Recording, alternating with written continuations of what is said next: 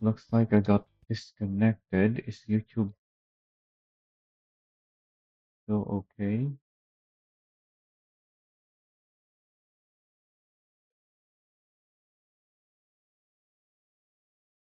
We're still live on YouTube, supposedly. I hope it reconnects before YouTube decides to end the stream. There we go. Okay, thankfully it reconnected. I think I lost connection for a bit, but we're back.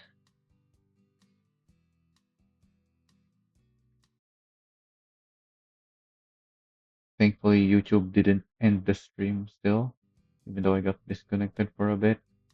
It always takes YouTube a while to reconnect, which reconnects right away.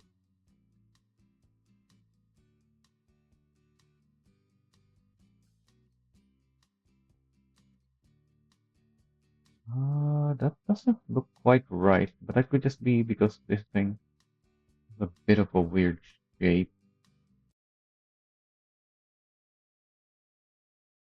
Oh yeah, it isn't. That's the taxi sign. So maybe it is this. That doesn't seem right though. The metallic is low. No, it's not YouTube. I lost internet for like a second, so it had to reconnect, and YouTube takes a long time to reconnect, unlike Twitch. So I think it is this one, 0.15 and oh 05. This is not looking right.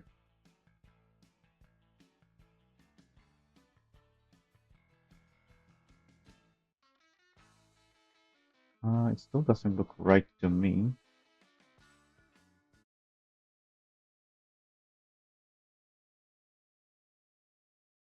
What other metallic and roughness do I have?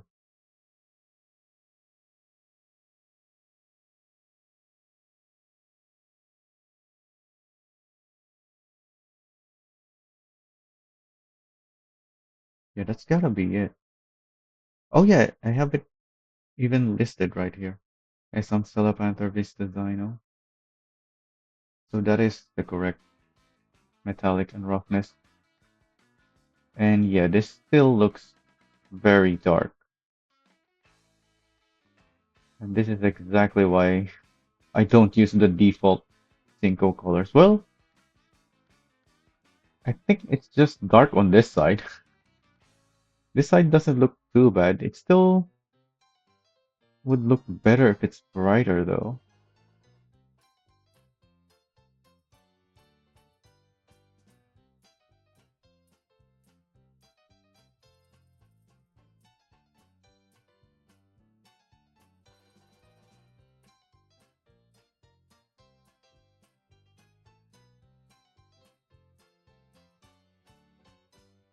The wheels should also be shinier. Oh wait, that's too low. It's the roughness. Need to adjust. Let's just give it the same shine.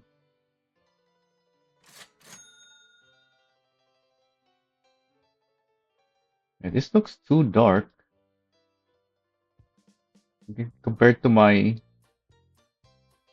own Cinco colors. Even here, compared to if I just make it white, although these are still very dark.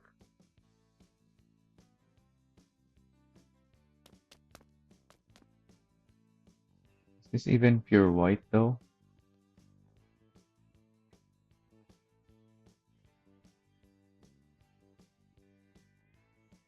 What? Where's the body color? Is it this? Oh, it's covered by decal. This thing. No, it's this. 0.75.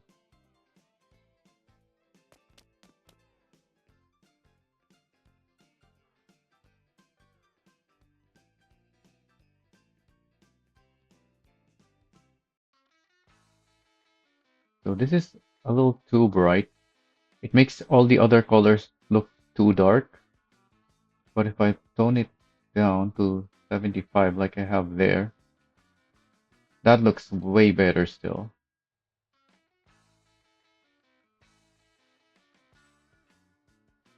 What is point 45? Maybe just point 0.6 instead, so it's not too bright compared to the actual Cinco color. So that's 30% brighter.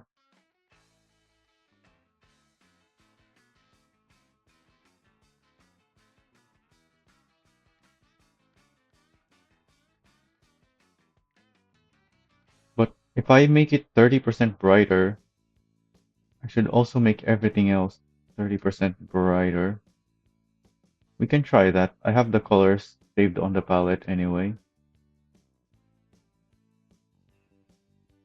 But the thing with colors is you can't just make it brighter and expect it to look the same because the white is not color, it's just light.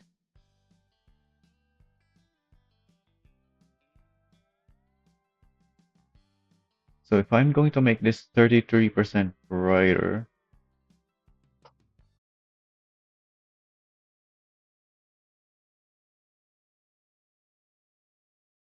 this goes up to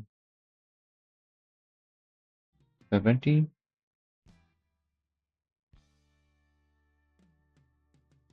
Yeah, now it looks faded. So I also need to up the saturation, but how much do I need to increase the saturation? Zero point 0.7 from fully saturated is minus 30% is 4.9 or 4.8. Well, I can't do decimals like that, so it just has to be 5. I need to increase saturation by 5? No, it's 2 by 2. So that's 30% more saturated. No, it's not saturation. I don't know what to call it. We're doing it invert. 30% less faded from a fully saturated color, I think, is the correct technical. Alright, so let's do the same thing here. 58 times 133 is 77. I think we can do the same on saturation here where we add 2.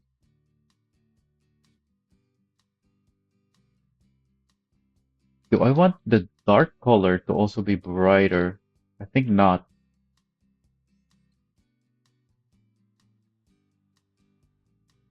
I think I can just keep the exact same dark color.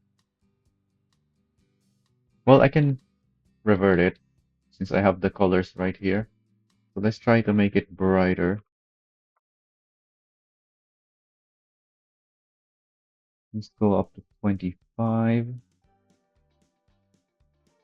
And the saturation, this is a massive increase.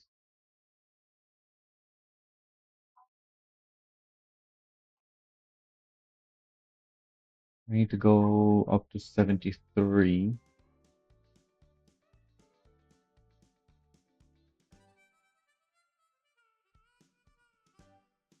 Yeah, that looks fine actually.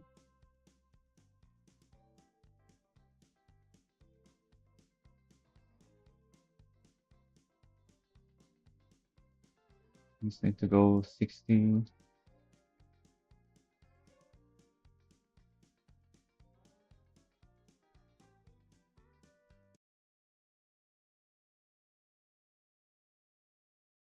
Need to go up to 88. It's already fully saturated, so that doesn't need to be changed.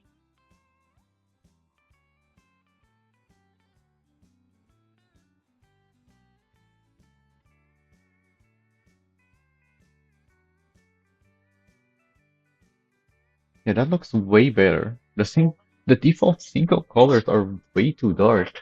I don't know what's up with the colors on them. And this is only 30% increase.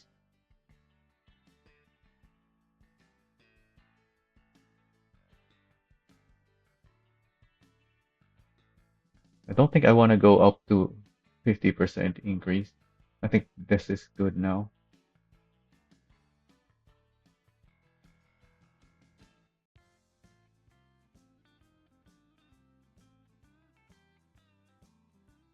Because if I increase it,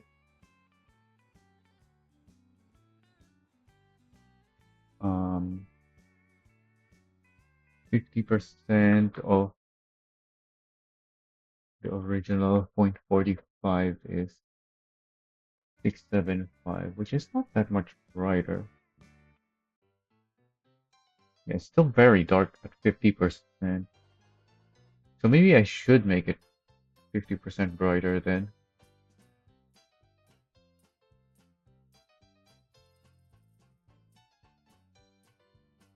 Let me save it first. Save that color and then let's try making it brighter. So this goes up to 68. Actually, no. Just let's round it down instead of rounding up. That's the base color. The the background color of these are the ones that need to be much brighter.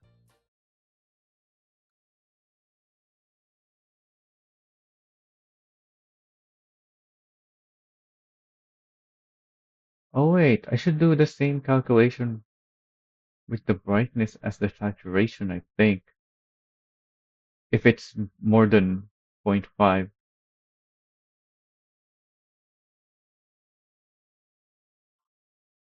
I mean, we can try calculating for both. 1.52 plus 50% is 78, but um, the half of 48 is 24 plus 52 is 76. It's not that much different. 76 versus 78.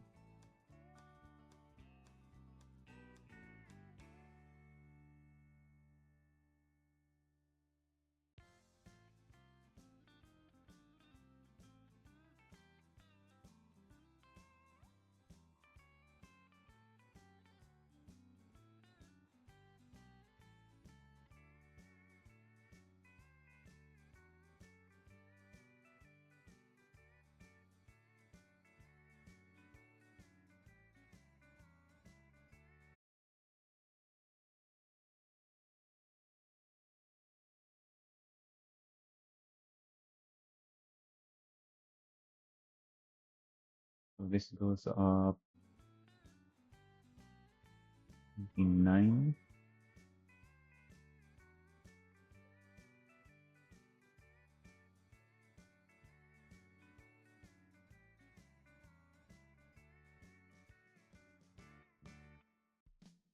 I don't know what to do with this because it's supposed to be dark.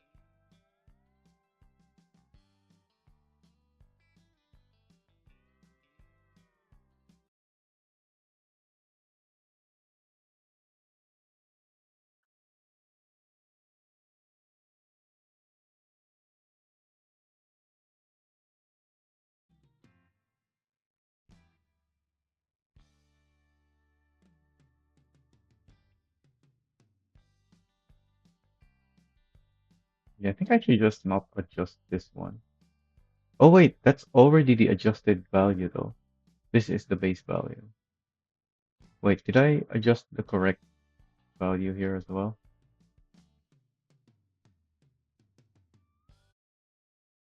0.58,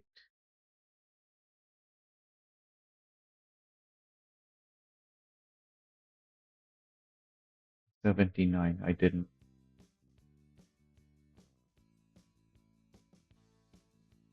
Oh yeah, and the saturation is different.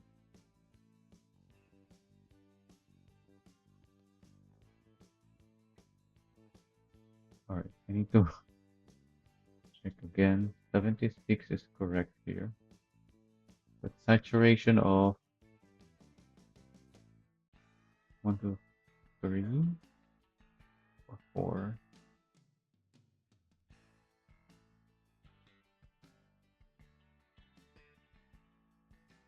Hmm.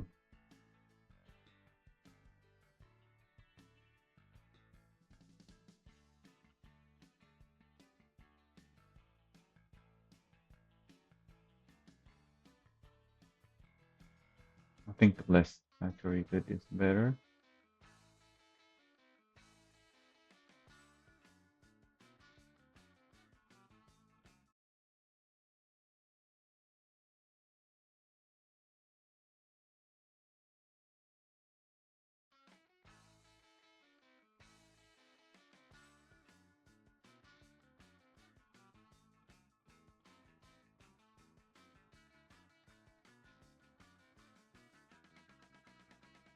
Yeah, I guess the saturation cancels out the increased brightness somewhat.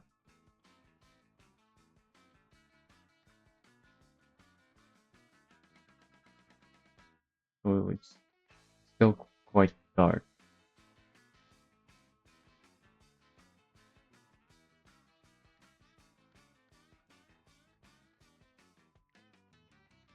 Oh wait, what's the correct color here now? 67? 67.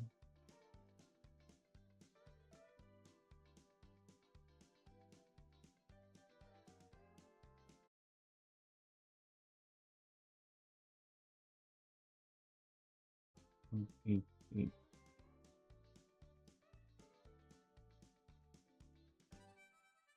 Oh, this is already 0.88.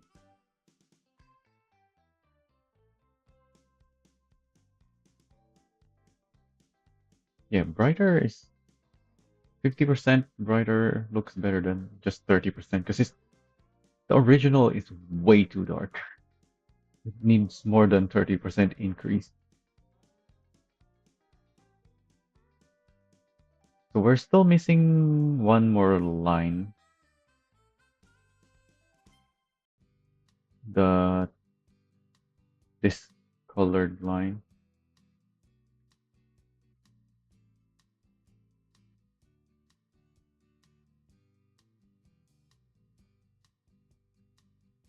Where do I want to put this line?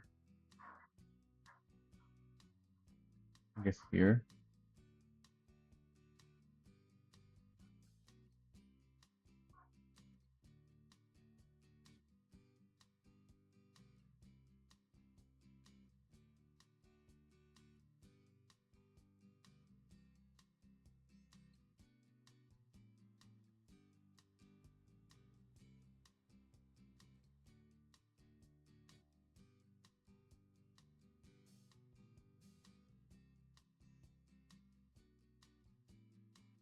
If I move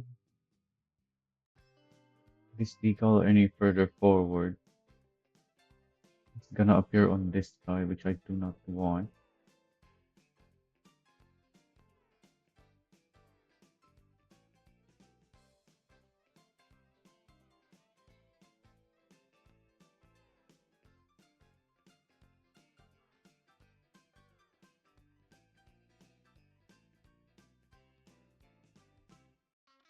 And then how do I make this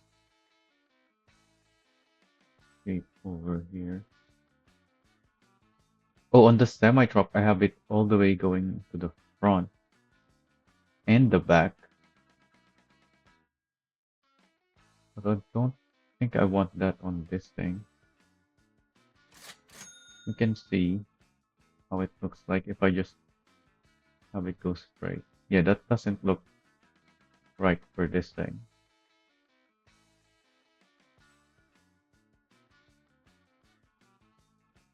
So I want maybe,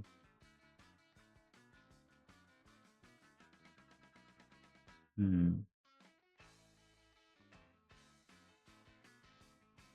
Maybe this.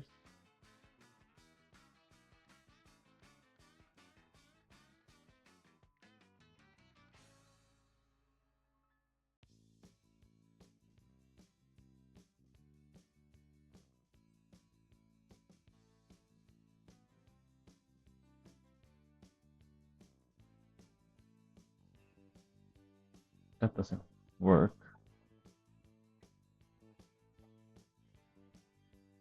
This.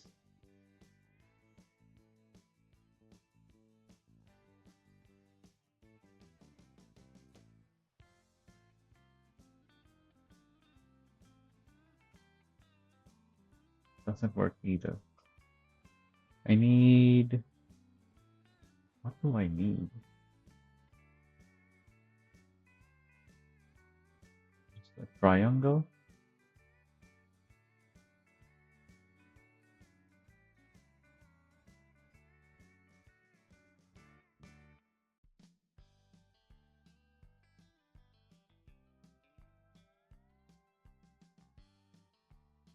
Oh, maybe this will work.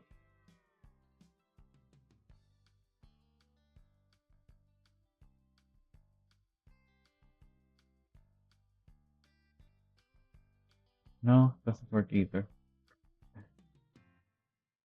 Guess I can just. I have the angled decal, the rotated decal right here that I can use with this.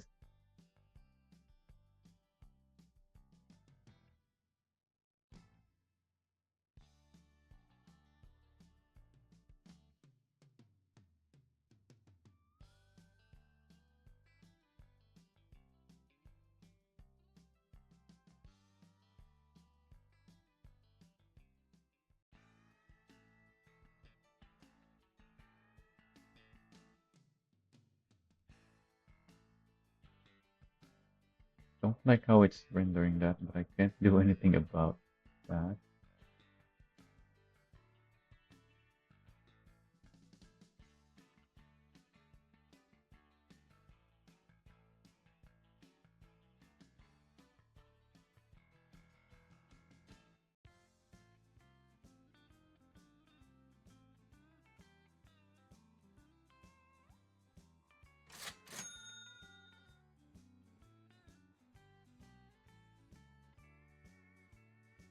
Oh, that doesn't work. I need the rotation again.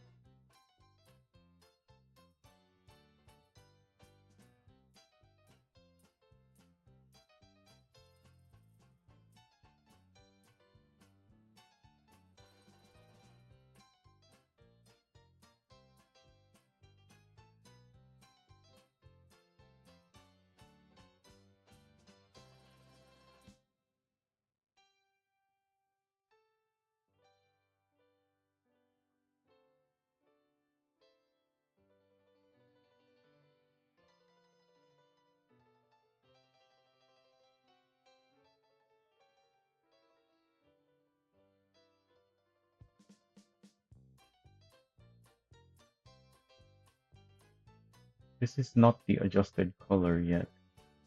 What is 50% brighter version of this?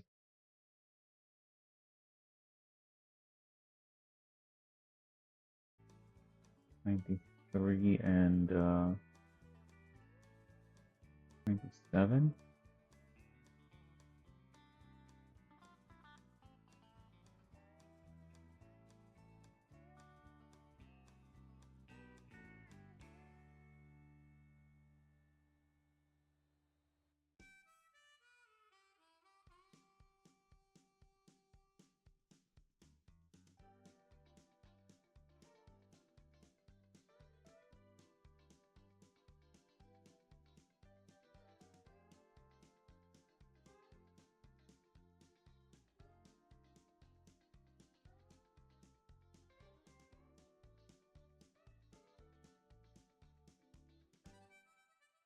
Oh, I should have.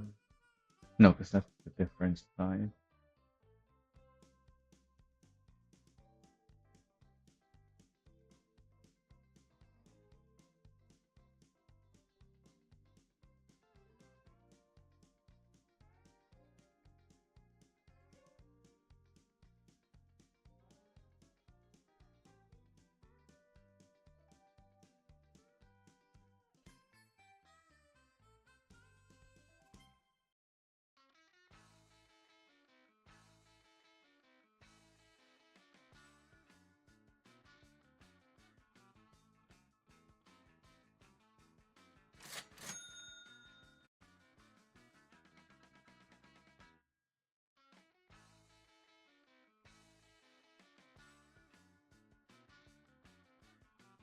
We still have this front section here that we can put stuff on. Kind of want something more back here as well, because this is supposed to be 2 layers. What do we even put there?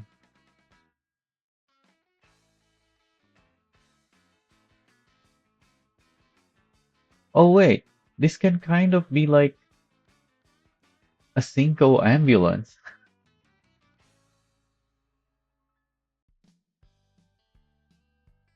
It is a van, and you can convert vans into ambulances.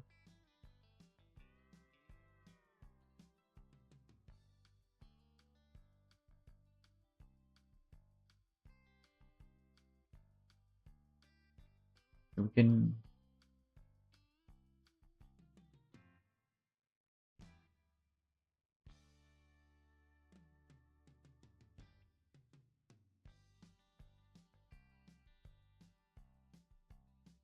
also, once again, the decal is not centered.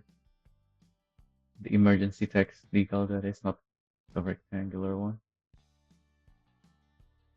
In fact, the Y there is at the edge, even though it's a duplicate.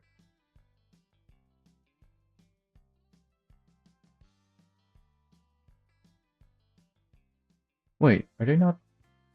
I mean, yeah, that's how it should be.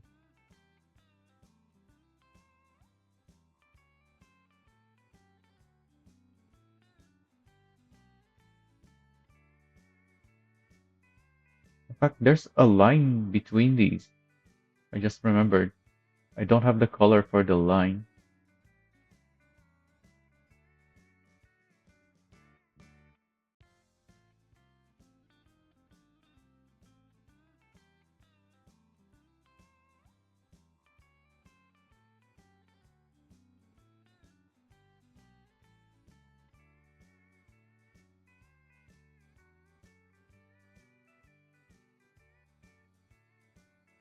So you see, I changed the emergency to ambulance,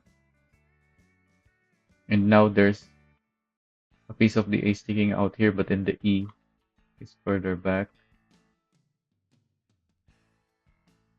They are somehow exactly the same length though. This SCM text is in the way.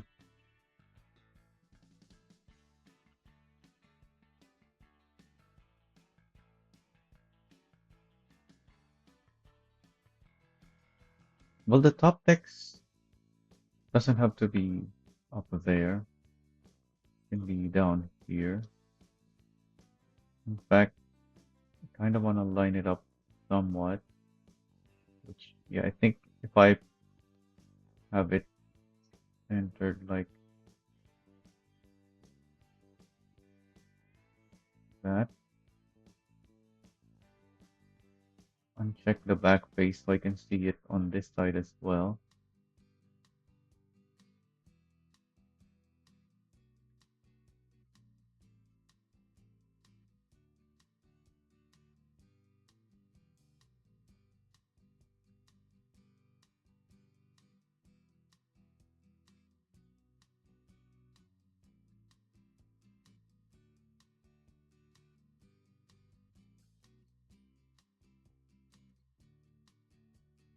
See this thing sticking out.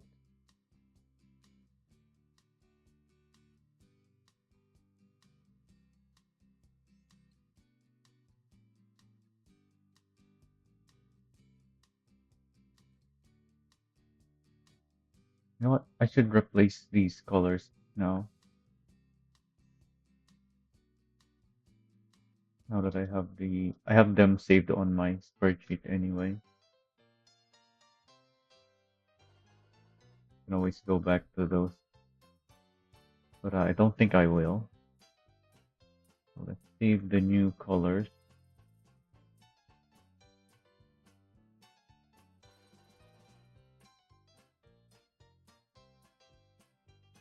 Oh yeah, I need this one as well.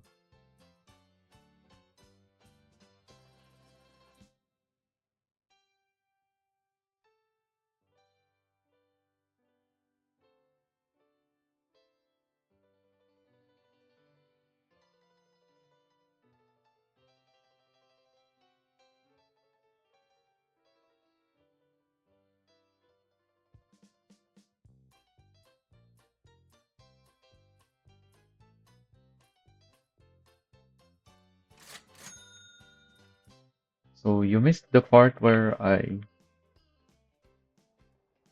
made the new colors. So you're gonna see how I got it now. And I did it by spawning one of the Cinco cars. I need the black. This is not gonna be easy. The blacks are always hard to recreate.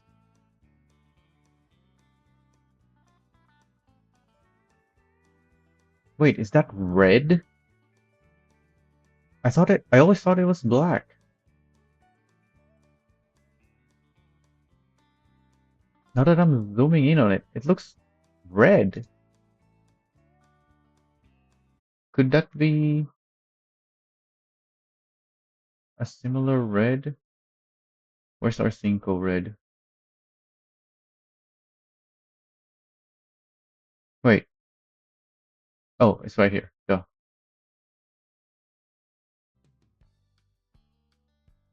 It might be a darker version of this. I thought this thing was black.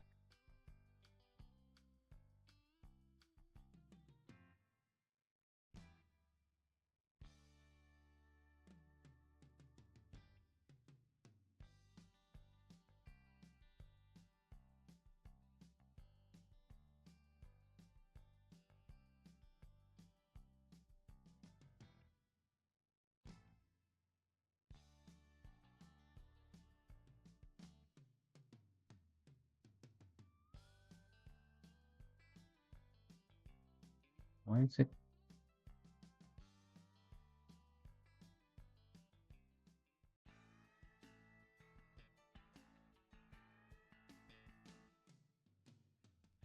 Yeah, that looks pretty much the same now. I just had to make it darker.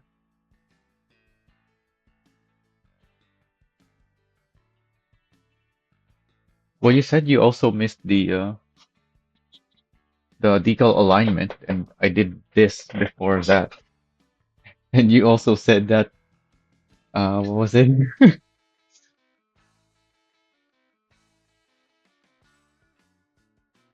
You said something as well that implies you missed it. Yeah, that looks maybe more saturated. Not really. Right now, I'm zoomed in. I can see a slight bit of line between the colors, but if I zoom out, that line can disappear. So now I can see the same color right next to each other. Well, not the same color, but the colors that I'm trying to copy, and I can see maybe it actually is less saturated.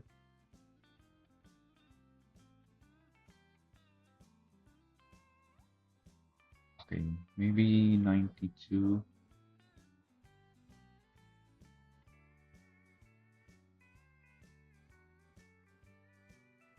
I think that's it.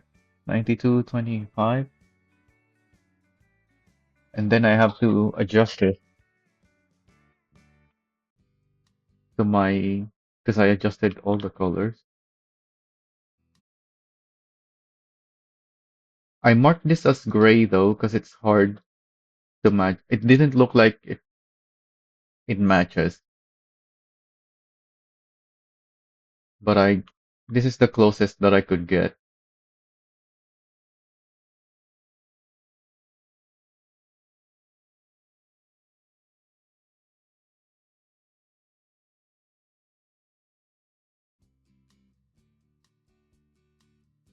Whereas this one, it actually does look like it's pretty much a proper match. So now I just need to make it adjusted for my colors.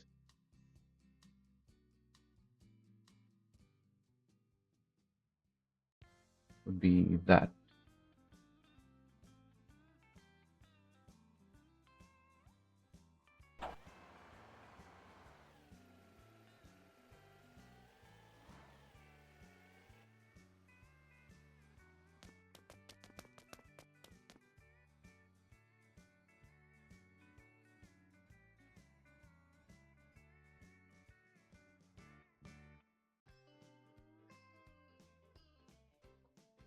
I don't like that this is yellow and yellow in the back. So let's swap the red with the yellow. Why is that a different?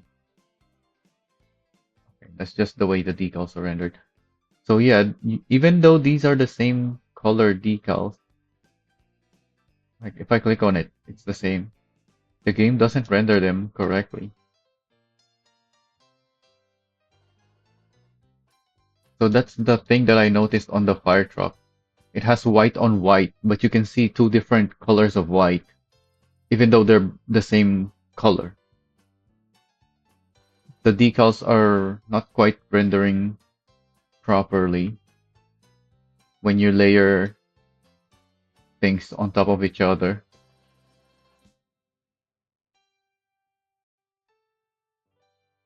Right, that looks better now that you have the yellow here and then the red down there.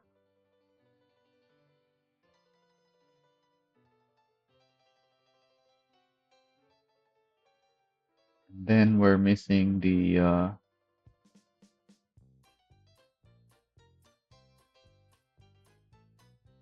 actually, could I use the angle of this to make the line, the cut line, not the... Oh yeah, I haven't put the other line as well yet. Let's make that other line first. So I need to use... Actually, no. I was gonna say I need to use the circle to find the middle, but the line is not in the middle because I moved the ambulance text down.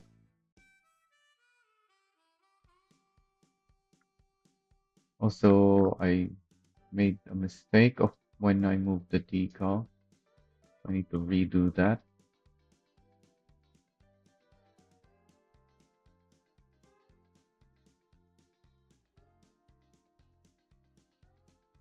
Maybe I should move the ambulance text down a, a bit more to here. Let's leave that there for now. Duplicate, not decal, color. And make the actual line that we wanted. How big is the line relative to the text? Very small.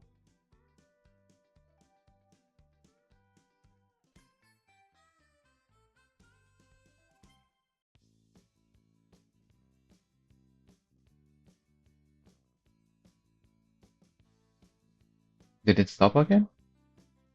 It might be on your end. I didn't see anything on OBS.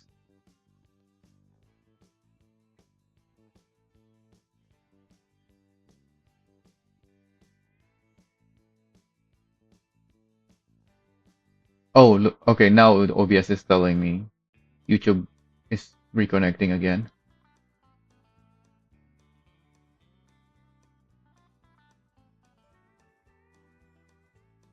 YouTube just seems to be having problems for some reason, which is the whole reason I'm even live streaming this today. I wouldn't have live streamed otherwise. So this confirms to me that it is YouTube with the issue and not anything on my end. Because I already did everything I could think of to make sure that this test stream today works, but it's still only YouTube that has issues. Yeah, Twitch is completely fine. Other than when I got disconnected for a bit because I lost my internet for like a second. It's just YouTube. In fact, is it ever gonna reconnect? It might have ended now. Yeah, it just ends the stream for some reason.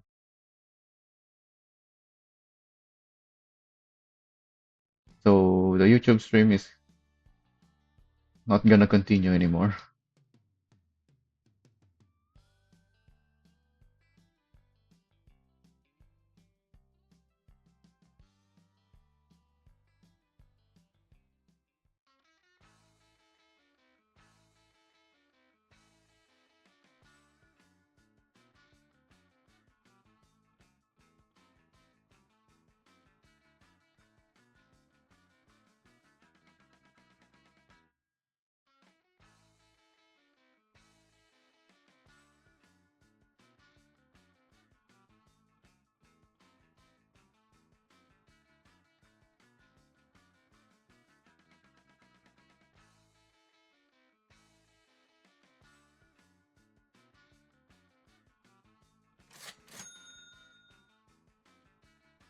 Okay, let's see if I can use the angle of this for the other line.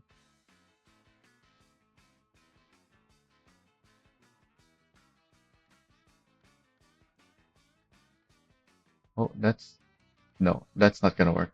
That's a different direction entirely. Okay, so I'm gonna use this instead.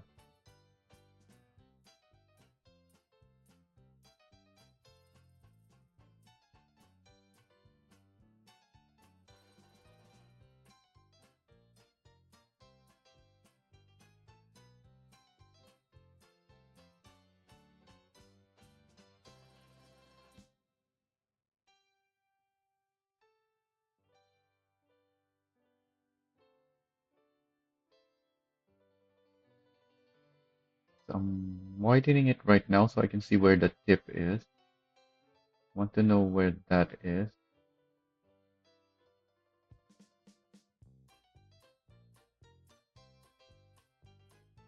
Where do I want the tip anyway? Somewhere down there.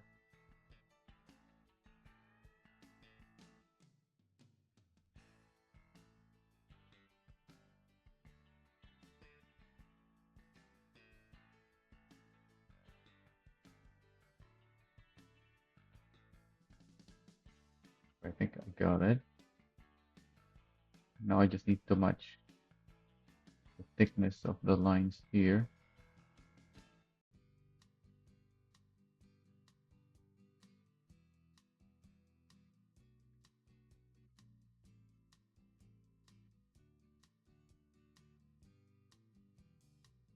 The ambulance text is not big enough because it should still have some stuff above the line. That or I need to move the text higher up.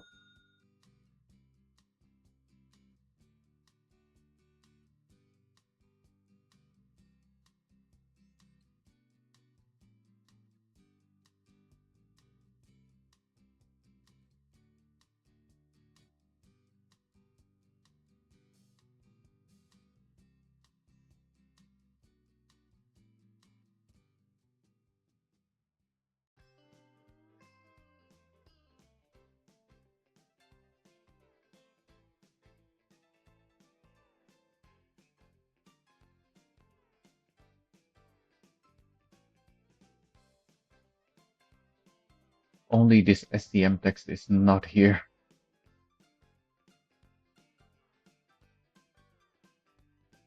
I don't know why STM likes slapping his badge on random places and vehicles.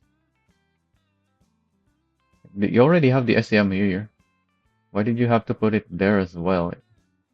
That could have been just part of the paint options, the one on the side. Didn't have to be included to the vehicle itself when you already have the badge in the front.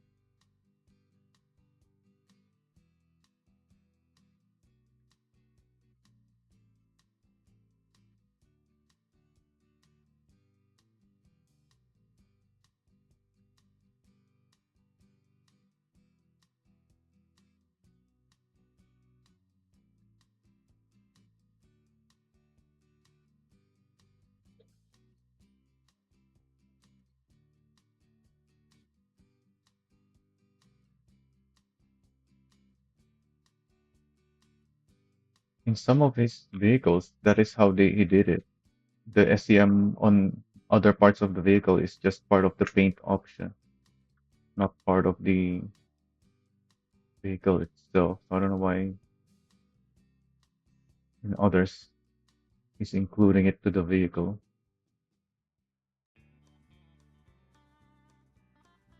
Very inconsistent with how he decides to have the badging.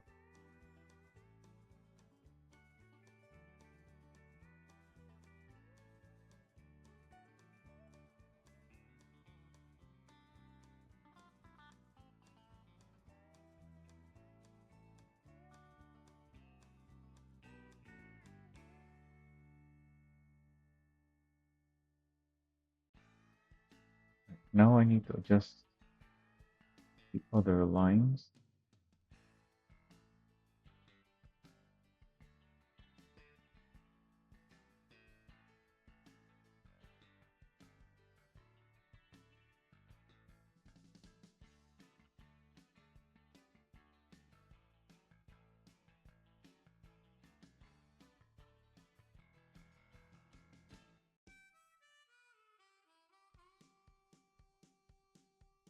Actually, now that I think about it, since this is not really an ambulance, maybe it shouldn't say ambulance. Instead, it can say like EMS. EMS is very short though.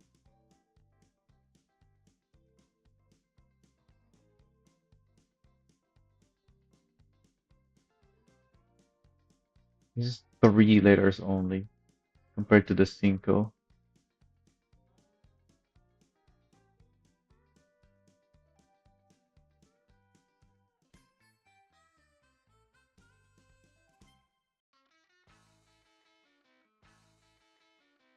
We can have 5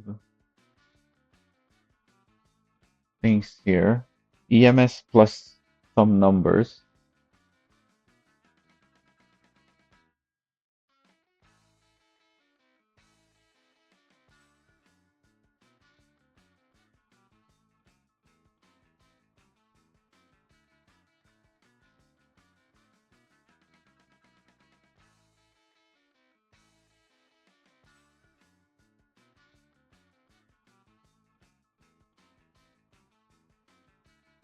We also can see that the Cinco text here is much lower than the circle, whereas the logistic is not that much higher than the circle. My emergency text is kind of already that way, but not up here.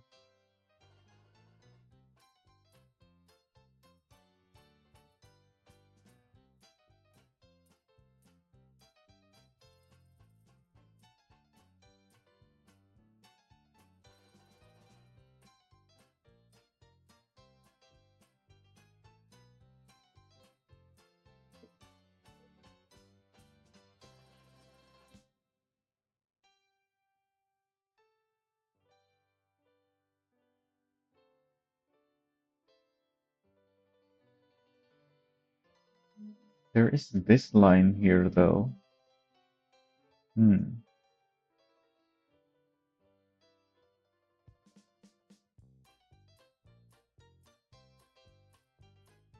But the S is wider than the E, so I don't think there's much I can do about this line.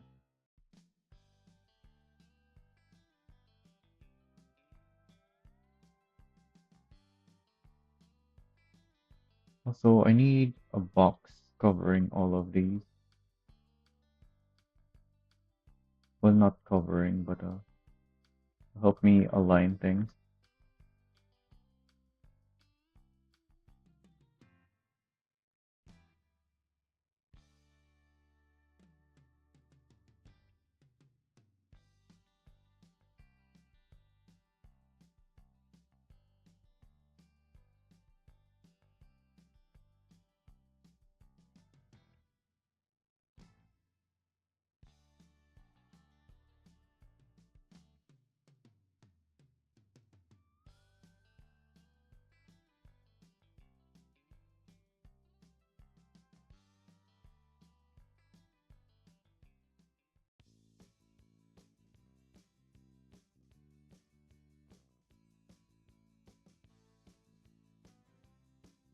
There we go.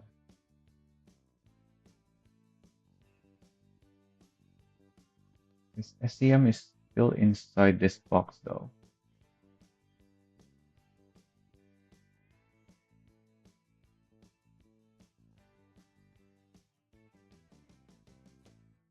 So I should just move everything down.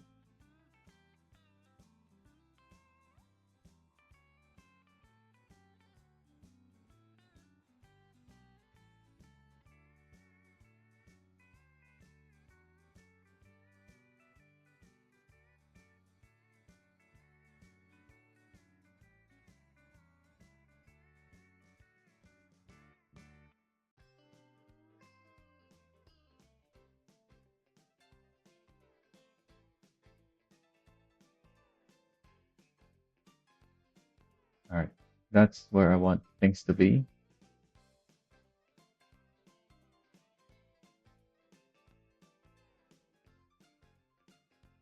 And we're gonna have proper scale now compared to the Stinko. Where, well, not proper, but it's gonna be closer. This emergency text. Hmm. If I make it smaller, it becomes shorter. But maybe I still need to make it smaller.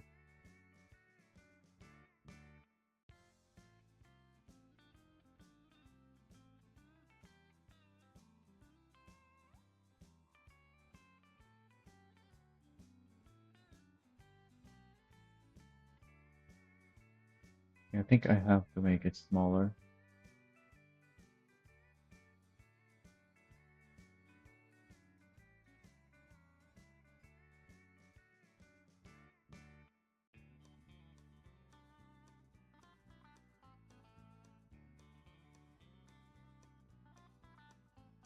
Now that that's smaller, I need to shorten this.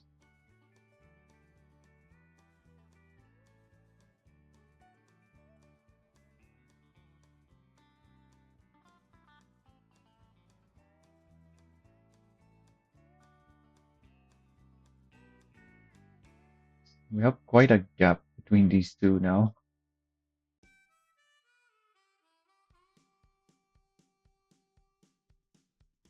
So if I just move everything forward, we're gonna have the SEM badge in the corner.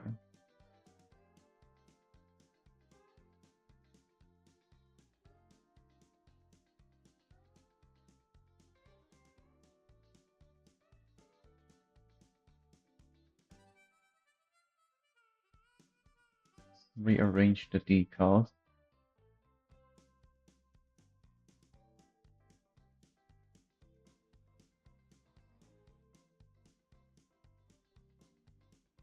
That's good.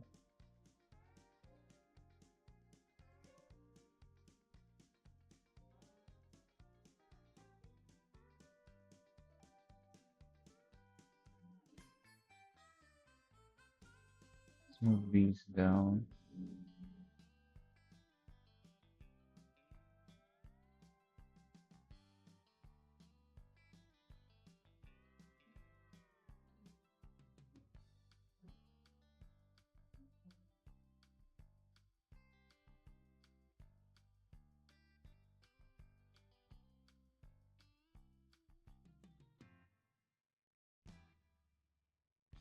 Probably this needs to be adjusted anyway, so let's hide that for now.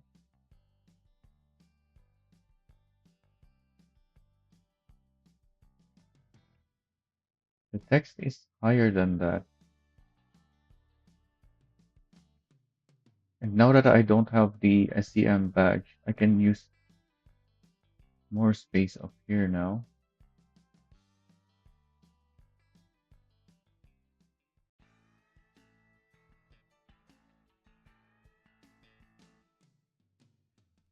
This thing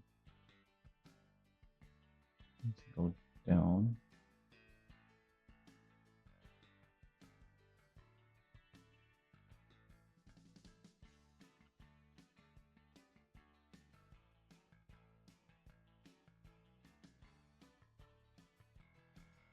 Oh, but that means this also needs to go down.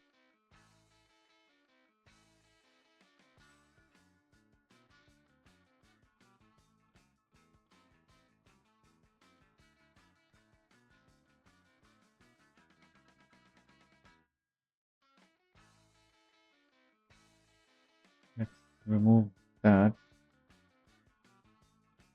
and use this so that it's the correct position.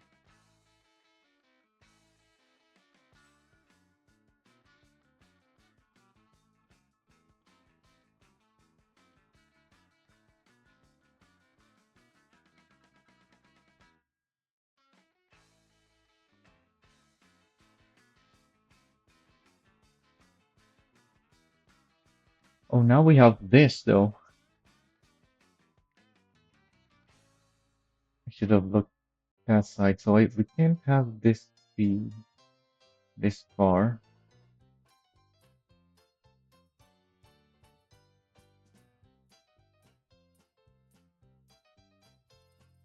But that's fine. We're resizing everything anyway.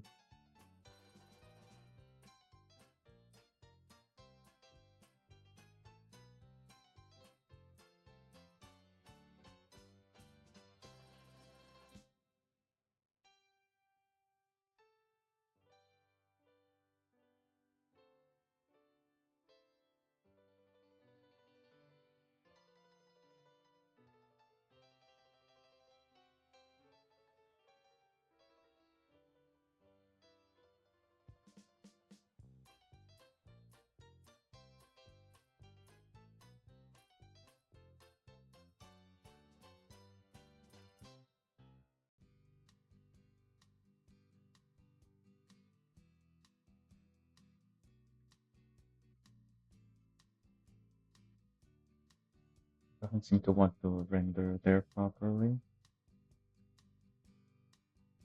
I'm gonna need to resize instead.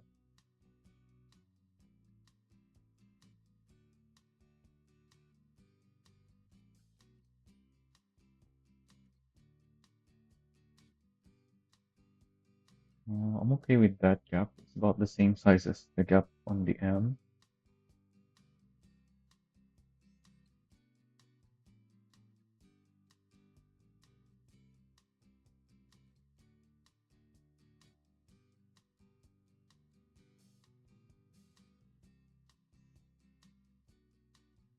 The R is gonna be there now. Not really much we can do.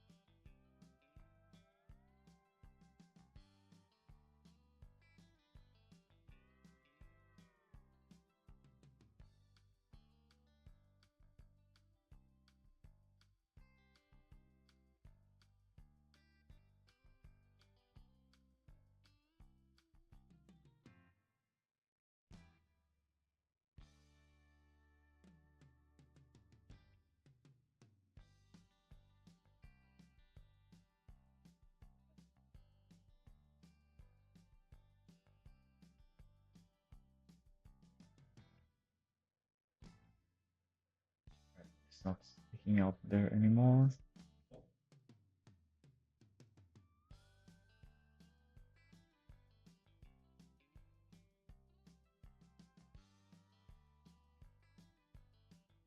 The E is also on that line.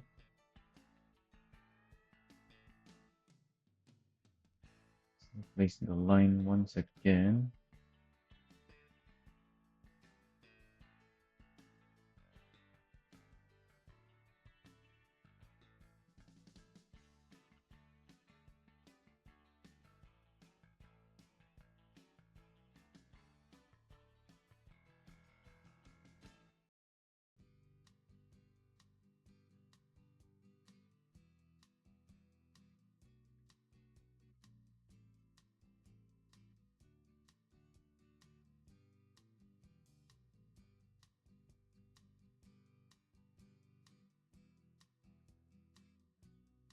I don't know where to put this line yet.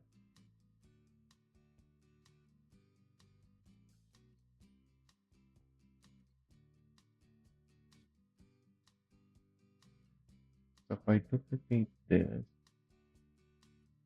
there's still not enough space there for two more digits or letters. I need to make it smaller.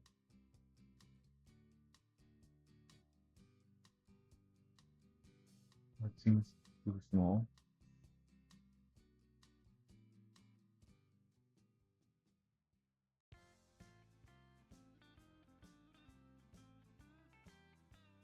That's still too big.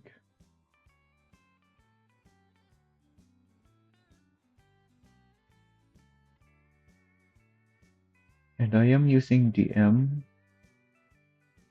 even though it's very wide, just so there's a little more space. Still needs to be slightly smaller.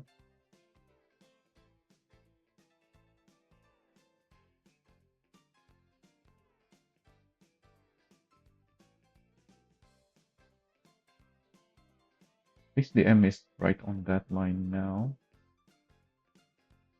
Alright, I'm okay with that much space. Oh, I can't see it on this side.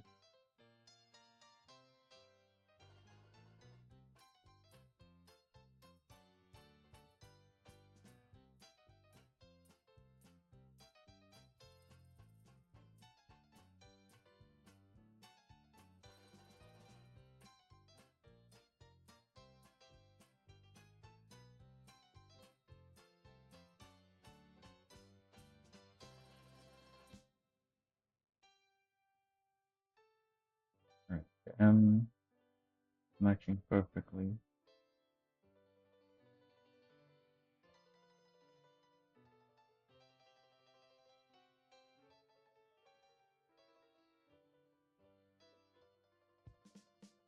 Let's try putting this back on.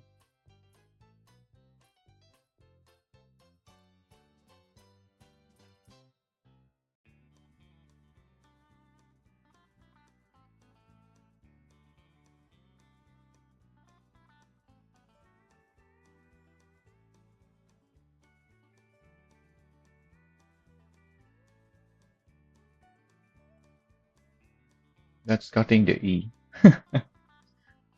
Hmm. It's not gonna look like an E. Yeah, that doesn't work. Uh, what can I do about that?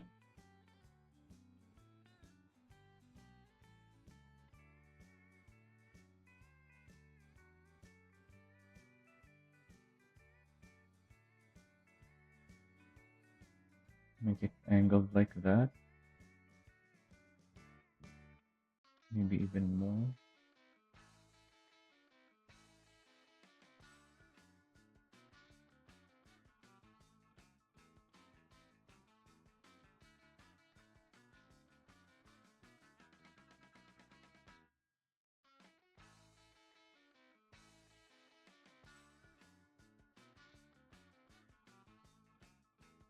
That's too low.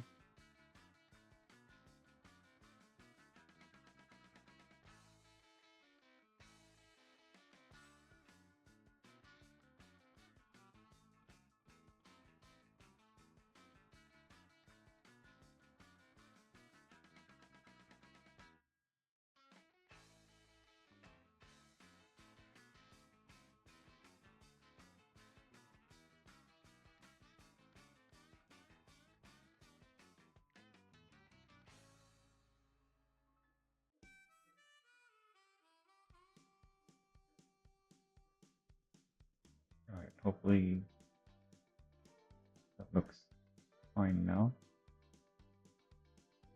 Yeah, the E is just not gonna look very much like an E, but that's fine.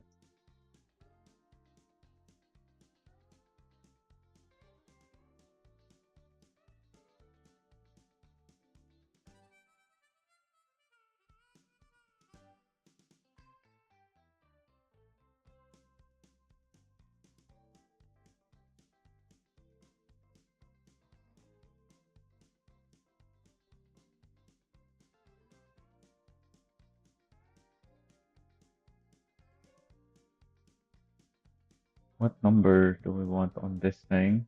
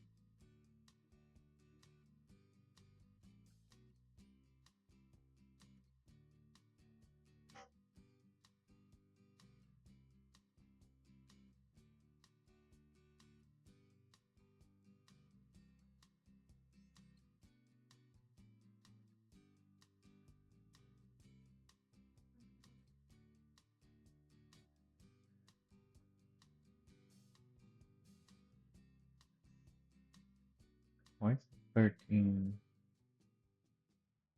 too low?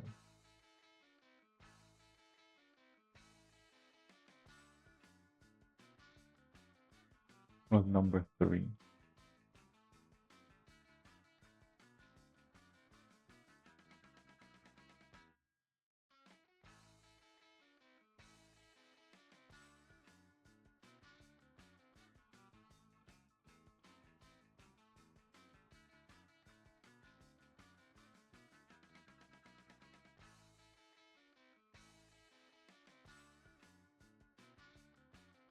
Because I duplicated that from the EMS. Oh, but this is a different EMS, right? So this is not actually lined up then.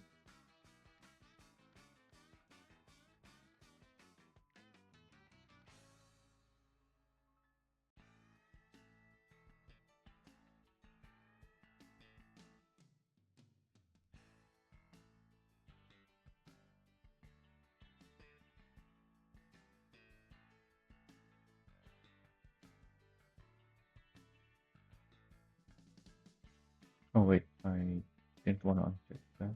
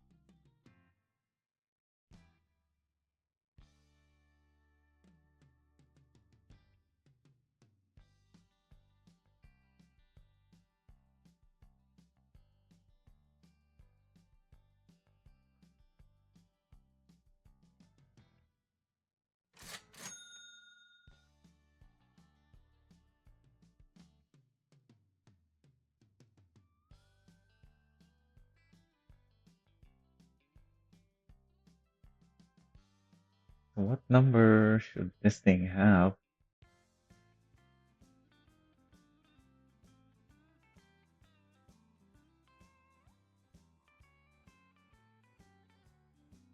300 horsepower, 1 speed EV, 3 by 1.7. Has 111 capacity.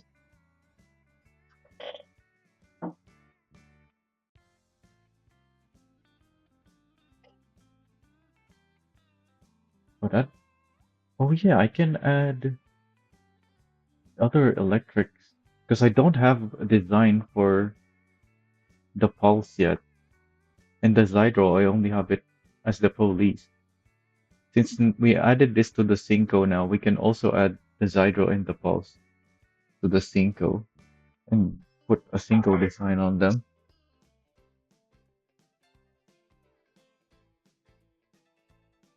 And then have them numbered by their capacity.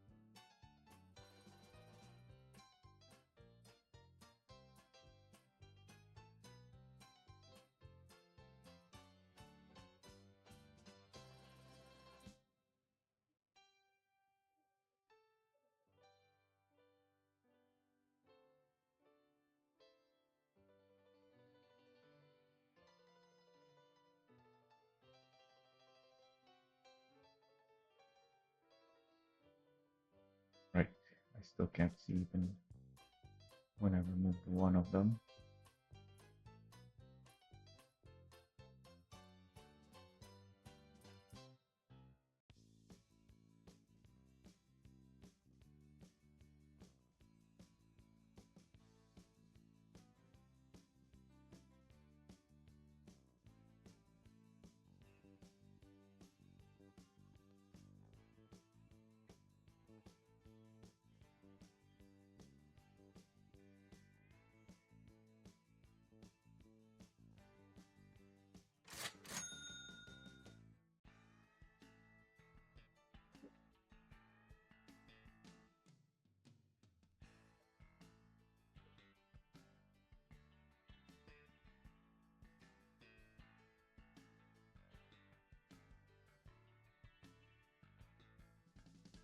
Like that.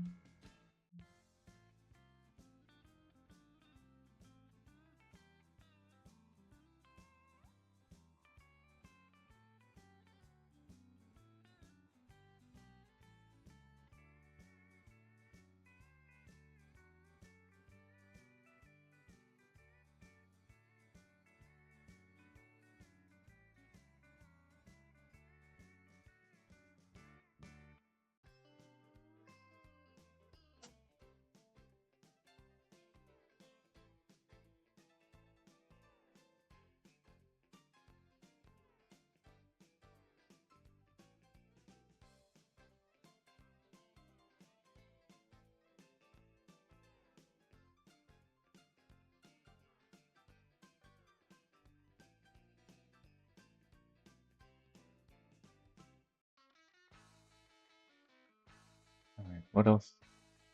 There's 9 more decal slots.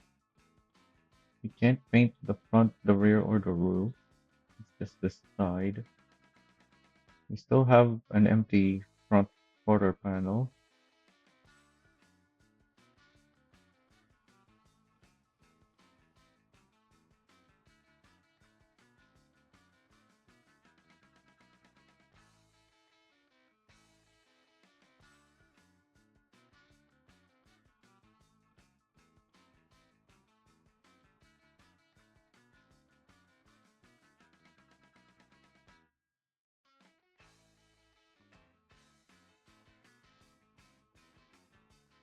Oh yeah, the reason I decided us to make this Cinco is because of the moving pieces. So let's try that now, if that even works. Because this thing compresses.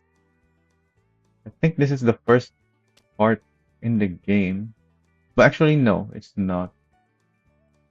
I think there's a piece in the rollback as well that compresses. But they got added in the same update. Because most other vehicles before these two just have pieces move.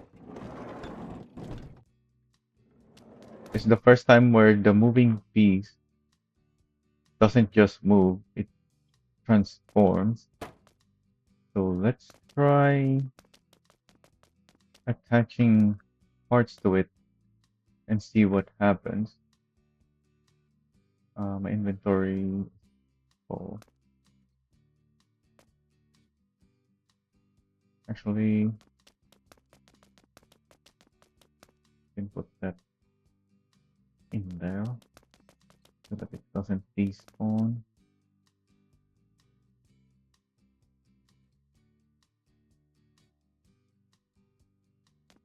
And the reason I decided this to be Cinco is the moving part can be used to make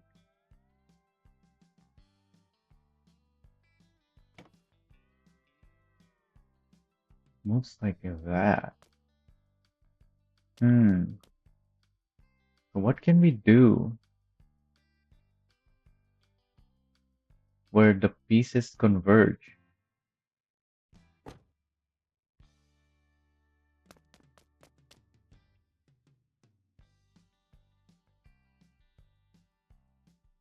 Yeah, I originally thought the light would just move up, but then, yeah, this thing doesn't just move up, it compresses.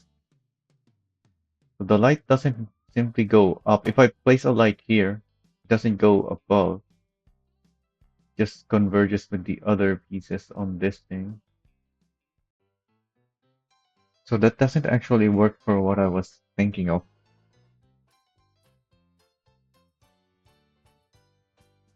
which is to place arrows that then goes above the truck. Unless this part of the truck is the one that moves the most. So I place it there and then move it up. What now? It still behaves as if I placed it up there. In fact, let's put a light right next to it.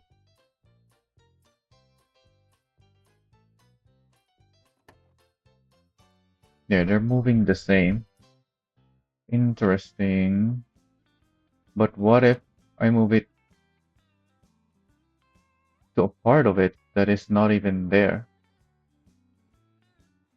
What now? Oh! It goes down. Hmm.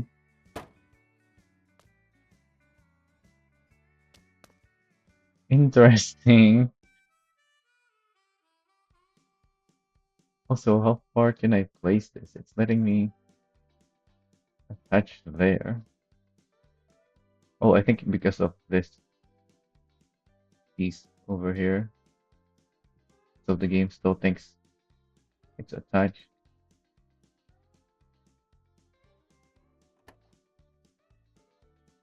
Hmm.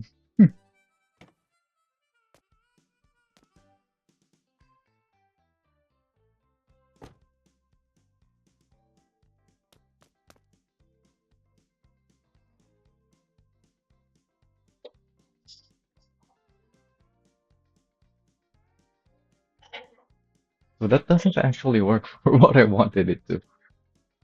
So I'm gonna think about this for a bit. But first, um,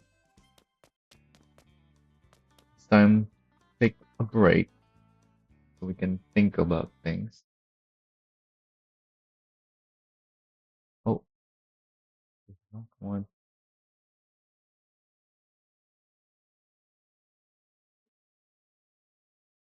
So where were we last time? We were watching Racer.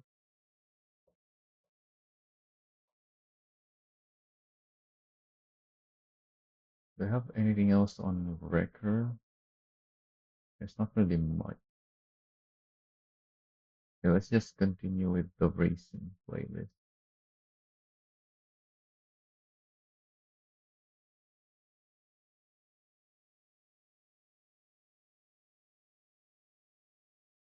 So we finished the Stella Cup last time.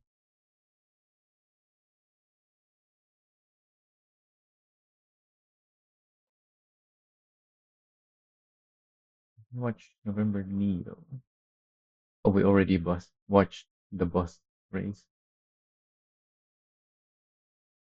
This was a fun one. The quarry races, and then these two were also fun.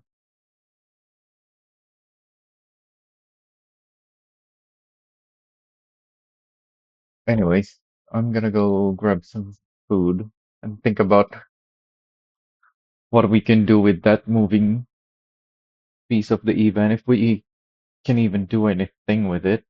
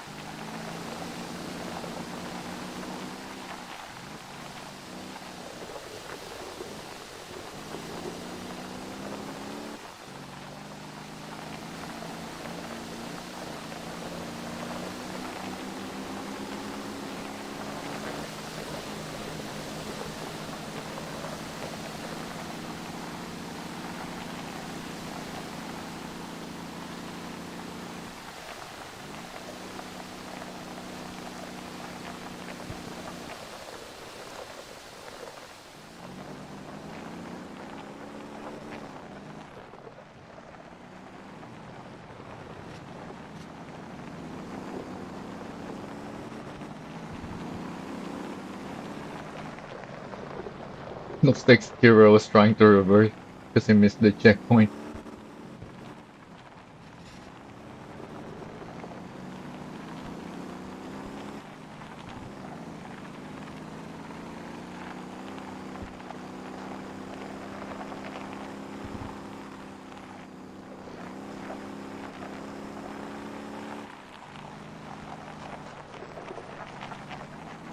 Oh, I have a clip this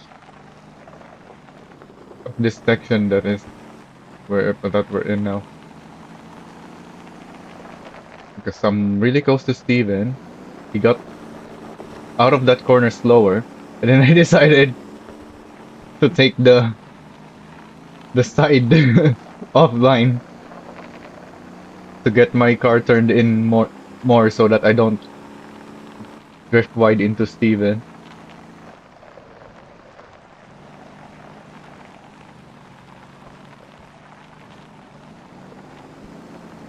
And that allowed me to complete the pass. Thankfully, there was no checkpoint that I had to hit, so I was able to take a line on the side of the hill. Can you even call this a hill? What do you call, I guess, cliff?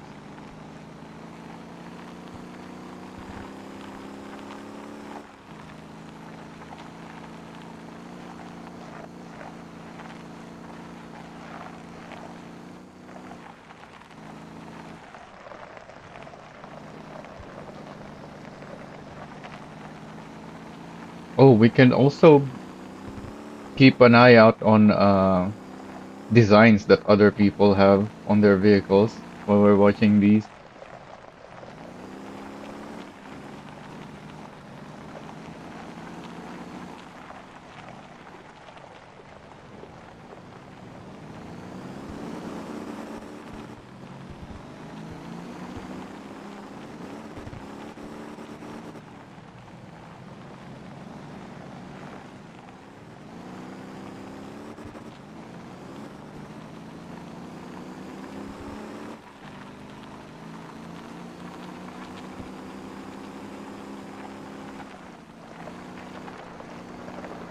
Ellie has the old bug,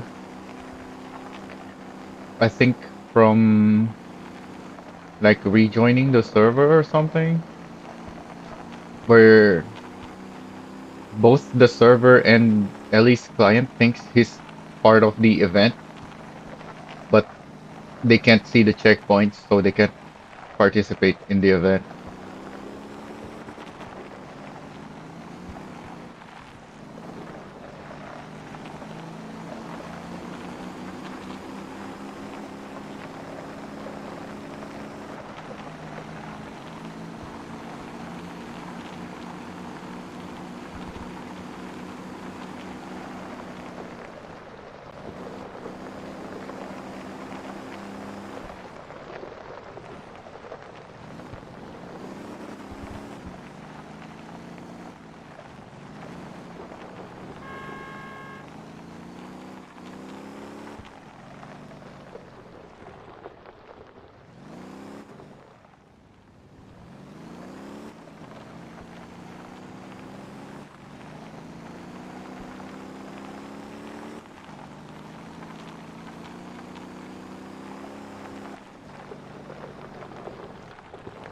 I think because of my differential setup, once the car starts spinning around, there's nothing I can do.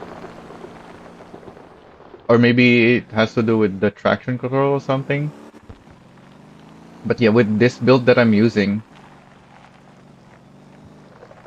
I have to be very careful and not drift at too much of an angle, because when it drifts at an angle, it won't stop. It just wants to keep drifting or spin around.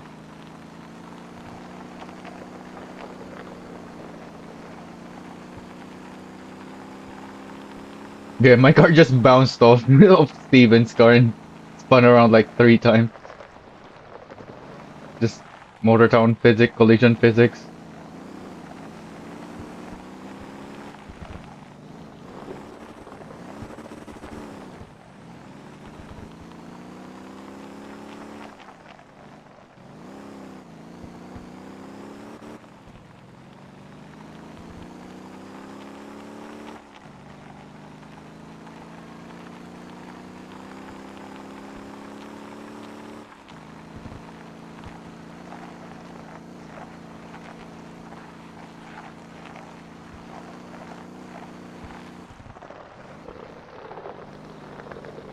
As you can see, I'm not drifting very much, even though it's an off-road race, because I'm making sure I don't spin out, because my setup doesn't like drifting. If you make it drift, it will spin around.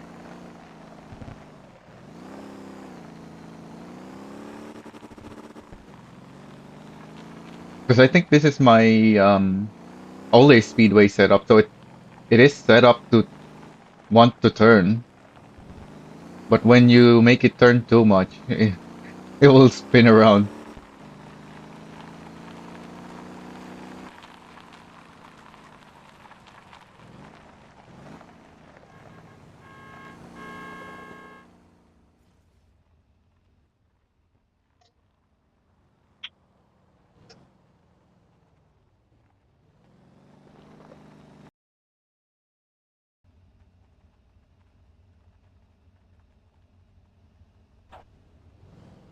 Besides the weight, there's only the collision difference.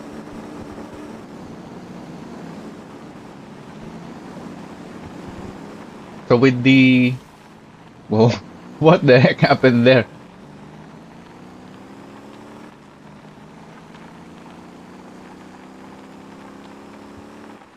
So with trucks, like the Air City, I chose the Golima wheels, not only because it's wider, but also because it kind of has like negative spacing compared to the other wheels. So even though the Air City is a massive bus, with the Golima wheels, if you don't have spacers on the front, or when there's the spin out that I mentioned, yeah, I think if I switch to drift mode though, since it won't force the brakes with the traction control, it is possible to save it, but it's still very hard to prevent the spin out with my setup. At least the setup that I had here. But yeah, with the wheels have different collisions, so like the thickness of the wheels affect your collision.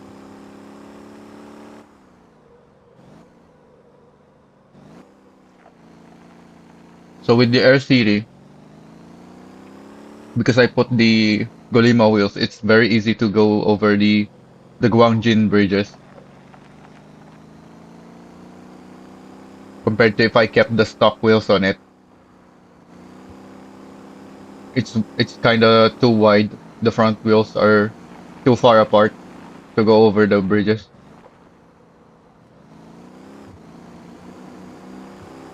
And with the Evan, with my I don't remember which stream it was because we have multiple streams with the Evan at this point.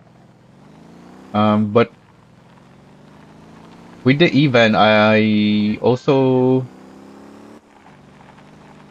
showed the fact that the Magis wheels are slightly smaller.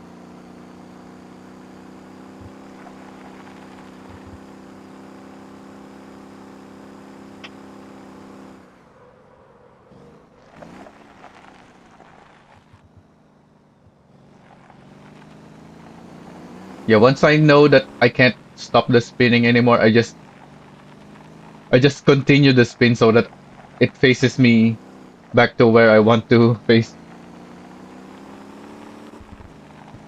Why did YouTube drop the quality? Okay, there we go.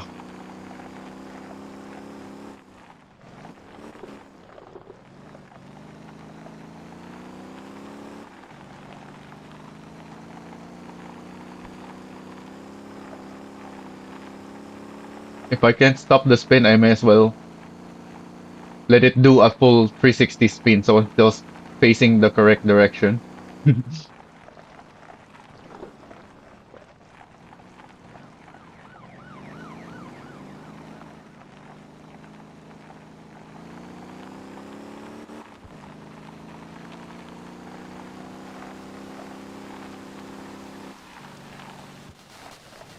Yeah, it's style points. Doing 360s in mid race.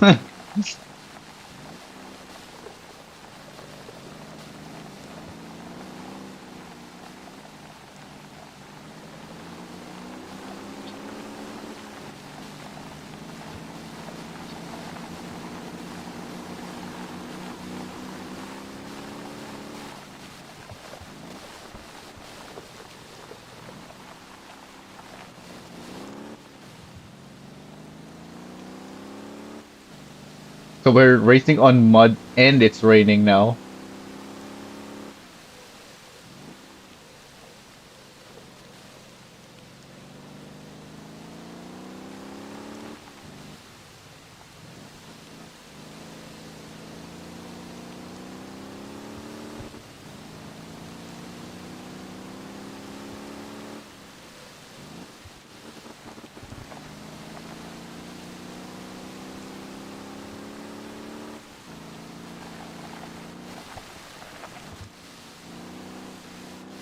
I didn't even bother following the road there so that I can take the right turn easier since there's very little grip in the ring.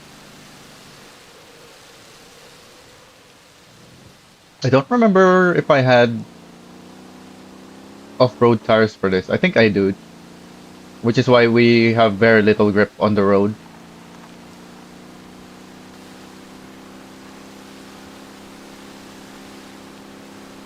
Because you spend more of the race on the mud than on the road.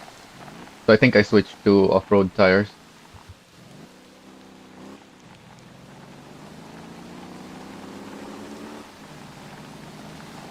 Well, the previous race is in the quarry as well. So yeah, I think I still have off-road tires from that race.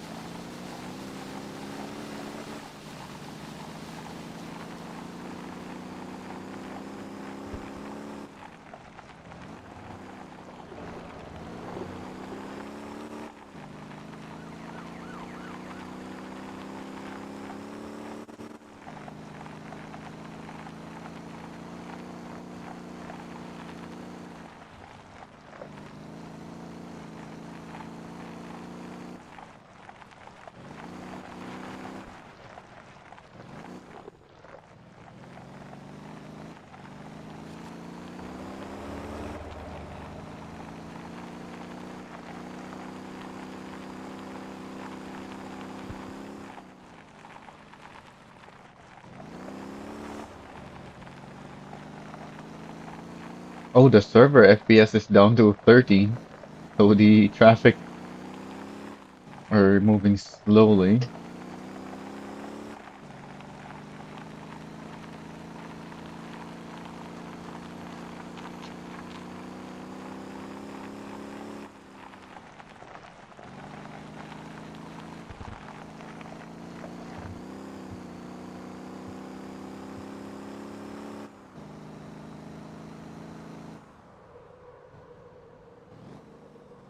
Oh, I managed to catch up to Shaz. I think this is the last lap though. And I'm not that close. So I'm probably not gonna pass him.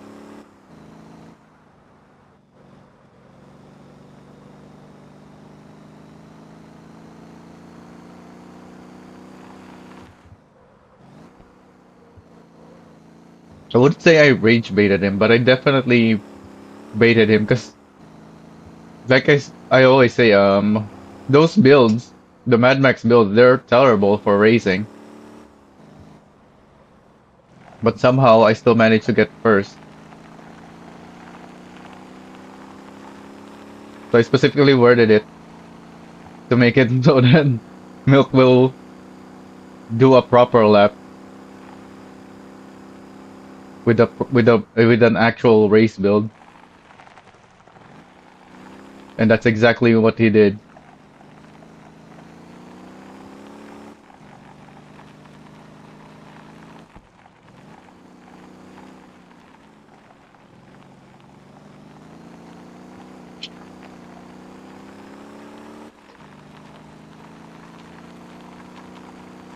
I'm surprised that he only managed to beat my time by 1 second though, because I thought that because of the Mad Max ride height and whatnot on that build, that it's gonna be much slower than just 1 second.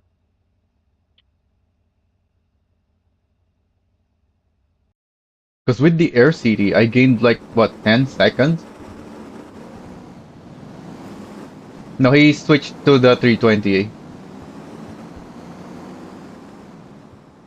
Yeah, the 1 second faster lap is with the 320.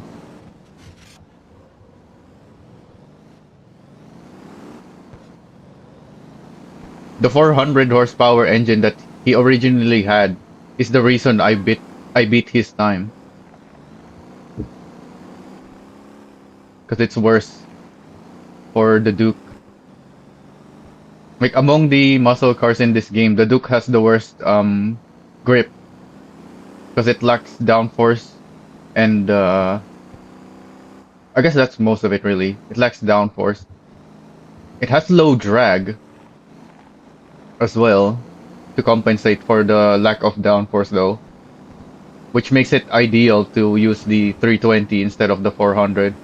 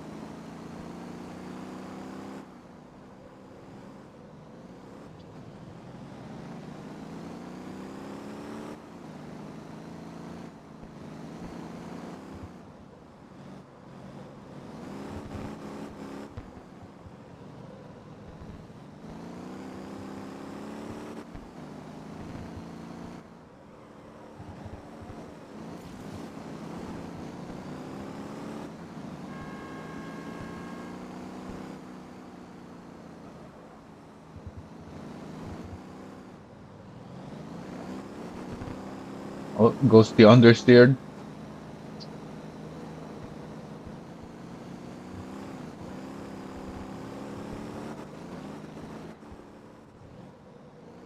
That's the most common thing I noticed with people who aren't using good builds.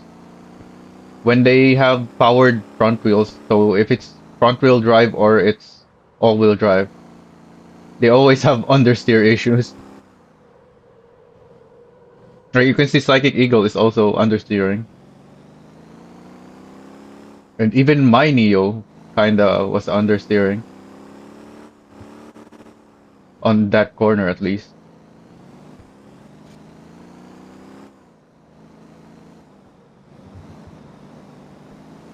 And then Shot by Gun here forgets to make the turn, so he comes blasting through the straight from nowhere.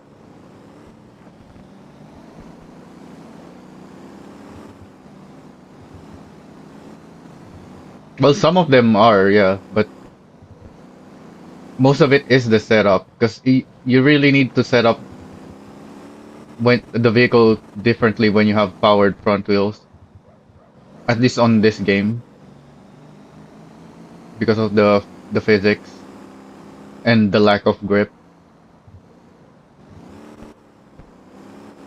And because that's just how front wheel drive and all wheel drive vehicles work anyways.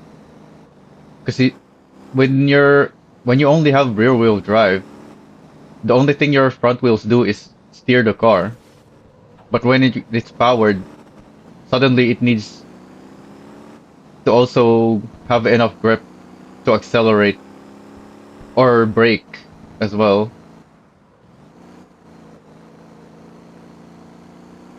So suddenly you're overworking the fronts, and you can't just change your driving, especially with how heavy the engines in this game are, making the vehicles front heavy. That's another factor making the understeer worse in this game. Like the cars are too front heavy in this game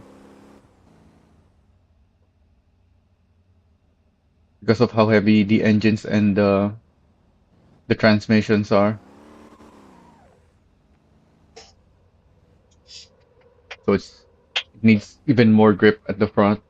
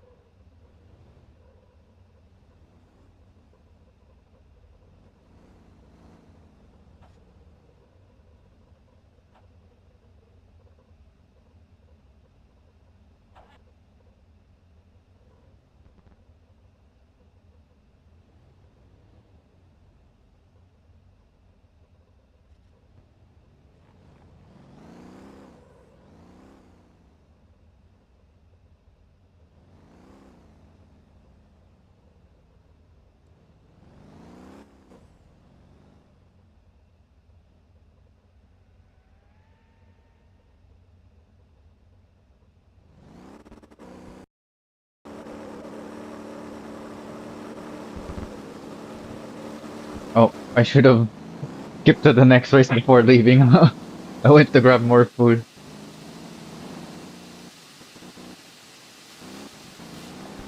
Yeah, for some reason, the game tells you that you need locking diffs if you don't have all of your diffs as lockable. Because my Brutus, well, all of my Brutus and Jamusis have locking front diff. It's just the rear that I swap out. Because why would you want an open diff on the rear on an off-roading vehicle? Like, I shouldn't have to lock my diffs for the most basic off-roading. So I put the 1.5 on the rear and only have the fronts be lockable. The only time I should be locking on an off-road vehicle if it's an extremely difficult section.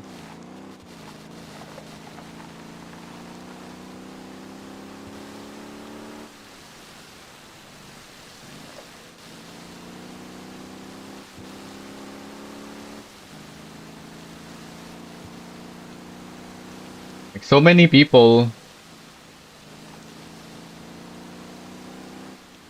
are using the Gemusis and the Brutus for off-roading, and they're constantly switching between lock and unlock because the locking makes their handling worse, but they can't open it either because then they won't have the power distribution that they need.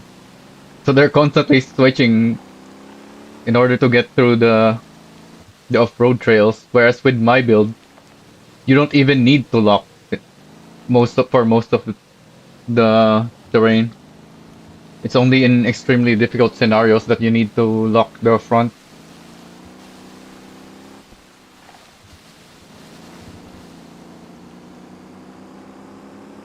Like it's an off-road truck. Why would you want fully open diffs ever when when you have a 1.5 diff option?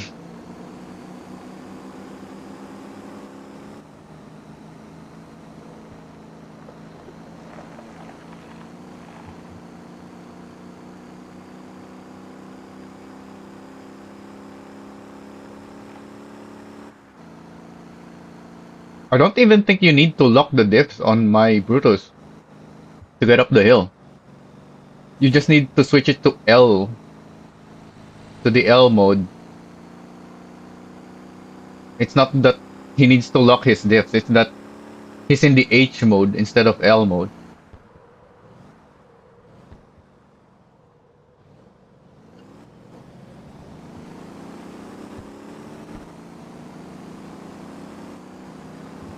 Because the L mode changes the physics of the vehicle. Like it's a physics hack mode. So even with my 1.5 diff on the rear, it's still a lot less capable. Which is exactly why my transmission and FDR setup is, well, my old one is to have one FDR on a 13 speed so that you're always using it in L mode. No need to switch between H and L either. So that's another benefit of my setup. You can handle almost everything in a single mode. No need to be switching modes. No need to lock the diffs.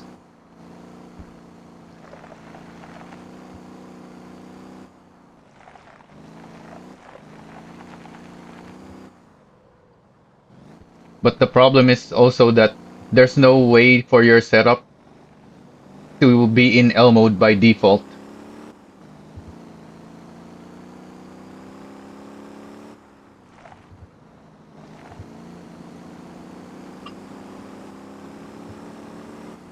Same thing with the lifting axles. When you spawn a truck with the lifting axle, it should have the axle lifted by default, but there's no option to do that.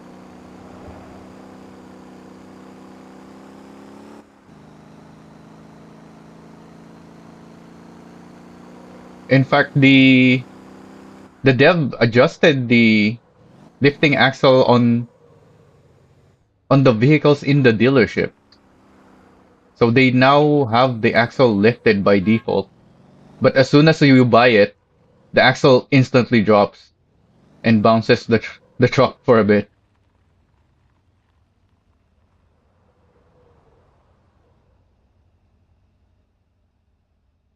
Because for whatever reason, it's just the buyable vehicle that has the lifting axle lifted by default.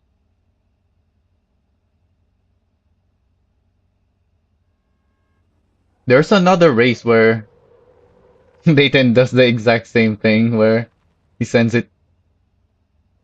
I don't think it's in the racer playlist because it's. Oh, it's this one. Yeah, Leighton went too fast in this corner. And he didn't have many downforce pieces either. I think if he had downforce pieces on his Neo, he would have made it just barely. He does the same thing on this race.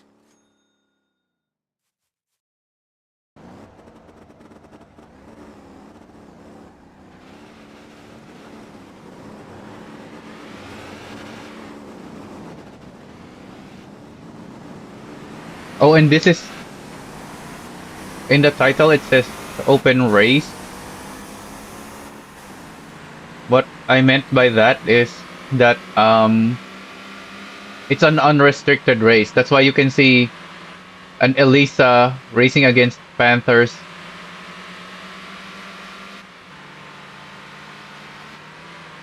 Because there's no restriction on this race. Looks like Yummy has a similar build though. We're both using the i4 on a Panther. Because many people have V8 or even a V12 on this race, I believe. Because since it's not restricted. So they're much faster in the straights.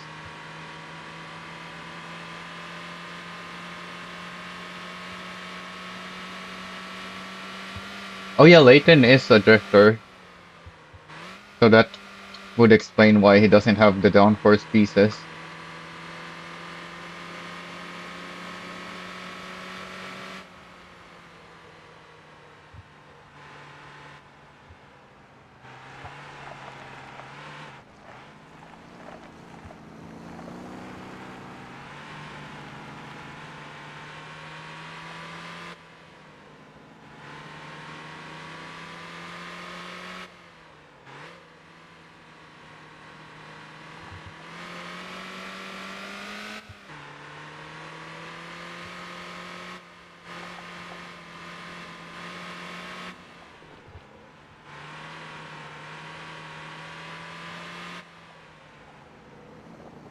I would have also used a V8 in this race. Well, a car with a V8 at least. Because of how many straights there are. And how long the straights are. But in at this time, the Panther is one of my new vehicles that I brought to the car meet.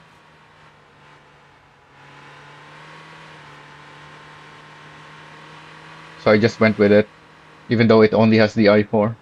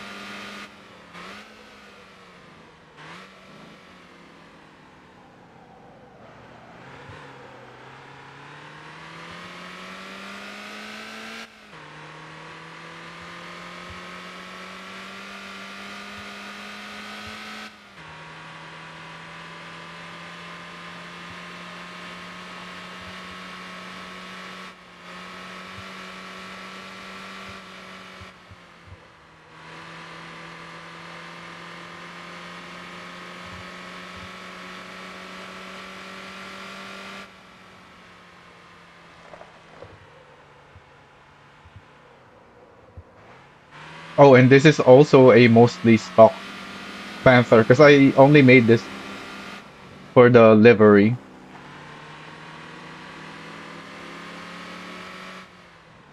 So I have very little modifications on this one. So it doesn't handle very well either.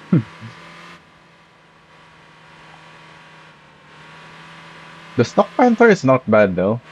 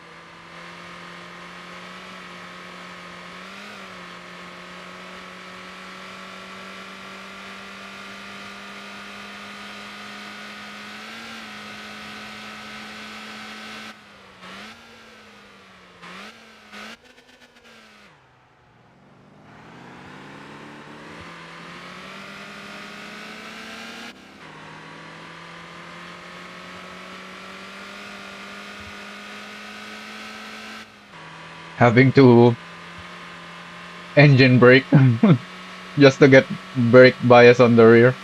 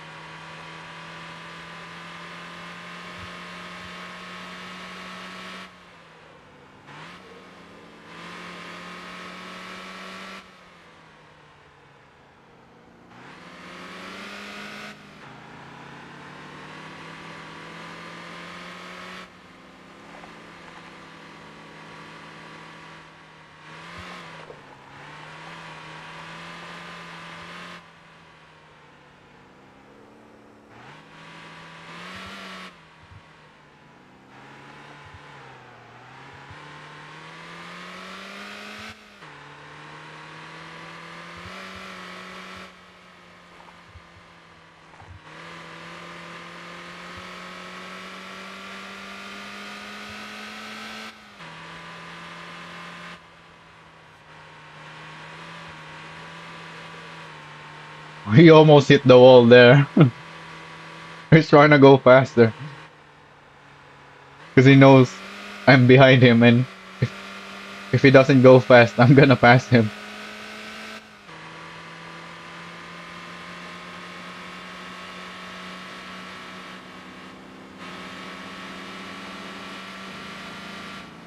Yeah, you can hear he's using the V8, so it's kind of hard for me to pass because he's faster in the straights.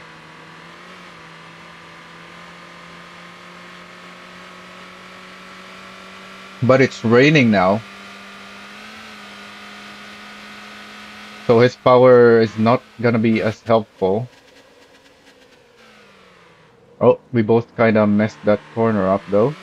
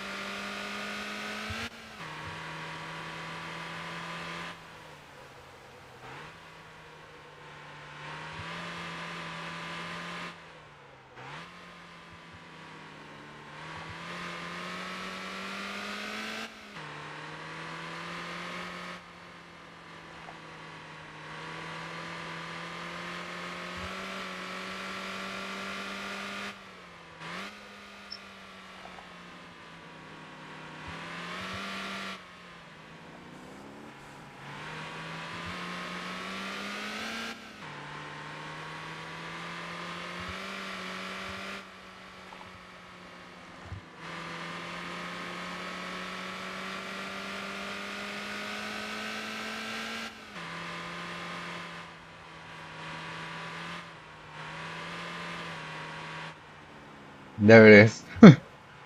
The exact same crash at the final lap.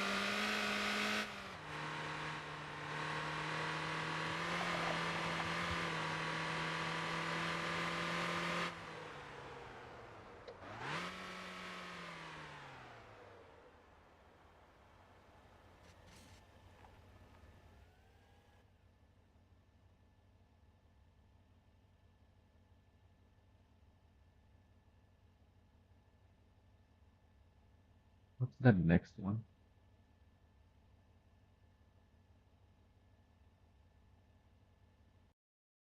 To do the impromptu race since I'm almost done here.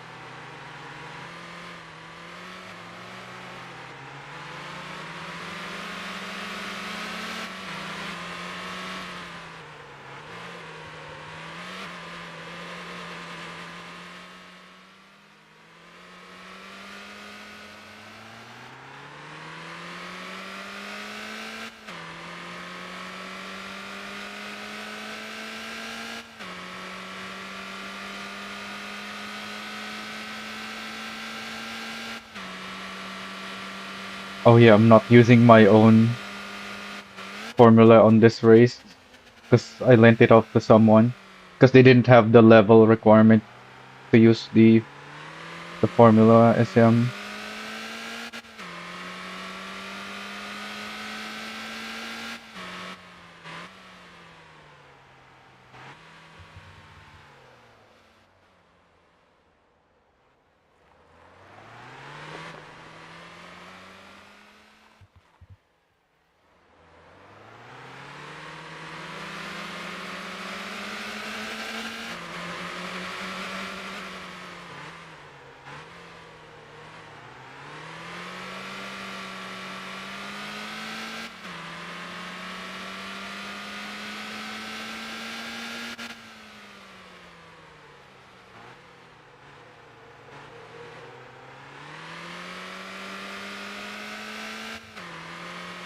Yeah, I just got this one from the spawner.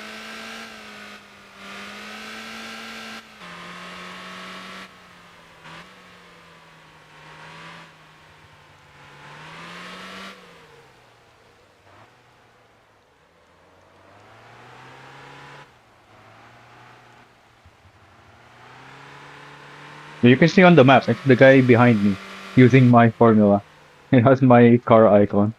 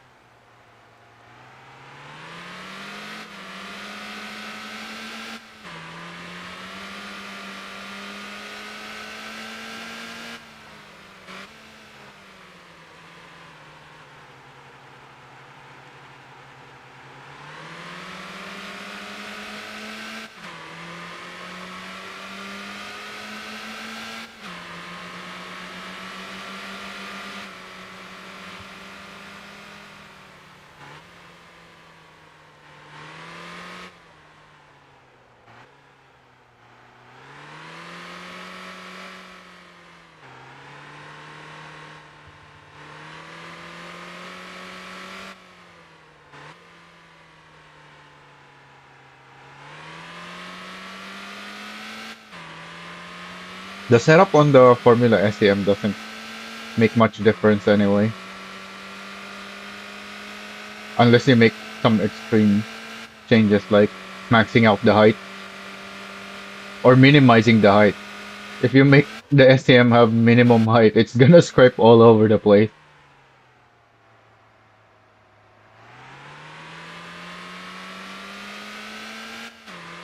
Because there's very few modifications that you can do.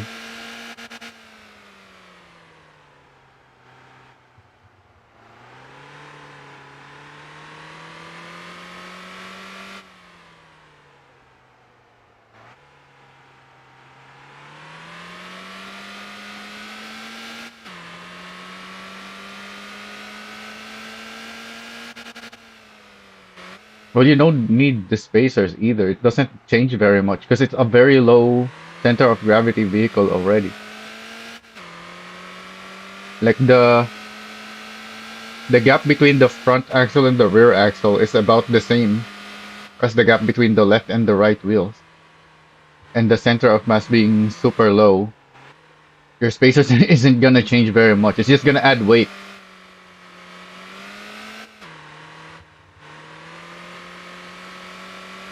And this thing is very lightweight, so the extra weight is probably just gonna slow you down a bunch.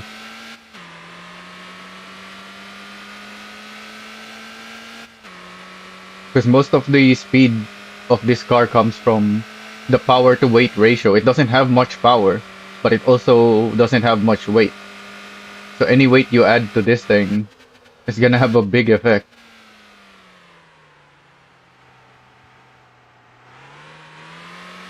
Once again, I'm using the engine braking to get some rear bias.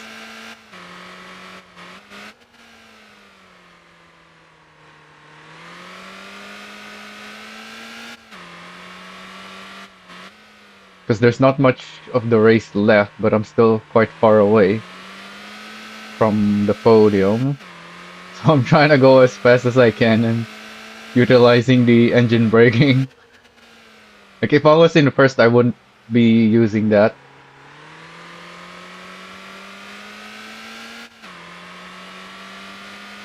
But I'm trying to go as fast as I can to catch up.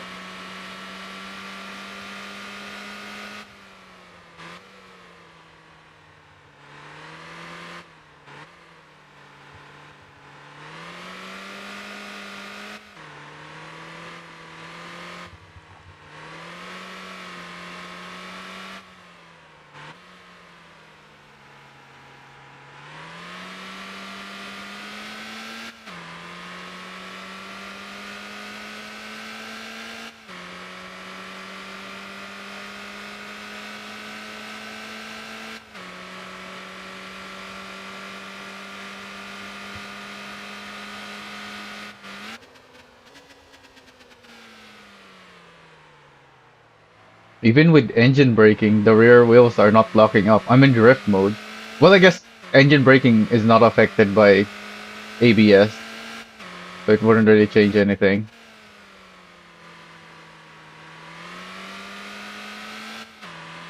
Wait, can we change the bias on the formula now?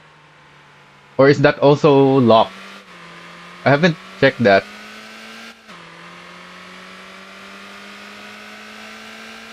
Surely that's something we can tune now. Yeah, because there's no reason why they would lock the brake bias. In fact, in today's racing, in modern racing, you can adjust brake bias on the fly on your steering wheel as you're driving on modern race cars.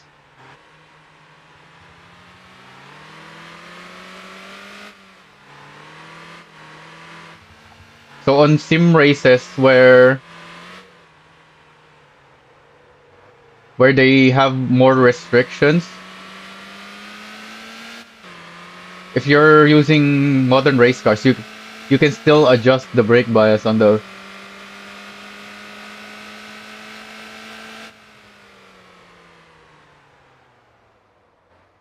So I got close to luggage here, but then I messed up towards the end, trying to go as fast as I can.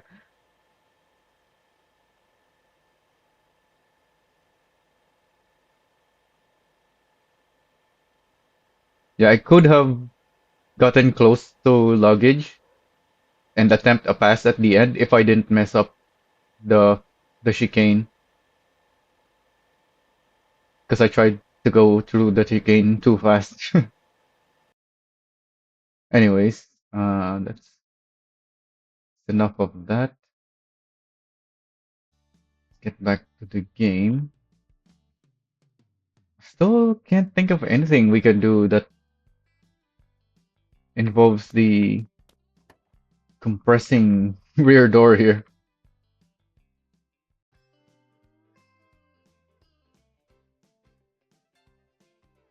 Because it compresses upwards. Well, not upward, horizontally instead of vertically. For vertically, there are things I can think of. But for horizontal, I can't really think of anything.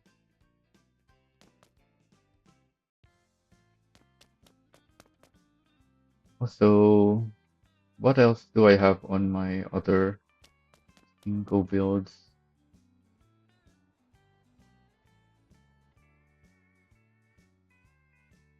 I don't think I have much more details in my other Cinco builds. What other Cinco builds do I even have?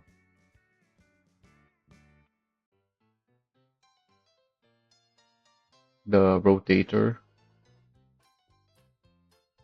Besides the rotator and the semi, what other Cinco build do I have?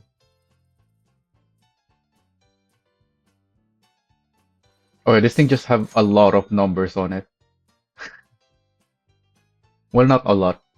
Well, actually, yeah, there is a lot of numbers on this thing, both on the sides and on the top.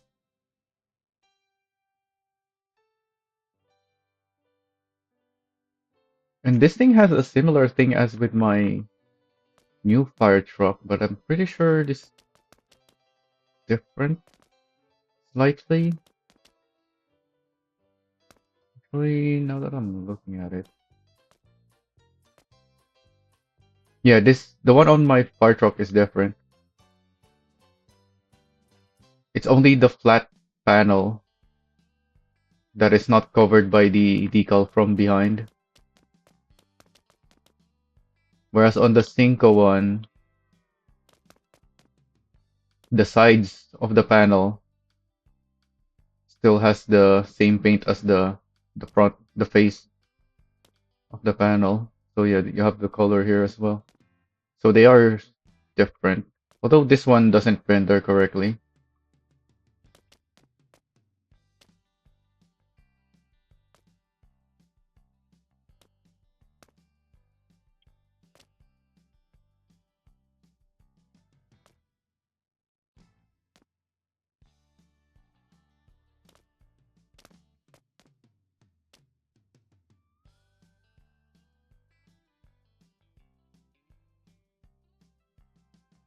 Oh yeah, on the Cinco builds, the stripes are not very angled.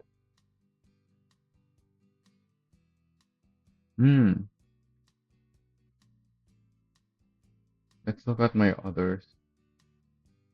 Uh, Semi. Do I have any others? Cinco?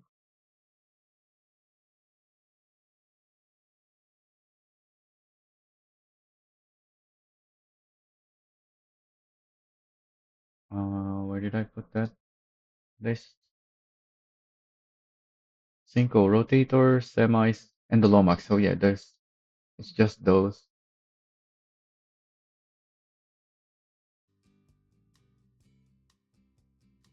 My 6x4 has the Cinco text and taxi bus. Because why not? Yeah, the angles on this is very different. So I need to adjust that. Although these are in the front and the back, unlike the one that I made on the Evan where it's on the side.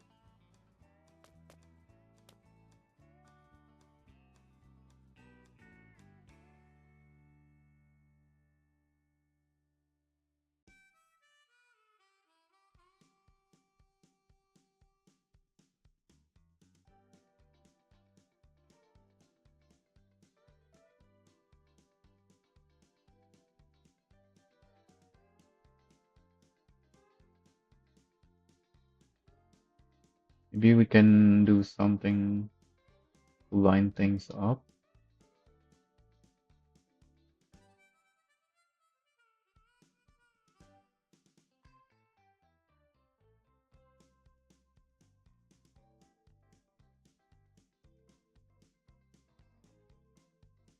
Not quite.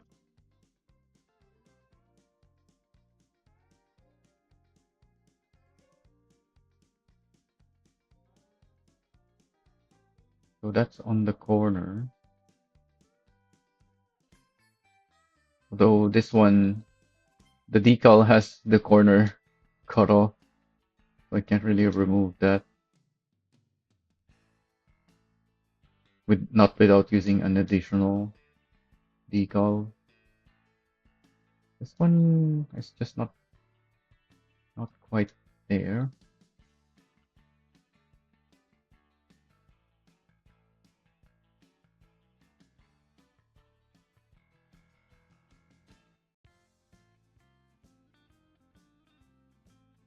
So maybe I could actually just have. It's still not as much angle as this though. This is almost pointing straight up.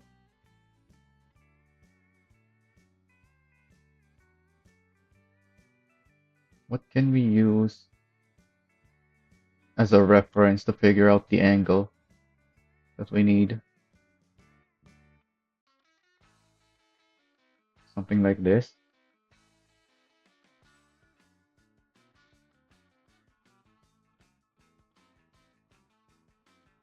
That's close, but I don't think it's near that one.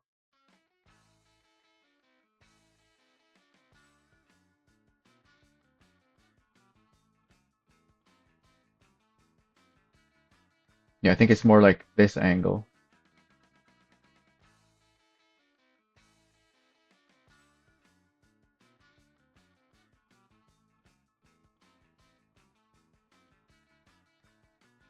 I need a different color on that so I can see it better.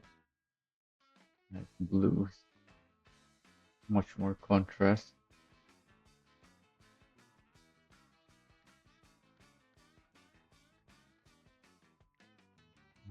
That looks like it's very nearly lined up. That went too far.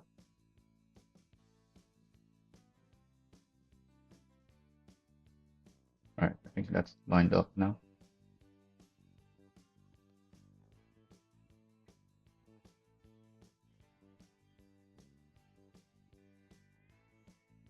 Yeah, that looks much better at that angle.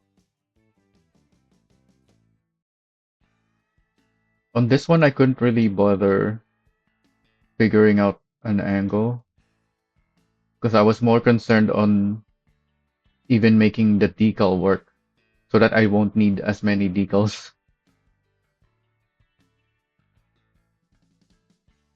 Because this is before we got decals like this one. When I made that, I had to get very creative on how to make striping like that.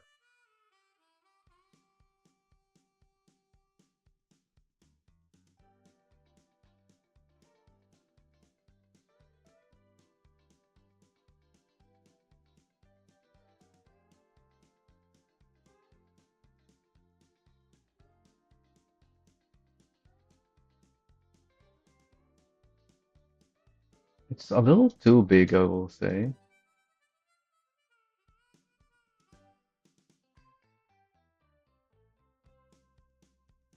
Let's compare the size.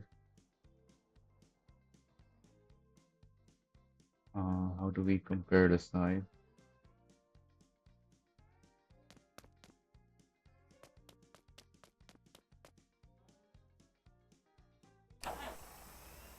We can't use this for comparison since I just made the decals on this one.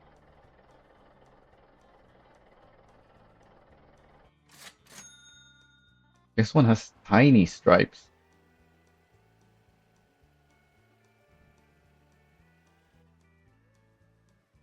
What about the others?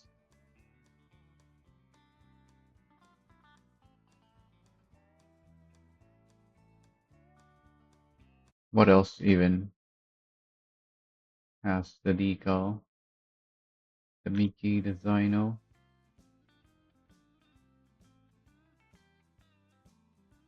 Yeah, the stripes are tiny on all of them, I think.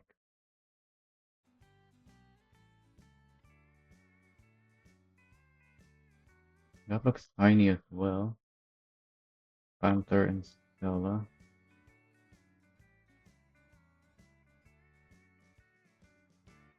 Can't see it.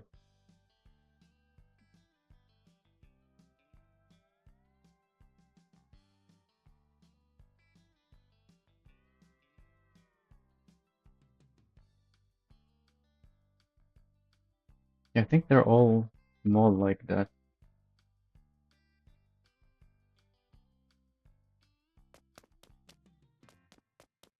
This is like twice as big as that.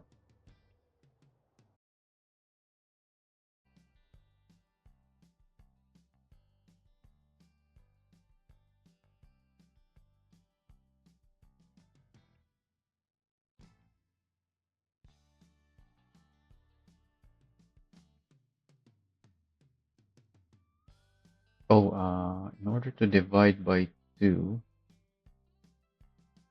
I can use this decal.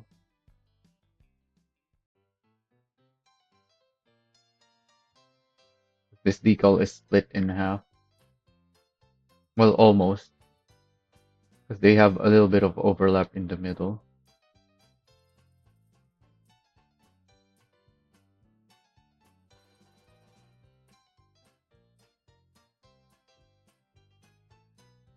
I don't want to match the size exactly, but I want it to look more similar in size.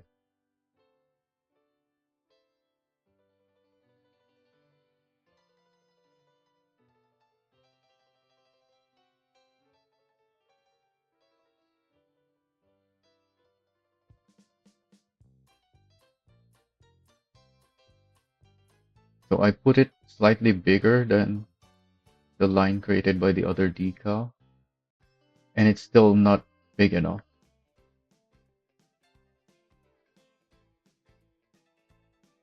Because yeah, this decal is not perfectly divided in in four. The painted part of the decal is bigger than the non-painted ones.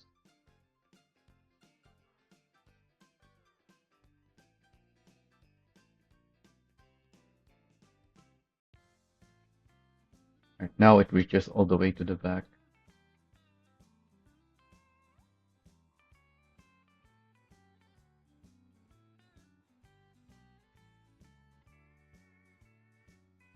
And I need a different color. Not red. Right, I need to remove that so I can see better.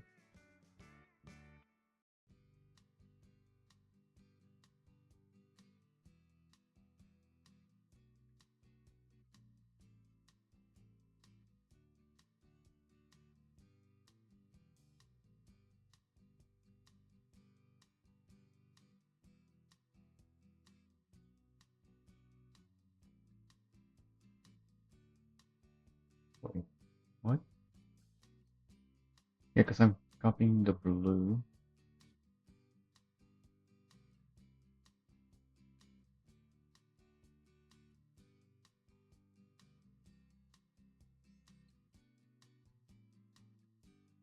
Why doesn't it look right? I guess it's still easier to line up if it's the same color. Oh, it still doesn't quite reach the back. Need slightly bigger.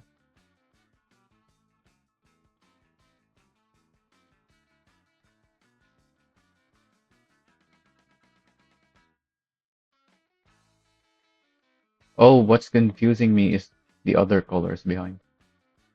Let's remove that so that I don't get confused by it anymore.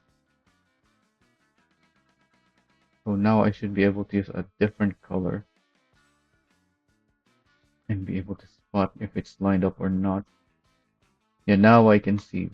I know what to look for.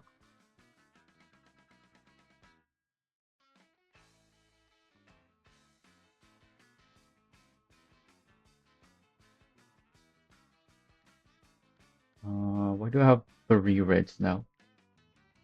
Oh, this is the line red. The two in the bottom.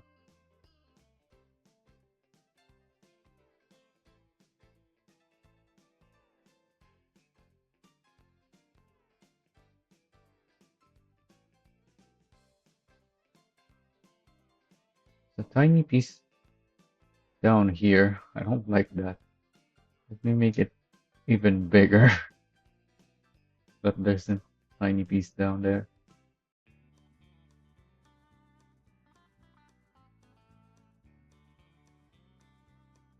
So double check by looking at the other side. Yeah, this side doesn't render properly. So it curved towards it.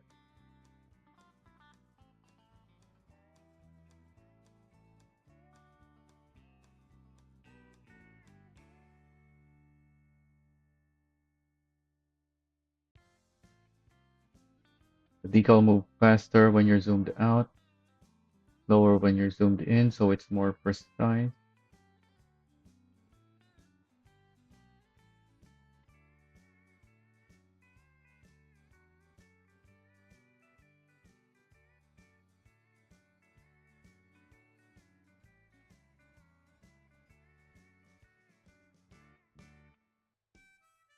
Alright, there isn't a tiny piece there anymore.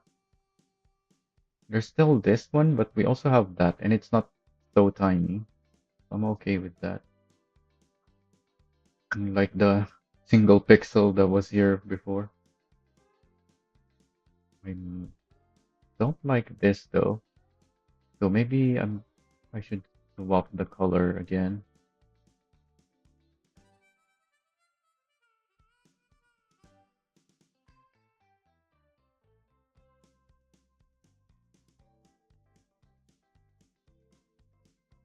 Yeah, I like that better.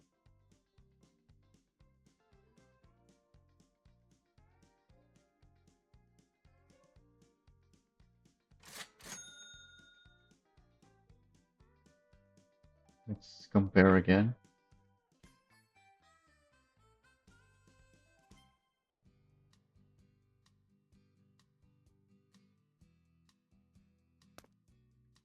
It's still bigger, but it's almost the same now.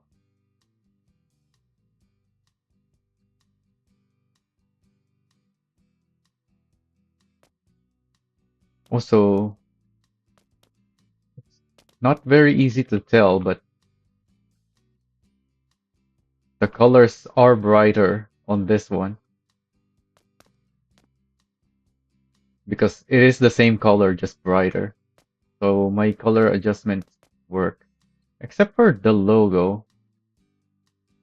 This looks very faded, whereas mine is too saturated. So I need to adjust that.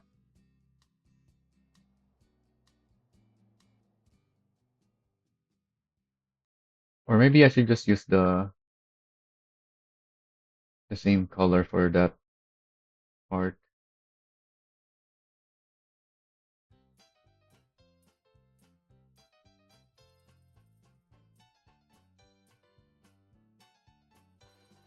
So mine is 0.8.3. Hmm. What if I only increase the brightness? Then it becomes too bright. Hmm.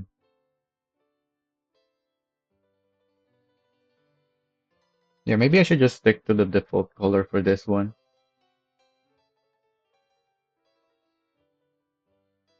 Because it's a dark color.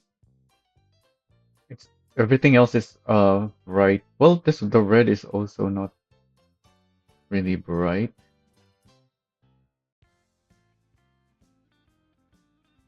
but it's still a highlight color, unlike the logo itself.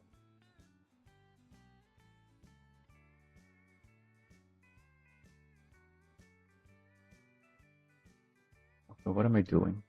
Add it to the palette. Oh, we're full. Oh, I should have removed this one, not that one. And I guess no, let's not remove that yet. Let's add this one back.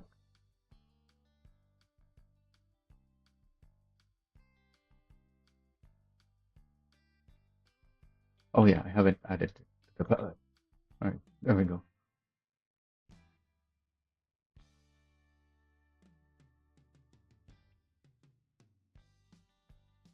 I just noticed the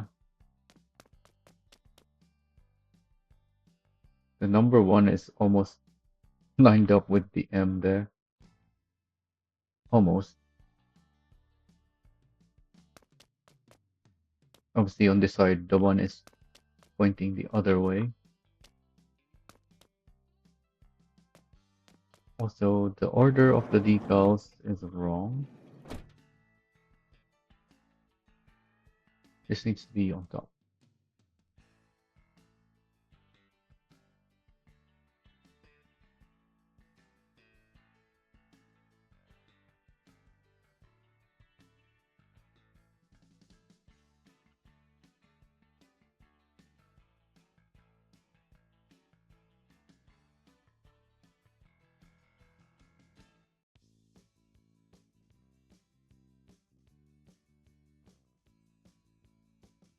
These lines are on the top. So I'm going to move these to the top of the list.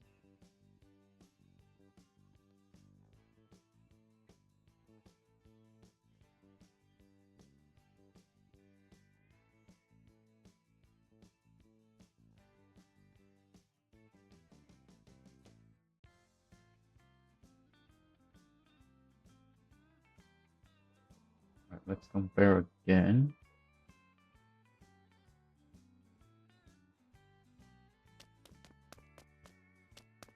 Now it's even harder to tell that the colors are different. This one looks even more faded. What? But we already matched the color. Is my metallic and roughness wrong?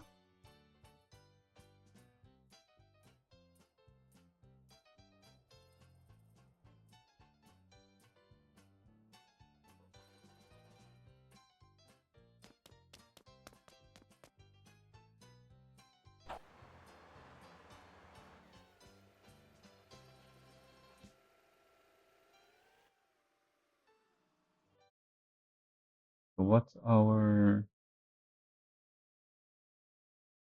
Pinko White B2.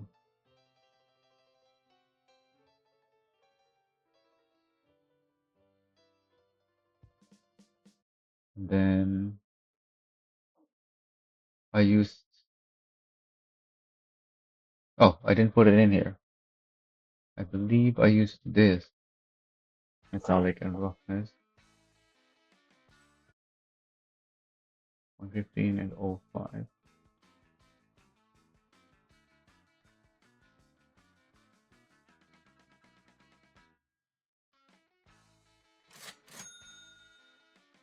So now if I select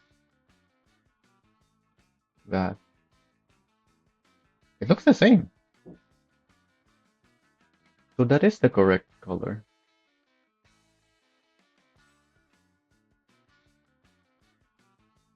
Yeah, that's pretty much completely identical.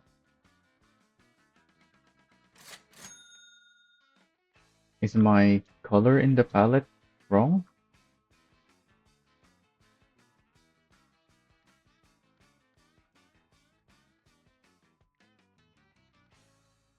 Looks right.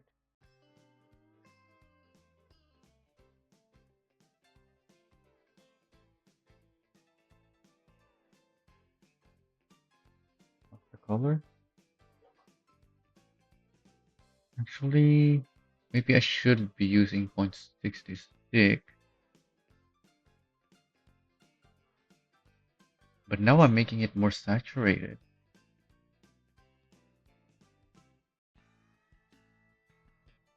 I think it was just the lighting.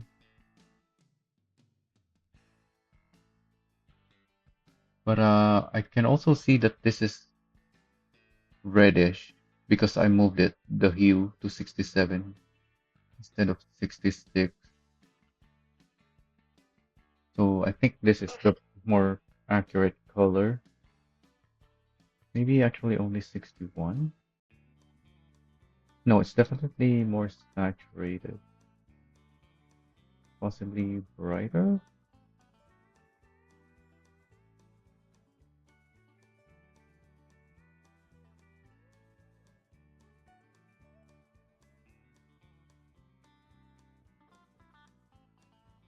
Hmm. I think it's even more saturated.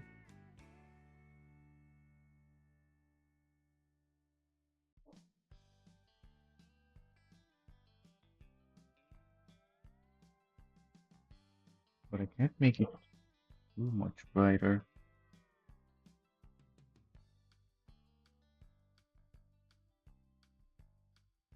Okay, this color makes a lot more sense. 6666 and 20.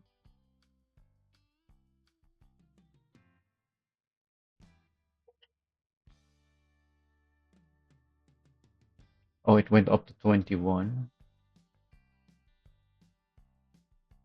I also need to make sure I always do that, where after I adjust the values here, I exit and then open to give me the more correct numbers.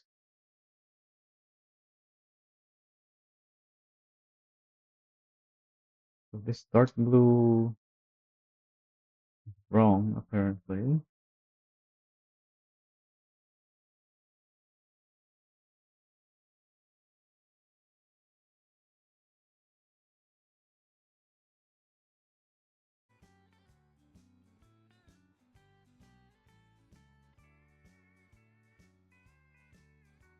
Oh, that's not what I wanted to add. This thing.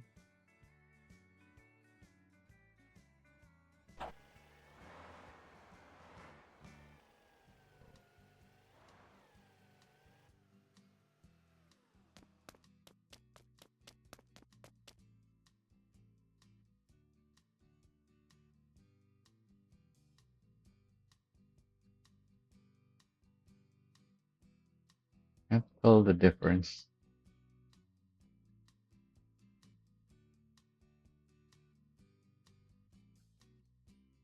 Like I'm expecting it to look lighter, but it's not. Because that's what made me double check, is that it looked brighter, but this isn't looking brighter.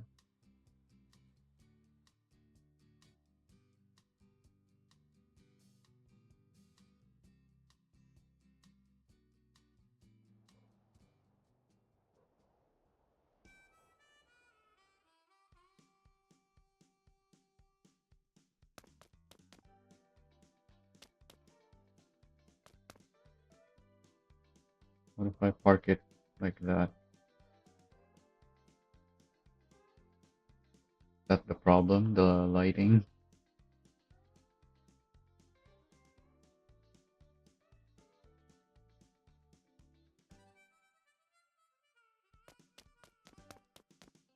No, it still looks much brighter here for some reason.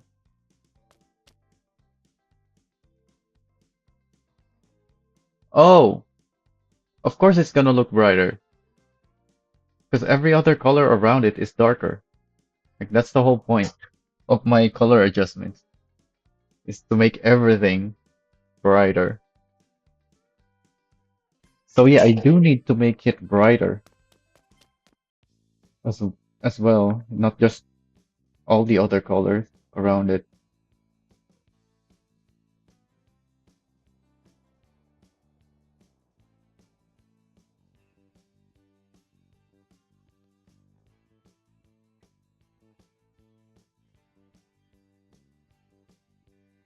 Let's remove that now. What is it? 50% brighter?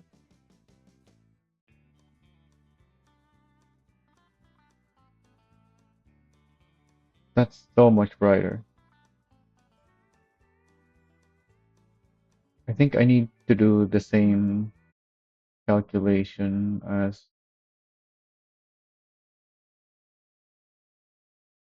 no, that doesn't work. The same either way.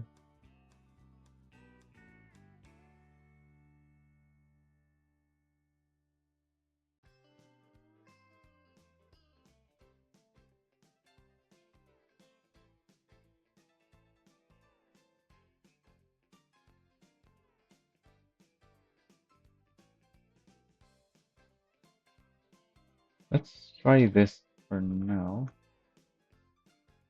and then have another look.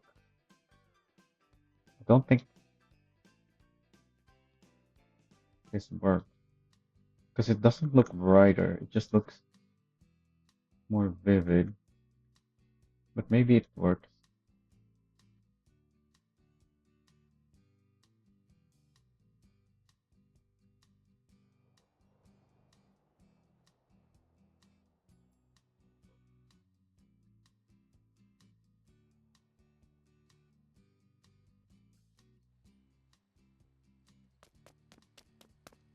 Yeah, it just looks too vivid.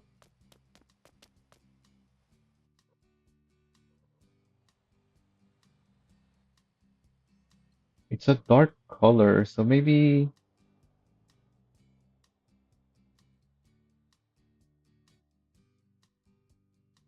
the saturation needs to go the other way.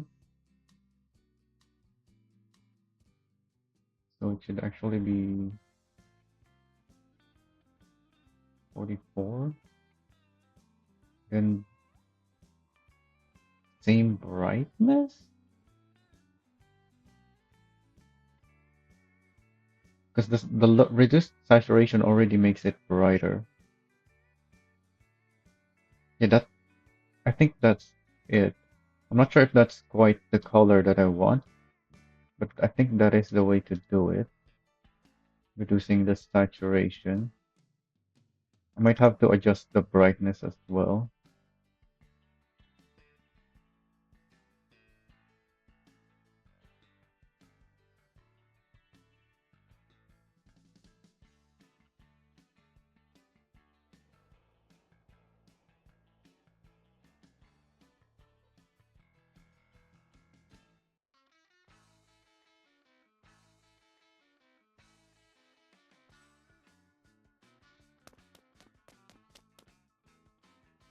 Hmm,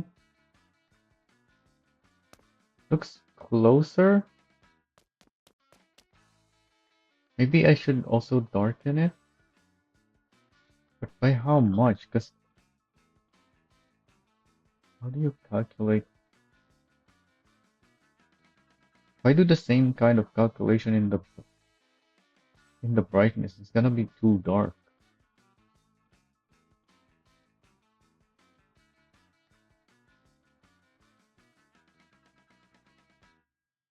Yeah, that's way too dark. But I do need to make it darker.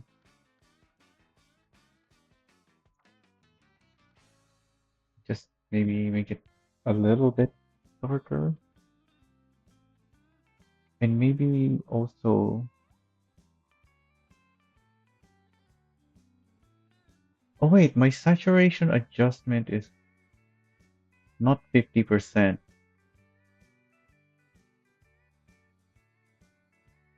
It's like 30%. So maybe I should do the same in brightness. Only 30% adjustment, which would mean I need brightness of 14. Alright, I think that's the way to do it. I don't know if 30% is the right amount though.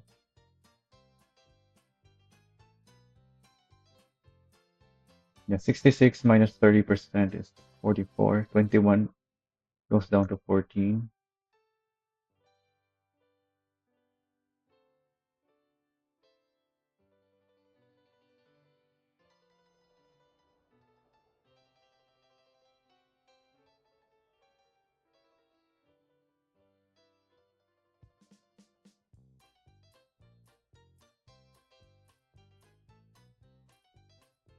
Oh, I hit it.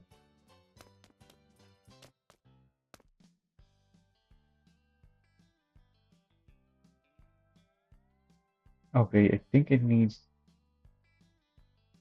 I went too far in both the darkness and saturation, so maybe 25% instead of 30.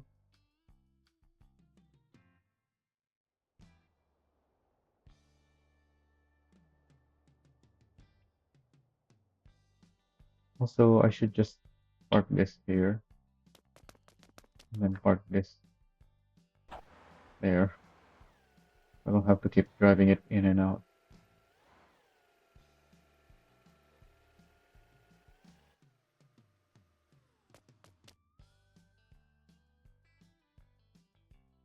In fact, we can compare while we're here.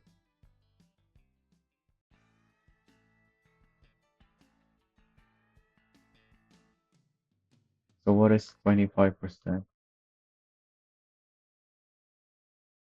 50,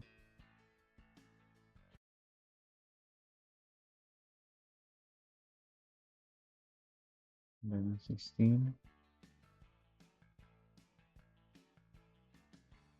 That still seems like too much.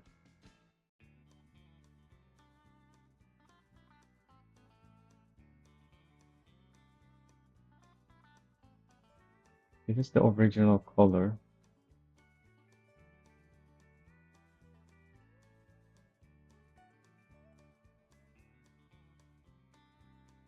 Hmm.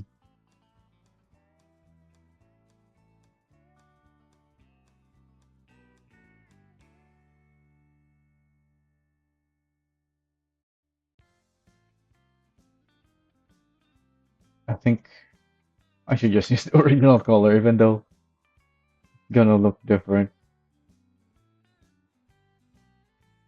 It isn't different, it's just everything else around it is different.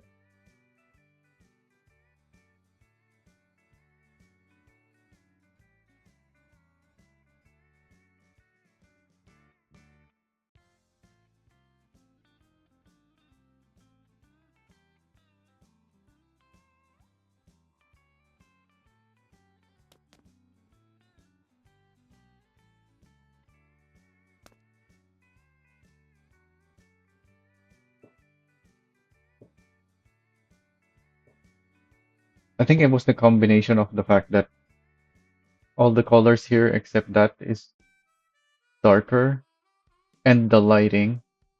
Now that I have them parked in here, it looks more similar now.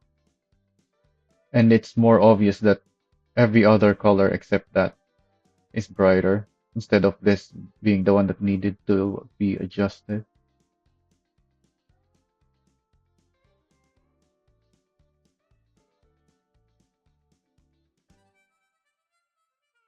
I also adjusted the red line, right? that the exact same color or is that already adjusted?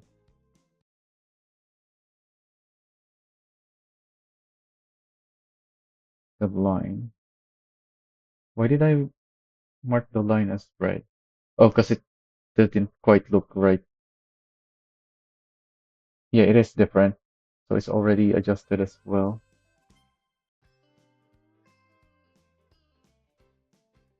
I always thought that was just black because it's just a line, a small line on white.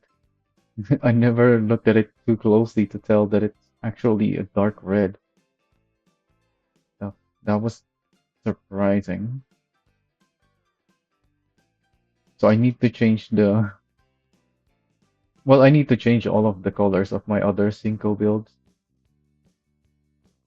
I don't think I ever posted. Oh, I did post the rotator Cinco. It's included with the other rotators.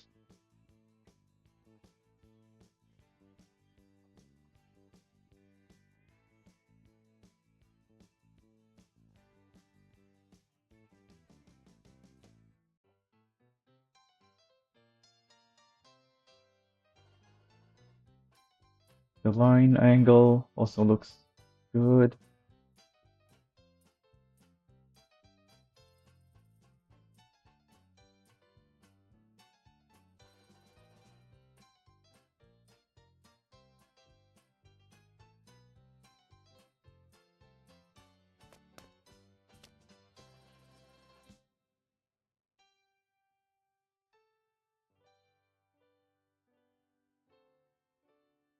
Can I spawn something even though my van is over there? Probably not. Anyways, oh yeah, we're here at the tow truck dealership for the light attachment,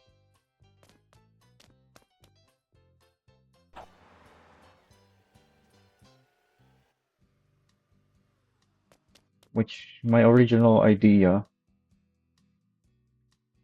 was to use the moving door in the back,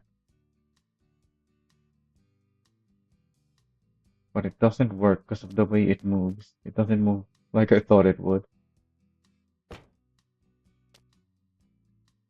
So me making the Cinco decals here doesn't work either anymore because I can't put the lights that would make sense on why I made this into to have the Cinco decals.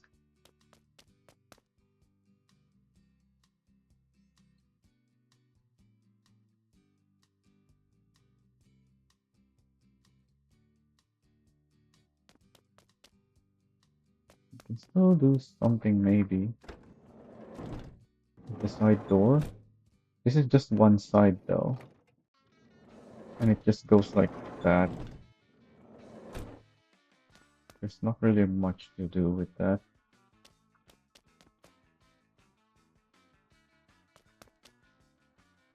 Maybe the front corner. There's nothing here.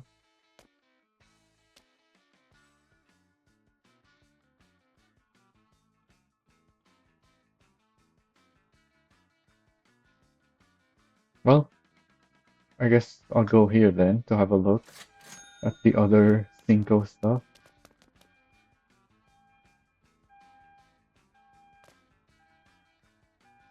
Really just the line, the logo, and the red and yellow things. This thing has some antennas that the Voltex we have don't have. Oh, the wheels on it are different as well.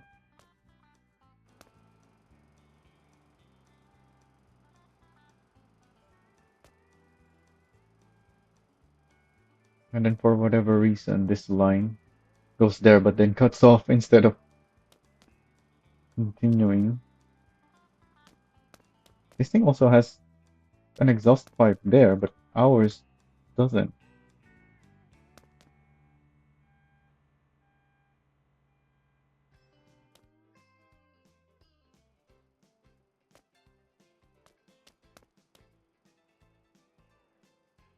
There's not much on this thing. We have a rotating light that we can put.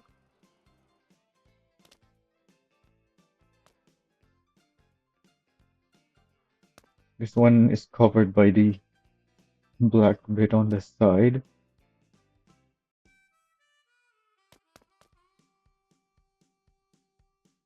So definitely need to replace the decals on this one if I ever have time for that. The line on this one is right there on the line of the body, so that lines up perfectly, but then you can barely see it because it's on the upper one instead of the lower one that is being reflected by the sunlight.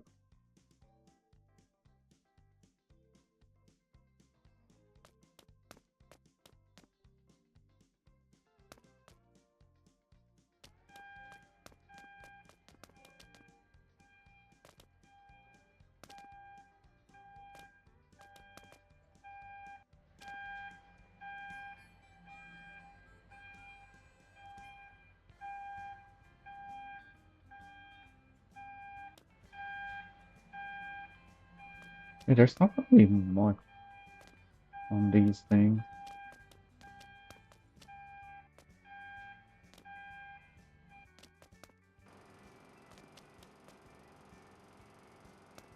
In fact, that one doesn't even have a rotating light because it's a racing truck.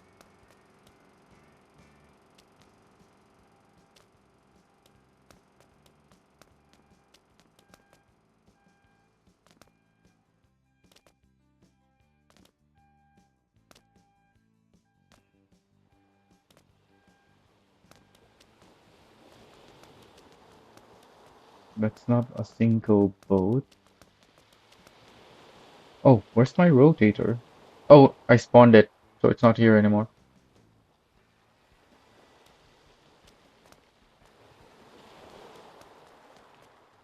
It's the exact same Voltex.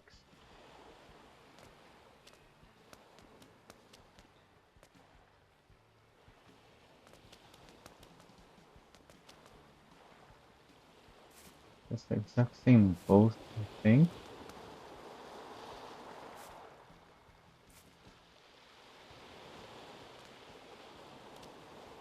No, it's a different color. It's blue.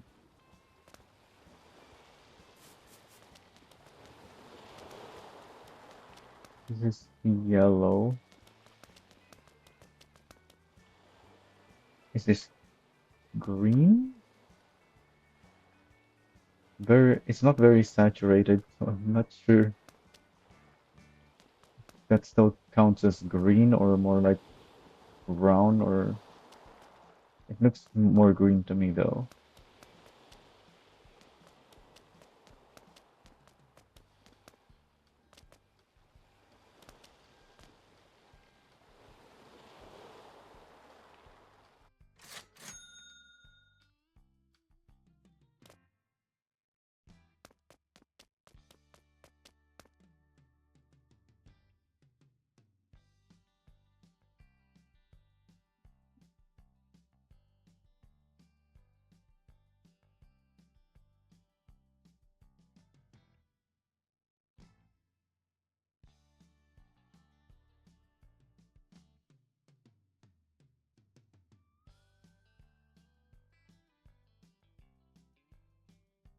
What else can we add?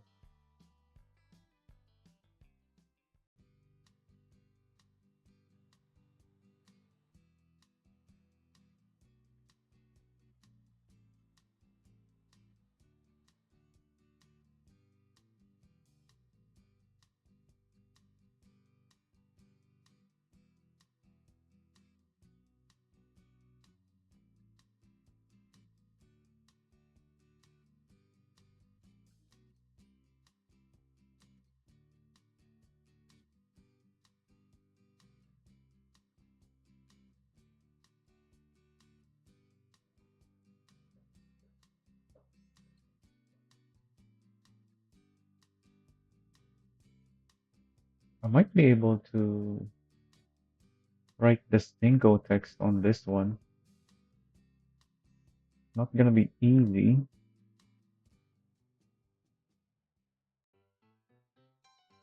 Right, this thing is too long to fit back here. How many decals did I use to make the Stinko text on the semi though?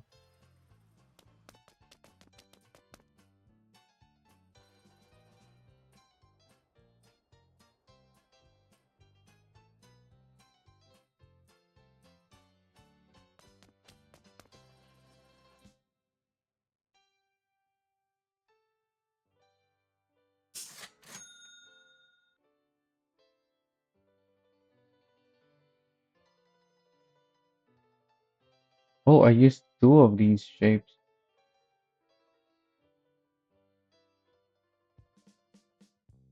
to have that.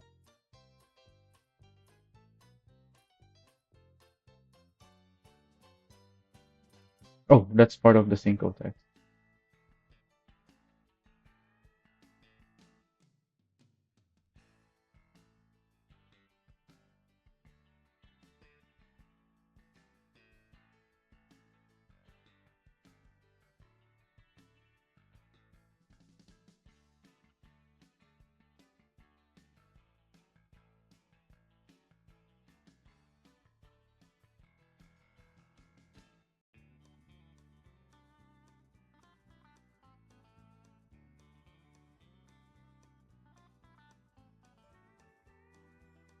Thirteen decals. Oh, it's only on one side. I thought I made it for both sides.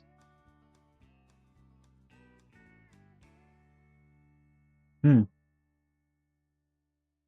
It's definitely possible to make on both sides since it was only 13 for one side.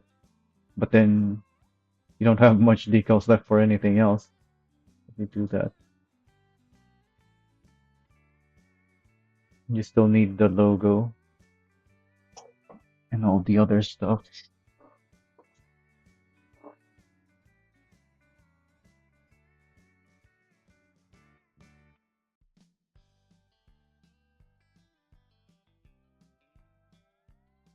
I don't think I'll bother making the Cinco text,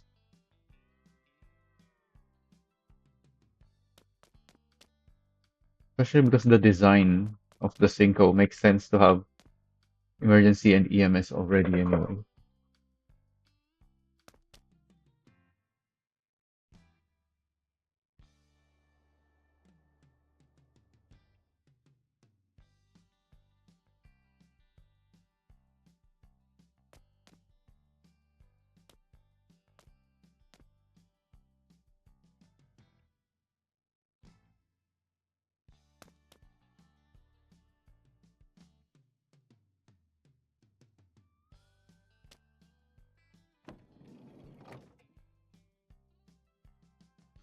I can have front-facing arrows with this maybe. Door doesn't move very far though.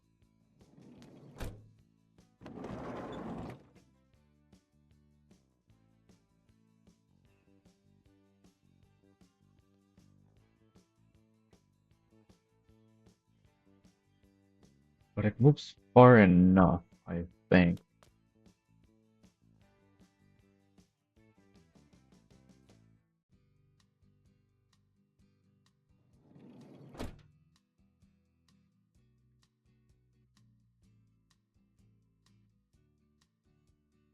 Oh, but it also moves to the side.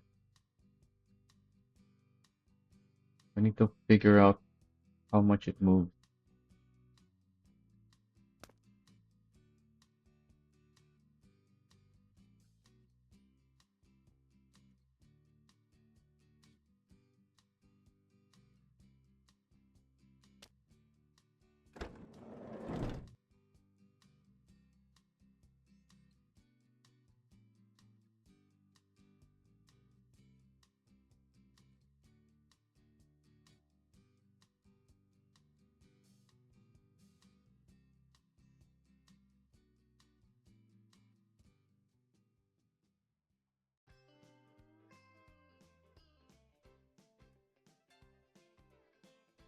moves to the side by 5.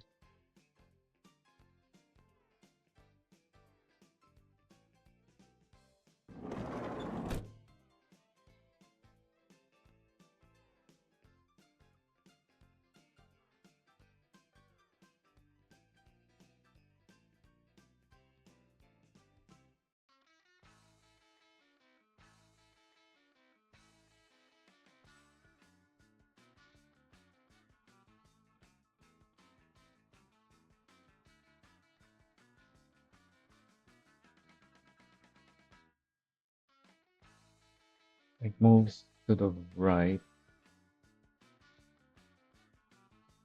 Oh wait, it moves back, as in into the truck, not forward.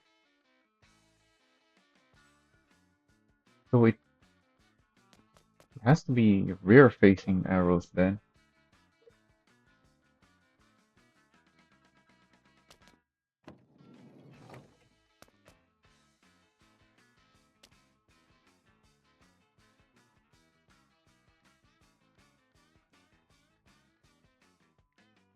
I want to figure out first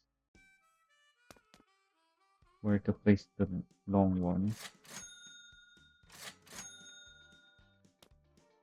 Let's put these there. Buy a couple long ones.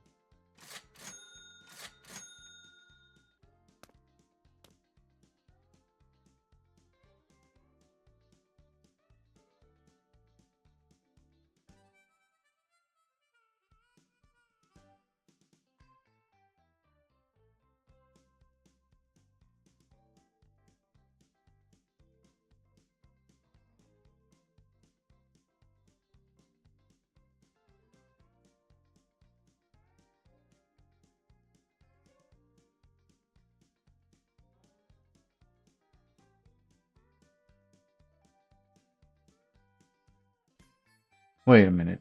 I don't even need it to move back, really.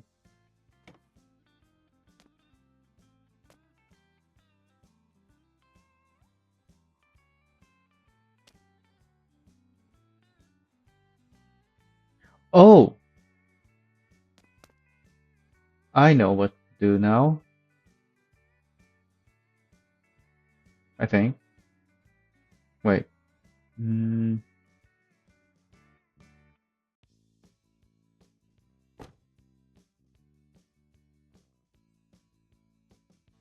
nah, I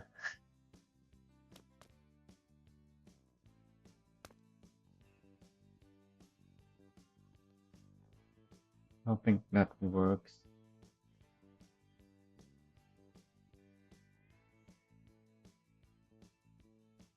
Well, we can try. See what we get.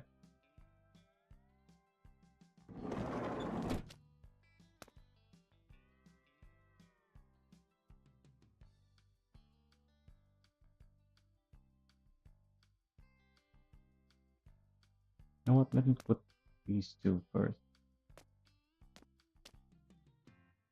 These are very long.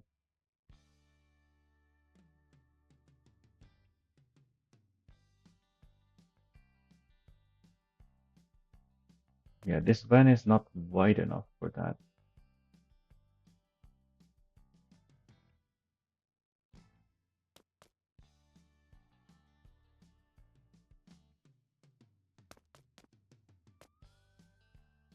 Even this one is barely wide enough for the door.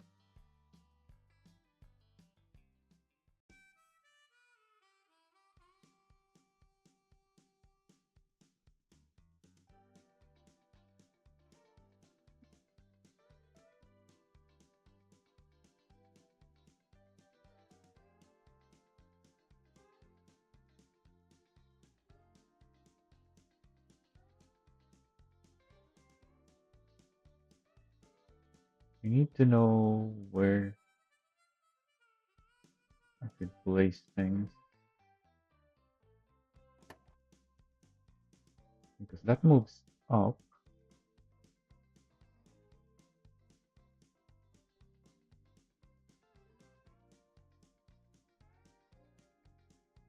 keeps moving up. Wait, what? Oh yeah, because it's closed. Oh, that's how I can use it.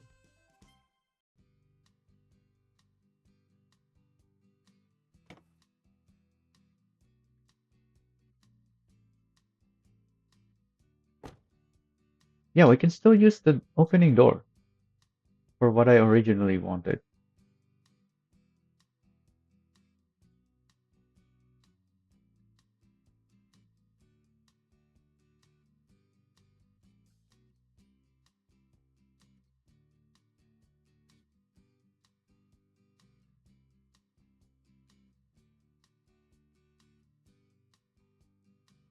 It's just gonna be, it's just gonna work the opposite way.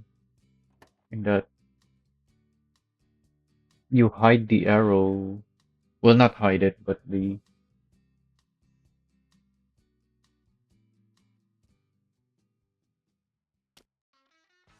actually, I don't know yet. We can still make it hide when it's open, I think. Hmm.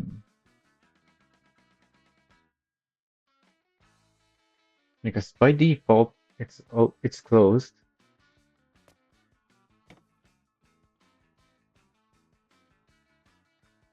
Yeah, I'm okay with it. No, because mm, it's so confusing. Yeah, because I can't move this very far when it's open.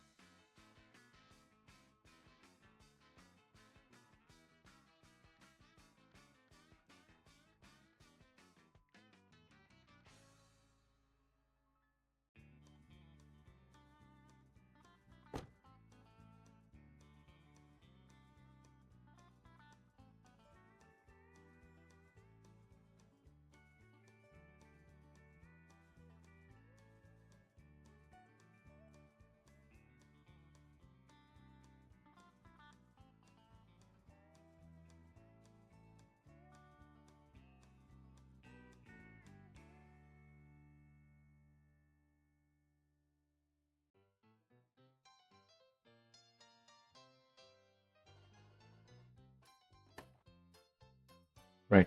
I didn't attach this to the door.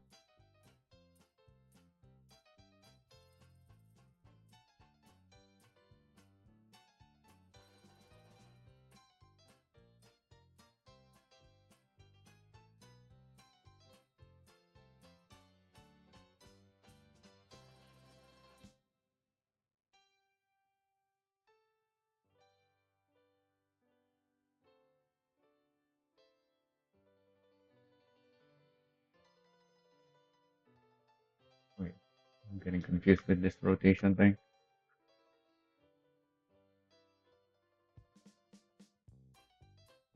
I think I just need to make it go all the way around. No, because that's still more than 200. Or no, more than 180. It's not how it should be.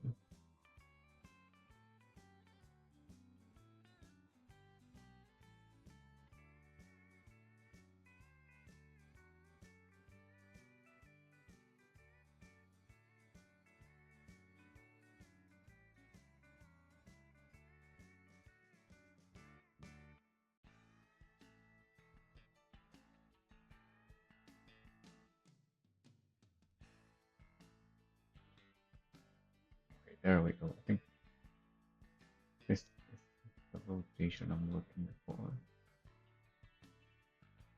Yes, it is.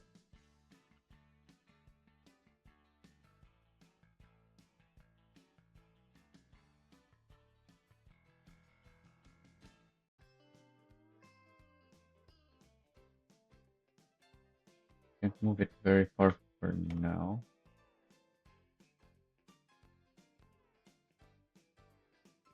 Oh, it became an X. Hmm.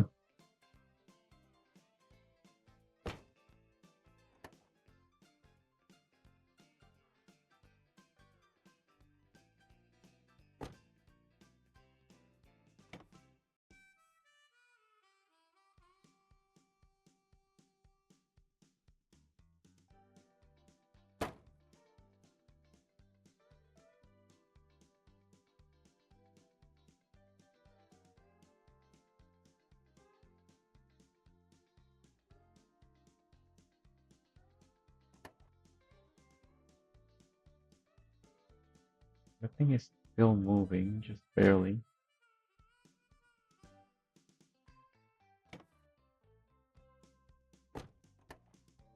Going up now. Going up. No going up. Now it doesn't move at all. Well, if it is moving, it's not very visible.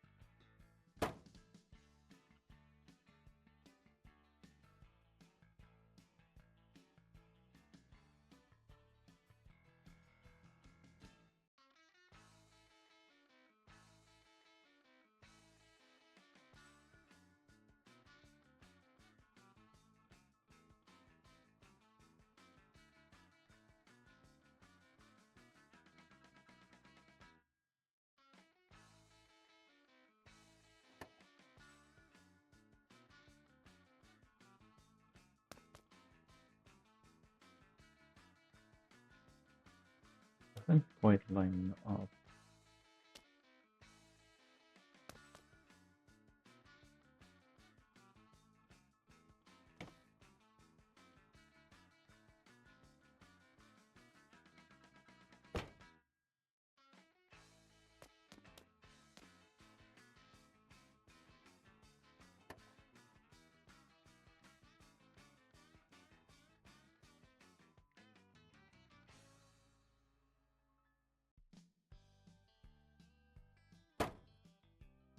I just like need to move them away from each other.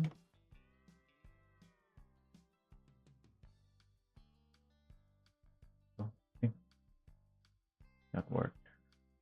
In fact, I don't think that does much of anything.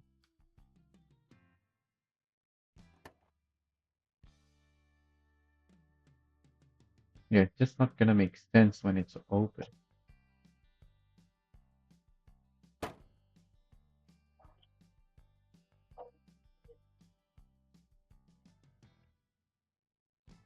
My problem with it right now.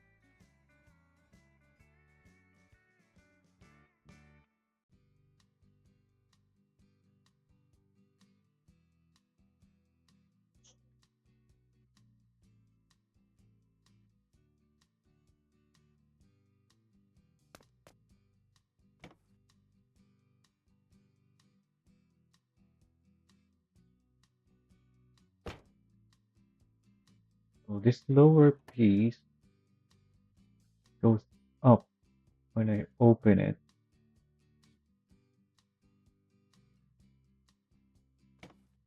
but that's because it's lower. Whereas the upper piece goes down.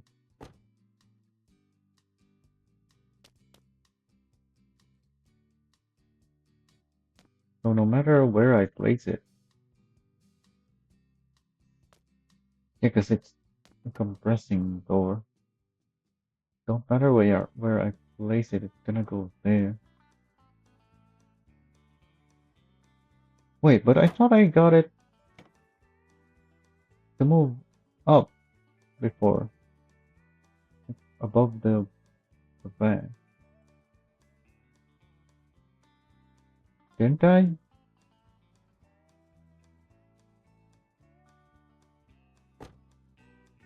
Do I have to like place something really low? Really not. Yeah, it just goes there.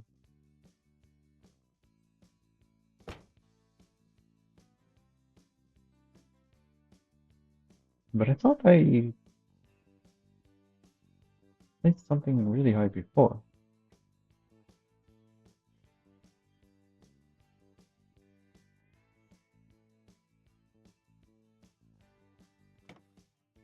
It just goes down. Hmm.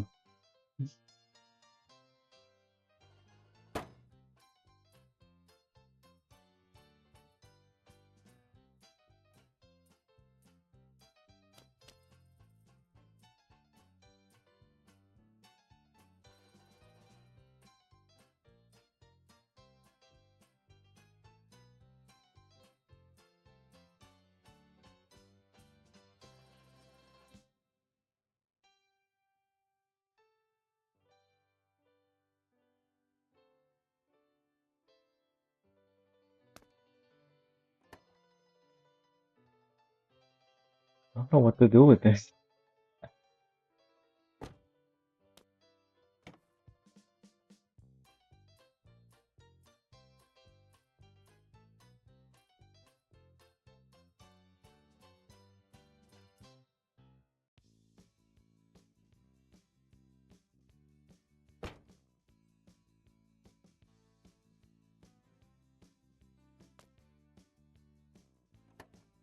Even if I place these much lower,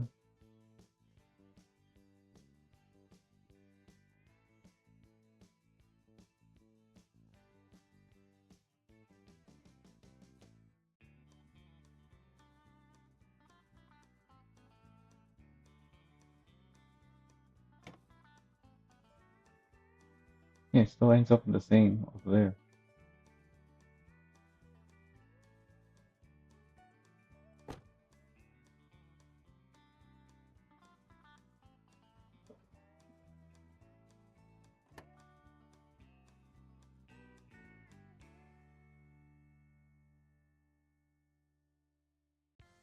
Unless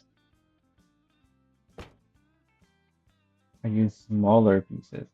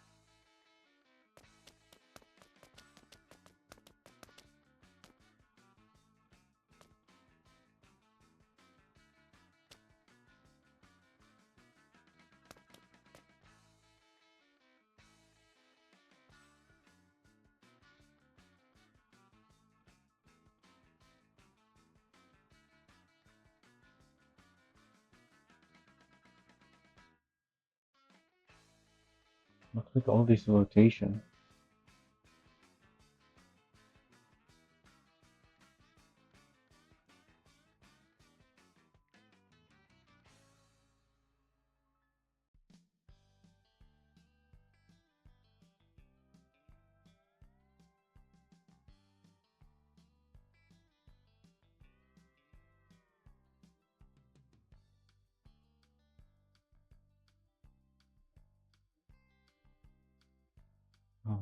That doesn't work. How do I rotate this properly?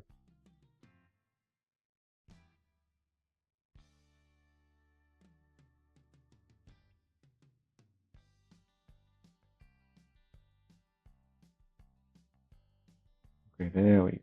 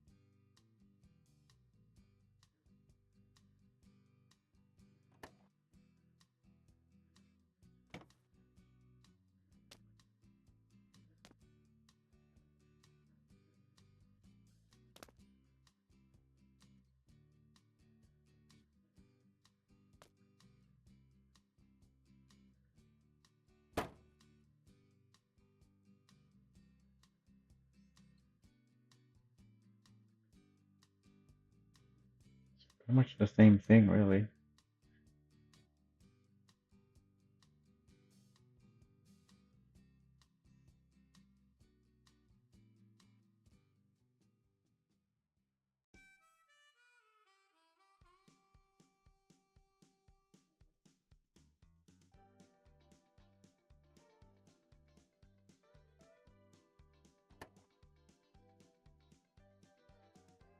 And there's just more pieces now. It doesn't really change anything.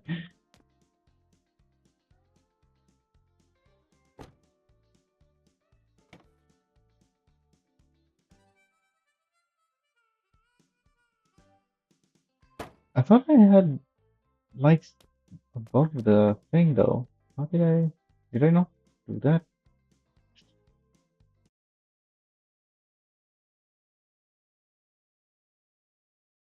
Oh right, we're not on YouTube, so I can't just watch it. Dang it.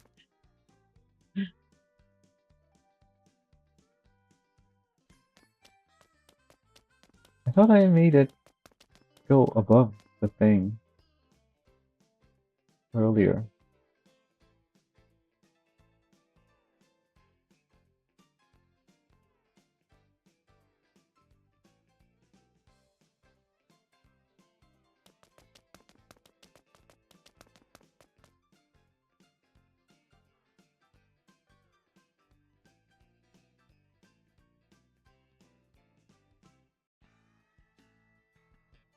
Yeah, I did.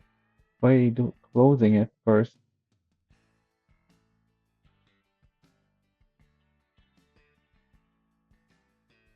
Yeah, like that.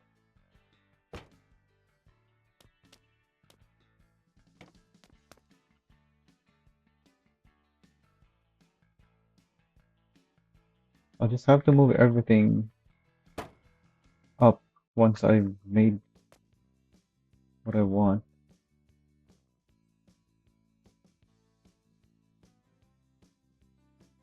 So I first need to make them somewhere down here. Okay, we're back on track. I figured out what I was trying to do at first, and then got distracted by the confusing mechanic that's going on here.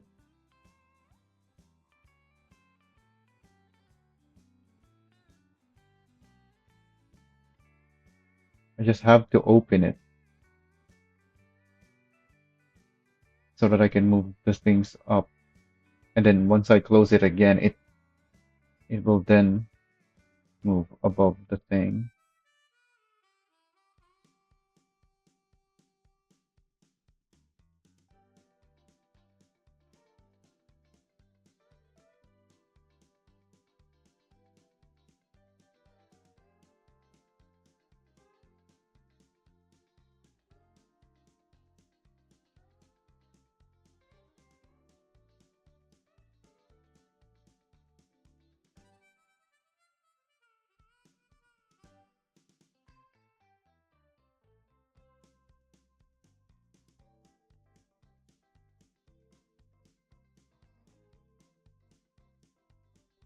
Wait, what am I doing with this? Okay, that's correct actually.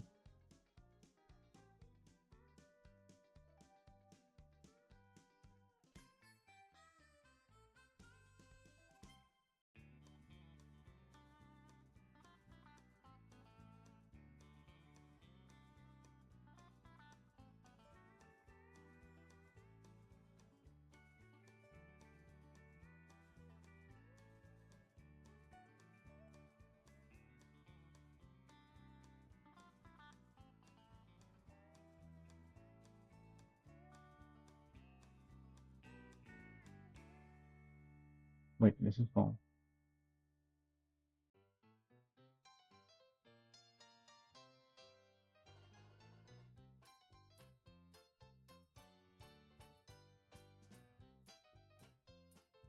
Why am I always confused by this? Still wrong. What am I doing wrong?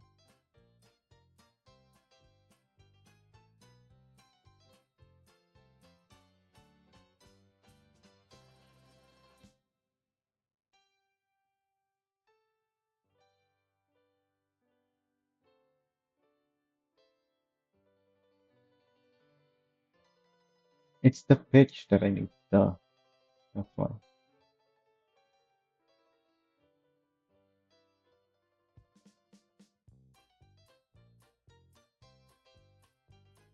Wait, still wrong. What?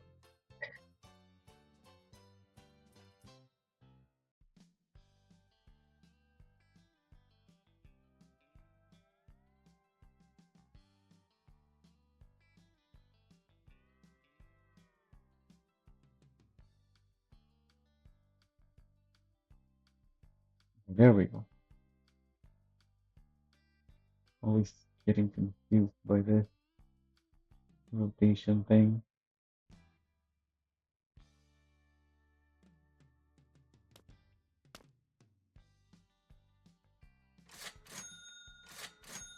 So right now, if I open it, they just go up there.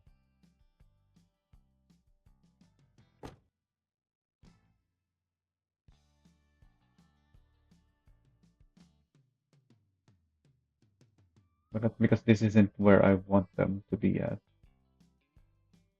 I'm just placing them here first.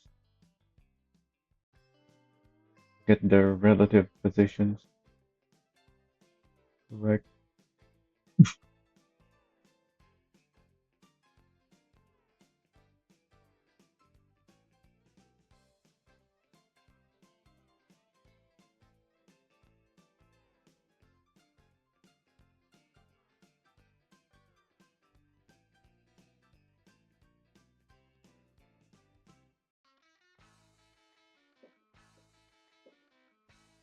Okay, now that everything is in place,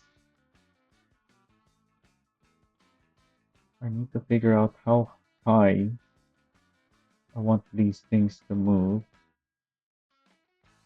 Also, I may as well move them back.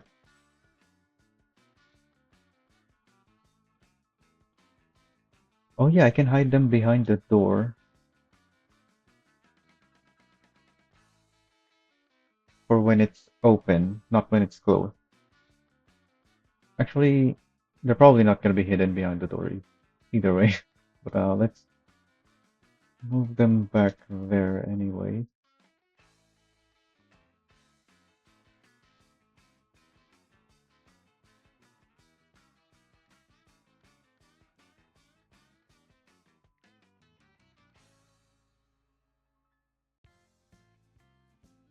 Alright, now that they're back there, I need to figure out how high I want them to move.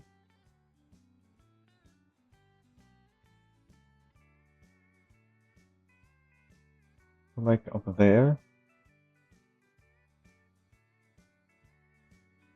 Can always adjust it later. So 295. Oh, I'm basically adding 100. Why can I see this one?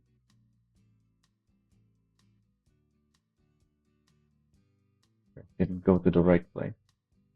This needs to go to 320.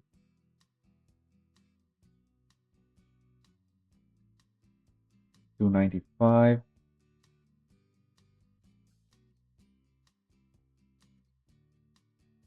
345. So this is gonna be the very high. Oh, I went too far.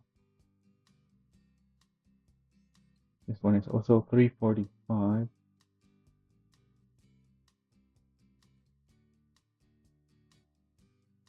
295. So I think I do want smaller pieces actually, because right now they're sticking out. But let's see first if this even actually works how I think it will.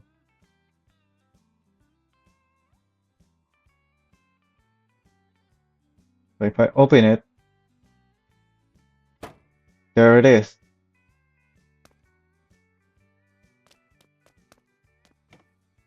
I just need them to hide when I open the door. And I can do that by using smaller pieces.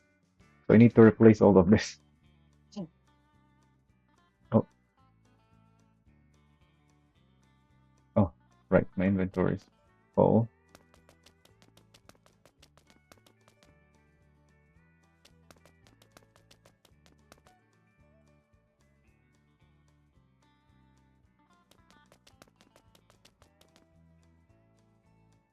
finally figured it out. Where's my small light pieces?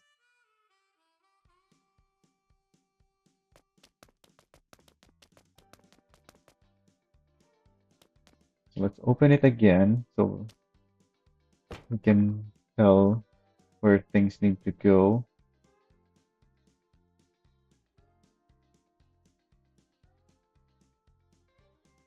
I wish we could not have these ro rotation by default.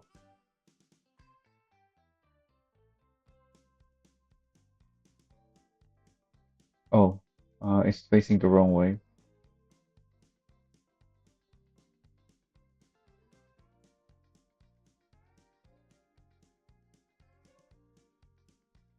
Can I rotate it the way I want it to though? No, I can't. I need the roll, not the yaw, I think.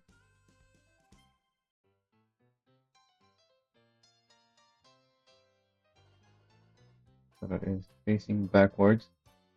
Wait, what? Oh, I need them both at 90. There we go. Now I can rotate it.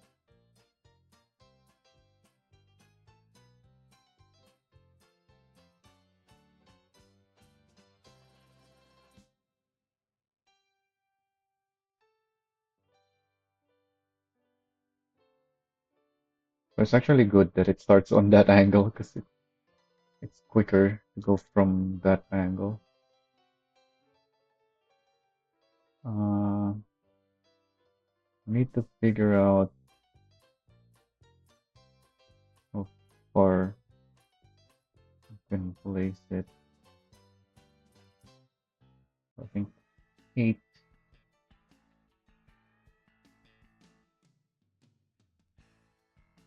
Which means they should be 16. No, it's 24. That's too far.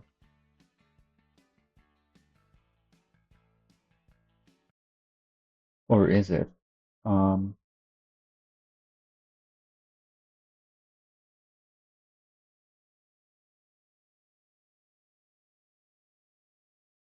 where can we see something similar to what I'm making?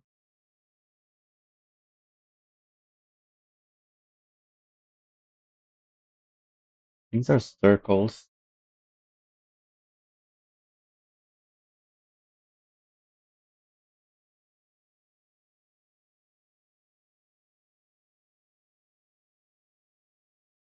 This thing. They only have those. One per side. I don't want that. And these are basically right next to each other. It's just those that are separate. So I think I want it there. Oh, I didn't save it.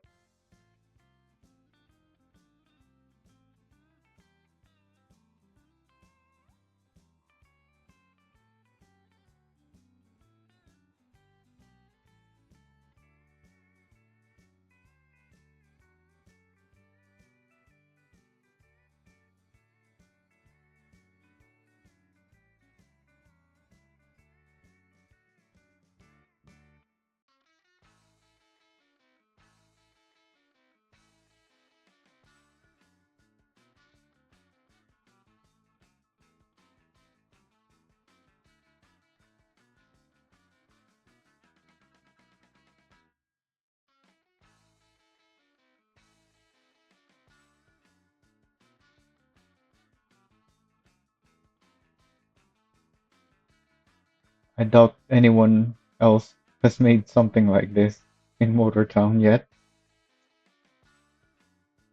In fact, there's probably only one or two other people who's attaching lights to this door and in a way that moves, not just having it on the door.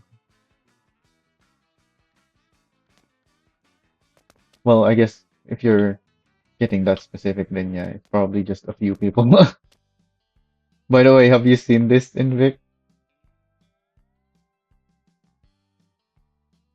There's a fire hydrant on the ground.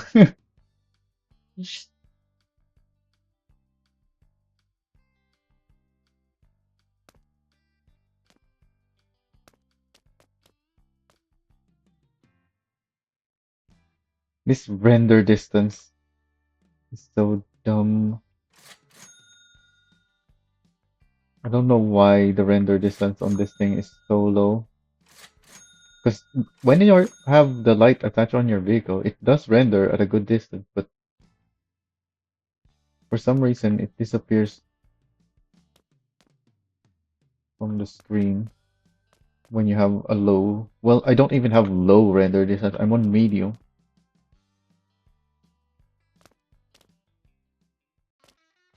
What? Jump.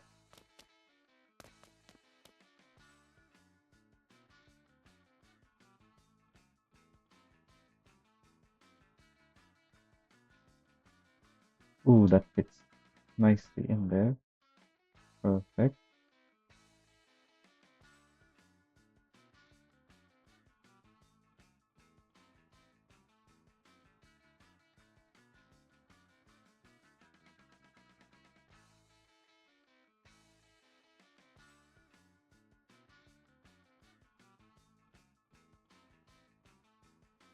And 33.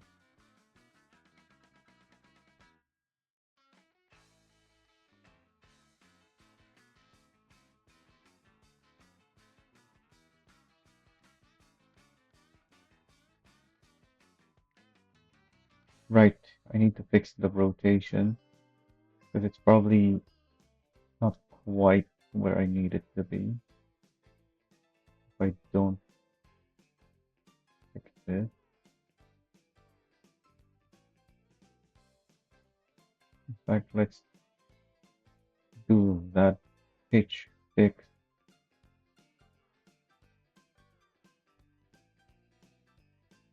Well, on these ones, it's already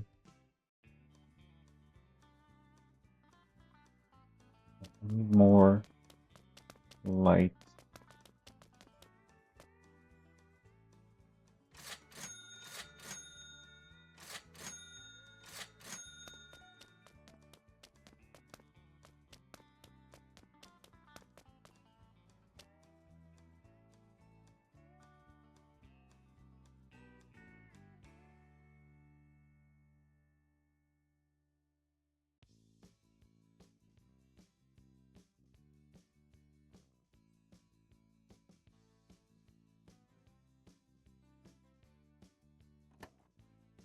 No,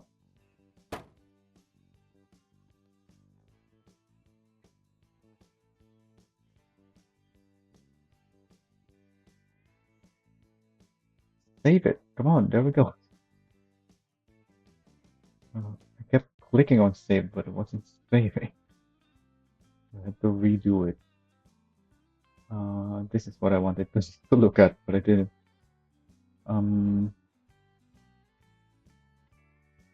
278, 20. No, I don't need the 278. I need the 20 and 206. Didn't save the rotation again.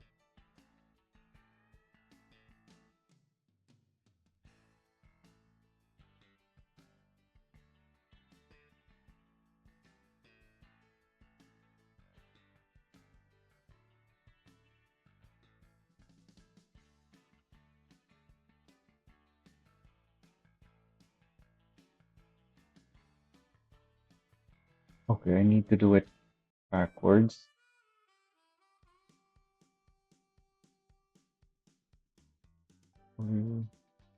Needs to be positive is the thing.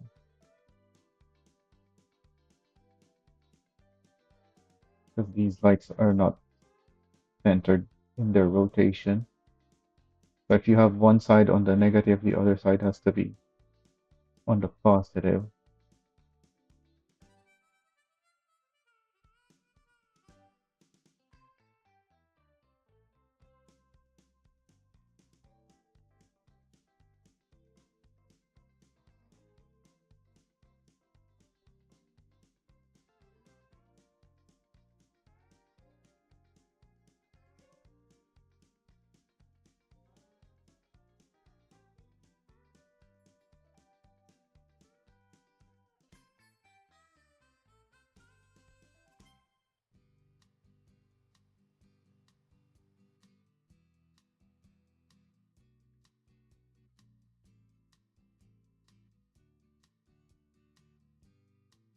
Alright, now I just need to figure out where I want to move them height-wise.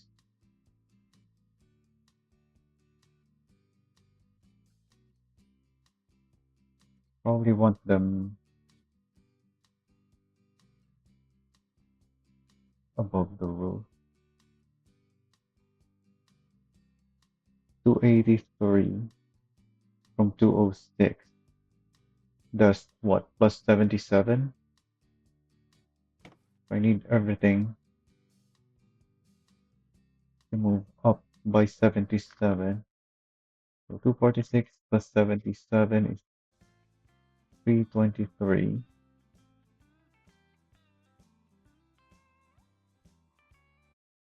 344 plus 77, 311.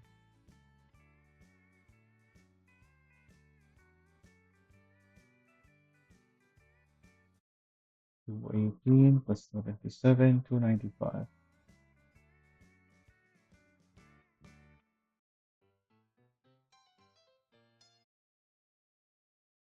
So 77, 284.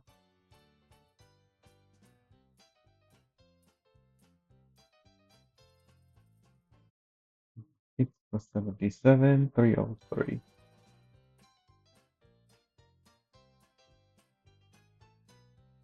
This one is also 303. So were these two.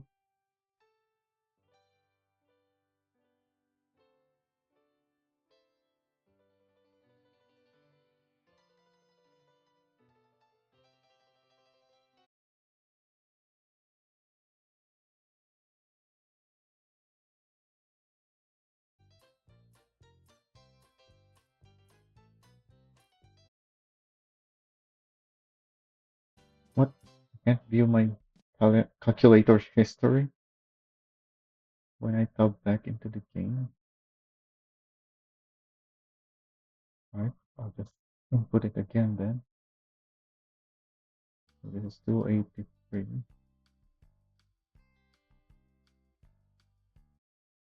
218 plus 77, 295.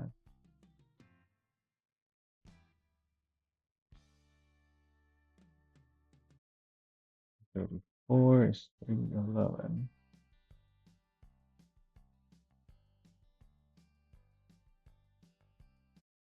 246, 323. Almost done with these. Then we can add. Oh, that's the last one. And I just want them to move to the back now so that they're not floating here.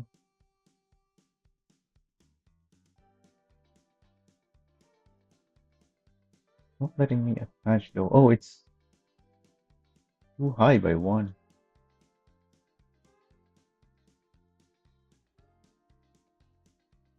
256.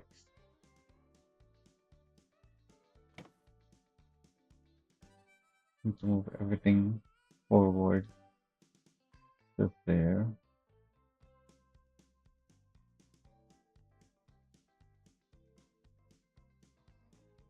And I might need to move everything down by one.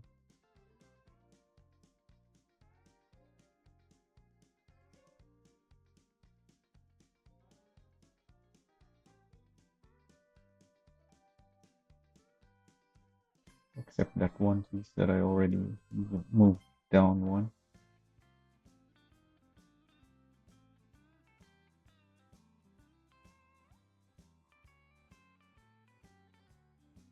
Thought the lights would be hidden, but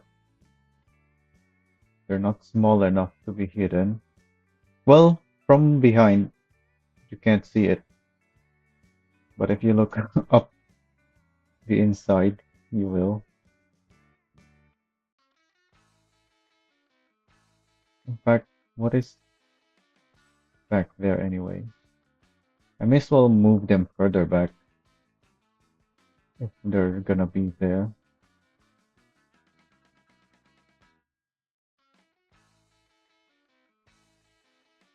Yeah, so like 254.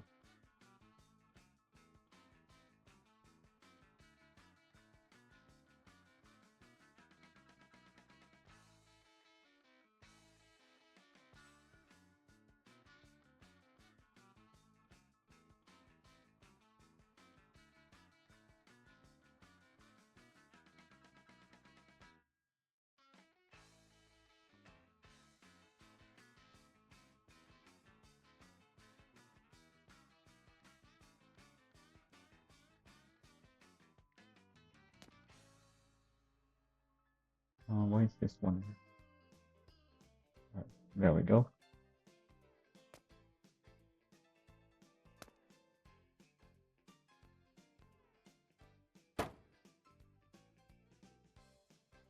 So is it just this one that is too high, or do I need to move everything down? Yeah, this one was just too high. Although there is a gap here and in the middle.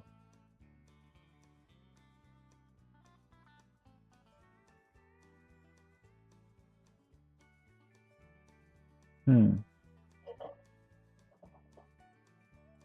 If I move by two, it's too much. Oh, I need to flip their rotation, I think.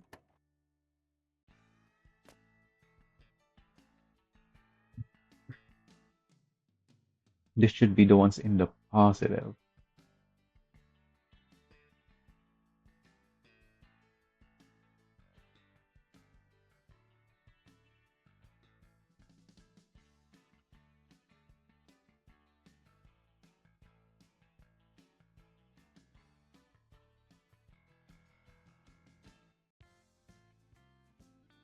And the other side should be negative. Oh, there's still one more here.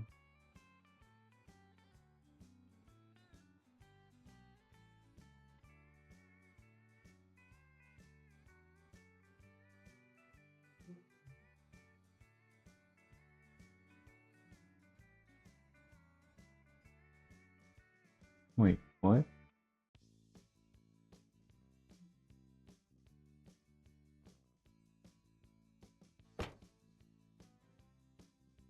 Number two. Is it wrong? Oh, it didn't save it. It didn't save.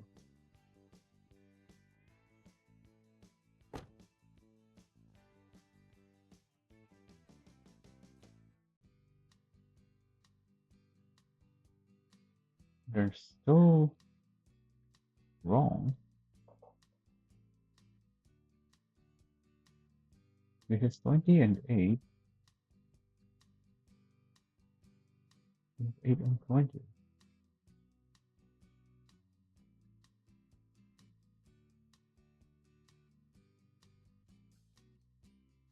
Oh, this is still wrong. To be positive.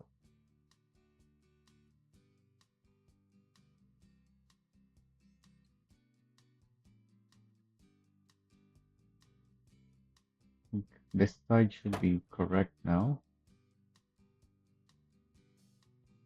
Yeah, that looks good. I just need to rotate the other side as well.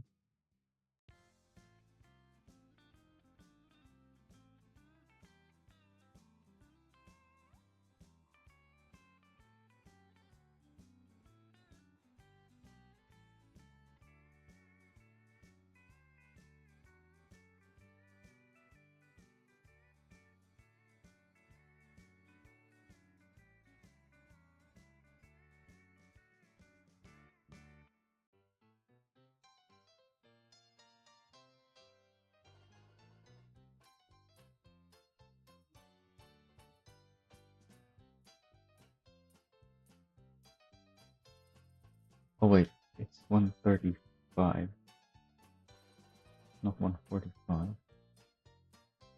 Alright, now everything should be correct.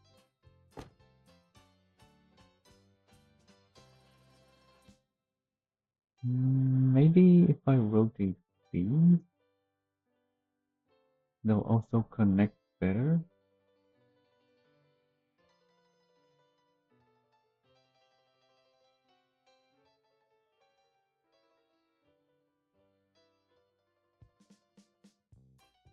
Yeah, I think it will.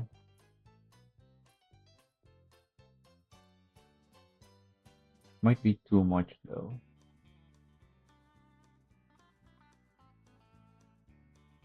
Let's have a look. It's not. It's just right. Oh, but maybe I shouldn't rotate this one though. If I just rotate it. Oh yeah, because there's still a gap here. Hmm. Yeah, if I don't rotate it. So I need the inner ones. No, the inner ones are correct. The outer ones need to be rotated again.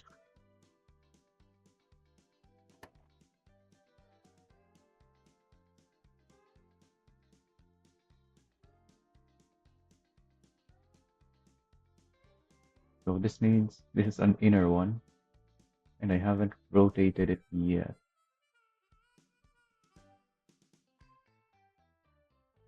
This is an outer one I need to move. An outer one, so I need to flip the rotation again and move it. No, not forward. Left and up.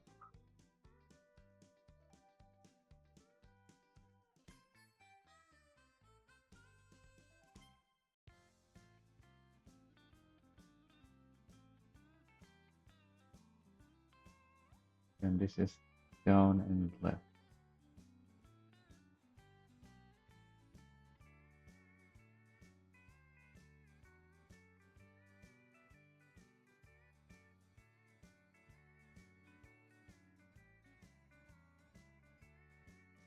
Oh, but now they might end up floating again. We'll see.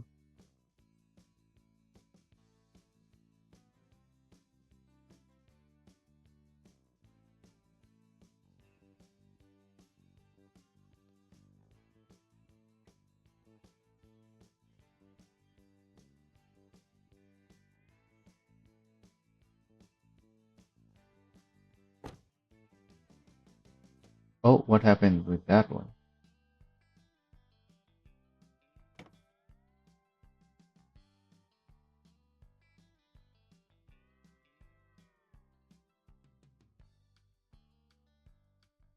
Why did it?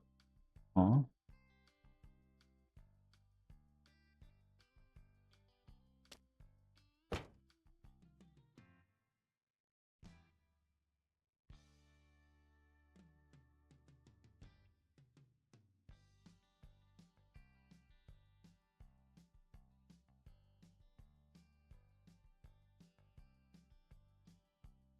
Wait. Oh, 31. Let's see. Oh, because I haven't rotated this one.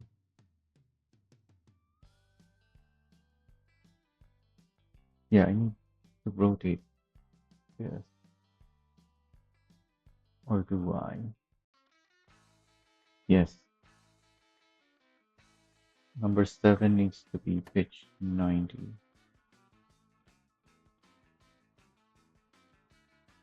Well, negative instead of positive.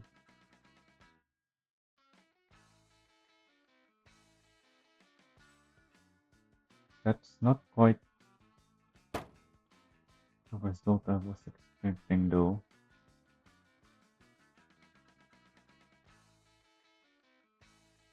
There's still a gap here, whereas these are connected.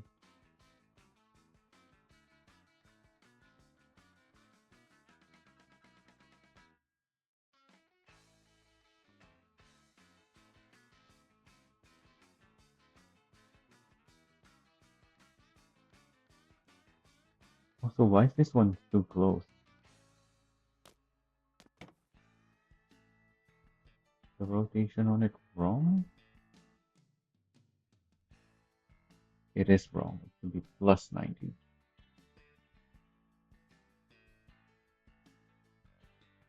Yeah, the rotation breaks. What the heck? Or did they just never assign the correct rotation on these ones? I might have just not corrected it.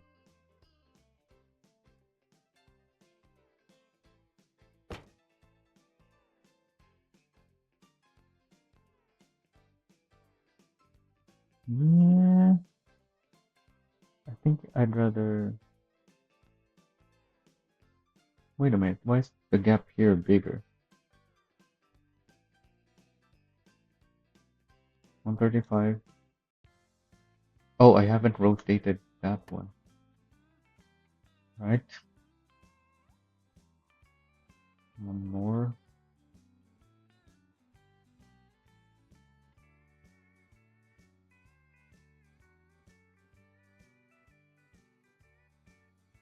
Then this one, wanna move it back.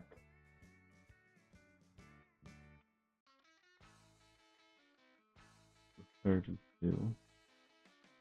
Same with this one, rotate and then move away.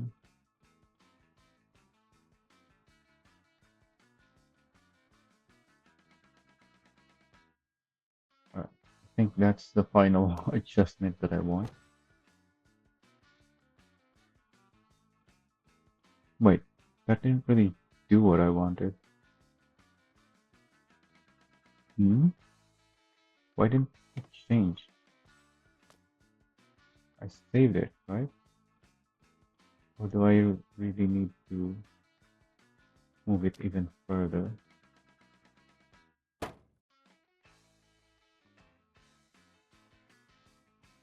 Now they're too far apart though.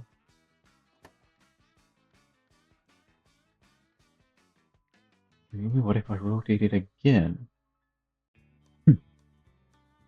Just going back and forth in these things. Before I change the other side though, let me see if, oh, right. Need to move it back as well, not just rotate. Now, does that give me what I want? No, it still looks the same. Also, this one is not in the correct position.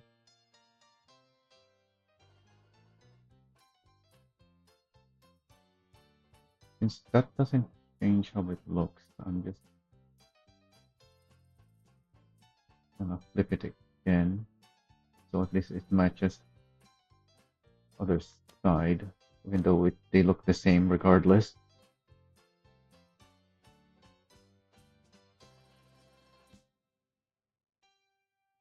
Alright, and now we assign color and the light mode. Lights on the left are on left signal.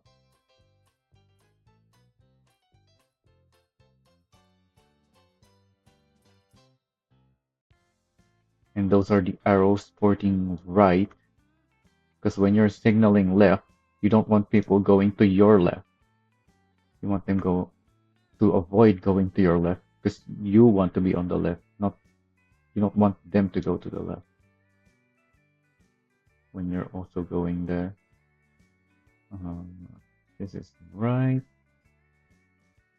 right, color, right, color, right, color, right, and color, right, color.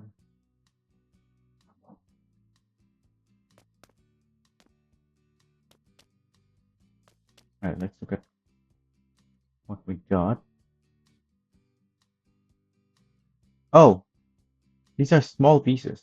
I could have added more.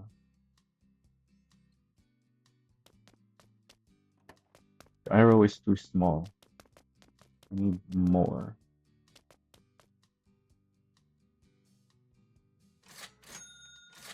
Maybe even 4 more. Which might put me on the light attachment limit. No, it's only 12 so far.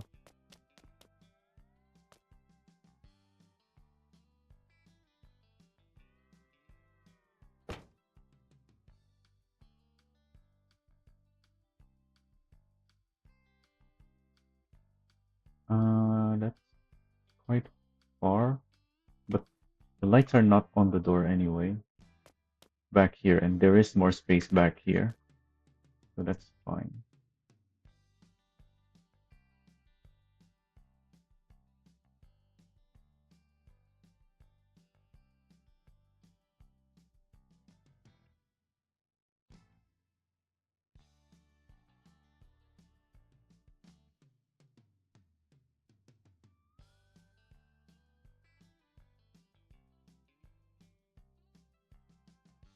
How high should these be?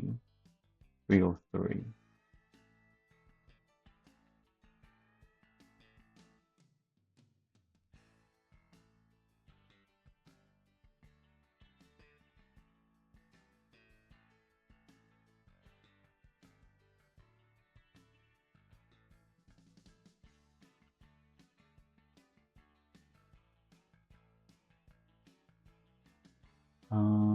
Should it look like that? I think so. Oh,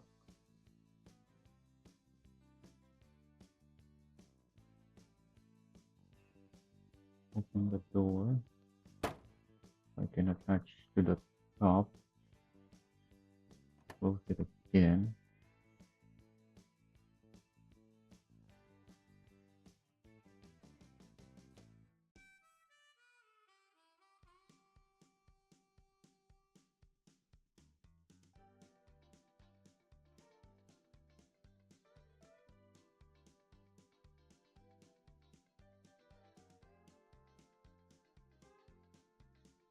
What? Am I really not doing this on some of the lights? How is this happening?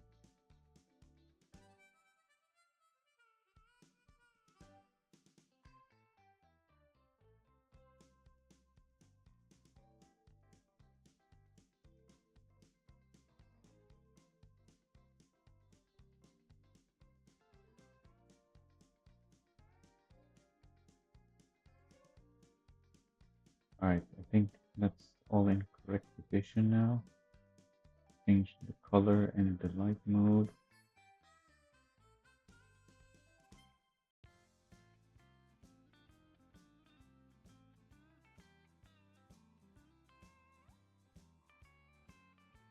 Alright, that's 16 light attachments for just the arrow.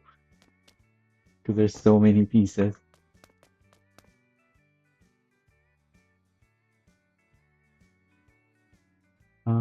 They're not quite in the right position still.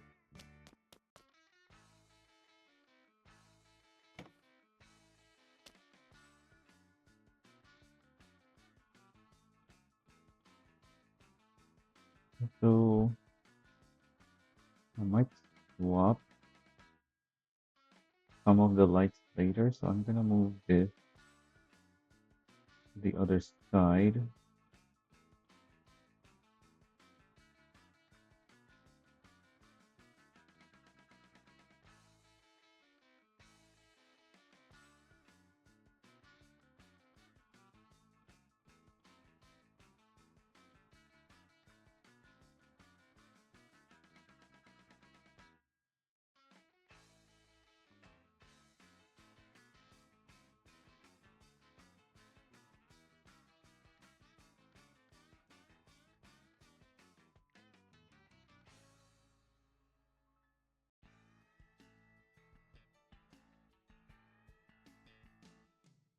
Which means that I need to change this now to right turn signal.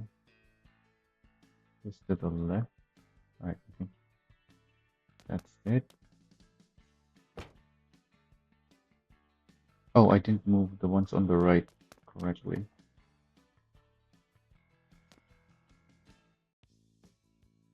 49 though. Oh yeah, because they need to be rotated.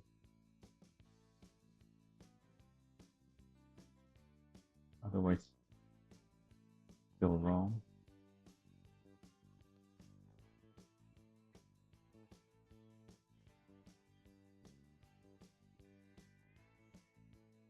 Alright, now everything should be correct. There we go.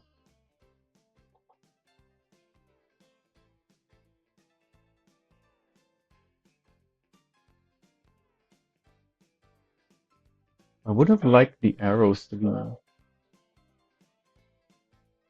further apart. But if I make them even more spaced apart. So why can't I stand here? There we go. It's gonna look like some of them are floating because they're not gonna be connected anymore. Unless I put something else, some other piece to connect them. Connect in quotation marks, air quotes, I guess.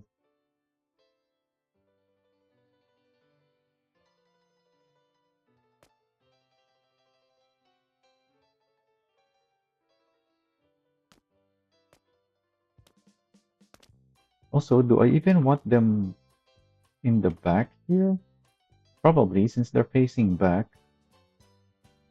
You can also make a version of this where the lights are facing forward and it's towards the front. Although you still need to open and close it with the door that is in the back. Also, I thought I moved them down already. Why does it look like they're floating again? Yeah, they are. Oh, because yeah, I messed with the rotation things that moved it up. So I need to move everything down by one.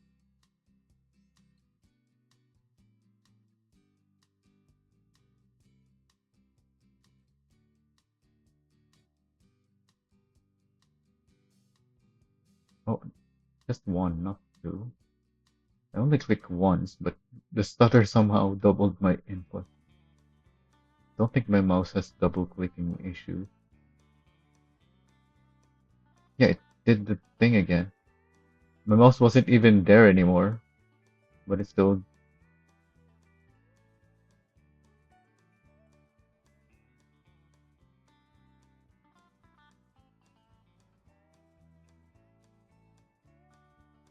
Alright. Nothing should be floating now.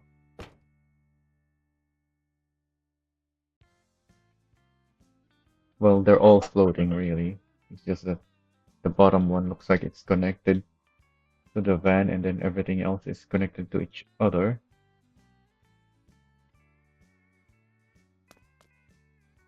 Alright. That's a way better thing to make than trying to use the side door for something.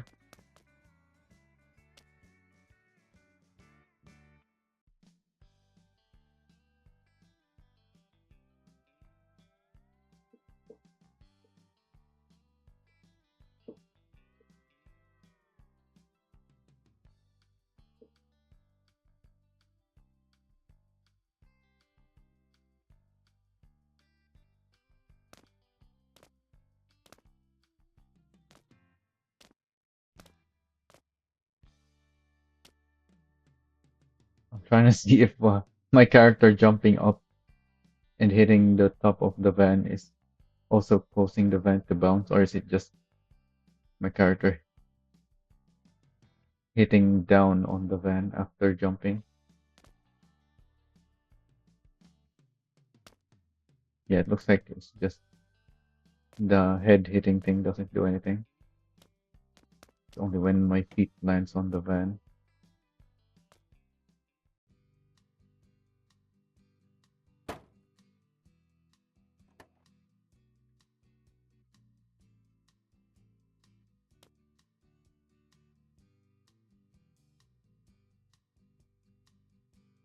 Do I really care about the fact that those lights are visible when you're looking up?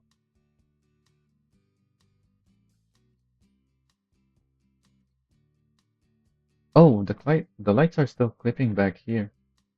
I need to move them further back. In fact, yeah, that's gonna look better. Well, not further back, further forward to have them here. They won't look as wrong as they do at the moment. Yeah, because it looks like they're clipping through the van at the moment. But if I move them back here, they're not gonna clip through anymore.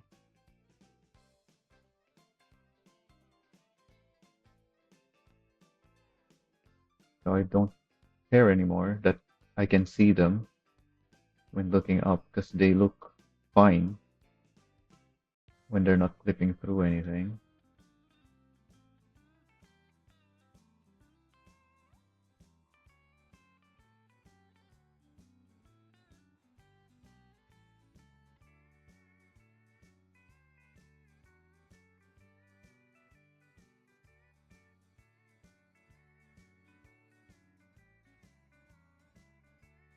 What am I gonna do with two more, no, not two, four more, like attachments though?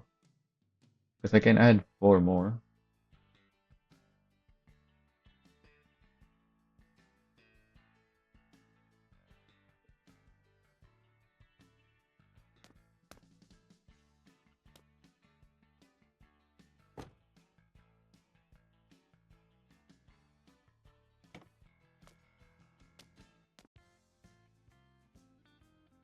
Can add the big light bar.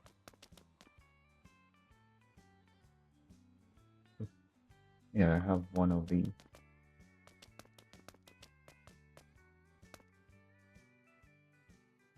Just about the same size. Perfect.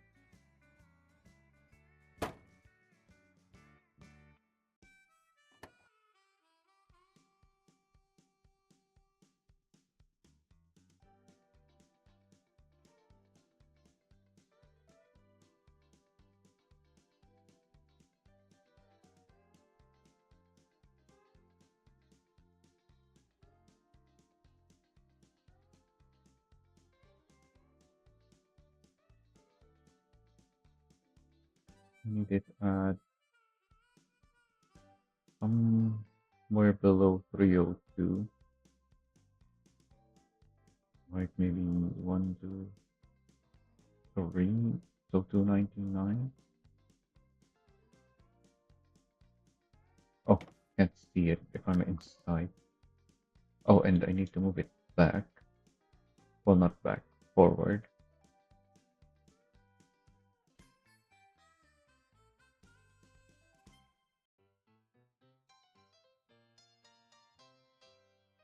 Maybe I do want to remove the third piece of the arrow tail, because it's messing with this. Unless I have it there.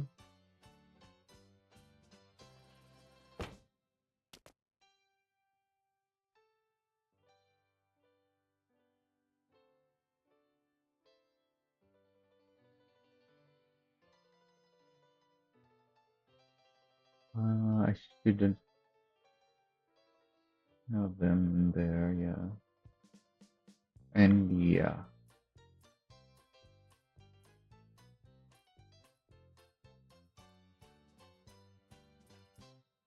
remove that and that. Oh, right, I'm holding something already.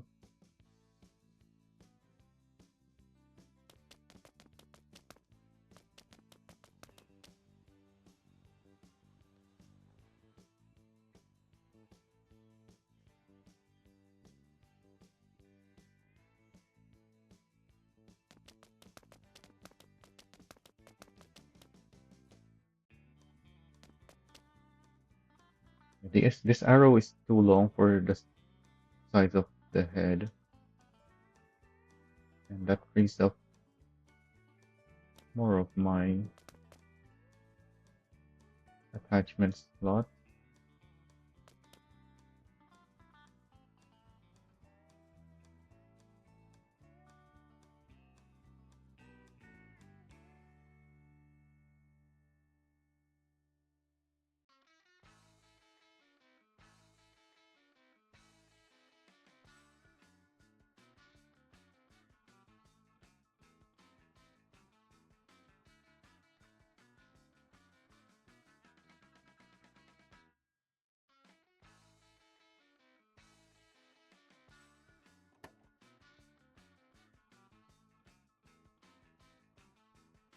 I think 299 was correct.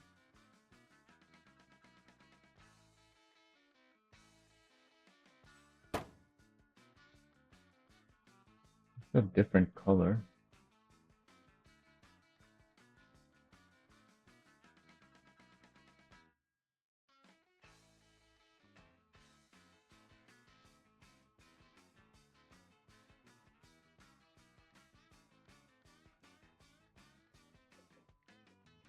Even though I removed that.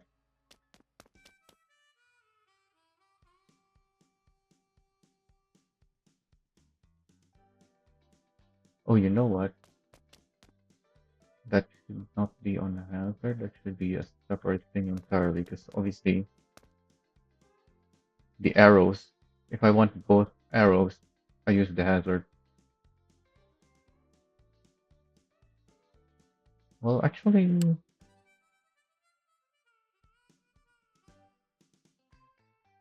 oh yeah, that's perfect.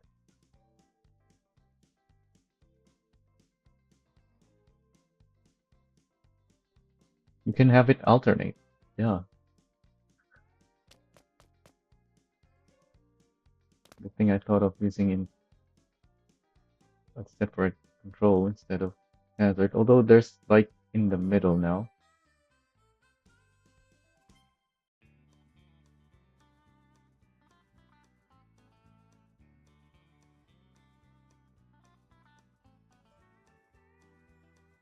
I'm not sure how I feel about that.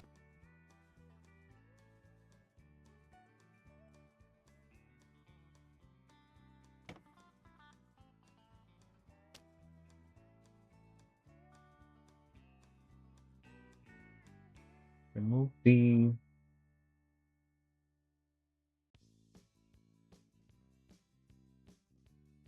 by two, exposing more of that, but then that's gonna block the middle light even more. Which,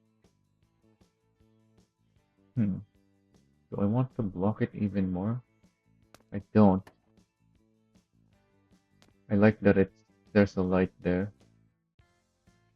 So I'm actually gonna move this further out to expose more of that. Let's do this in order though. I'm gonna move these by two.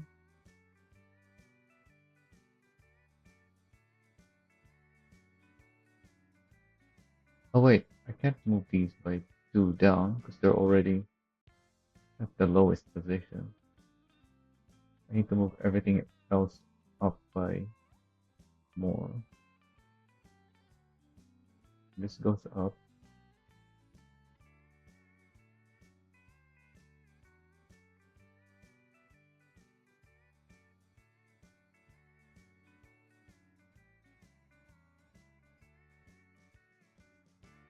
This goes up. And then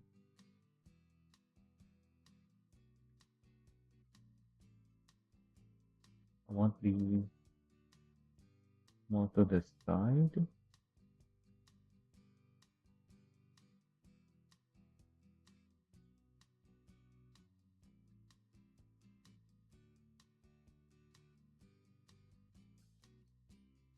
Yes.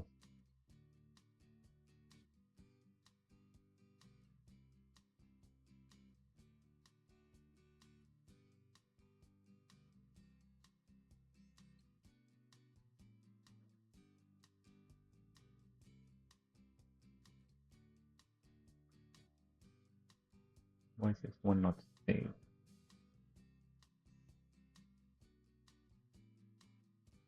This one also needs to move up.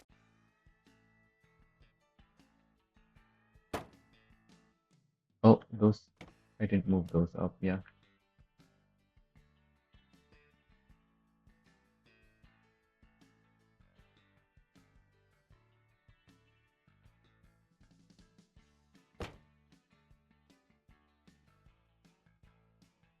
This is still smaller than that. This is just right there, so actually maybe if I make this into a square,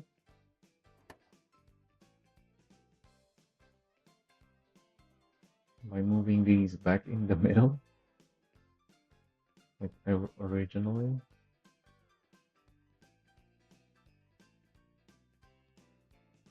I didn't actually need to move them out.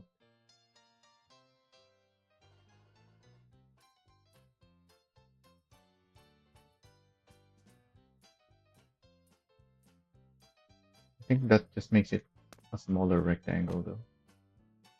Oh, it looks square-ish now. But yeah, I just need to move them inwards more. So I did it wrong the first time. Moving them in, not outward.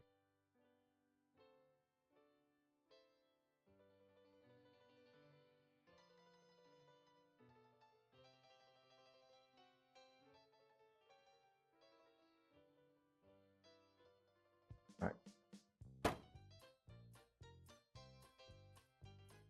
Why is this shining through there? Oh, the rotation is not quite right. Still shining through. Um, let's use the pitch rotation fix trick on everything. Confirm. Maybe it's just because that side,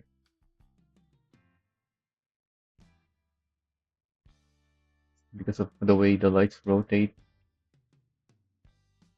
that side is actually a little further back. Yeah, these are all correct rotation now, so I just need to move that back. Well, not back, forward.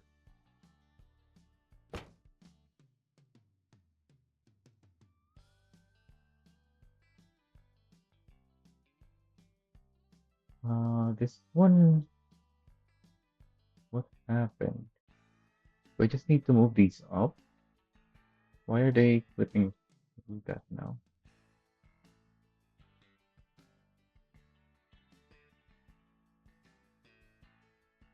Also, I just realized if you're looking at an angle, it flips through anyways. So I'm gonna move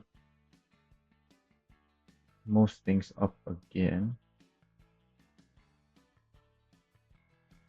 This goes up by 2.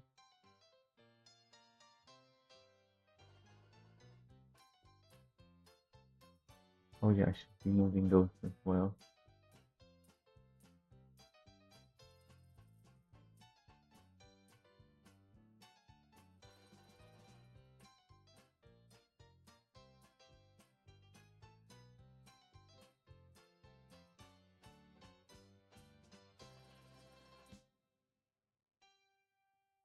Right. Uh, which one of you didn't move? You should be. Oh, one of them moved too far out. Yeah, you're 306.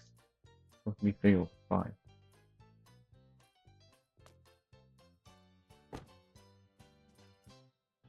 Oh, and that one is 304. Okay.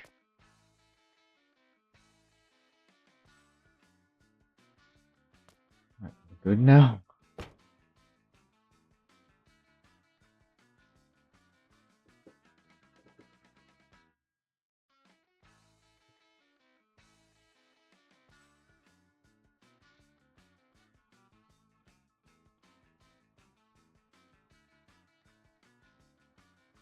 I just realized, since I'm using these pieces, I could have used this piece instead and have it be double-sided. Because those pieces only light up one side. But then I have to move everything again. It's gonna take forever. Just like this took forever to make.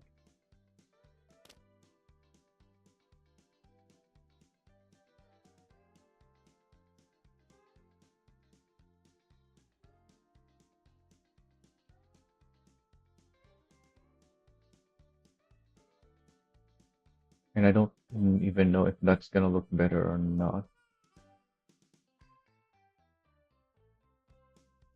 So I can try that some other time. For now, I want to finish this. What else do I want to add? Still have 5 more attachment slots. I definitely want the rotating small thingy, small rotating light on all these Cinco stuff.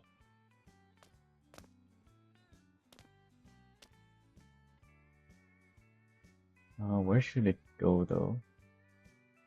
There.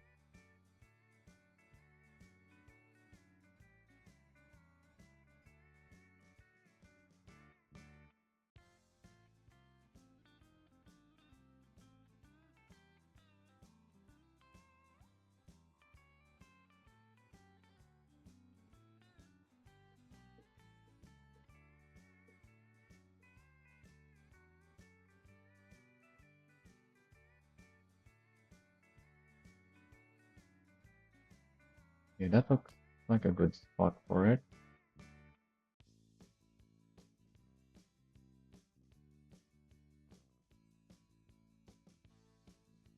Okay. Oh, this is a downward part of the van. Okay, so I need to move it back here where it's flat. In fact, let's move it towards the middle.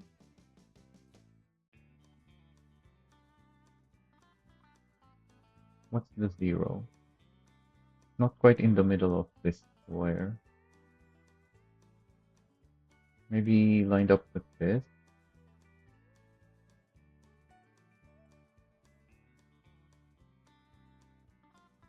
So like there. That's not far enough forward.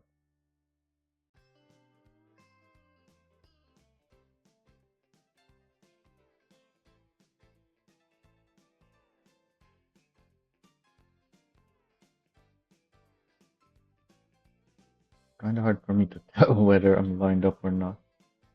I need something to line me up on this rotation.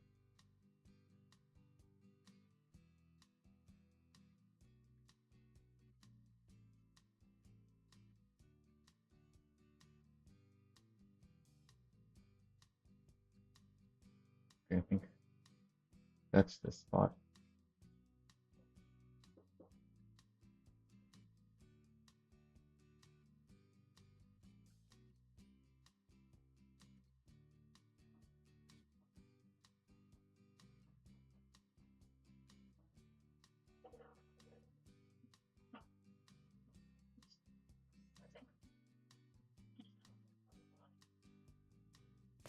So how do these lights look from the inside?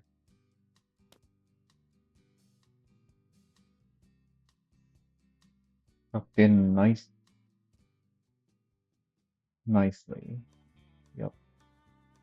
They're floating in there. Well, they're still touching that, but that's fine.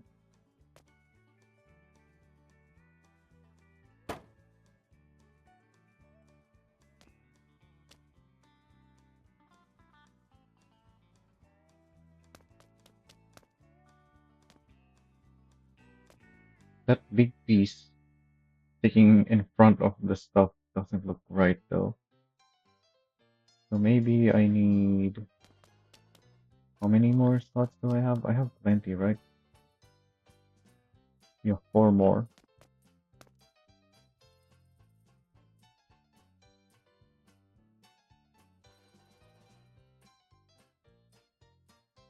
Hmm.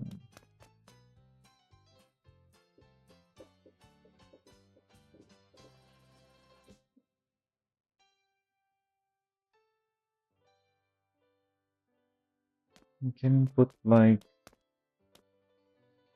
um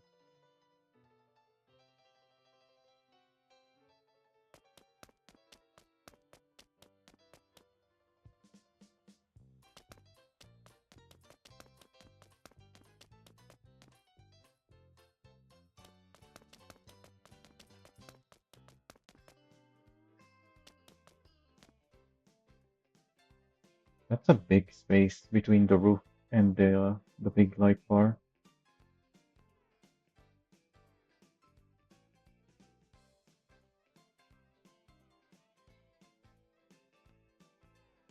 I can put one of the big rotating lights.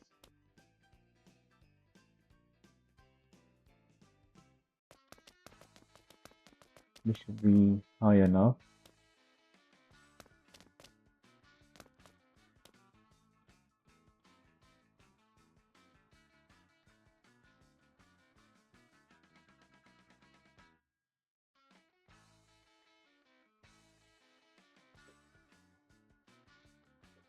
In fact, it's a little too high.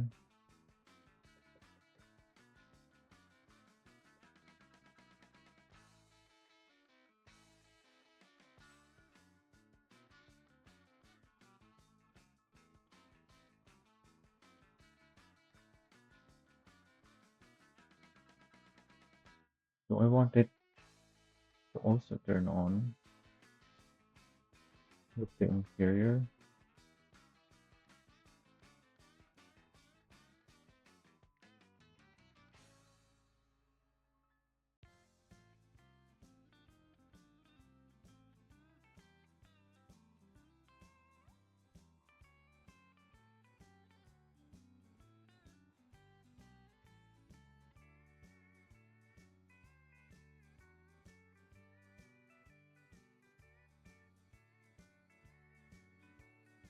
Yeah, we already have the rotating light in front. Don't want that.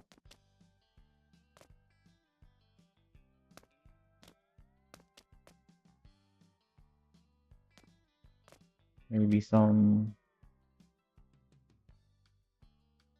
of these. Wait, what? Oh, it's clipping through that.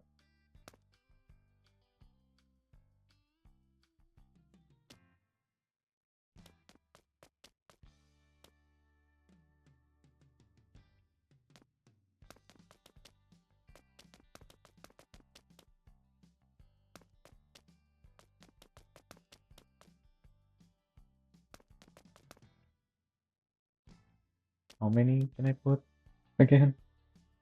Four more.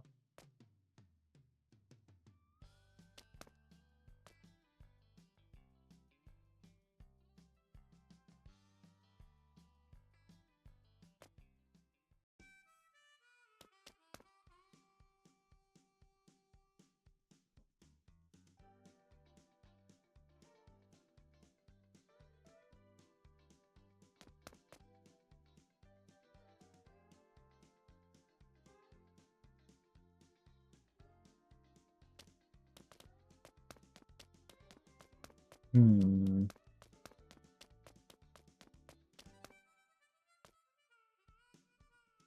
Maybe more of these, since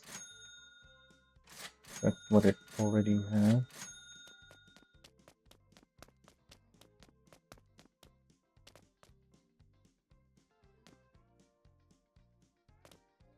Yeah.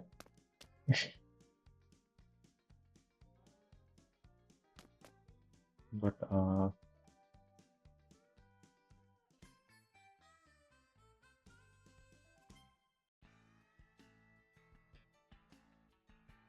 no, I don't want it to be static there. I want it to also go in here when it's down.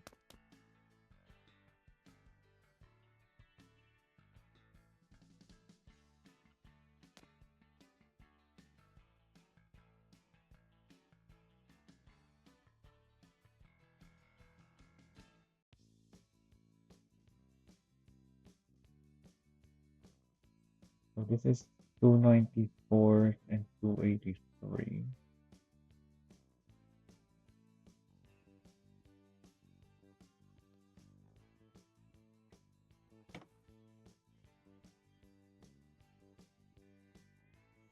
Oh, I should have installed it on the other side.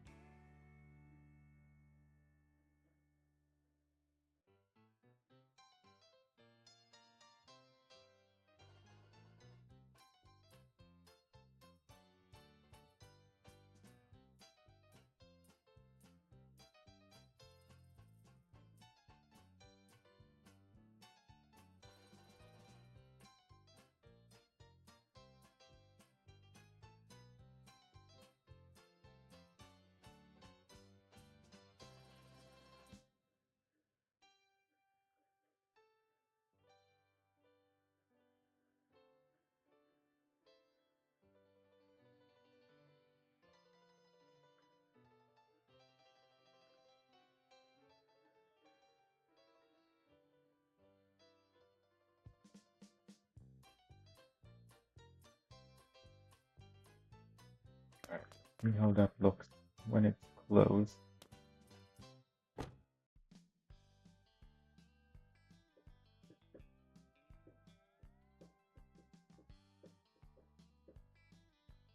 These are way too high. Well, the other side is not too high, so I guess I just placed that wrong, whereas the other one, the upper ones are gonna need to be moved a little bit higher.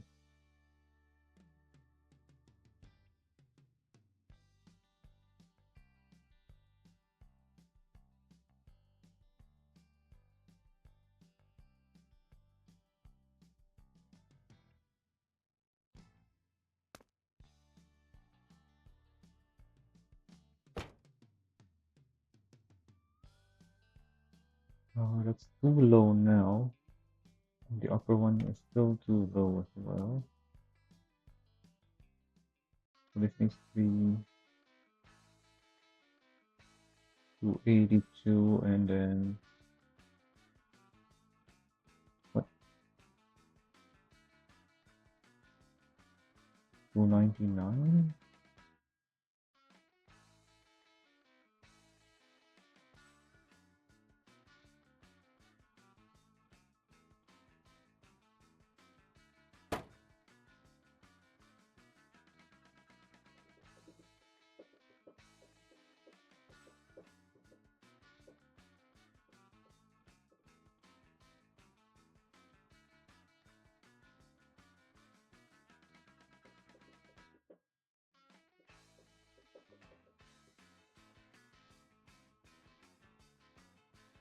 What if I rotate this? Not that way. Not that way either.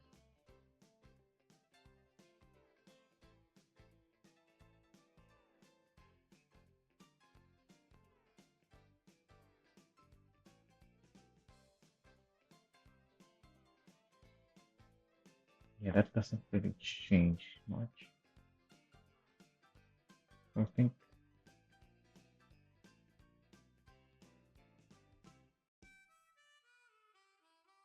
Yeah, that's it.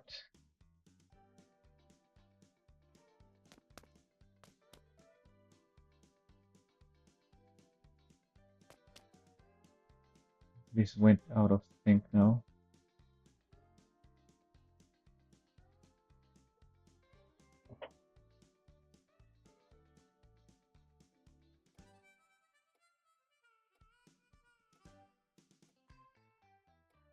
And that's all 20 light attachment.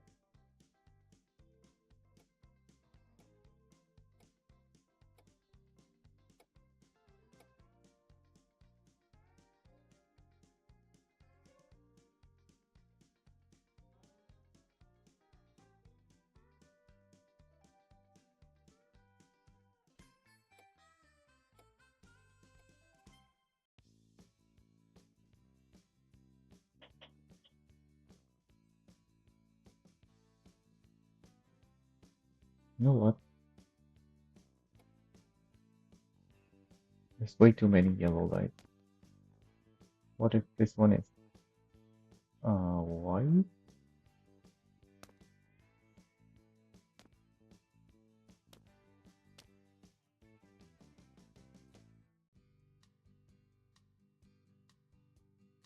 Yeah, that's assigned to the interior light anyway.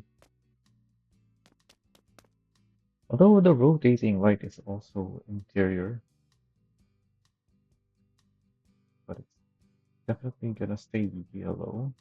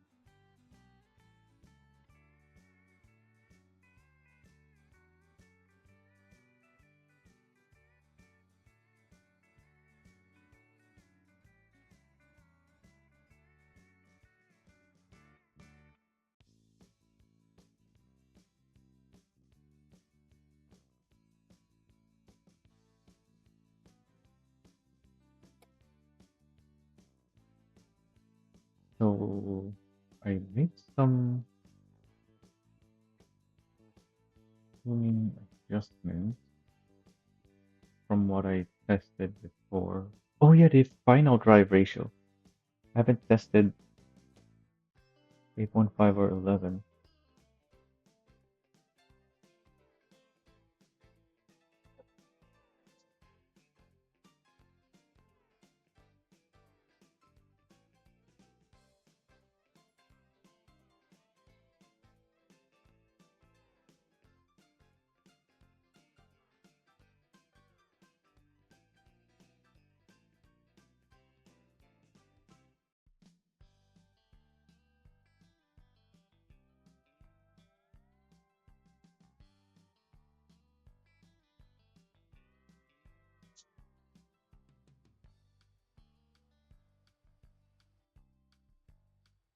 Actually, don't think I want the wheels to be that color because nothing else in this vehicle is in that color.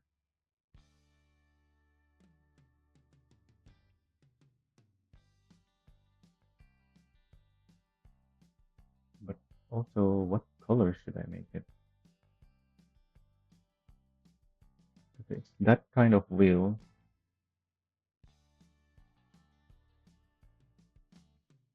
so it doesn't quite look right if it's a colored.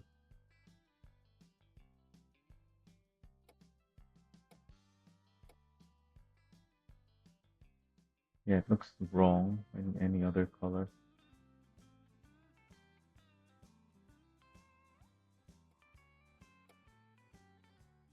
Right, so I'll keep it that color then.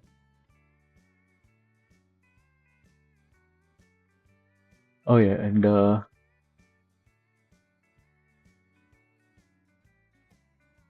that I have my own Cinco colors,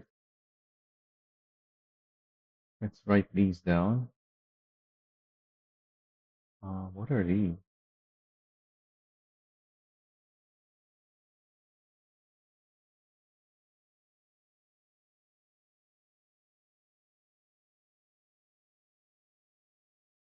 I didn't name them.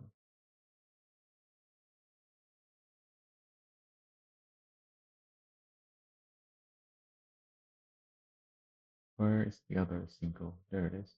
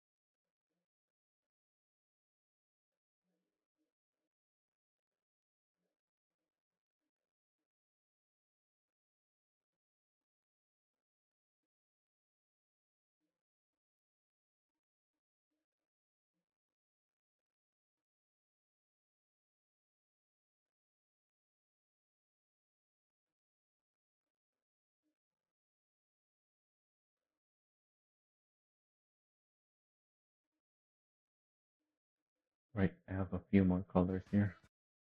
And not with those just yet.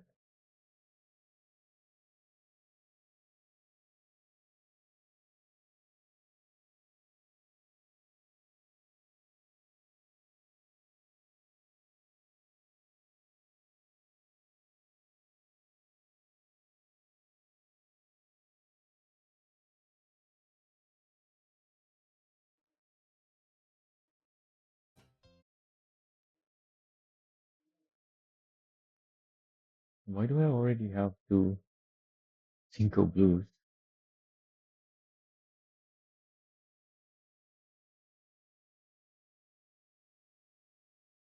Oh, because I changed it. Yeah, because this one, yeah, this one is, I think, wrong.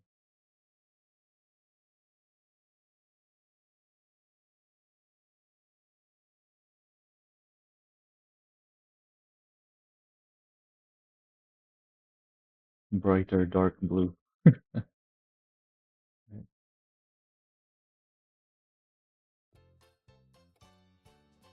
Right, that's already what I added.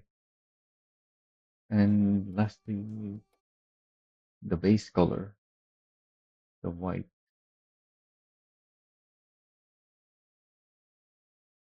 Uh, yeah, it should be here, not up there. 0.67.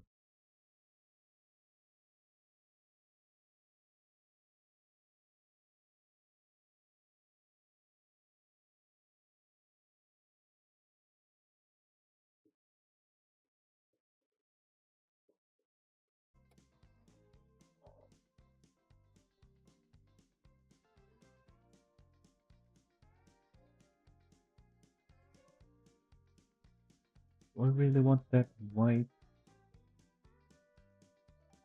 The yellow and red here is alternating.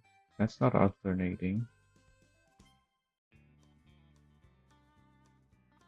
Wait, I don't think I should make it yellow, red. The blues, I don't think it should be blue either. So yeah, I think I'll keep it white.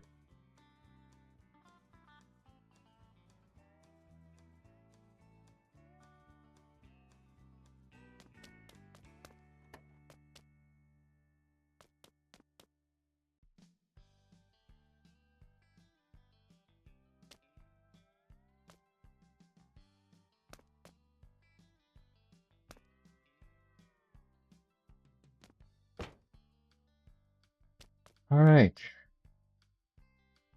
let's try the setup now.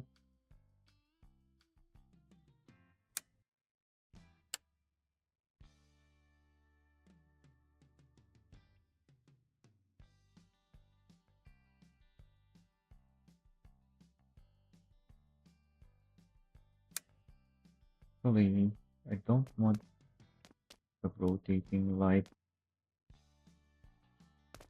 on the same keybind as that. Put that on high beams.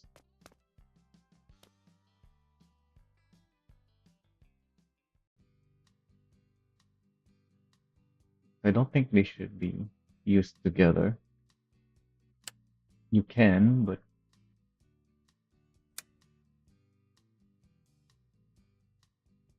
that's not what I made them. I'm not sure about this. These lights.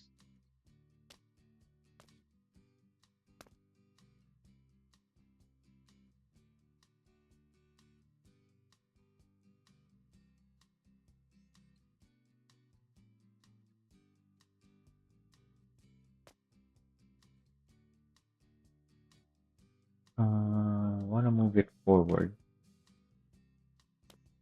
so that it matches the other lights that are facing backward relative to the big light bar.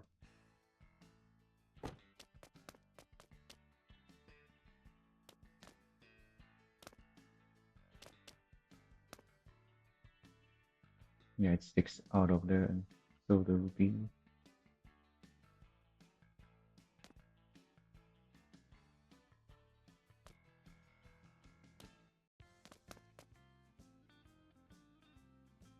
Right, now we can go test this thing.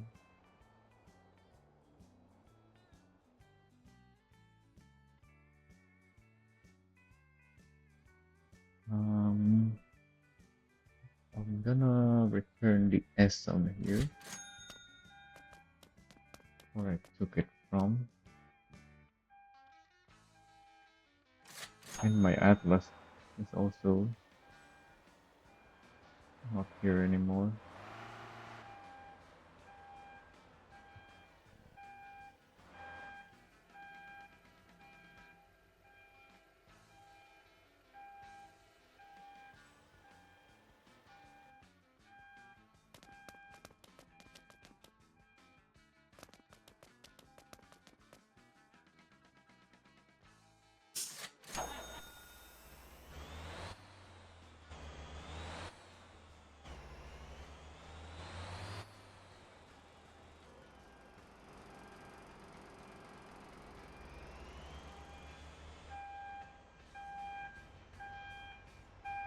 Oh wait, this is a different rock. It's the 6x4 that is missing here. No, not the 6x4, the 4x2 that should be here.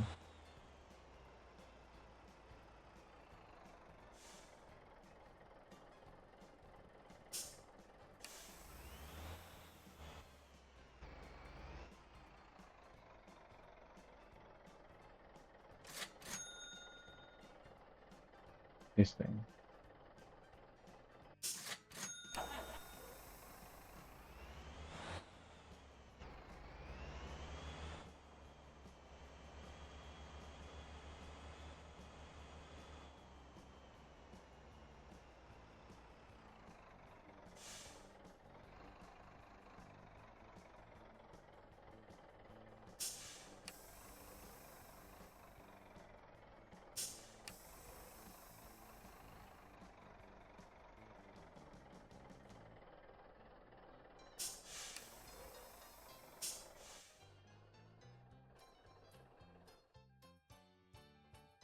Since we're here already,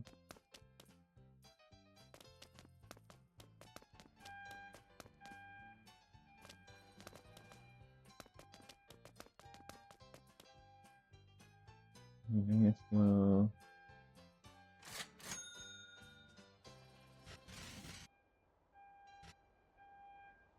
This thing is so low, but it has to be low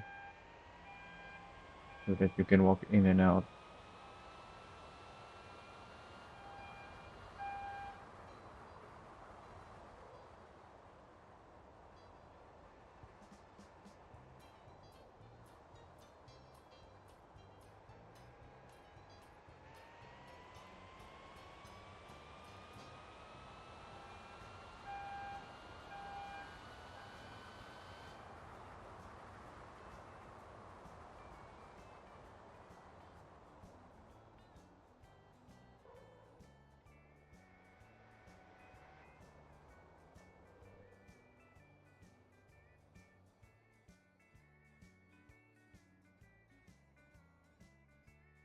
Right. I don't have trailer hitch. I need a trailer hitch. Even though this thing is not meant to be used with the hitch.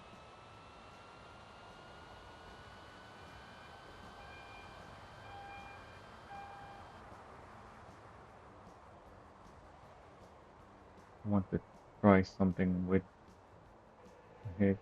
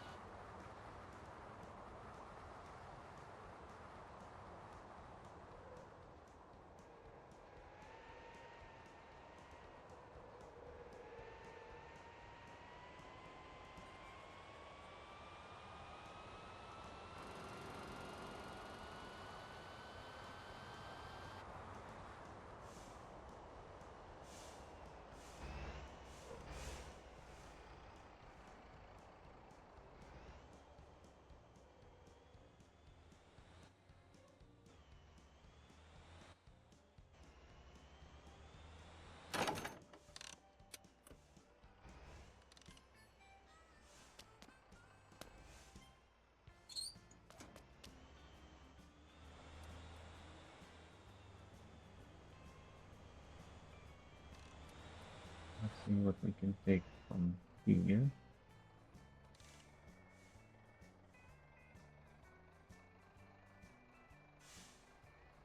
Not much.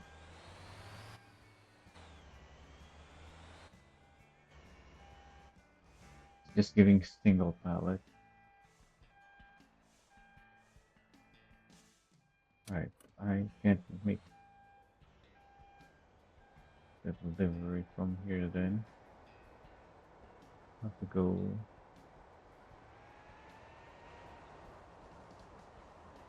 Hopefully the stock cage trailer will be enough. I can always swap. I don't know if I have a tune on this cage trailer though.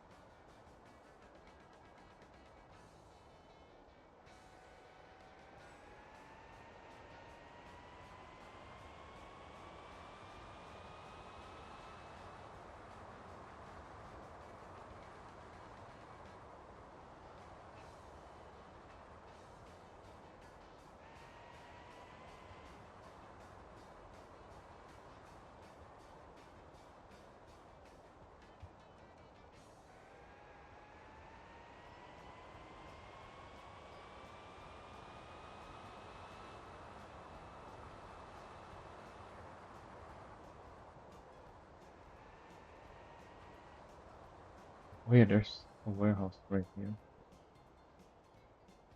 I think this is stocked up with containers. Don't remember.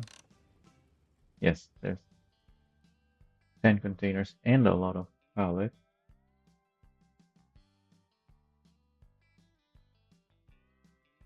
Crimson Raven. Sure, let's do that. Those are lightweight pallets though. Hmm. Would like something heavier.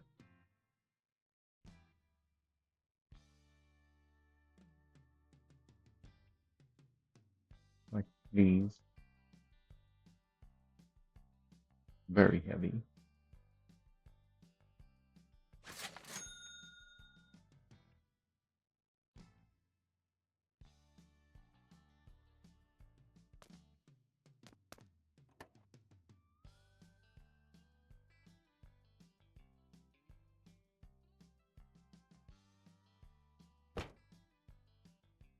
So these pallets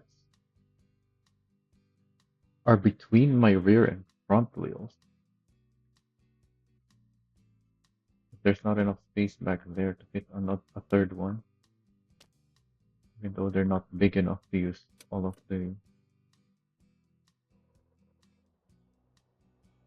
the space. But also my trailer is putting weight onto my hitch, which is behind my rear wheel, and therefore reducing the weight from my front wheels. So yeah, it's activating my traction control because I don't have much weight in the front. Yeah, there's more weight in the front than when I'm empty, but the rear and the trailer has a lot more weight than when it was empty.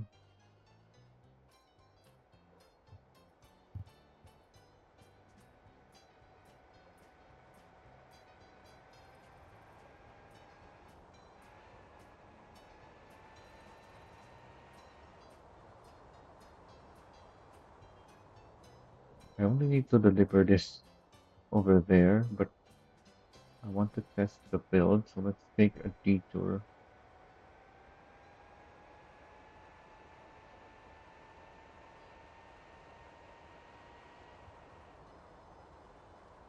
Yeah, that traction control is not liking the lack of weight on the front wheels.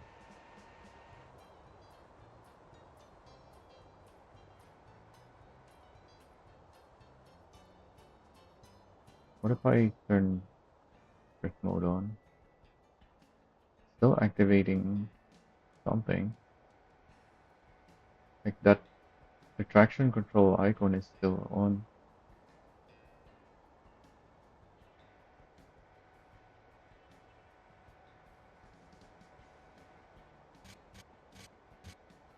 Oh, we're scraping. We're very heavy.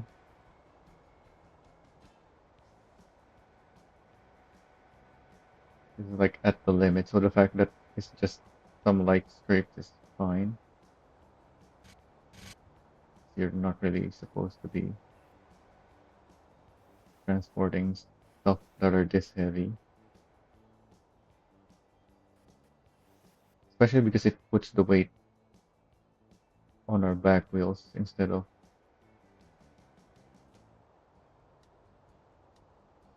well, I guess it will always put the weight on the back wheels, but yeah, my with the current cargo setup, there's way too much weight on the back wheel than it's supposed to. Like we have more than double the tire capacity on the back.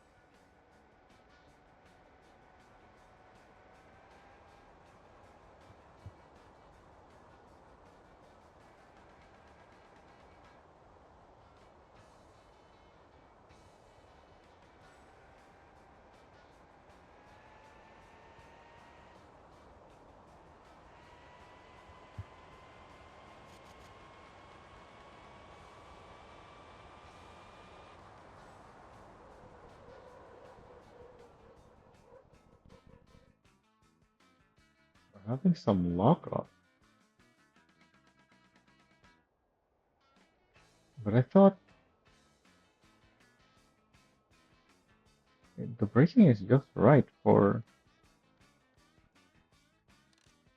when I'm empty. I should have more grip. How are we locking up?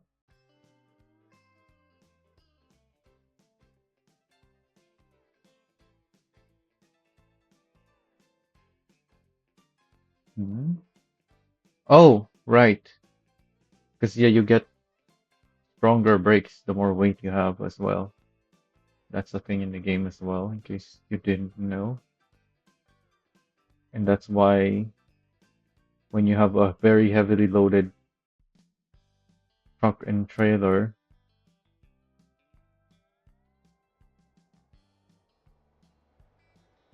you end up leaving a lot of skid marks and locking up your wheels a bunch.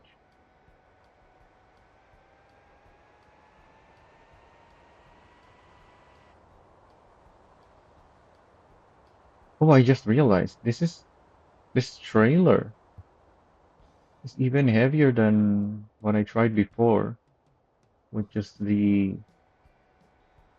tanker dinky.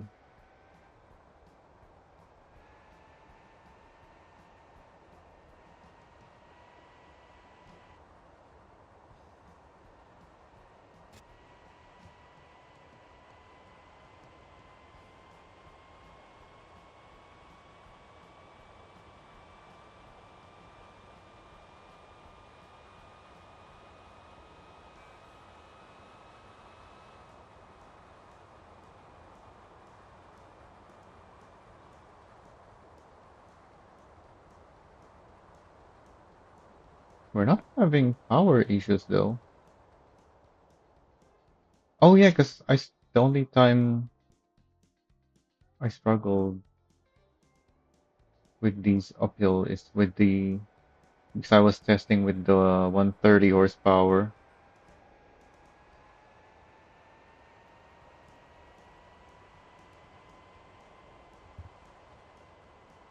Yeah, you got plenty of power with the 300.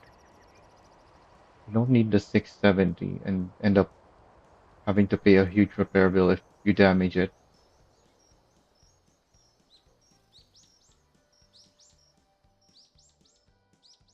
and having to recharge more often because you're consuming more power.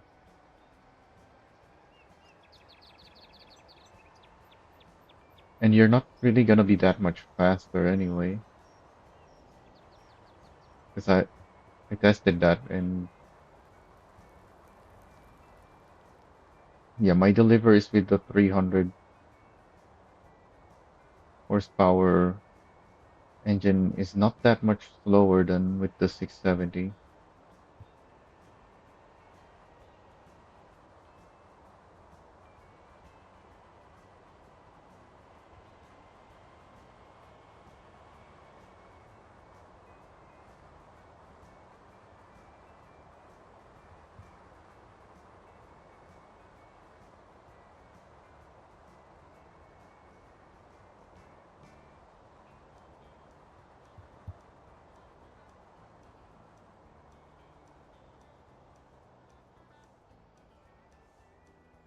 My Atlas that is supplying the depot is also supplying the depot as I am supplying it myself.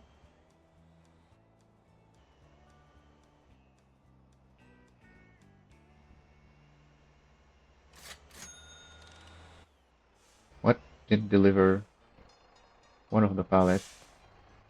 Yeah, the one in the front didn't get delivered.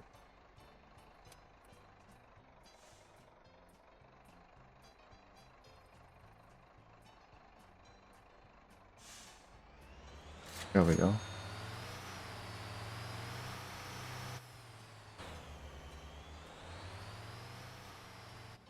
Yeah, your company trucks drive to the side of the road when dropping cargo off.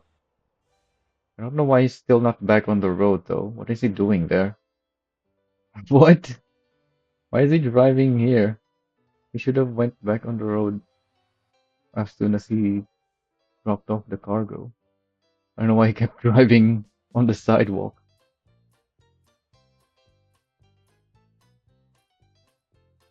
Wait, where is he going?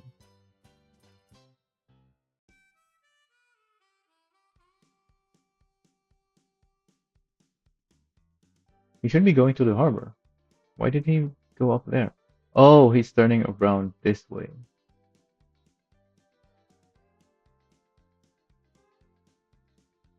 Because they don't do U-turns. Oh, that's not it. This one. Yeah, that is the route he was taking.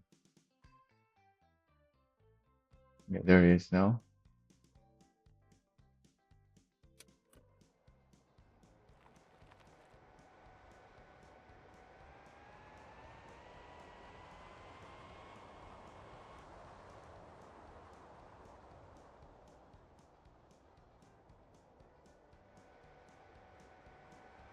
So let's grab more pallets.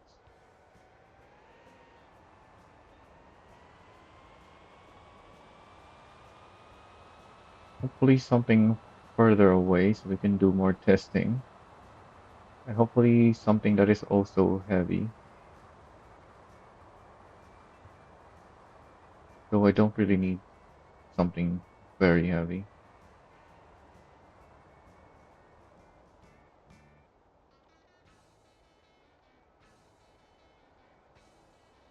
So if it's not heavy, it's still fine.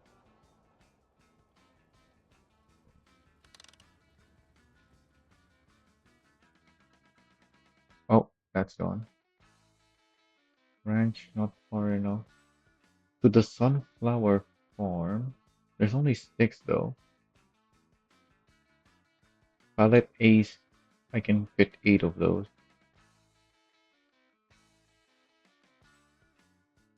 Pallets C, I need 4. So this is the only one.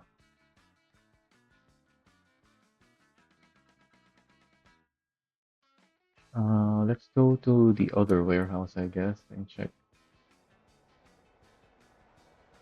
if there's something we can pick up there.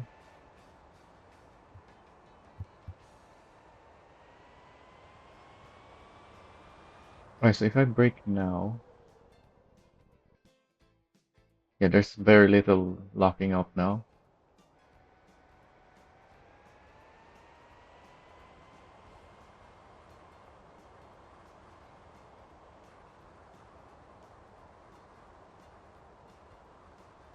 Because my brake bias is set up for when it's empty.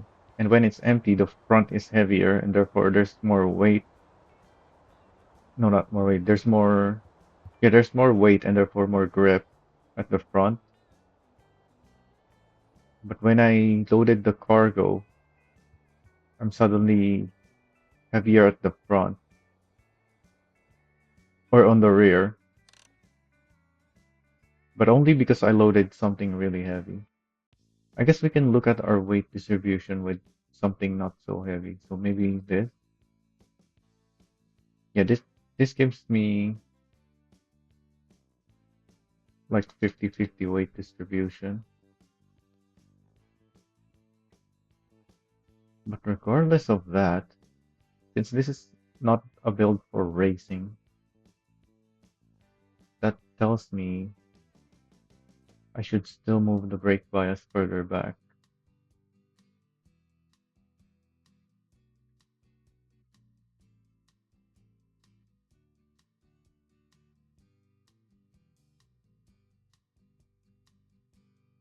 This is very heavy, but it's only for steel.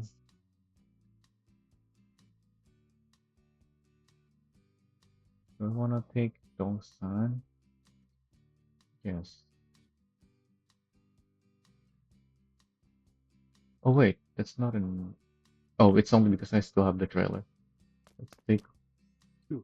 Oh, that trailer.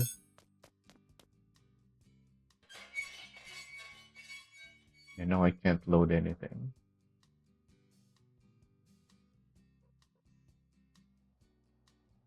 So even with this not too heavy cargo, my weight distribution is almost 50-50 still. So I need that rear bias um, brake balance.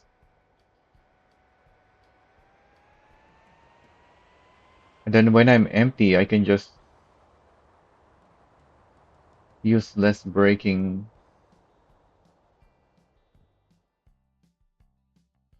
by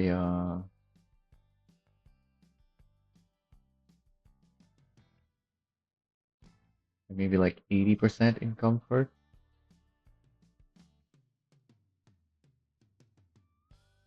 And then increase the regen to move the bias back to the front. Because when I'm empty, I have more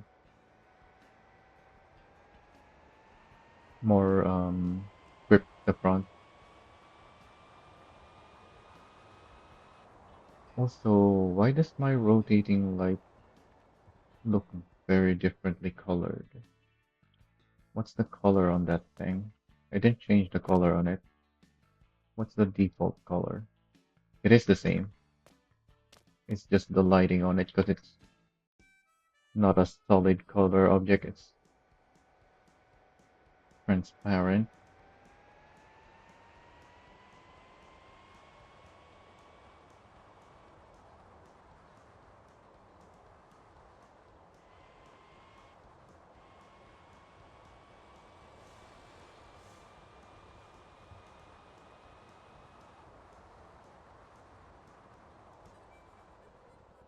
Yeah, so I'm getting locked up again.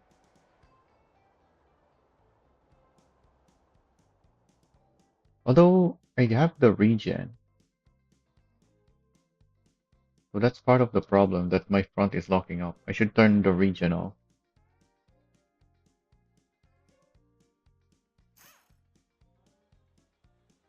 I should only turn regen on to move the bias back to the front when I'm empty. Also, I should have repaired. Get back inside.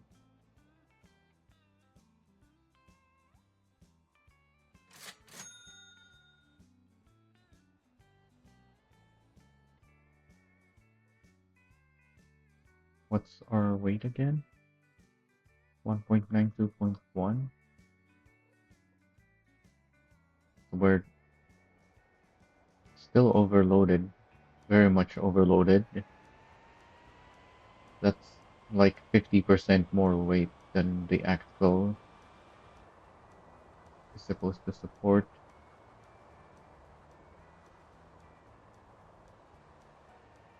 Oh yeah, and my rotating light is on the high beams.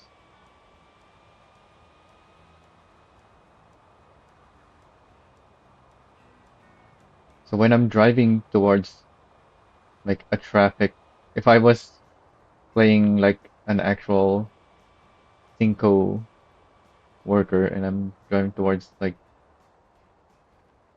a traffic um place that I need to be at, I'll turn on the high beams because I'm in a hurry and have the rotating light. But once I'm on the scene, I don't need the high beams anymore.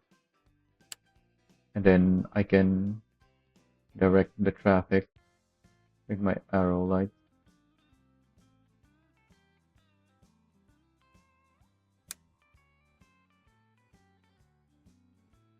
Oh yeah, the only downside of having this the arrow set up like this is if you just want to turn your turn signal, the arrows are still turning on as well. Also, if you have I make the arrows like that so that if you're on hazards, it creates an X. So that works as another variation on the light instead of just left and right arrow.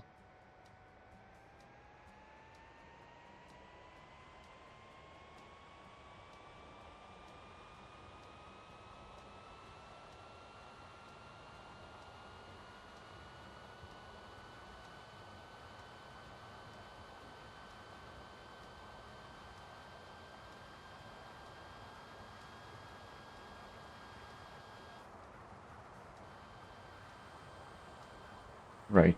I still have a lot of vehicles here. I need to build the depots for these other vehicles so that I can despawn them already.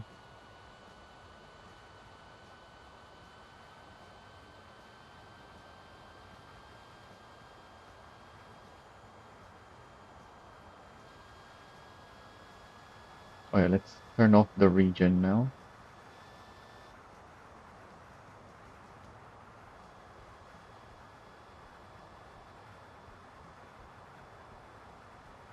Oh, once again, my FPS is dropping here for whatever reason.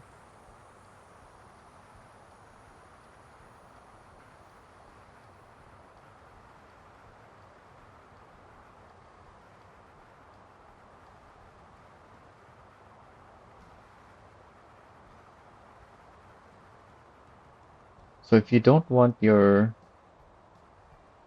turn signals to have the arrow lights, then you should leave the cargo door open so that the arrow lights are hidden.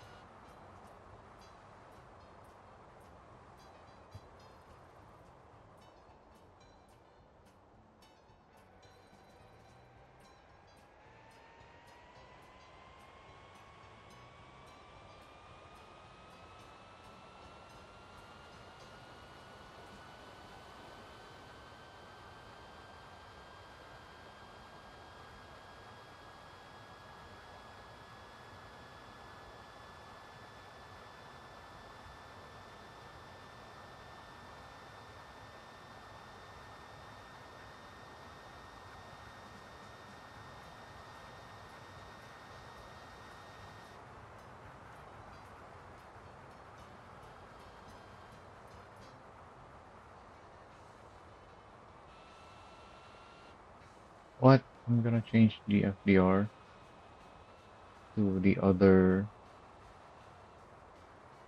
lower one.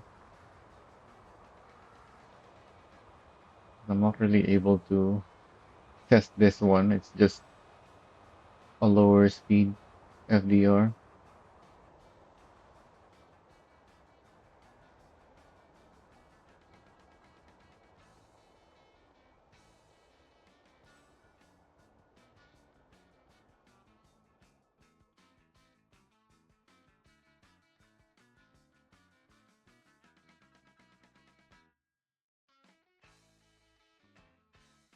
In fact, let's go all the way down to 6.5. Test this out.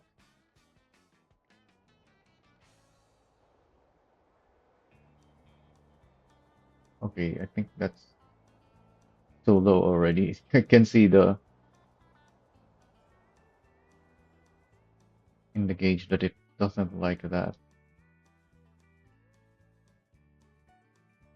Let's go up to 8.5, which is what I was supposed to be testing.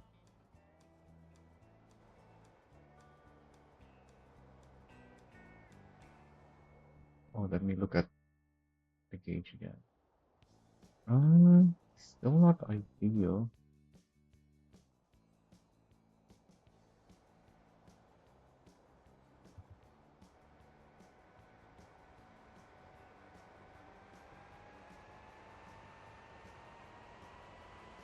But then that's why I'm doing this delivery, so we can test it properly instead of just making conclusions from what it seems to be from initial impression.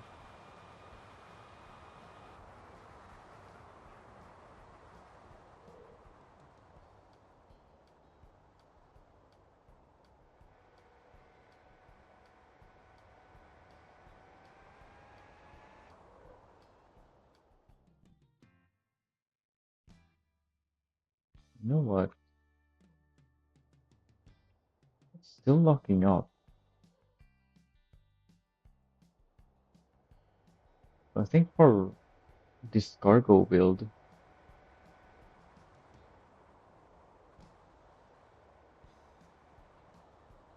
instead of lowering the comfort braking, instead of using the lower braking from comfort for when I'm empty, I should just remove the brake upgrade because it works. The locking up issue is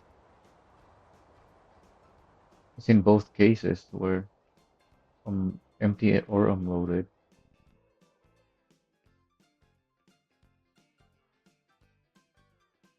And then I just get my extra braking using the regen when I'm empty. I only need the extra braking when I'm empty. And I need it at the front when I'm empty, which is where the regen is.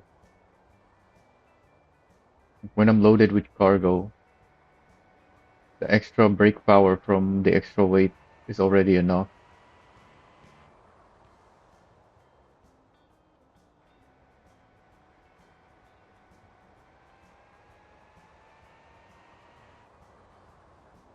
You know what?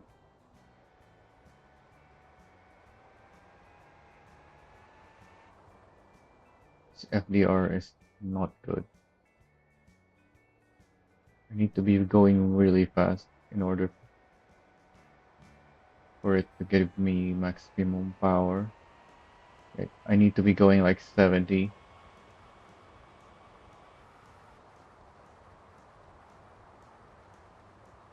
And this isn't with very heavy cargo yet.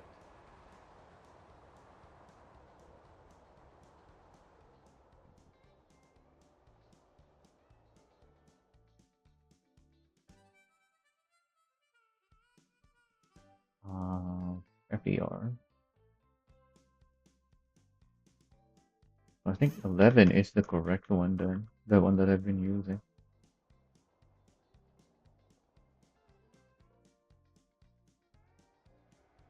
Still could use a higher one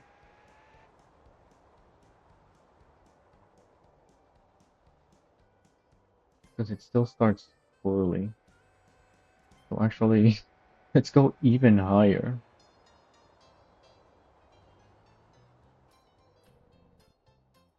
Because this is less than half the power of the 670. And we're carrying more weight since we're not just racing empty. And the 670 for racing has 6.5 ratio. We might even want 14 to compensate for our lower power and extra weight.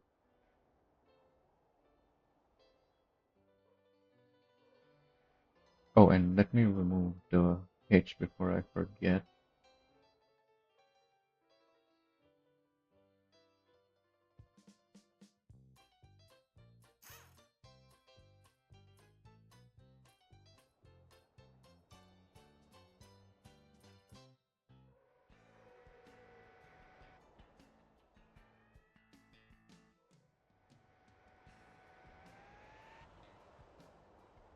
Uh, it starts good now, but it still needs a decent speed to reach maximum power. But it already loses power at like 80. So the maximum power range is quite small when you're loaded. What's our max power range here? Like 38 up to 76, which is about the speed you most of the speed that you'll be accelerating in when you're driving around with cargo.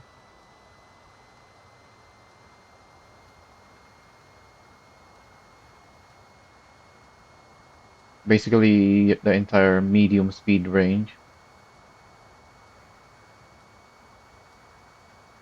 And I still have good top speed. Oh,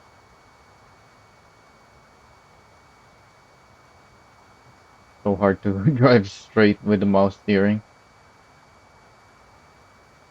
especially when you have a stutter every 10 seconds that causes your inputs to get messed up.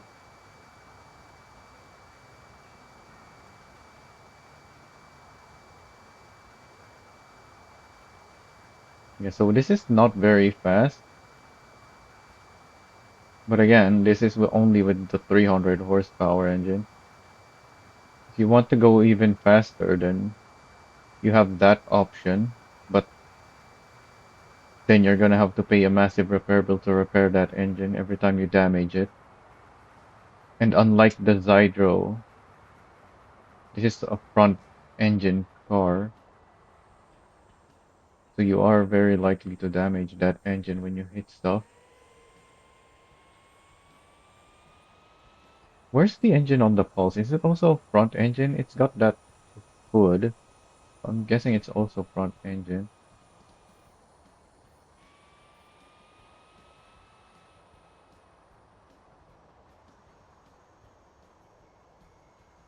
I can drive slow here as long as I'm maintaining more than 38. Yeah, I can still get the full power. So accelerate again.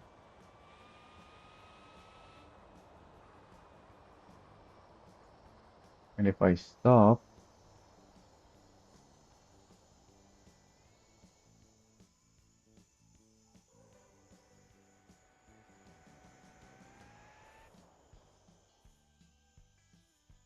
let me see whether the traction control kicks in. Just by a little bit.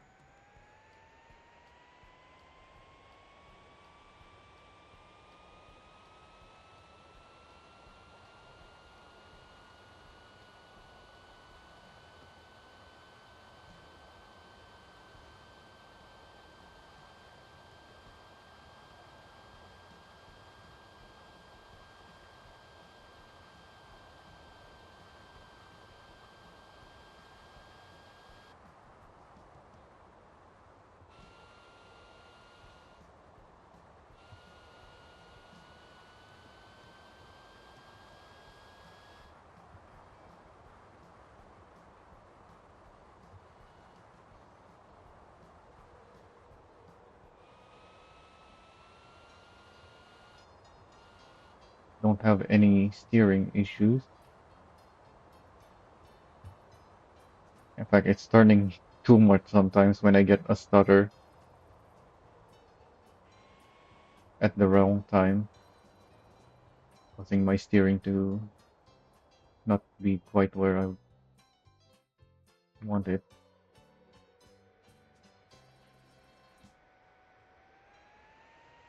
Hmm,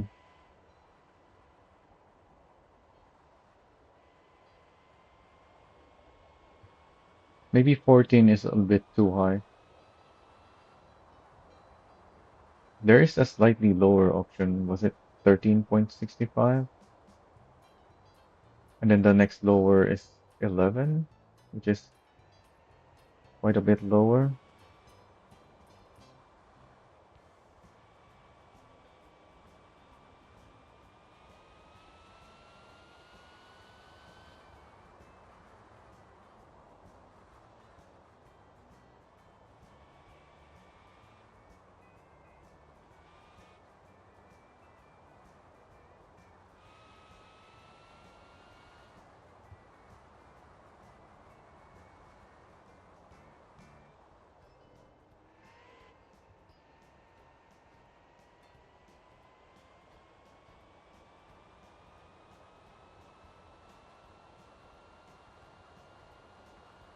But maybe it's either one of those is better than this.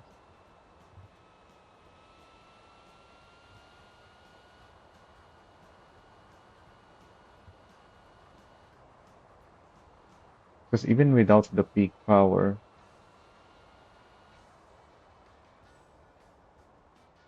like from a stop, I'm not at max rev, but it's still sliding a bit because it has more power than it needs. But I guess, yeah, that's always how it is in vehicles. You need a lot of grip to accelerate from a stop. So usually it's the power. And so long as you have good power, you are limited by the grip, not the power. And you don't even need a strong car to have enough power either.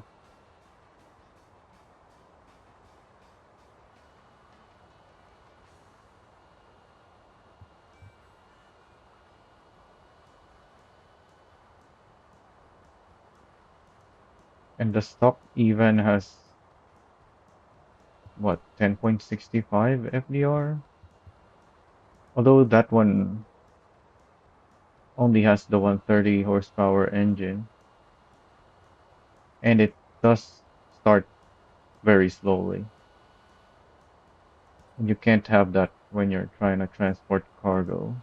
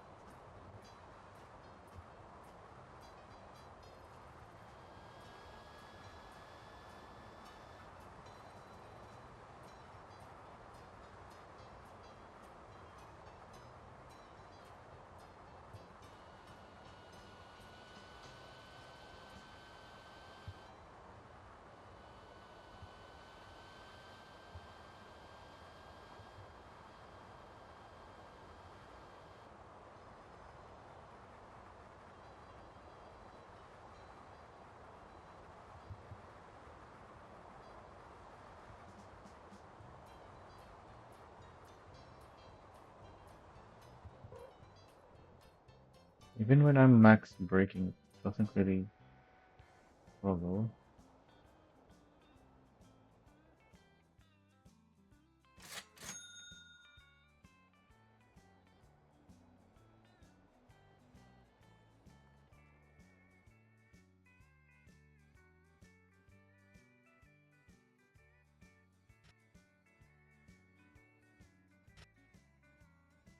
Wait, is this thing too low for those?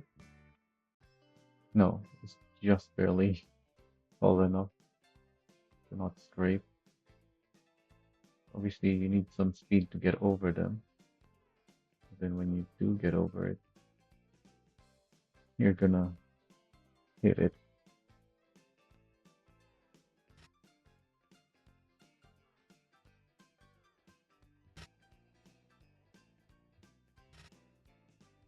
And this is empty.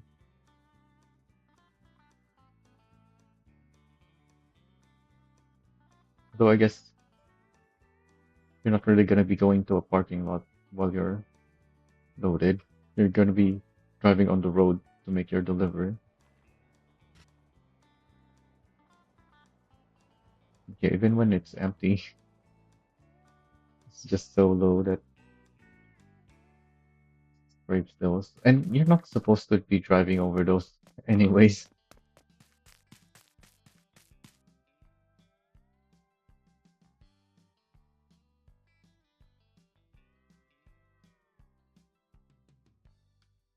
So I need to change the setup. Go to Ole so that we're near the. Actually, no.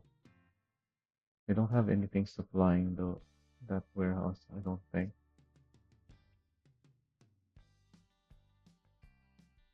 Yeah, I removed it from the route.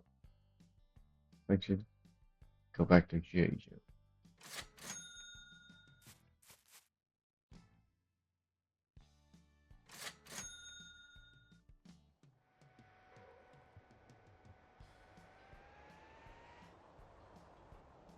Alright, I need to recharge this thing as well.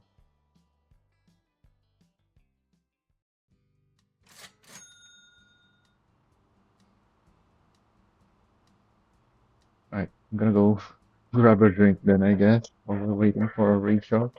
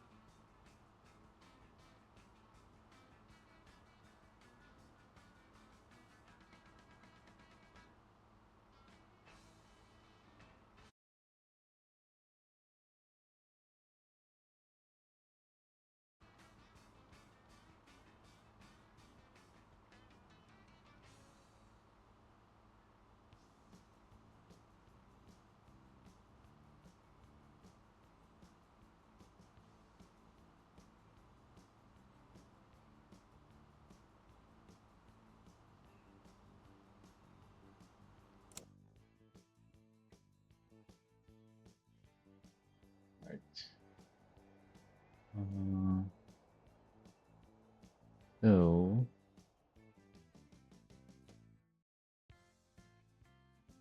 repair, try a lower FDR.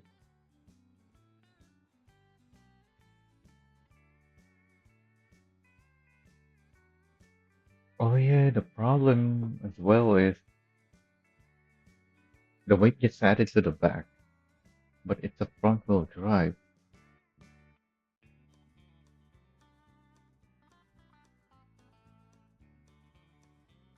So yeah, I can't really use high FDR very well.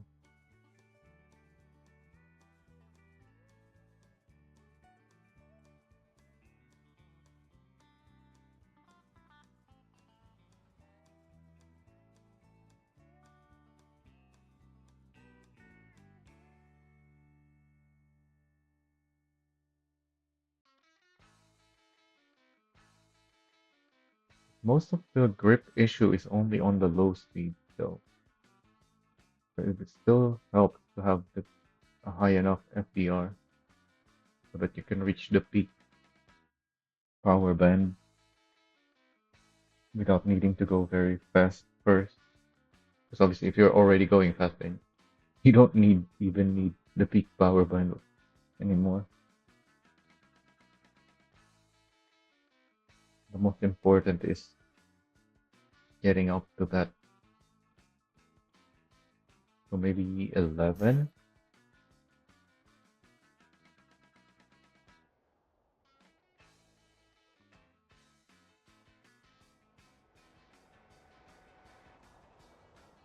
I don't need the comfort mode thing anymore. In fact, I should put it back to the default 50.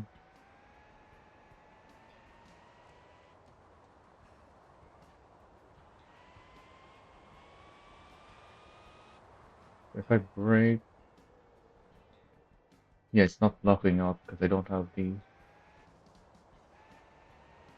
brake power upgrade. But if I increase the regen and then brake fully, it was locking up the fronts a little bit now.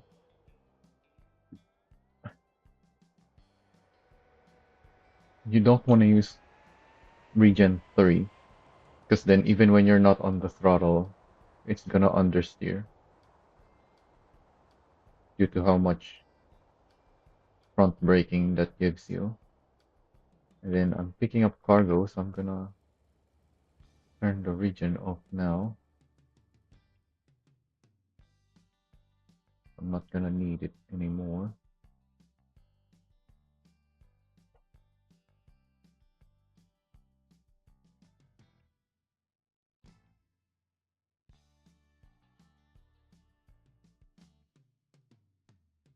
We can deliver to the Sando corn farm. Sure. 800 kilograms cargo. Very light.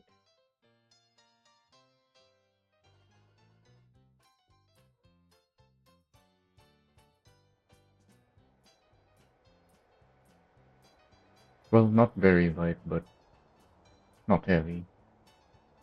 So just right. It almost gave me a 50-50 weight distribution. When the back is heavier than the front, then it's heavy cargo for this car.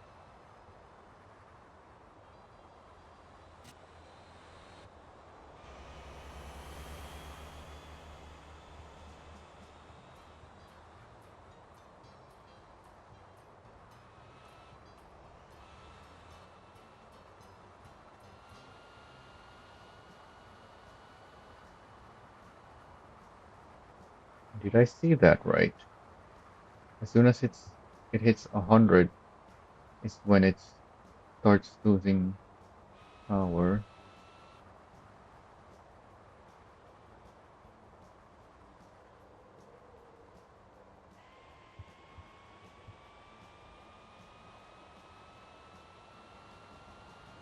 Yeah, it is. Let's try our uphill power band though. Not really much of an uphill here, but any uphill will do. So there's no more skidding off the line. What if I start already revved up though? Yeah, still nothing.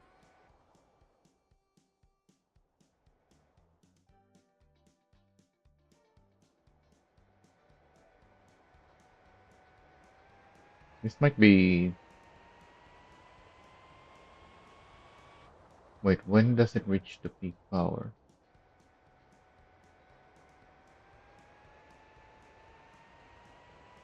53?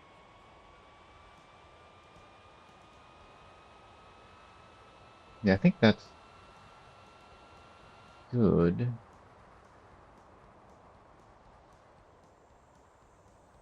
Would be nice if it can reach it sooner.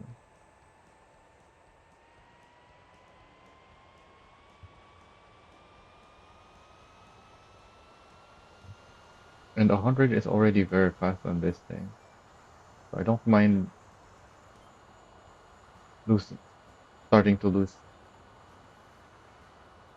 power on sooner as well. As long as it gives me the maximum power at a lower speed.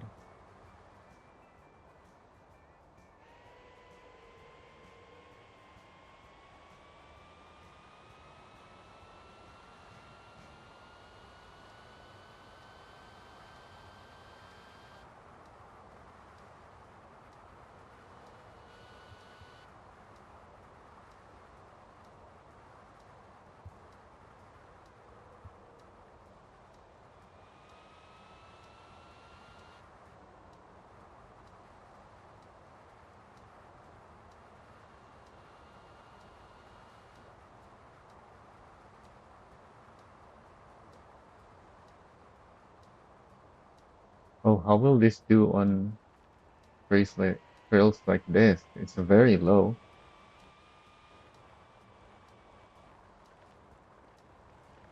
Oh, I saw that it hit.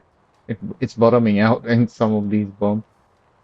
Yeah, we're leaving orange smoke. Well, not orange, gray smoke instead of the brown dust smoke. That's when it's bottoming out.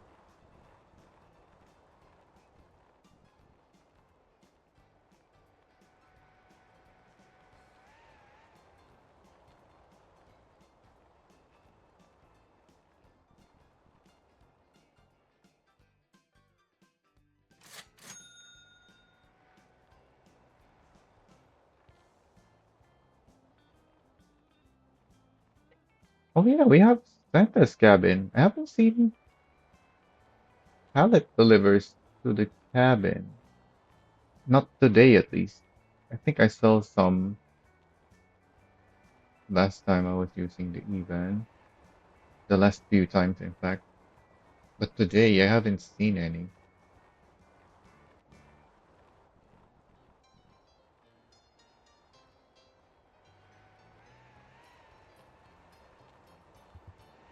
Alright, I need to change the FDR.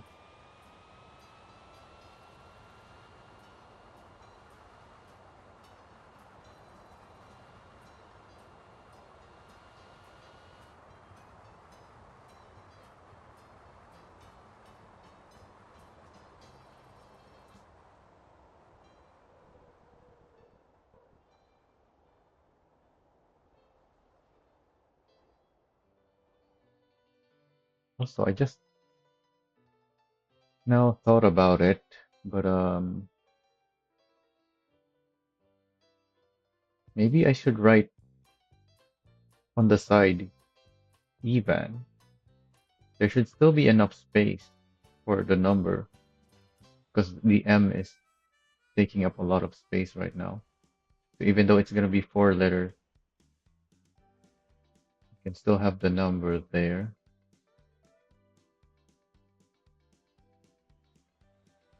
Don't know if I'm gonna have enough decal slots for it, but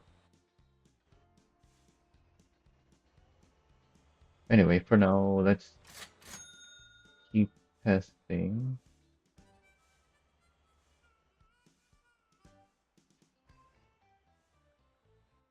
So maybe I should stiffen to 200, huh? Because the 150 seems not stiff enough. That's a big jump in stiffness, though, from 150 to 200. And there's no steering issues.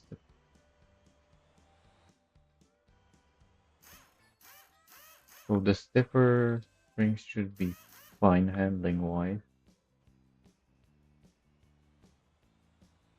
but we'll see. What else do I want to change? The FDR.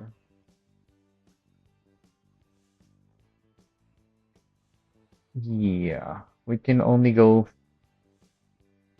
if we want to go higher, it has to be 13.15, which is not far off from 14 compared to 11. That's a difference of more than 2 from 11 to 13, and then only 1 from 13 to 14.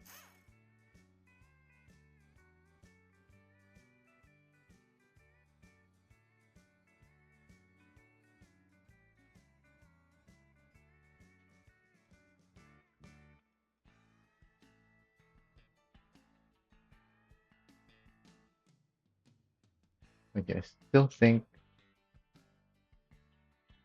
it's okay to have too high of an FDR on this thing, especially if you're hauling heavy stuff. And if you're not, then you're not really losing much at the high speeds because you can't really go very fast with this thing anyways.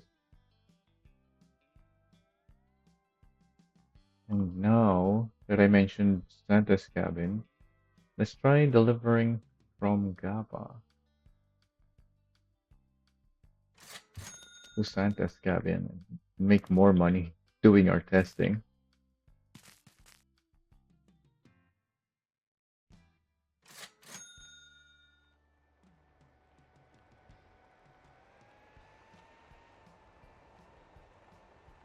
The Santa pays quite nicely.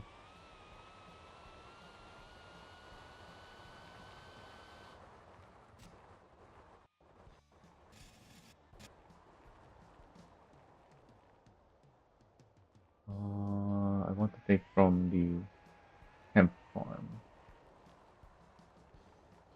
I think it's hemp anyway.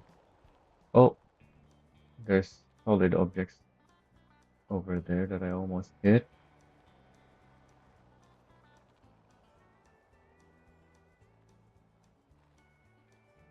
Unbreakable objects, that is.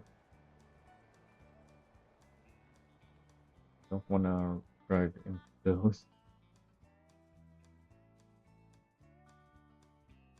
Yeah, there we go. Santa's cabin. Oh, but I can load only two of these. They're still quite heavy though, 400 kilograms each. Even though I can only load four. Or not four, oh, two.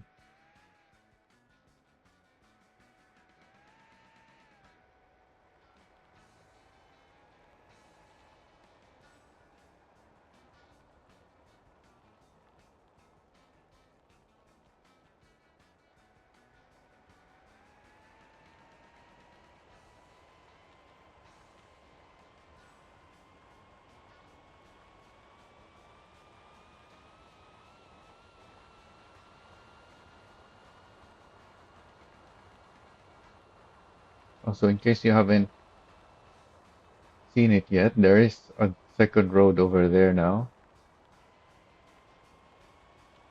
I think it's mainly for buses to turn around. If you have a small bus route for GAPA, then it can stay within GAPA instead of going the town, that is, not the area covered by GAPA town bonus, just the town itself. I still don't understand why they call it GAPA in the map instead of OG.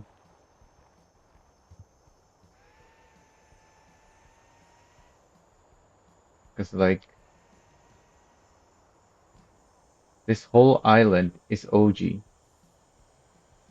and GAPA is just this small place, but for some reason the town bonus is for the zone is called GAPA. Like now we have Guangjin and Ara as well as a separate thing, but now it makes even less sense to still call it GAPA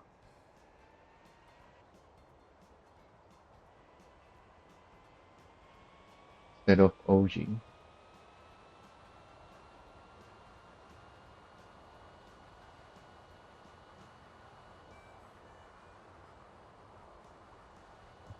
Okay, the stiffer springs is doing its job so far. I didn't bottom out going over those bumps, but then I could have driven faster over those.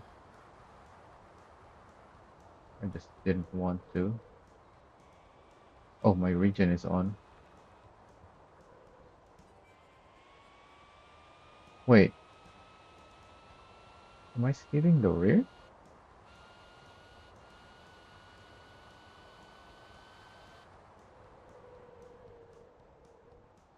Yeah, I am. What's our weight distribution?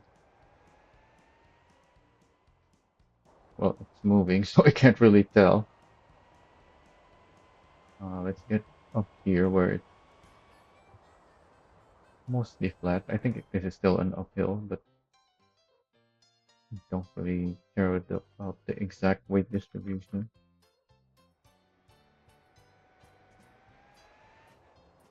Do we didn't have the brake bias info here yet in Motortown info? No, Evan is not here yet.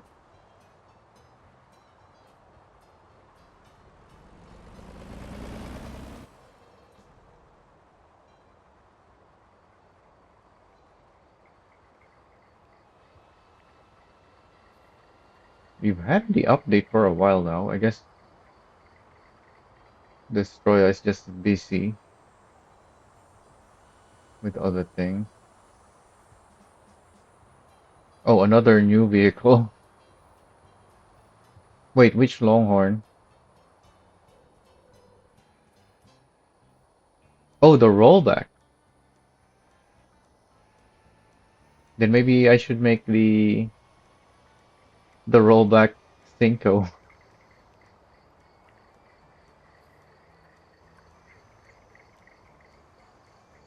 for next week. I still don't, not sure what to make with it though,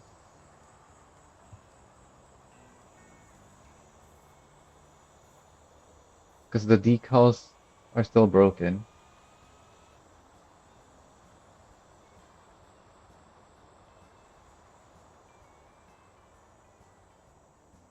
Like it's bad enough that there's not much places to put decals on it besides like you have the small cabin and then like you have the bed and that's it. It's bad enough that those are your only places to put decals on. But when the bed is also having all those decal rendering issue, then it makes the designing with it even more limited.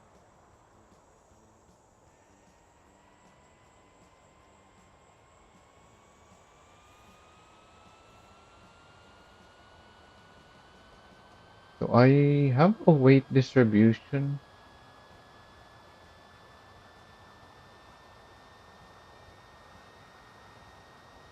that is causing my rear to lock up. But if I have region 1, it didn't lock up. Let's try again region 0. Oh, it's not locking up anymore. What? Why was it locking up before? Also, I reassigned my bus to a bus route. I made a new route. It's pretty much just the GAPA and bunch of terminals plus ARA. Because I noticed every time I check the terminals in Jeju Island, there's a lot of passengers wanting to go to GAPA or ARA. I don't know if it's any good yet since I just made it recently and I haven't been paying attention to it. It's probably not good because there's no way to filter other passengers from the route, like the passengers that just wants to go within Jeju Island. It should only be taking passengers for GAPA and ARA, but I can't filter out other passengers.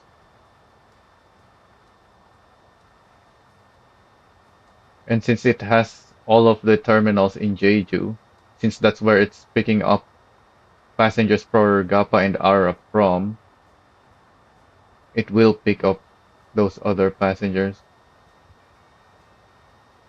as well.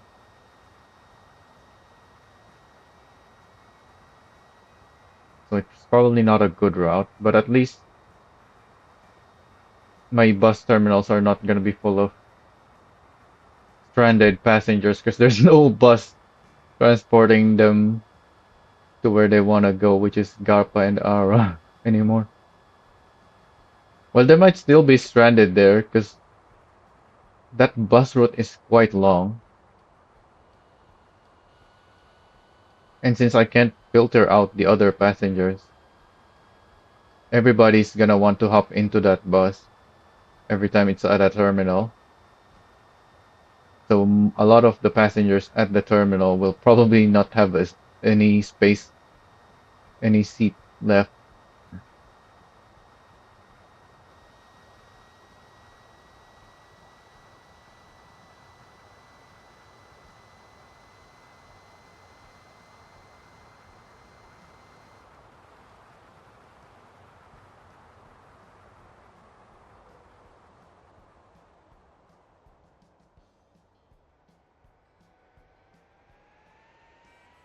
So even with this, only what's our weight? Well, it is not very light, I guess. Yeah, 900, nearly 900 kilograms of cargo. As expected, the rear is not locking up. So I have no idea why the rear was locking up earlier then. It shouldn't be locking up earlier. Because this is heavy enough that, I don't know. Don't even have the brake power upgrade anymore. So really, this shouldn't be locking up ever. Except the front if I have too much region at the front.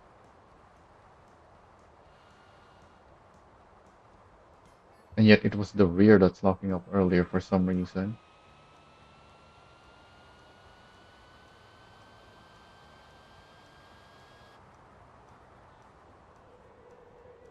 Yeah. Oh wait, no, that was the front. The rear was sliding out, but it was the front that's locking up that time. Alright, let's do more hard braking so we can observe. Yeah, no lock up that time. What if I have region 1? This should be locking up the front.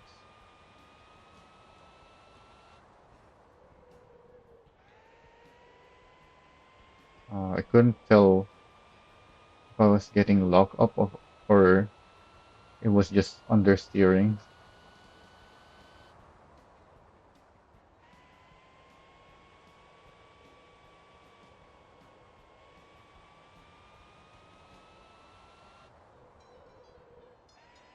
Oh yeah!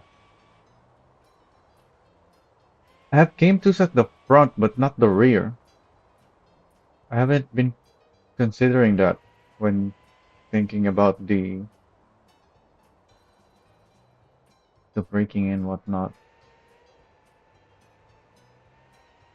Hmm.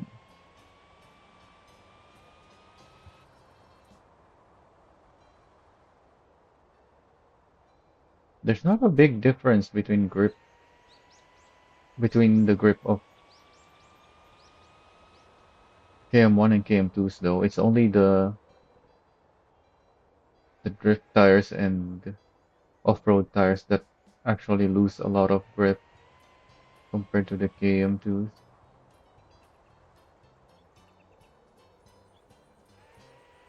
No, this is 600. This is the 300 horsepower only.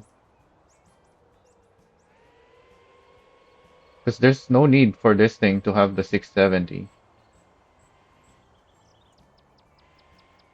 This is plenty of power for this thing.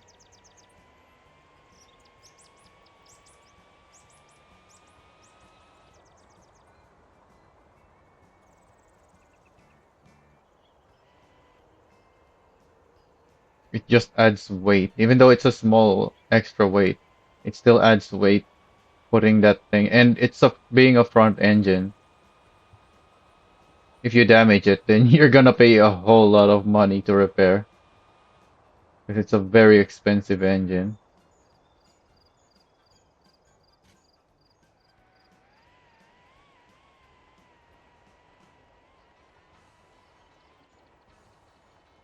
Right.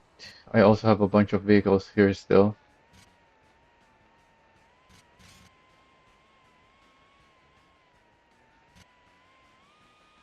Why am I scraping so much? The heck? Oh, because the snow is making my wheels sink. I didn't realize they implemented the wheel sinking mechanic on the snow.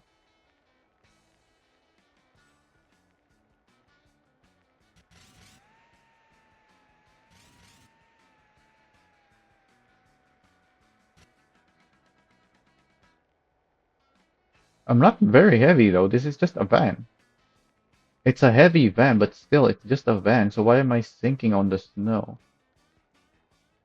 Or does everything just sink in the snow now?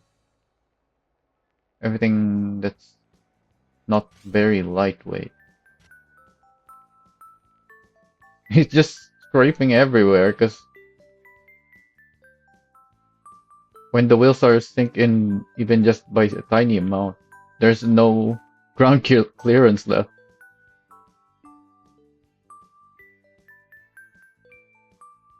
Oh yeah, there's palette of toy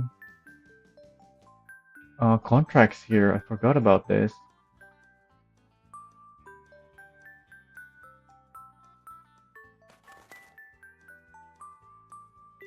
By the way, when you're here at the Santa's cabin, the in-game soundtrack is still playing. I feel like when the Santa's cabin music is playing, the soundtrack should pause.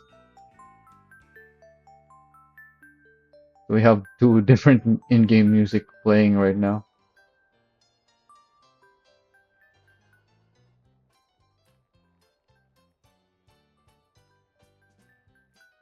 So I'm not loaded anymore, but I'm still sunk in the snow. I'm not spinning my wheels.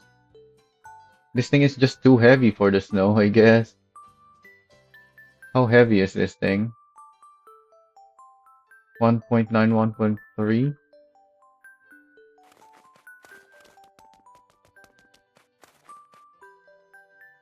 How about the Campy? The Campy is not very heavy. Oh, it is. Oh yeah, this is a medium duty vehicle.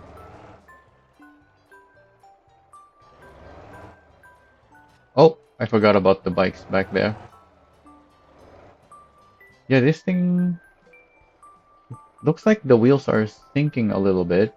Not by much, but it is sinking in the sand. Or not the sand, the snow.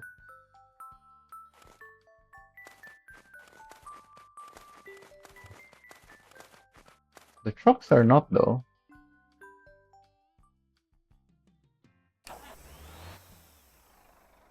Oh, now it is sinking. But yeah, it doesn't sink very much on the snow.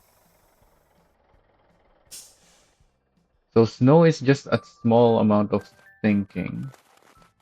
How heavy is this thing?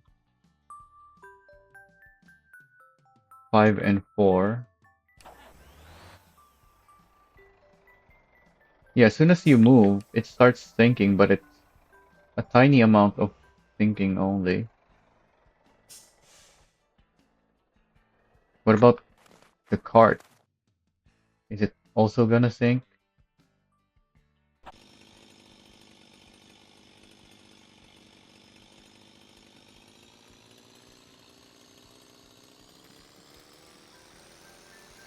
The wheels look like they're kinda sunken at really small amount. Let's go to the road and compare if we still have the same thing.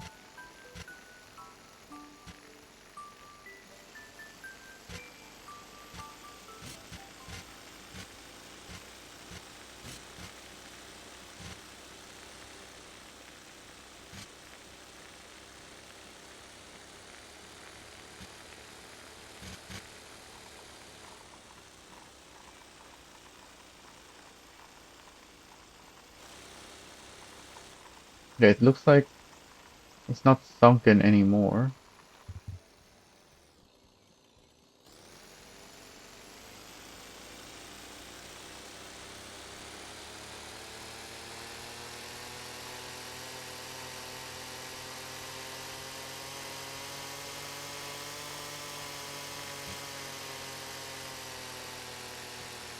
And then it's sunk again.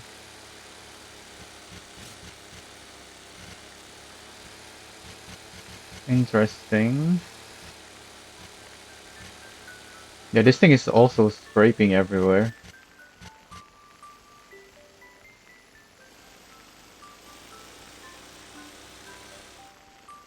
I don't think this should be scraping as much on just bumpy roads. It has to do with the fact that it's a little bit sunken, that it's scraping so much. What about something super light, like the Daffy? Yeah, there we go. It sinks right away as soon as you start moving. Although the rear doesn't look like it's sinking.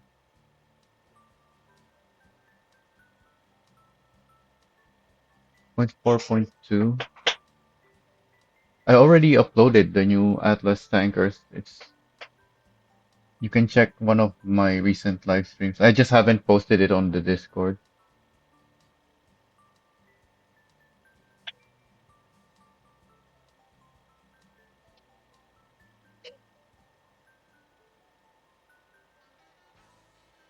Yeah, one of my recent streams should have the Atlas. Actually, yeah, where did I? Oh yeah, it's this one. You can see it on the thumbnail. The the workshop uploads. It's right there on the thumbnail. Can we get a bigger view of that? Yeah, it's right there. You still can't really read it at this size.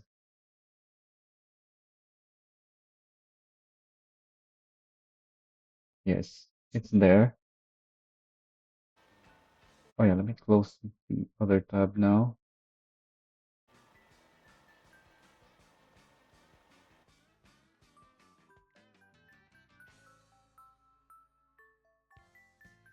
Yeah, since the rear is much lighter, there's only half the weight on the rear compared to the front. The rear doesn't sink as much.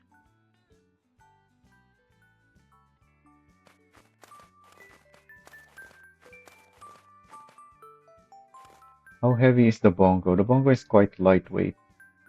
The Townie is the heavy one. Yeah, this thing doesn't sink very much either.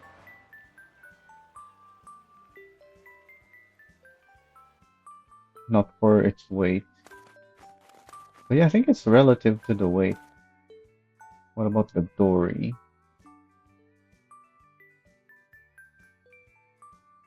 It's quite heavy at the front.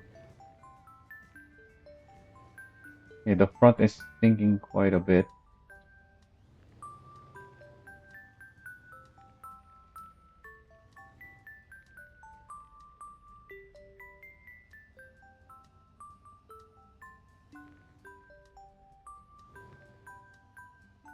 And yeah, I need to post a bunch of stuff on my Discord now because the holidays plus the firefighter update has kept me busy. What even is the last thing that I posted here? Oh, I have posted the limits thing, and the tanker is up here. Yeah, there it is. I have posted it in my Discord, just not in the workshop yet, but it's right there. I even tagged the trucker. Like, why did I tag Motor Town here? Oh, about the brake bias thing. Probably shouldn't have bothered tagging Motor Town here. Oh yeah, because this is still when I was starting to use the tags.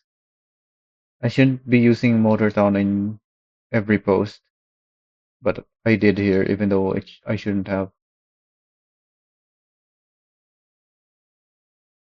Yeah, on this one as well. Although, oh, I did tag Trucker and Racer here.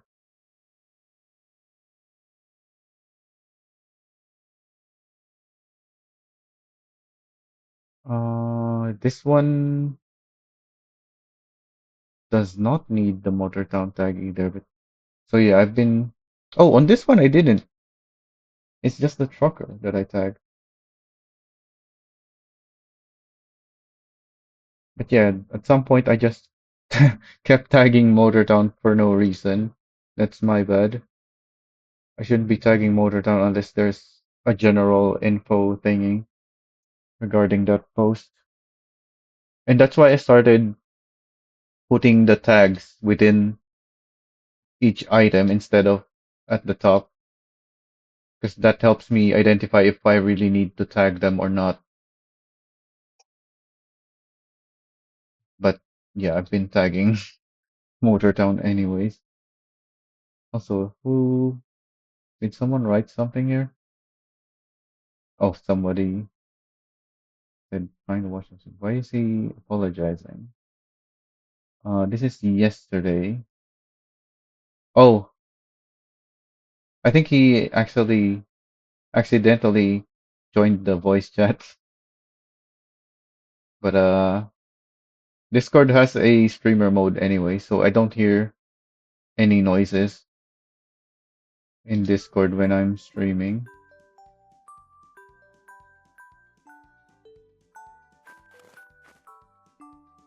And even if you speak in the voice chat, I have Discord audio muted from OBS anyway.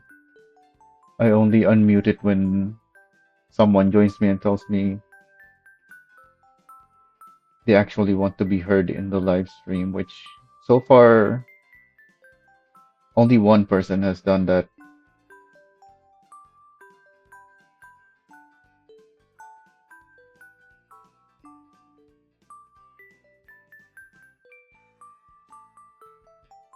So what else do we want to do with this thing?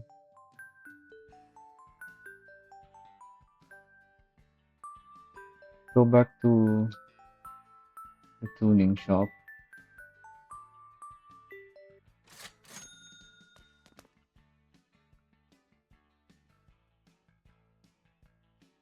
Oh yeah, the decals. We can update the decals, but first the setup. We just finished testing again.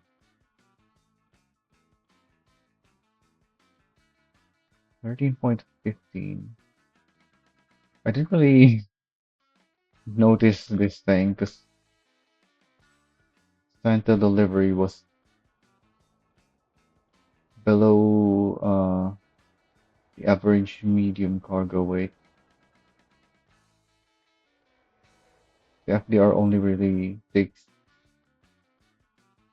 a big effect when it's on the heavier side.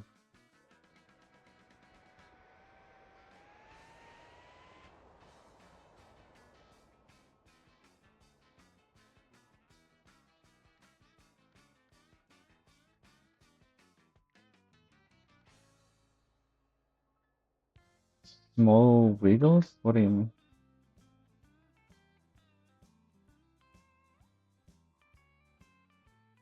Like this is me moving very slightly, like maybe less than a centimeter of motion on my mouse.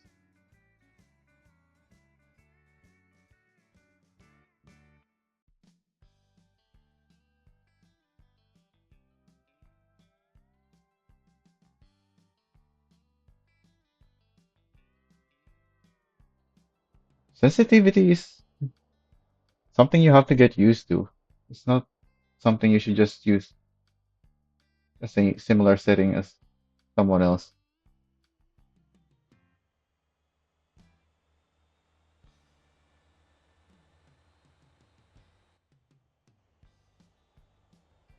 If you're used to high sensitivity like me, then it makes sense to use high sensitivity, but if not, then you should use a high sensitivity. Like, I'm used to high sensitivity mostly because as someone who's used to having a small mouse pad, I move my mouse mostly with just my hand. not my arm. My arm is, in fact, my wrist is sitting on my mouse pad,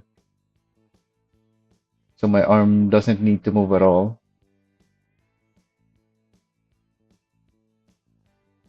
Whereas some people, they're used to having a lot of space,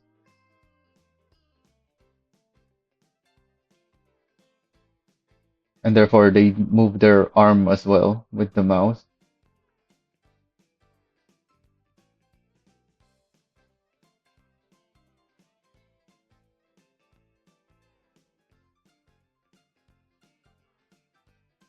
Oh yeah, I wanted to see the speed that it starts losing power with this FDR.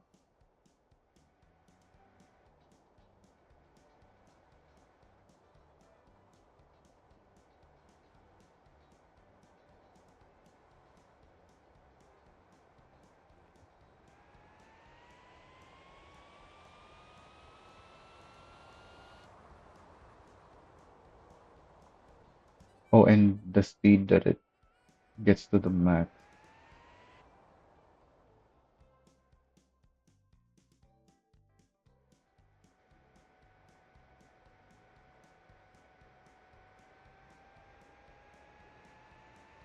45 it looks like,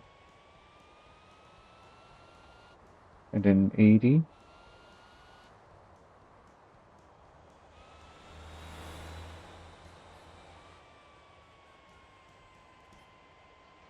Wait, why is it at the max now? Moving slowly. Oh yeah, duh. It's when it starts to move out of it that I need to see. Yeah, it starts to go off at 80.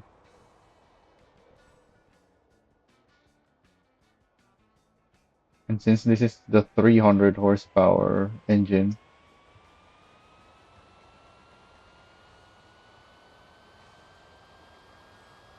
you're not really driving at that high speeds while loaded with cargo very often.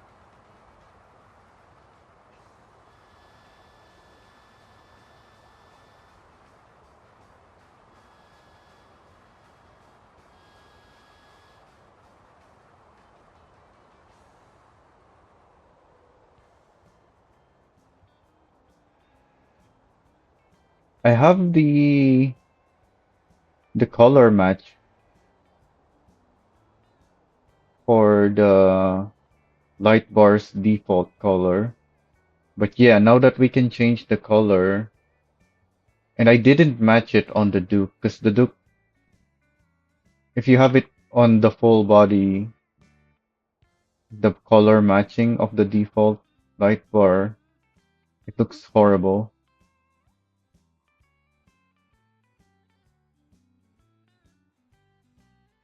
But yeah, now that we can darken it, instead of matching the light bar's color, which I didn't do, so my Duke is darker than the light bar, you can now match the light bar's color with the darker color of the car.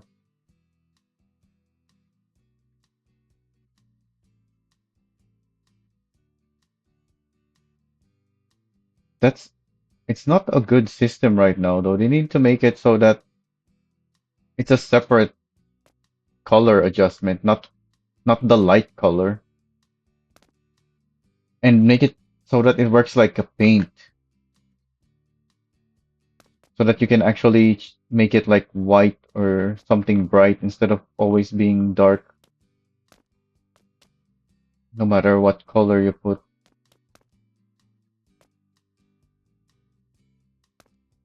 So I think that's it for this build. Let's go through all the parts again, make sure everything's as we intended. So 13 FDR,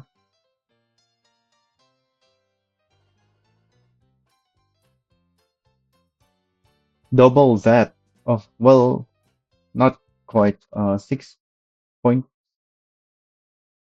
is the FDR of the 670 horsepower.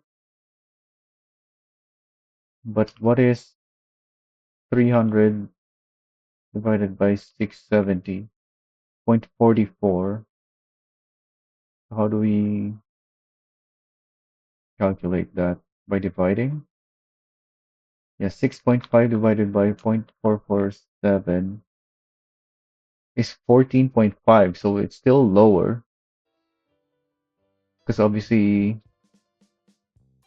you don't want to just half the speed as well, even though you have less power. Well, you have half the power rather. You still want some speed. Two-way clutch, because somehow it works on this thing. In fact, it works the best as far as I can tell.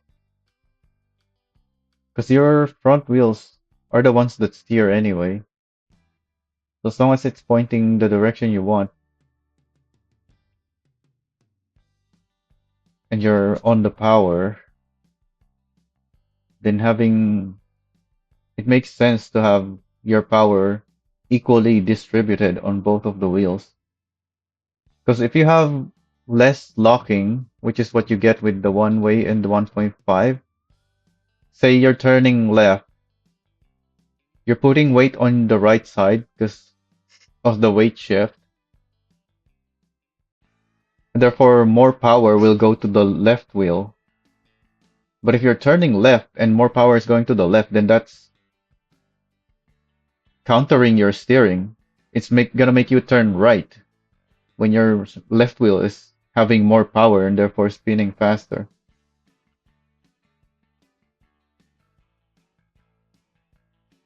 I tried the one way earlier. It didn't feel better. In fact, I think it felt worse. Not by much though. And I didn't test it very much because yeah, I could immediately tell it's worse than the two-way. So I didn't bother wasting more time testing it.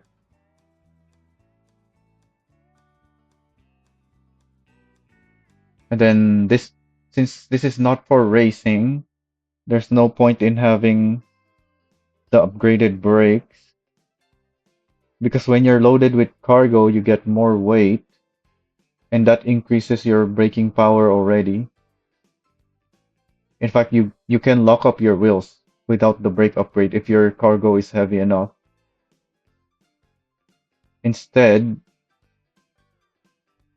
when you're empty, since you have more weight at the front when empty, you should put on the regen, and that's where you get your extra brake power. And then once you're loaded, you remove the regen so that you don't lock up the front wheels. Unless you're loaded with lightweight cargo, then you can have a little bit of regen still. Don't ever use regen 3 unless you're just trying to go faster. Oh yeah, I haven't been using that trick. Every time I'm on the highway or just on a straight line, I should be upping the regen to get more power. Because that's a thing in this game, apparently. Like you get more power if you turn the regen up. As long as you're putting enough throttle to cancel the regen, that is. Because you still need, you can even see from the interior thing. Oh wait, does that work when you're stationary though? Hmm, let's turn up the regen and then rev up.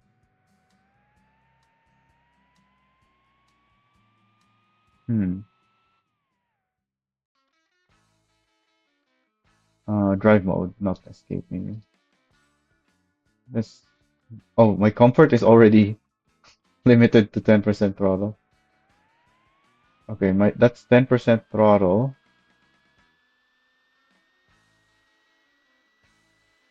Okay, it's going back down. Yeah, that's 10% rev with 10% throttle.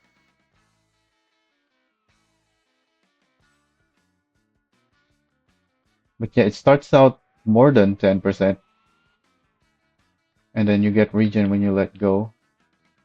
Now, if I turn off the regen, let's see what happens. Yeah, it just gets stuck there. It doesn't go beyond 10%. In fact, it's going below now. The longer you hold it.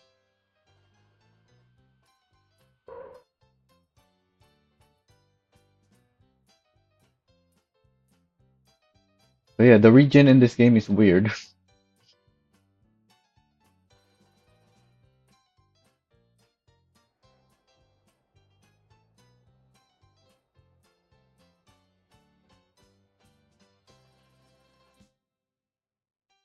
You have to apply enough power. Actually, let's drive around in first person so we can see the regen again.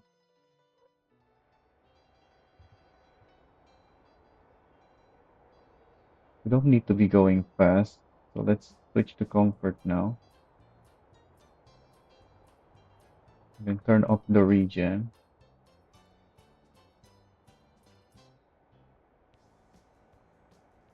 So this is max. I'm limited to 10% throttle because of my comfort mode setting. If I let off, I'm still on the throttle, but it's already on the regen. It's slowing me down, even though I still have a tiny bit of throttle input, as you can see on my screen there. Like that's like 5% throttle, and this is 10%.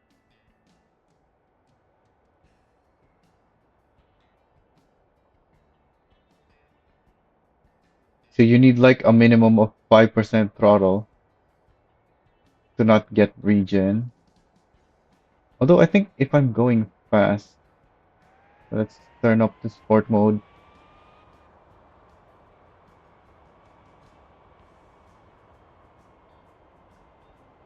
No, it's not that, I don't think. If only there's a way to limit the throttle to less than 10%, so I can test this easier.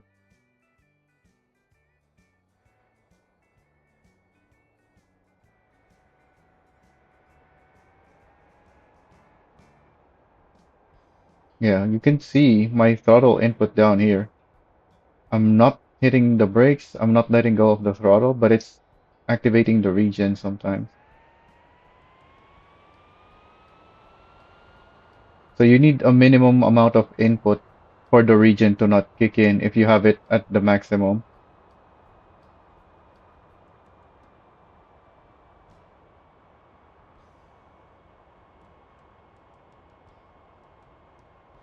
And I think it depends on your speed as well. I'm not sure.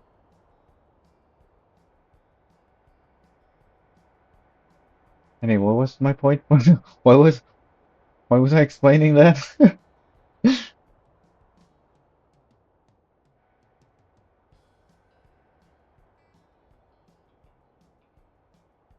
I'm getting old.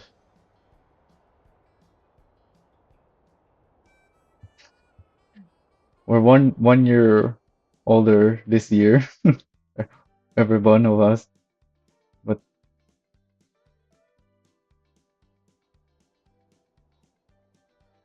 just losing my train of thought so easily.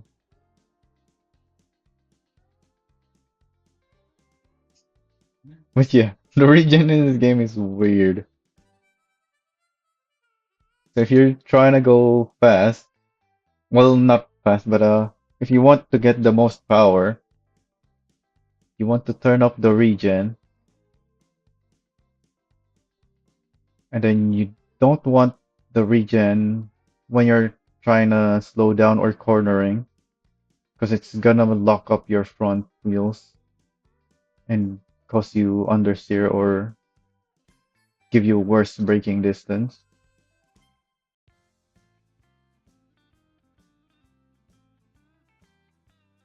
And that's also why I maxed out. Unlike the racing build that I have, the this one The number 15750. Oh, that's a nice number too. I just noticed on my racing event.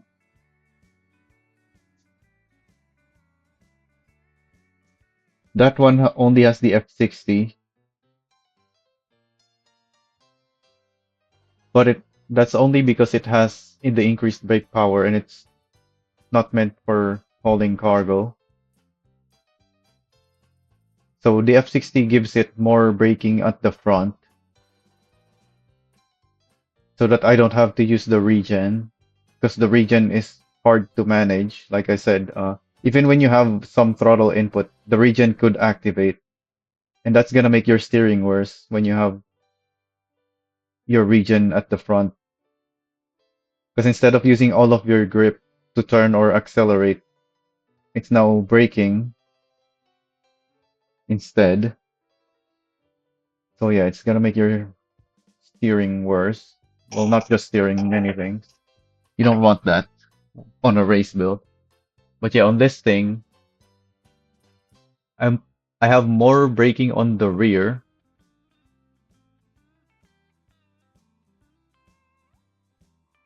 for so that when I have cargo in the back, I can use more of that rear braking and my front won't lock up.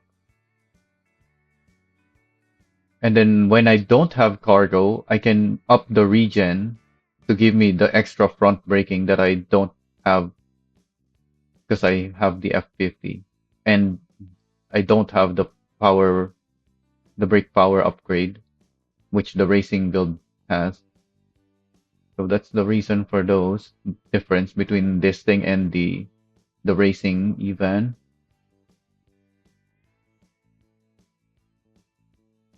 Stiff front roll bar and soft on the rear because that gives this thing a much better handling. Stiff suspension mostly because of the height. I lowered it to 5 and 6 because that's the height that you need to walk in and out of it. Why am I not? Oh, because this thing is not on flat terrain. This black piece that the car is standing on is higher than the stuff around it. So now I can walk in and out. So even that small difference in height prevented me from walking into it. Same thing here.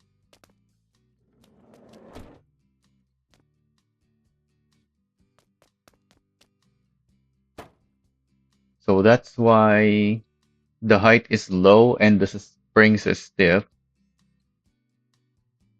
And then the dampers, same as the spring stiffness in the front and more in the rear as usual. More spacing because it's better, but not by much so that the wheels don't stick out and make it look ugly. This thing doesn't need an angle kit. It does have a long wheelbase, but it's not that long and it's not even a big truck anyways. But maybe you want better turning radius, then that's an option. KM2's only at the front because again, this is a front wheel drive, so you need as much grip on the front as you can get. But on the rear, it's the high profile tire because all of these tire options have the same max load of 700 kilograms, which means 1.4 tons per axle. And this thing is more than 1.4 tons on the front and only 1.3 on the rear, which means as soon as you load cargo in the back, it's gonna exceed the tire limit. So I went with this thing because it's the cheapest one so that you can keep replacing it at a low cost. I don't know what the difference between the high profile and low profile tire is. It doesn't say anything different here besides the low profile one costing more. The sideways tire has much higher mileage, like 3 times, but it's also more expensive. But it's not worth it. And the off-road tires, oh, and the sideways tires has less grip anyways. You s- you don't need as much grip on the rear as the front, but you still want grip there. Whereas the KM2 has 108 compared to the 105 of the KM1. So it's not that much different.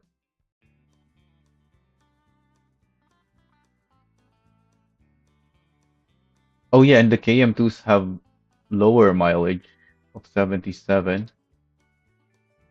Same with the off-road tires, it's only 50, lower than the KM2s. But also you have even less grip than the sideways tires. Like you'd expect the drifting tires to have the least grip, but the off-road tires has even less.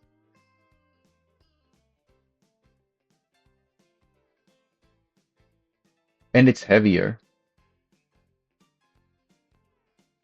And it's more expensive. So the only time you should be using off-road tires is you're gonna be mainly off-roading. I didn't change the wheels. This is the stock wheels. I changed the paint on it though.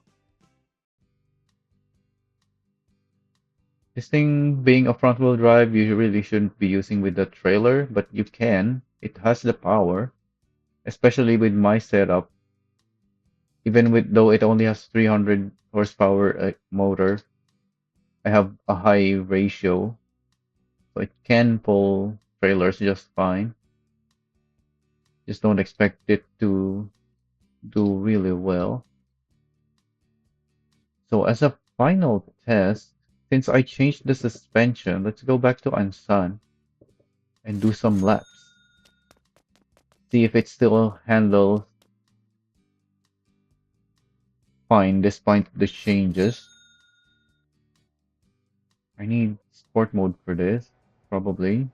Yeah, because I have a high FDR. If I don't use sport mode, it's gonna spin the wheels on the exit of every corner. Let's turn off the regen. Oh yeah, I want level 1 regen since I'm empty right now. In fact, maybe level 2. Yeah, that's still the rear that's locking up, not the front. So that's good. What if I go up to regen 3 then? Yeah, now there's no lock up. But the problem now is if I'm not applying enough throttle, it's braking for me, which I don't want.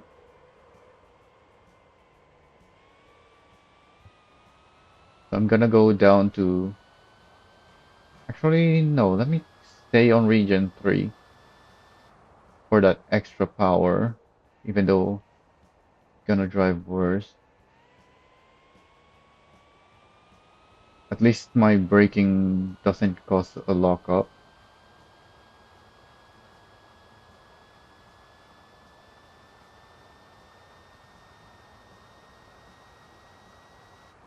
Yeah, this thing is so much slower without the 670 engine, especially because I have a very high FDR.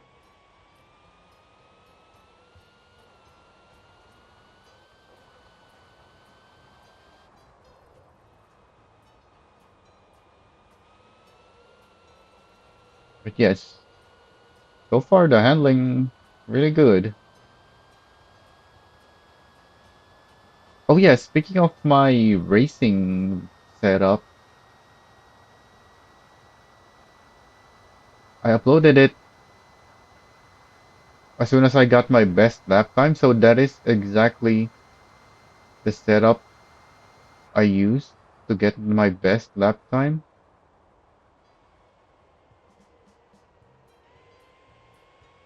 But I already made improvements to it. I just haven't been bothered to use my updated setup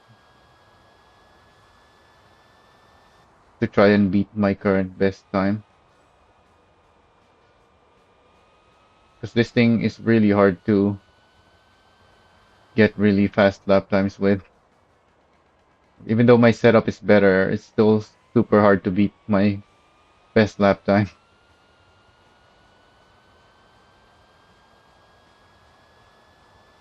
So I'll include those improvements in my Discord post whenever I make the post about it. I think if I can remember correctly, there's not really much changes. I only remember the wheel spacer. I also put 20 mm spacers at the front.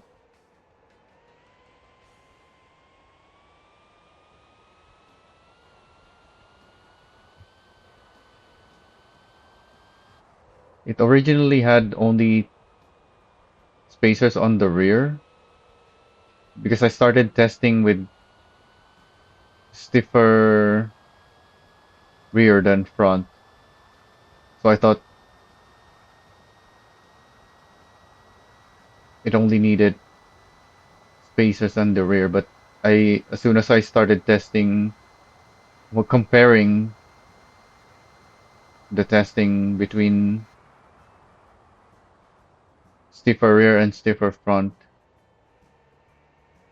it became quite clear that the stiffer front is the way to go.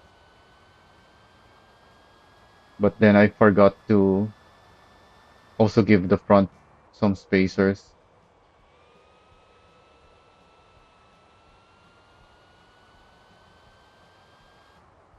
because it's all about weight shifting, the stiffness and wheel spacers.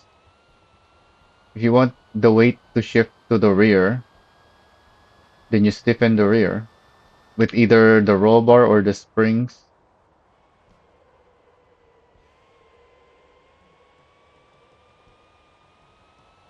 Or even lowering the height on the rear can also make the weight shift to the rear instead of the front axle. And the spacers. The more spacers you have, whenever you're turning and shifting the weight to the sides, the weight is gonna want to shift to the wheel with more spacer.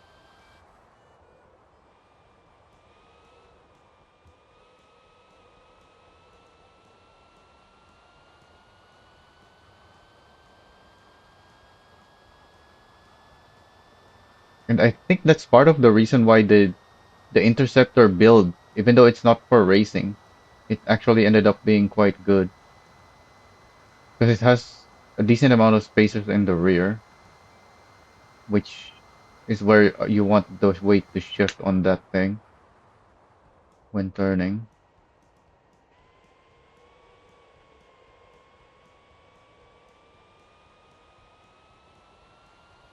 So yeah, this thing handles really well. In fact, I haven't even noticed that I'm on region 3. Normally, region 3 is gonna kill your handling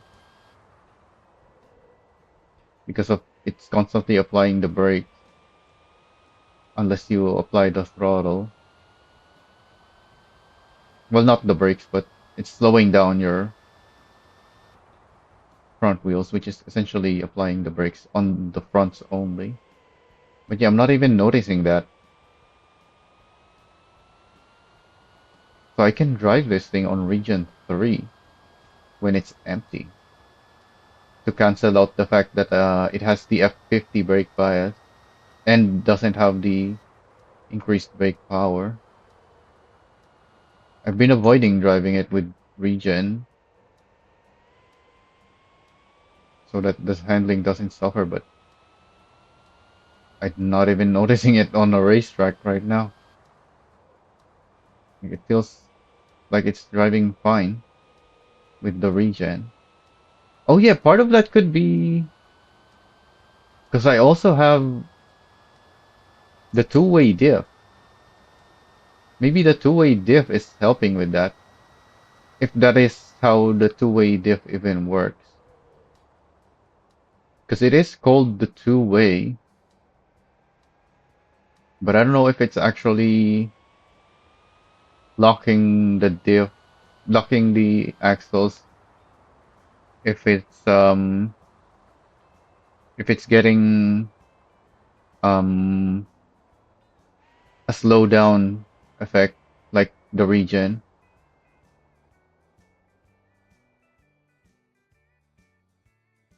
Oh yeah, before I recharge, let's go and upload this now because this is done.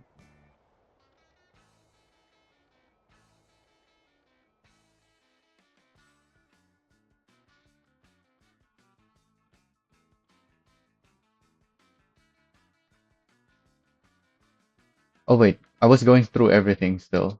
We didn't finish everything, I don't think. Did we? Oh yeah, because there's nothing else. After the tires and the wheels, there's no aero, and there's only the hitch and which this thing shouldn't really be using. So yeah, we're done. I've checked everything. Oh, the decals and the paint. I think the paint is already how I want it to be. Let's check again the paint. Yeah, this is the correct metallic and roughness. 0.45. I haven't changed it. I made it brighter now. That's the original Cinco white, but I have the brighter colors. So this should be 0.67.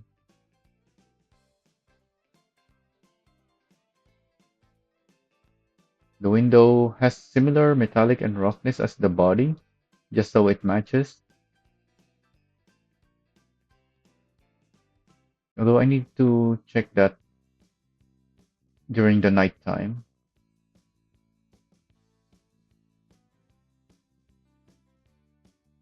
The wheels also have the same metallic and roughness. The color is stock. 0.11 is the stock color of the wheels, I believe. And the seats, I always change it to 0.05 and zero point 0.9 metallic and roughness so that it looks more like fabric. So less reflective, which is lower metallic, and very rough. Because obviously fabrics are rough. They're far from flat because they're woven material. So the decals, I was thinking writing Evan here. Actually, now that I'm looking at it, we already have the letter E. There's already a V shape right here.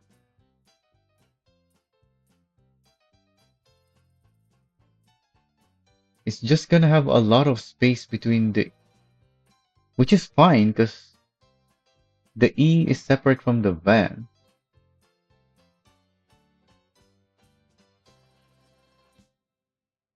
But do I have enough decal slots to have it on both sides? I don't think so.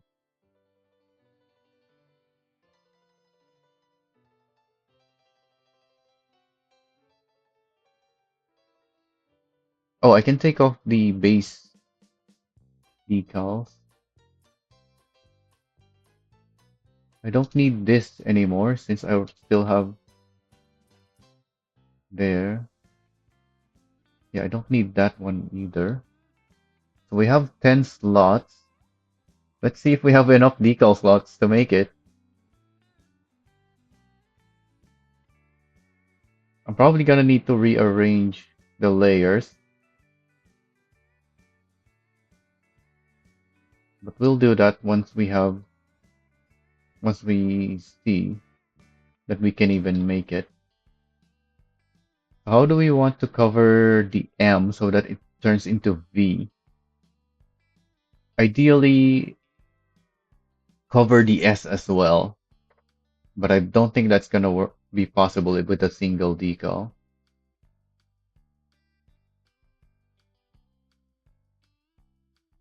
Actually, let's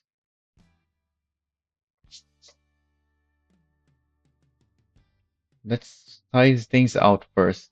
I need to figure out where things need to go.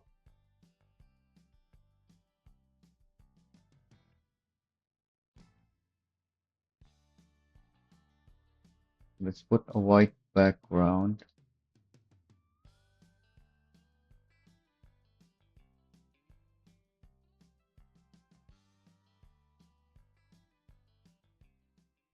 Actually, let's use the sharper decal. And let's make it white so it's more visible. No, because the blue is also dark. Let's move this down for now so it's not blocking. And I'm thinking to save on the decal slots, I'm gonna have a small A and N, not capital. I think those will need less decals than a capital, than the capital letters.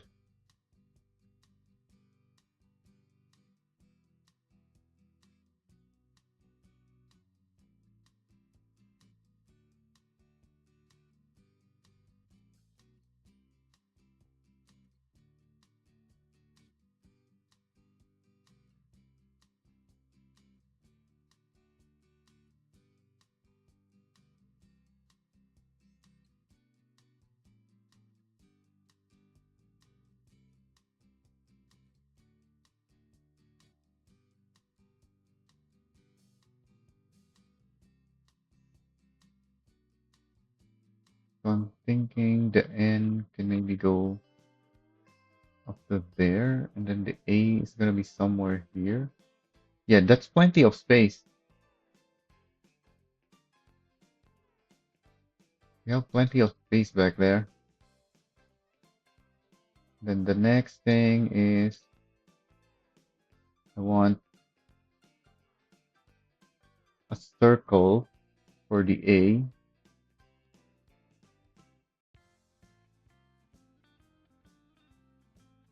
Oh, this is very narrow. I don't think I want this circle. So I'm gonna need another circle.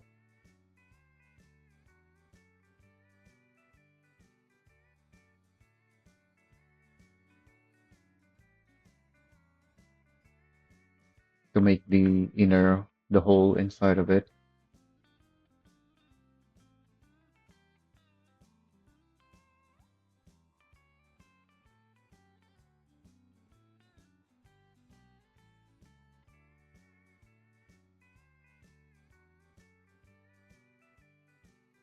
So something like that. I'm not gonna place things perfectly yet because we don't even know if we have the decal slots to make this.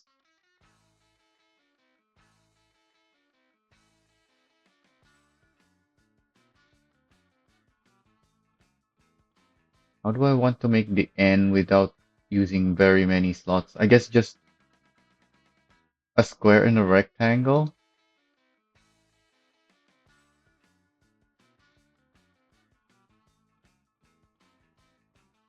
Kinda like with my Nismo build.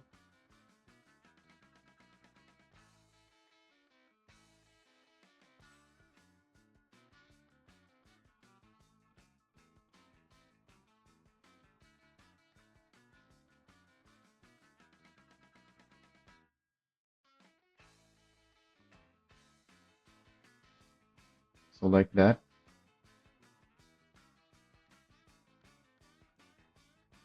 Now that we have those placed, we need to move this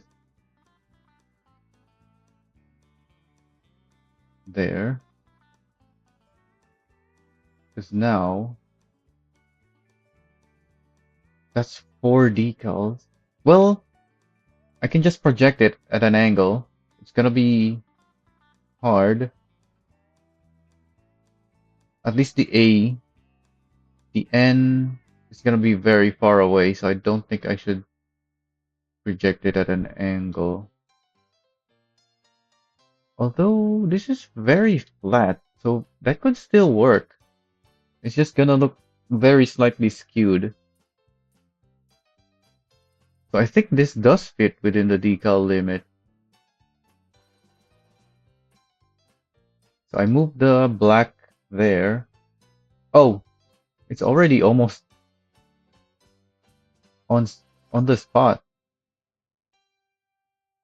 It's the same size as the EMS text.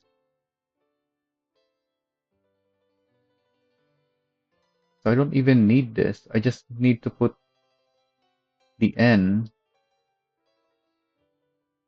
there at the edge of the S.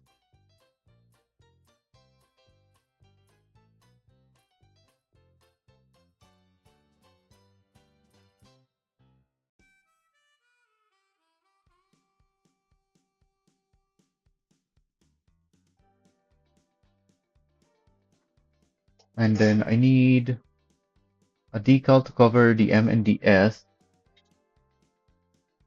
plus one more for the A.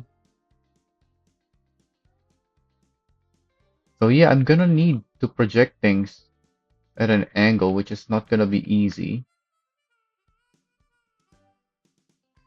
But this is enough decal slots. In fact, I can probably make the N look better once we're done, because I will still have enough slots.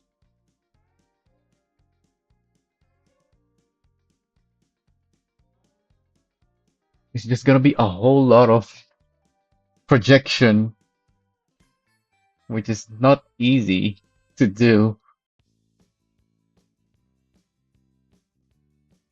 but it fits.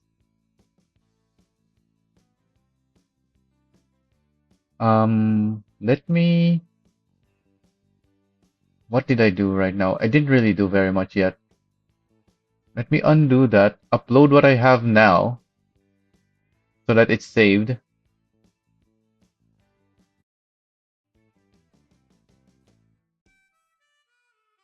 and then mess with the decals.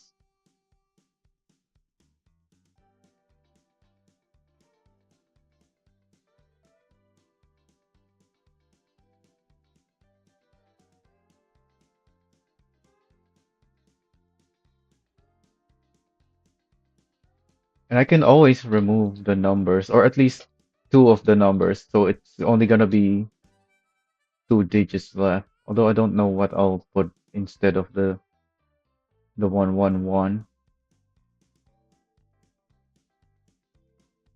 All right, how do we do this? This is not gonna be easy. Um, because the M's don't even line up.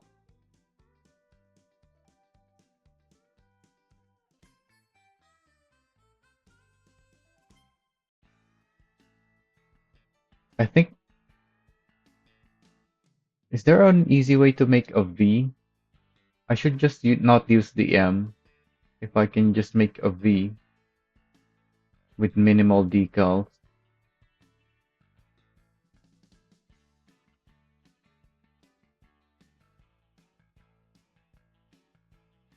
This is gonna require two decals, but it's gonna be much easier to use and work with.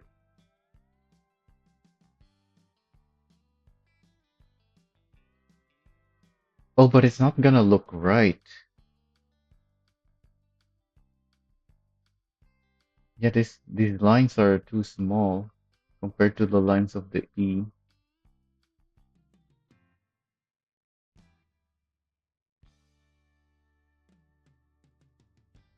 And it's, yeah, that's not gonna work. That doesn't look like a V.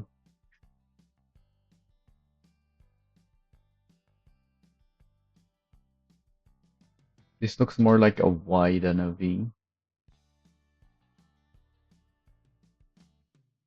Yeah, I don't think there's anything I can use that doesn't require more decals.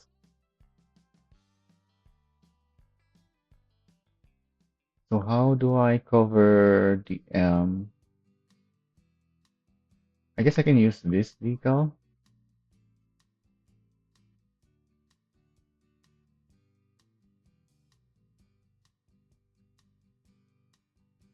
No, that doesn't work. What can I use to cover the M so that it looks like a V?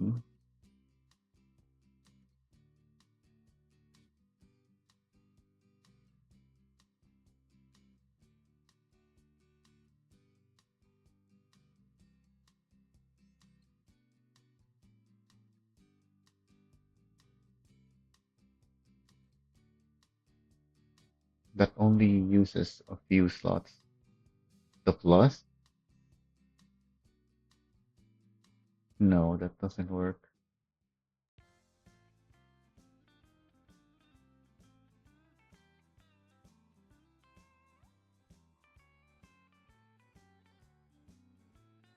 The star.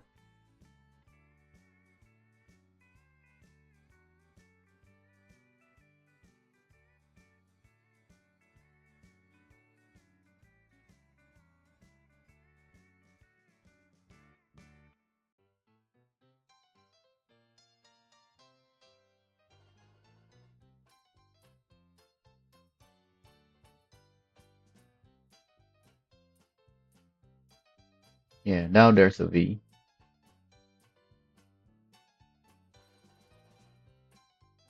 But I still have to project it there.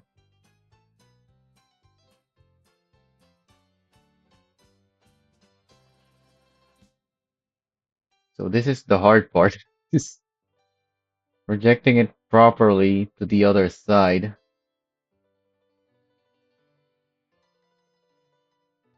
Is there a way to see the other side without having to constantly rotate the camera? Like, is there somewhere we can go with a massive mirror? Or if it doesn't even have to be a mirror, just a mirror and a garage. I don't think that's a thing. Oh, we can make a mirror.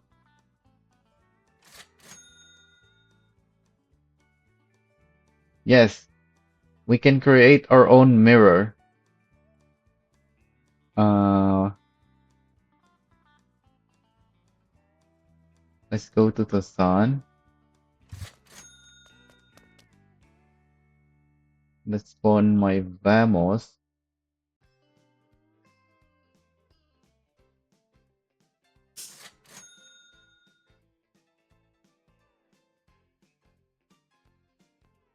Let's paint it maybe white and max out the metallic and minimize the roughness.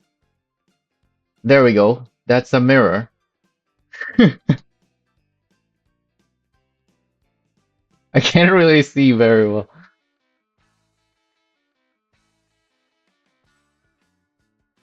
Maybe it shouldn't be white. Maybe it should be black. No.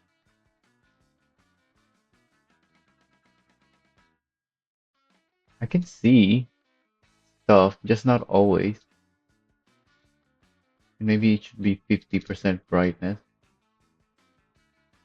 But it doesn't always reflect. I don't know what's up with that.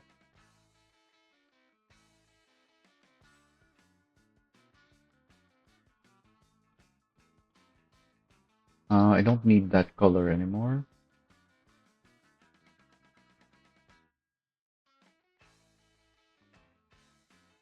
Make everything shiny, even though it doesn't really need to be. Alright, let's see if this mirror works. If it does, it's gonna be very helpful.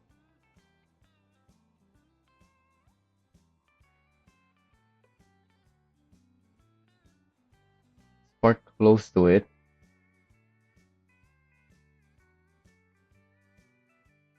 Kinda works.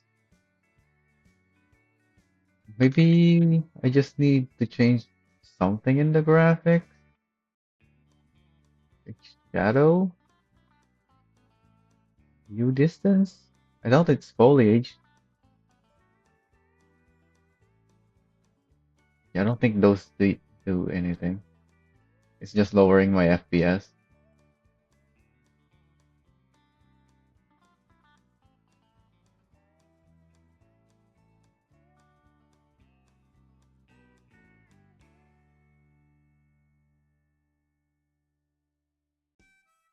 Yeah, that doesn't really help.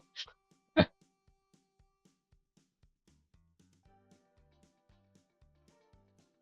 can kind of see it. What do we need to see it better? Do we need to get closer?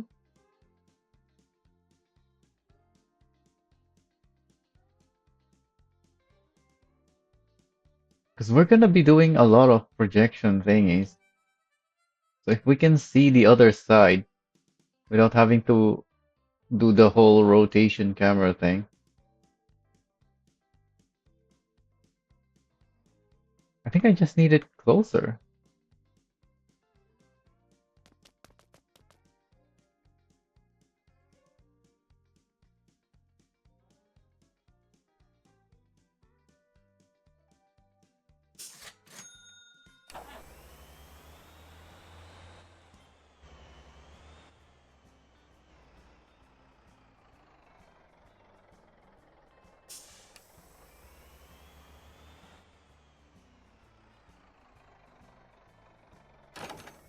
But if I'm too close, then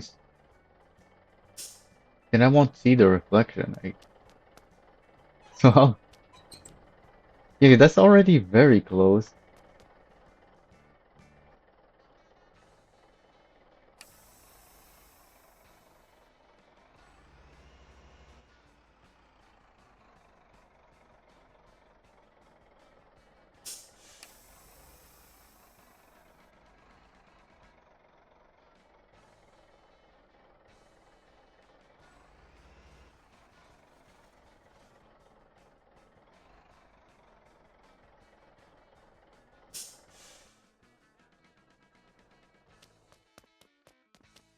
Yeah, I can't see it if I'm that close.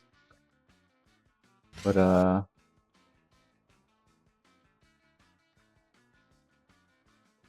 can we see it here?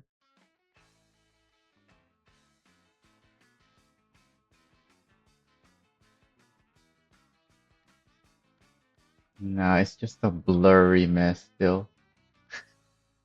Oh, it even disappears. Well, kinda. Yeah, you can see the floor without the van at a certain angle. Alright, that's that's enough of that. That doesn't work.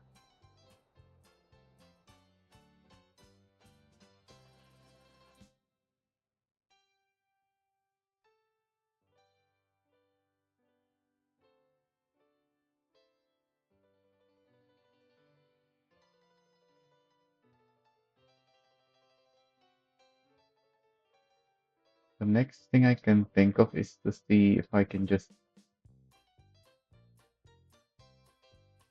put in the A and the V without the need for the M to be where it is.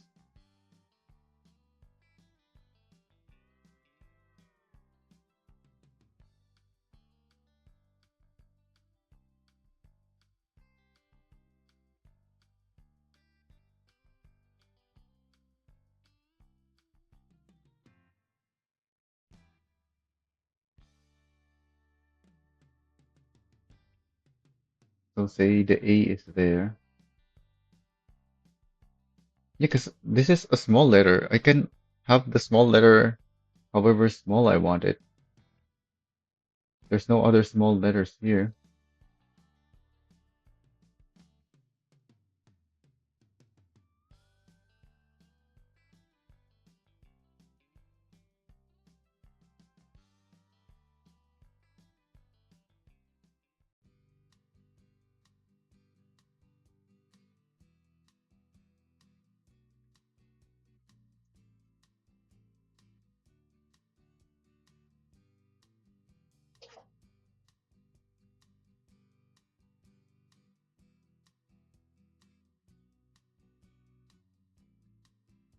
But how do I get... Hmm. If I make this show on the other side, Then we have the V there now.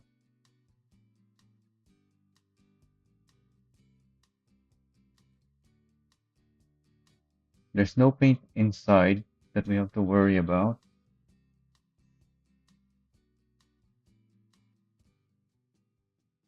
So if I just cover it up now,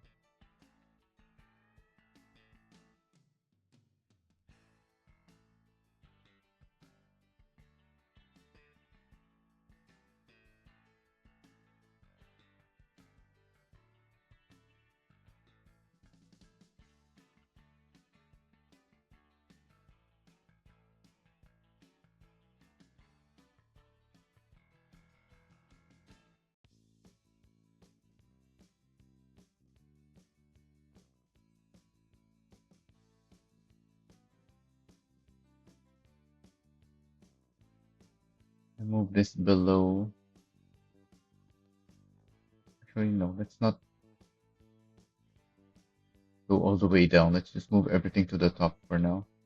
Everything that I'm working on.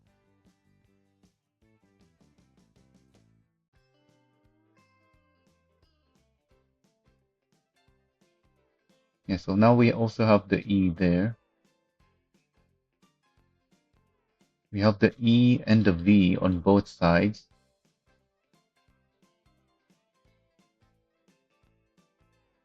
The V is not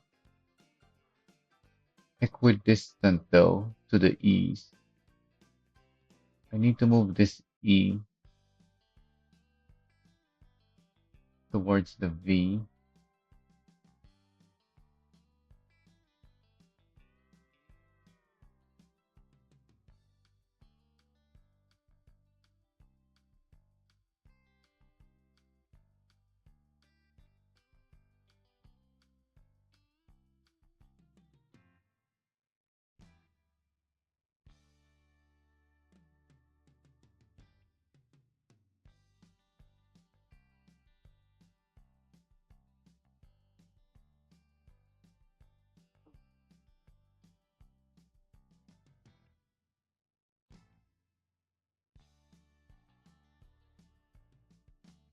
One step at a time.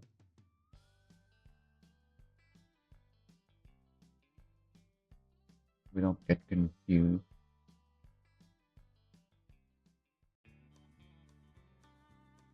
Okay, yeah, we have the E and the V.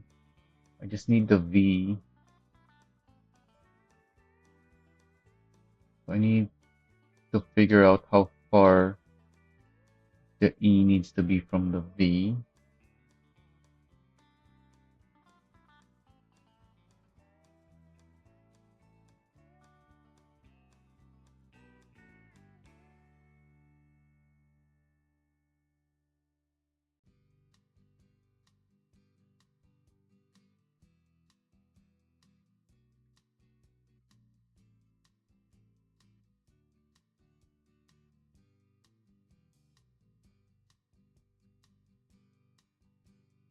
Right, so this is lined up with the V. So if I expand this to cover this E,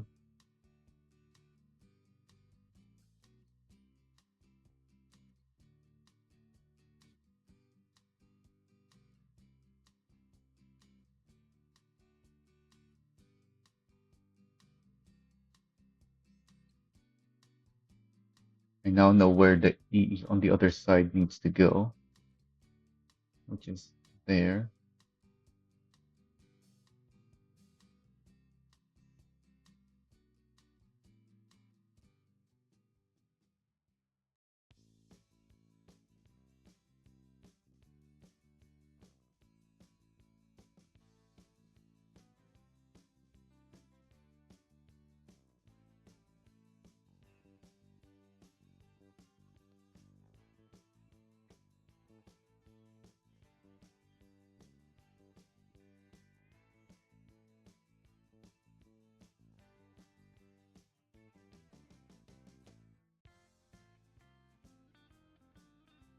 Oh, because I moved it. Duh. So I just need to move that. I was wondering why that thing is there. So I need this in front, but also to still show the stuff behind it. And that's where the letters need to be inside,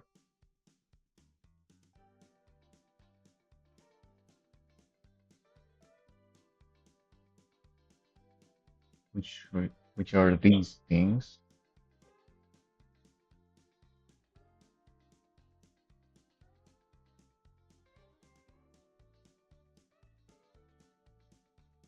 Yeah, the E looks very far from the V, but that's fine because it stands for electric and then fan.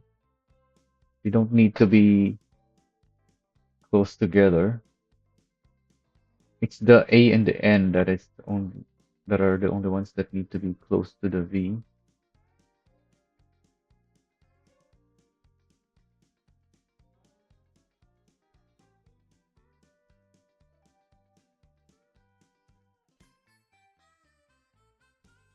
So now I need to project this thing to the other side. So I'm turning on the mirror, projecting it again. Why is it not? Oh, because the back page is turned on. There we go. So I need to fix the alignment.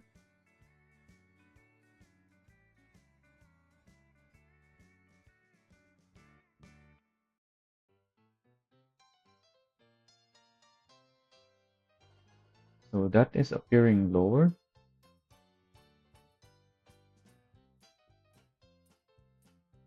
Yeah, it is too low.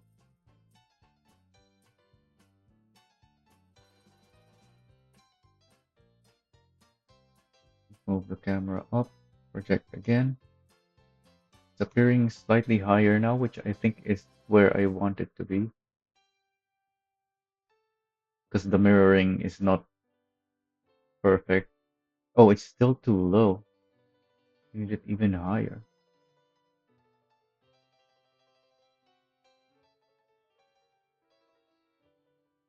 Maybe about the same as I did last time. Go like that.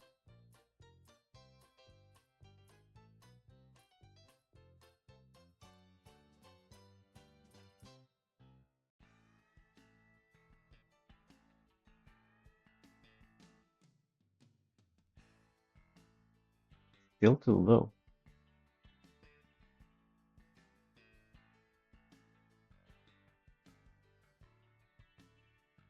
Oh wait, am I just placing it wrong? Yeah, I am placing it wrong. It's already the correct height projection. I'm just placing it too low. Because I'm looking at this line, but the E is higher than that. So we have that now. We have the correct height. We'll have to double check that later. Now let's move the A to the other side of the V. Turn on the mirror again.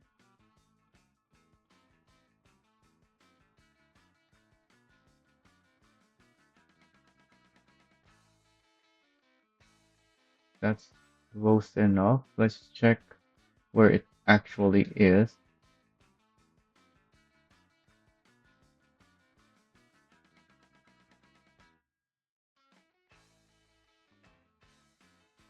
That looks pretty good.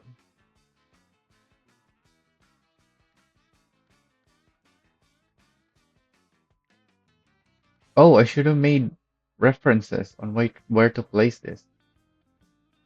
Yeah, because I'm just looking at it right now. I needed a reference.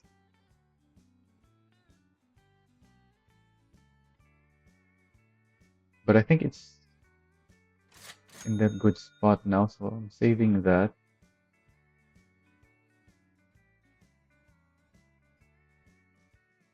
Let's check if I actually got it right.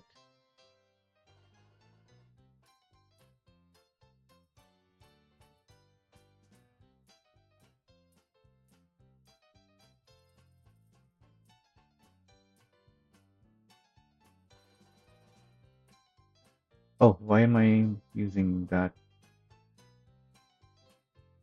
Actually, yeah, I should have used that. and I am using it. Yeah, that is the lining. This is centered to the V, right? Yeah, this is lined up with the V. Not perfectly, I don't think, but good enough. So I have that there. Yeah, that was almost perfect. So now I want the N.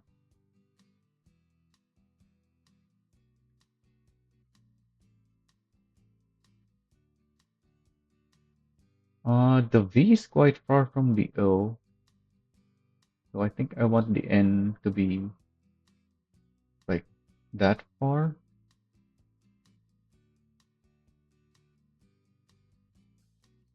So it's gonna be a narrower N. It's not a square.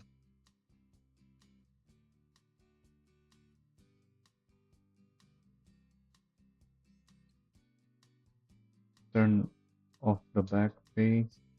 Well, turn it on by unchecking it. And then project it to the other side like I just did with the A.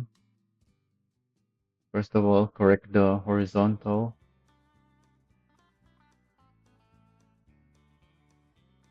Too low.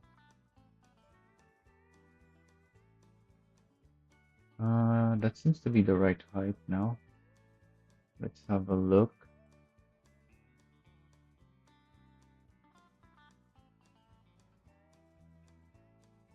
Hmm,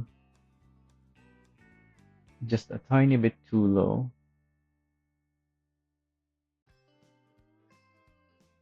So like a couple pixels maybe.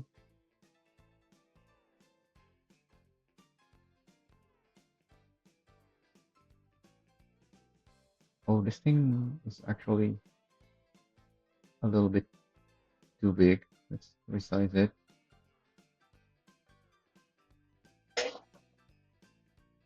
Now that I resized it, I need it to be wider.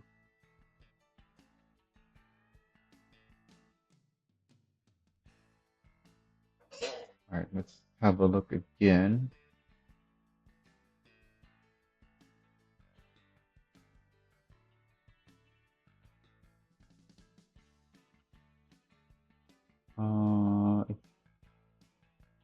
It's still too low.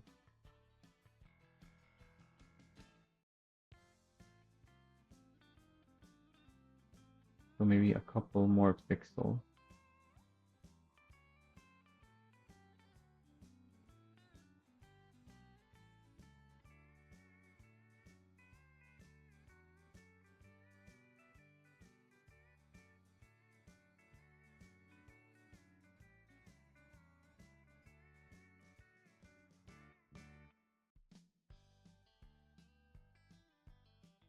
Okay, that's the correct height. Now I just need to move it forward.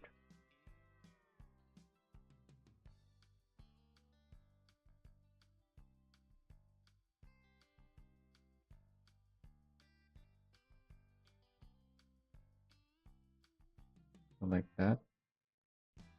Turn on the mirror now.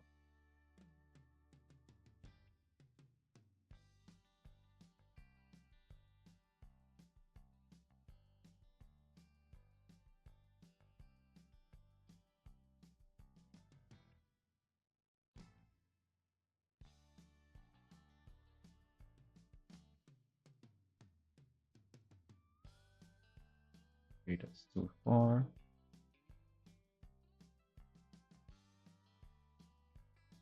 Yeah, we're getting some warping now because the van is not quite flat, but it's very minimal. Let's look at the other side,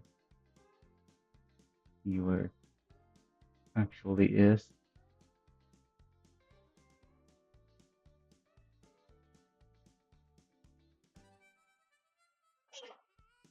I need to move it forward slightly.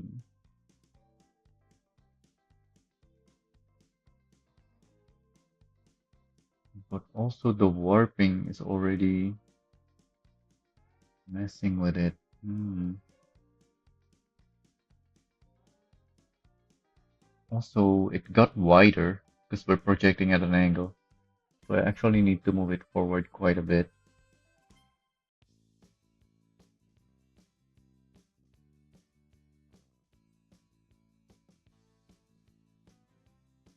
Okay, that's too much though.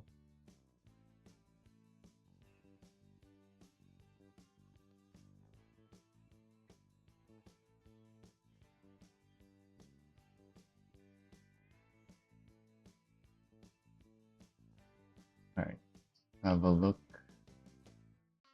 where it actually is.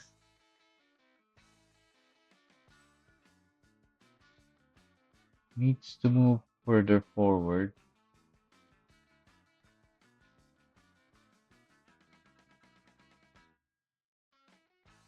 So I need like a gap here. See,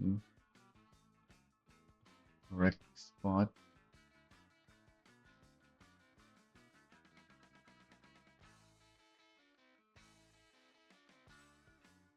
Alright, hopefully that is it.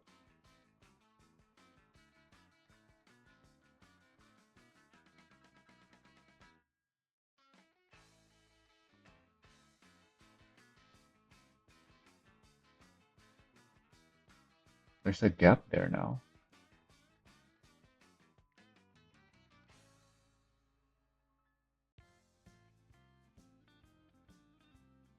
Hmm.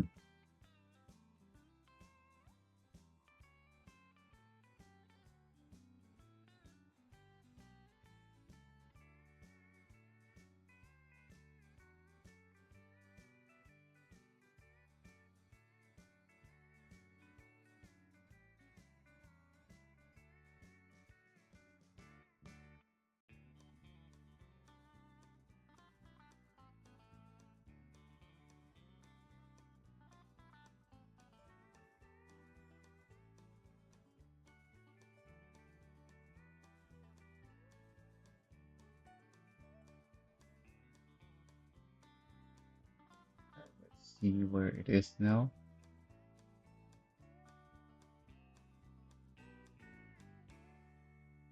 There's still a gap there.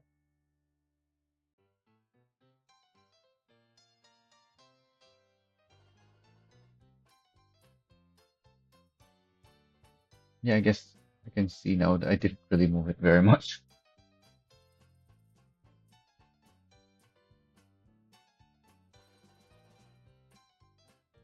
Alright, hopefully that's it.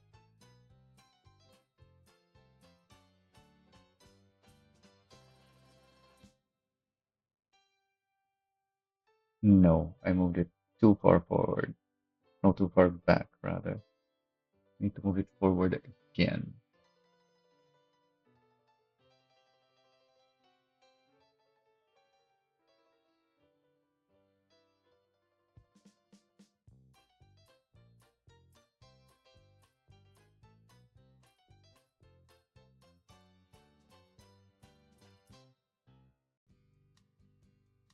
That looks like the same as before. Do I need to make smaller adjustments? Is that the problem? Just making too big adjustments? Yeah, there's a gap again.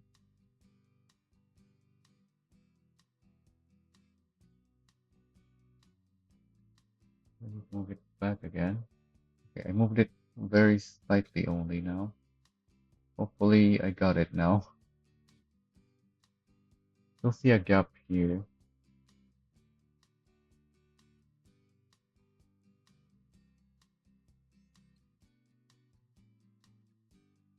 Okay, I think that's it. I just need to widen it.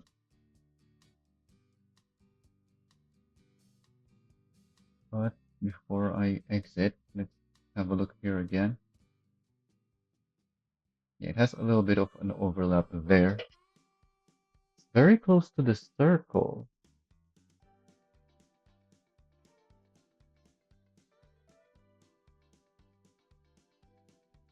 Yeah, on that side it also is very close to the circle.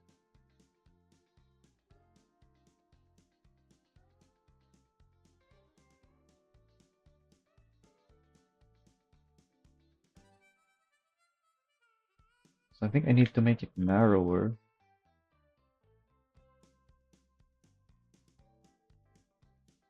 And therefore move it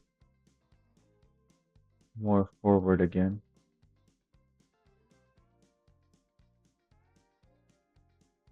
And there's just gonna be a gap.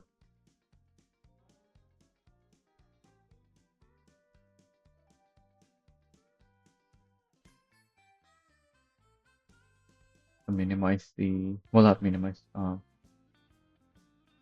have more of a gap.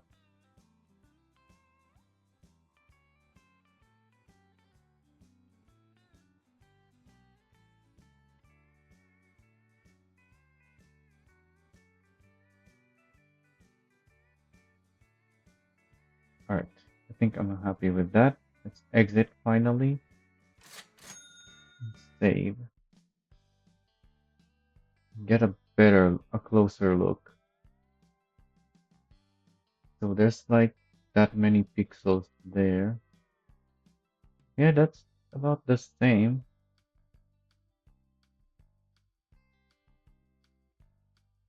In fact, these two might even be too close, but I can't move it any further there. And this thing has a big flat side, unlike this one, so this looks closer because it has that tiny piece there. So it's very small differences. So I can remove this now.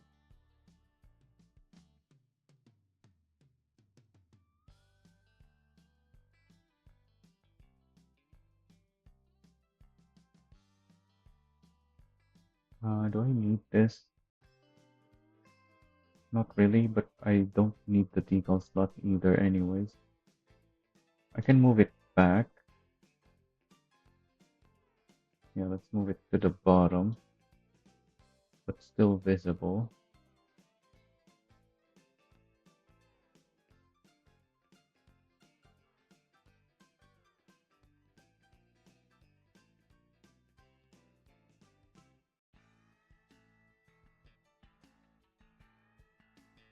So if I move it there, it moves there. Okay, that's better by moving it just slightly. Then duplicate and make a hole.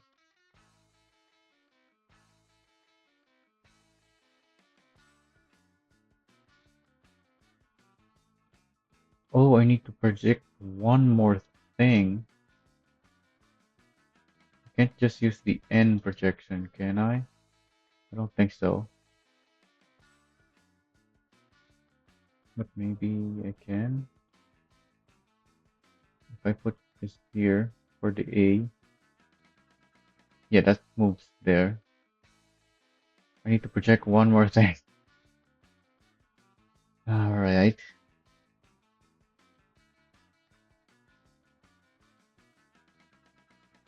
Use orange. Turn on mirror.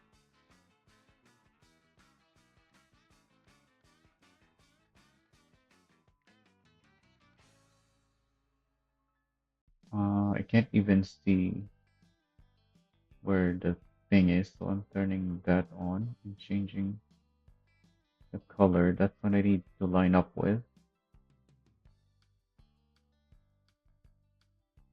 Oh, I don't need to look at the other side anymore because we're lining up a similar thing. I only need to look once to confirm on the other side if it actually looks correct.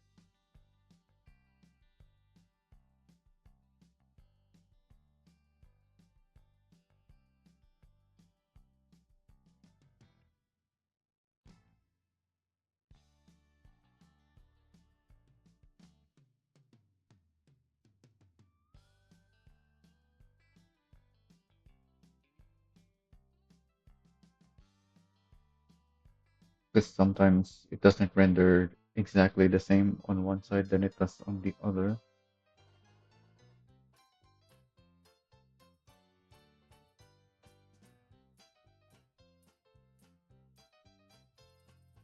Oh, I shouldn't have resized. That's a mistake. I just want it to be wider.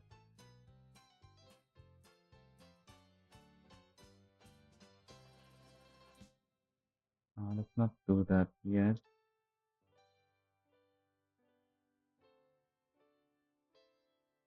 Turn mirroring back on that. Duplicate this. Change color, make it narrower, and turn on the mirror.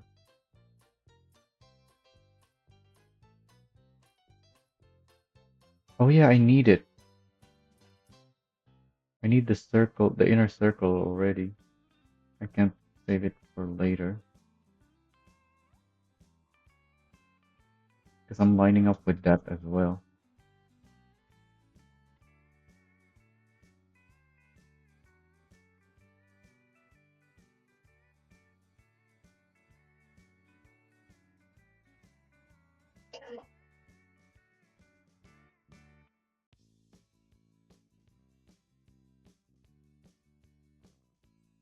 You know what? Let's make it like that.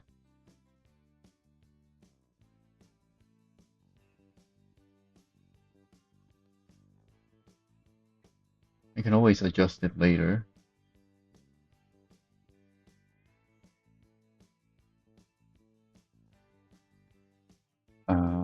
That's too big.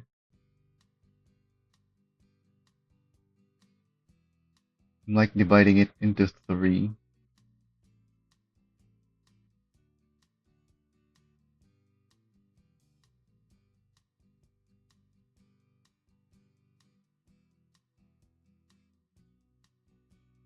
Alright, I think that's good.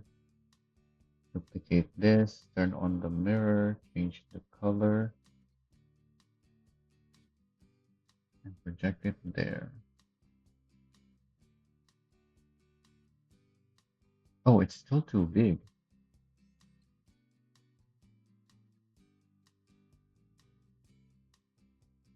I can't block it there.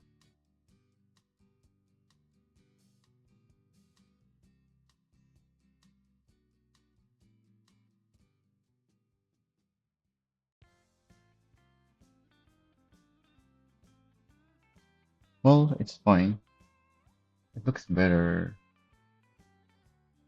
when it's slightly bigger than it is if it's exactly the correct or slightly smaller.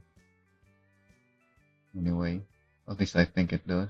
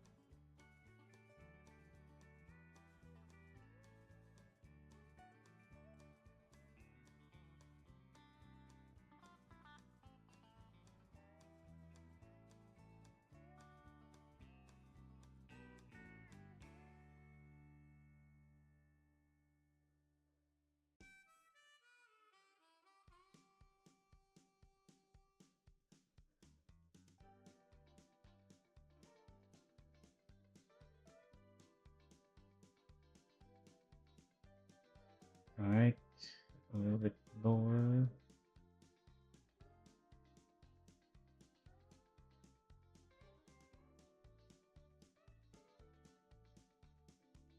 Okay, let's look at the other side. Still saving our angle in case the other side looks wrong. Yeah, the other side needs to move a tiny bit forward.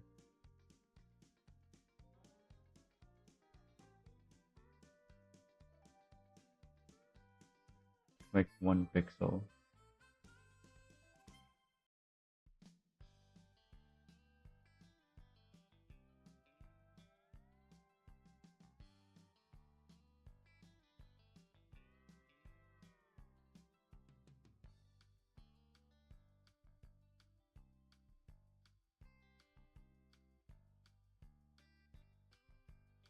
This side still looks correct, so hopefully other side looks correct now as well.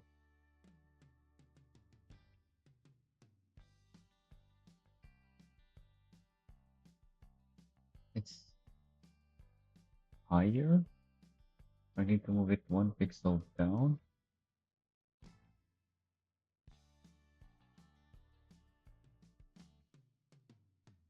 I can't see from the bottom, so I'll just have to do that.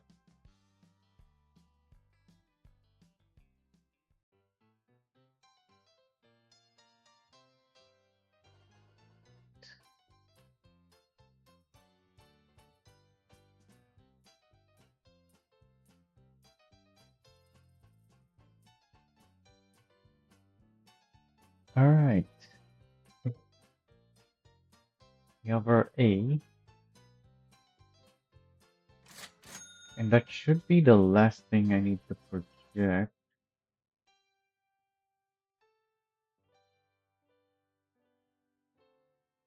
I think, because the N shouldn't need stuff like that. 'Cause I can just resize things.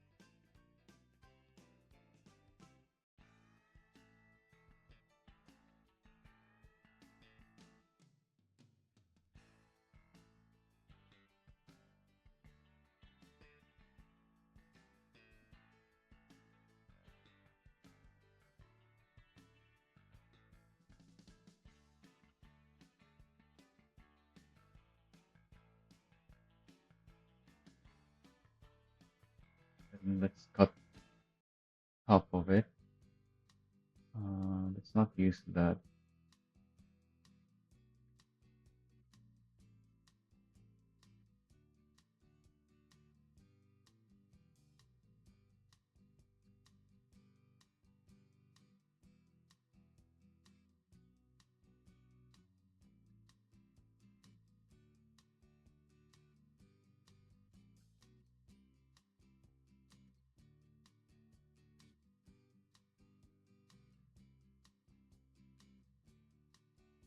I'm out of thoughts, but I do have things I can remove. Well, just one.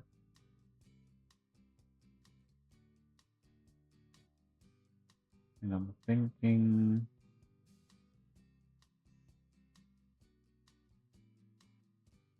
I should round out this part as well.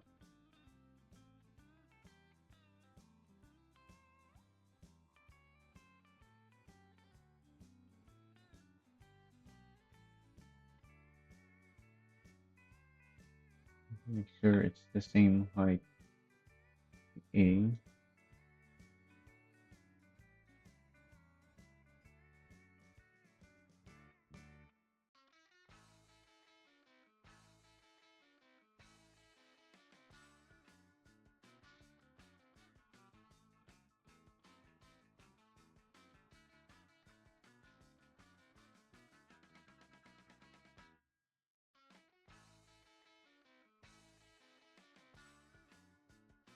Looks wider here.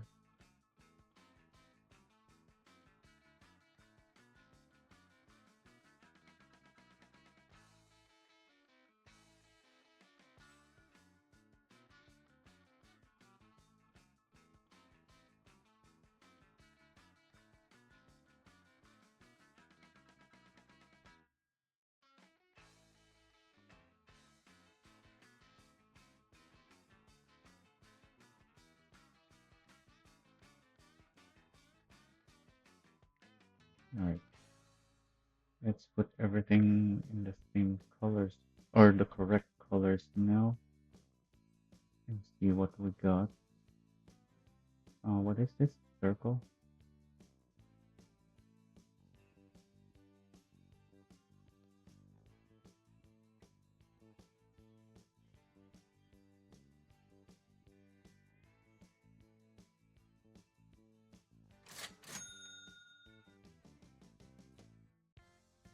Doesn't look very nice.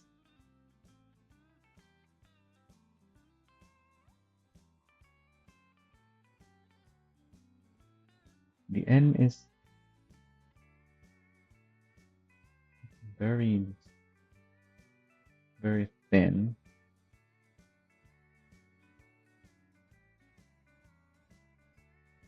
Wait, what is this square?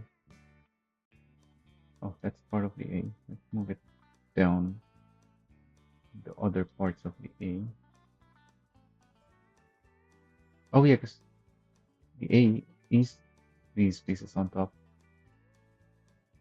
So that should be there. The N is this.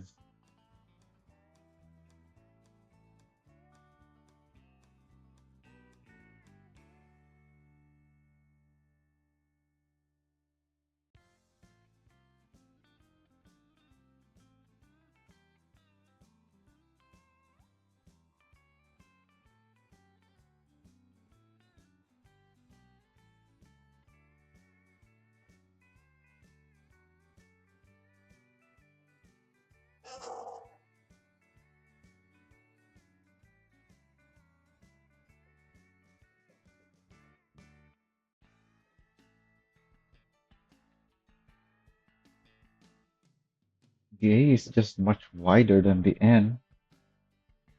And if I want to fix that, I have to reproject everything. So I'm not doing that.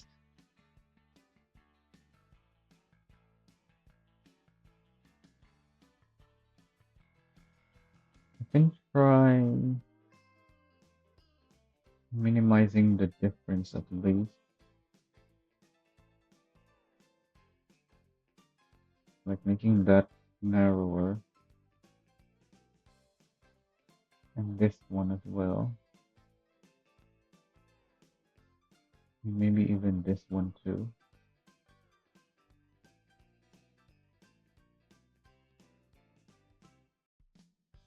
Probably that's too narrow.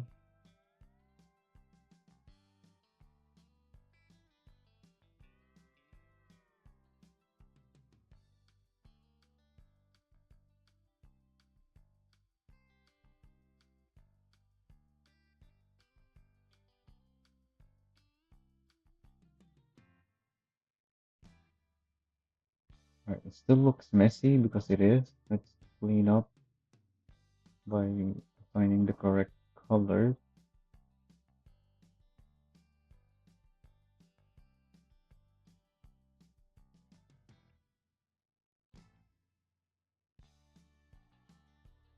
Why does the A looks too fat again?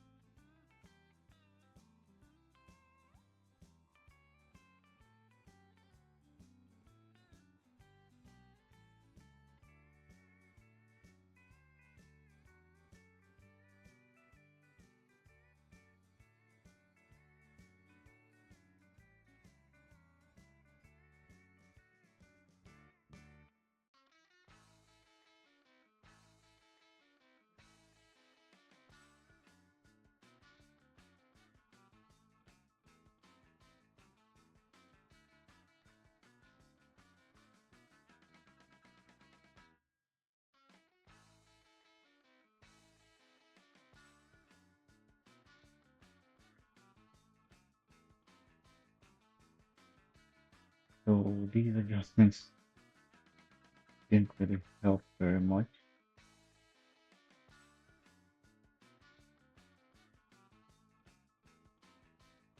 There's too much space there now because of that.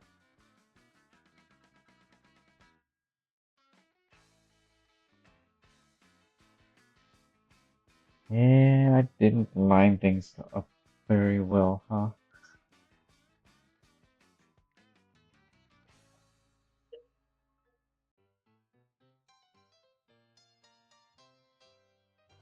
The end really should have been the same size as the A instead of being thinner.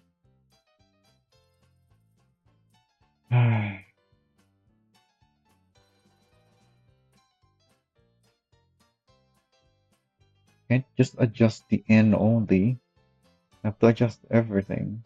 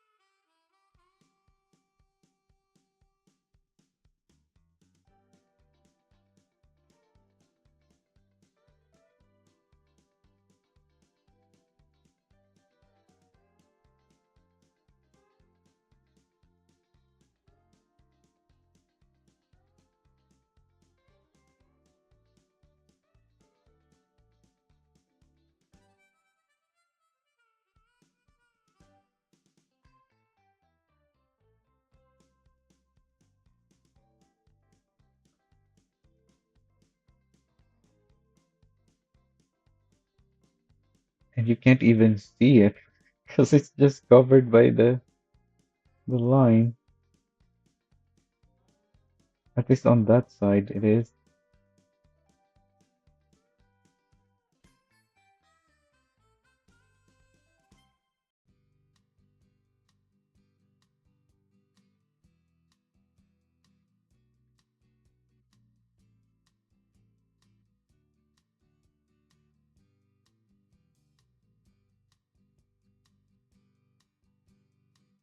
And the V is very narrow. I'm just noticing now.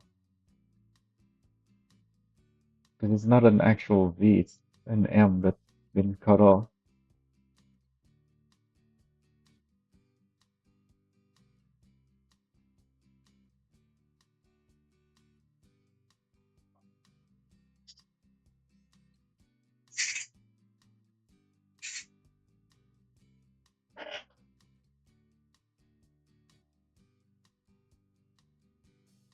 So yeah, that this wasn't worth it.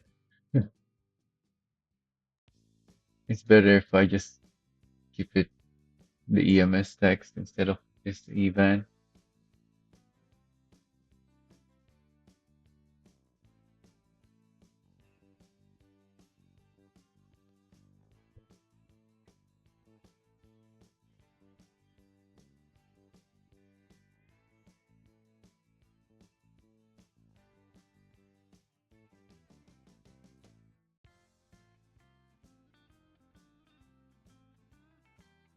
Yeah, this thing you can't see most of it.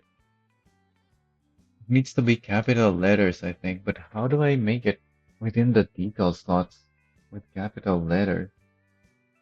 I don't think it's possible. It's like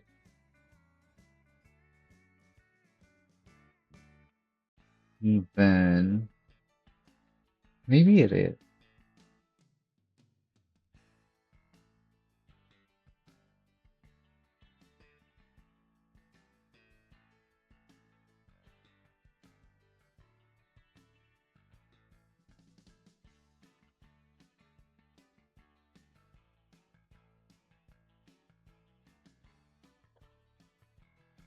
Especially if I remove the numbers. That's four slots right there. So maybe it is possible.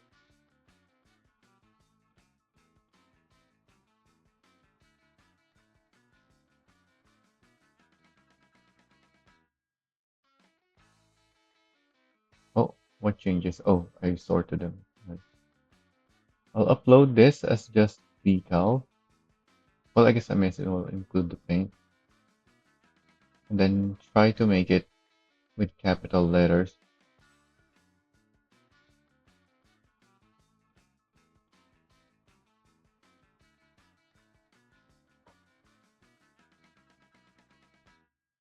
I'm not gonna need that. That, that.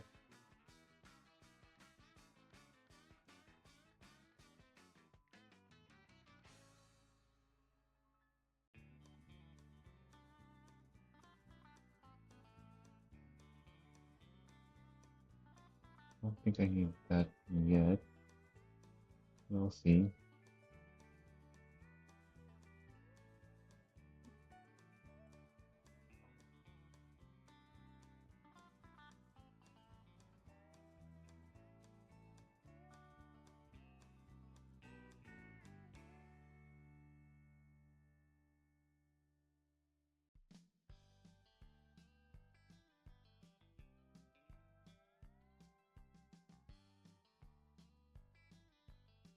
Let's try to get.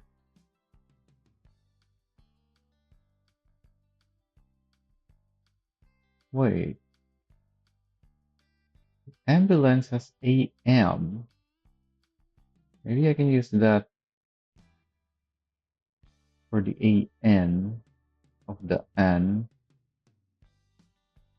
Because I was thinking of using the taxi for just the A. But obviously, it still requires a bunch of others. The ambulance text might be the way to go.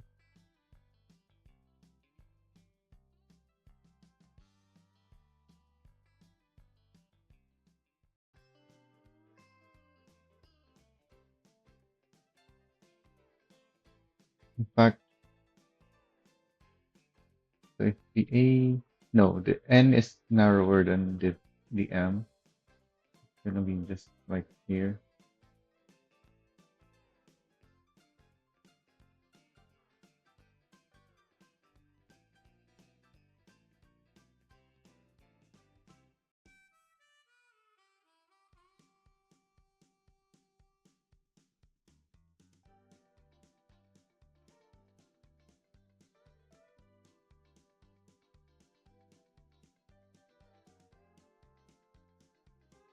So I'm definitely not gonna have the 11.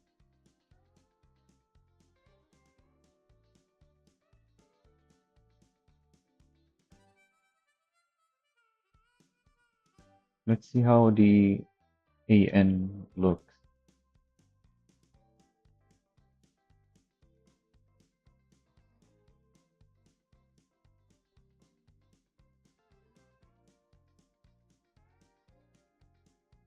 Wait a minute.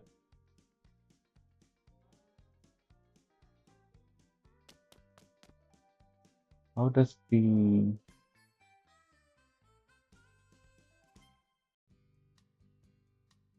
Inco text look like?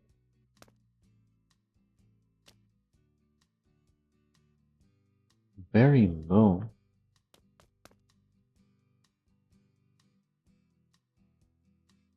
That's gonna help me with the problem with the letter E getting cut off like that.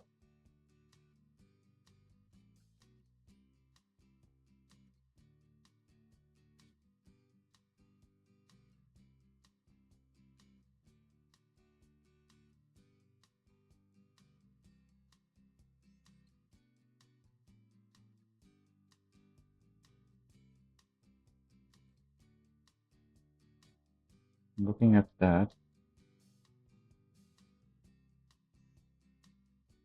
like down here,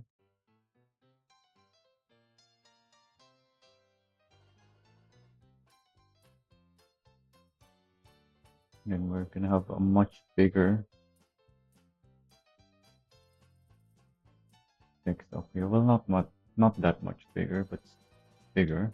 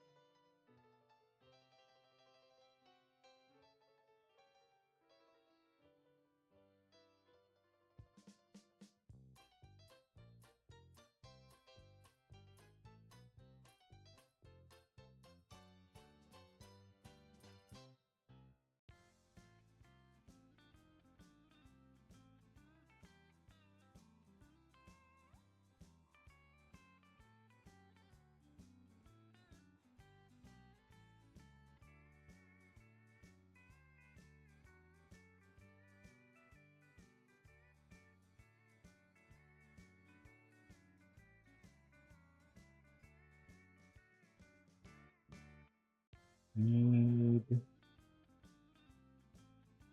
size reference again.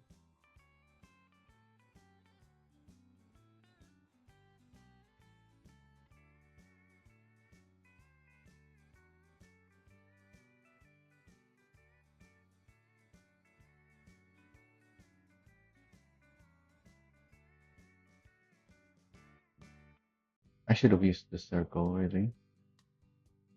That's already there.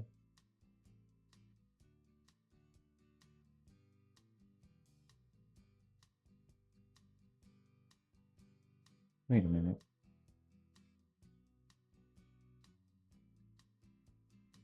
Doesn't really change much. That decal was not needed, I don't think. Oh, it does reveal the line of these. So yeah, that decal was necessary.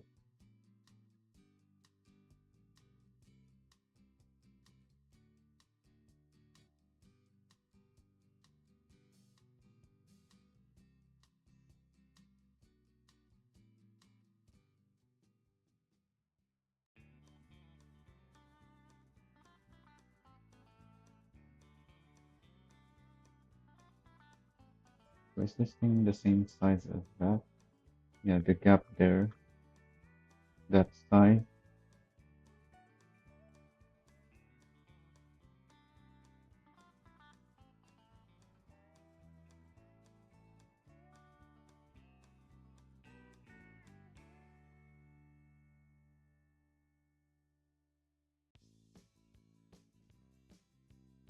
Right. I haven't moved the emergency fix on the other side. Um,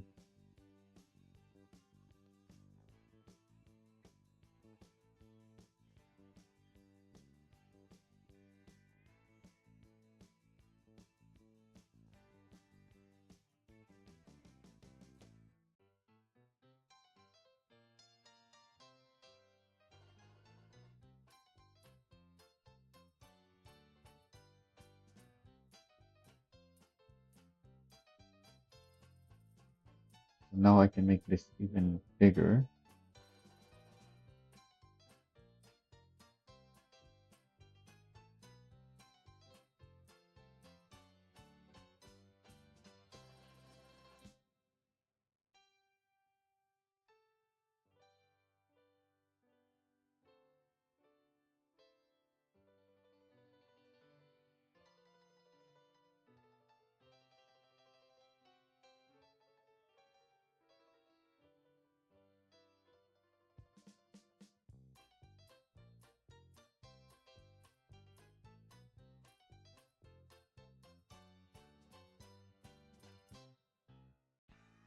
So I tried to line up the vertical height, and you can clearly see from looking at the width that it's not actually the same, even though the height looks the same.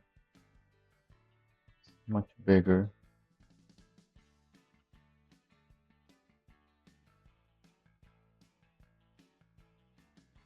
Now it's more similar.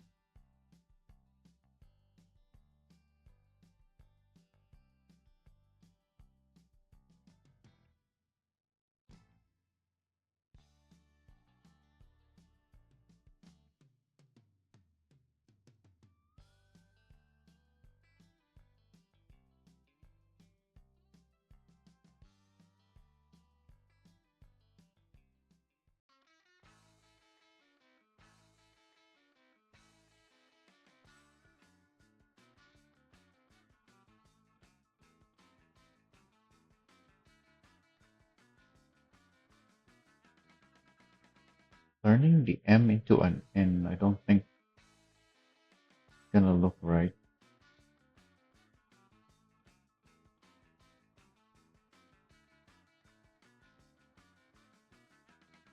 Yeah, it's gonna have a tiny piece here and a massive triangle here.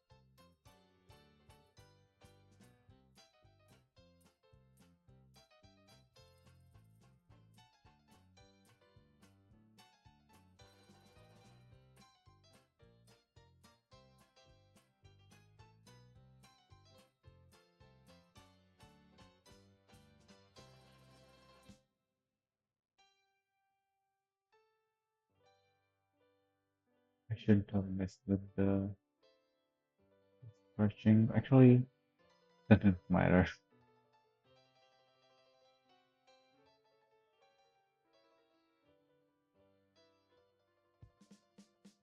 I think I have to redo that, but I already did it.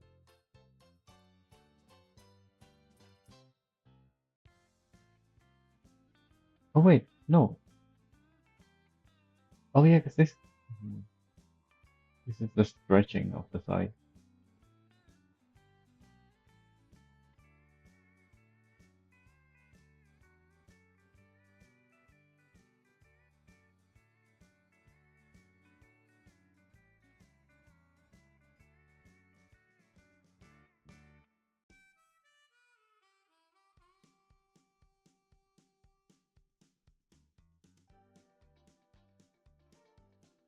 So that's already a bunch more details.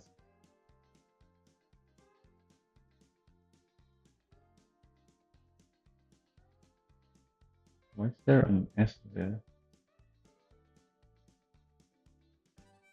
Oh, because of this.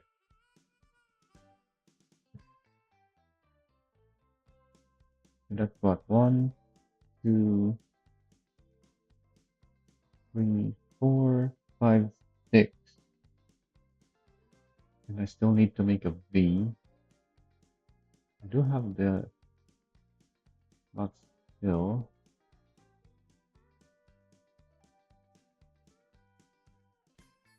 How do I make a good looking V though?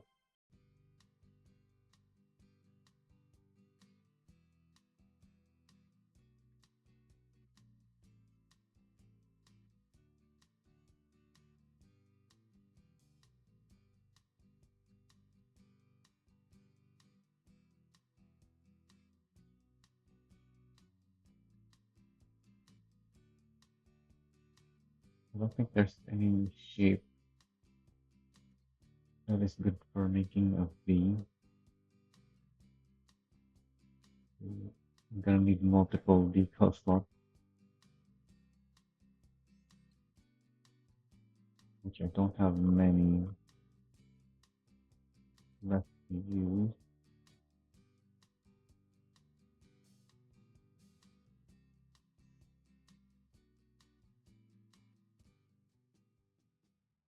That doesn't really work.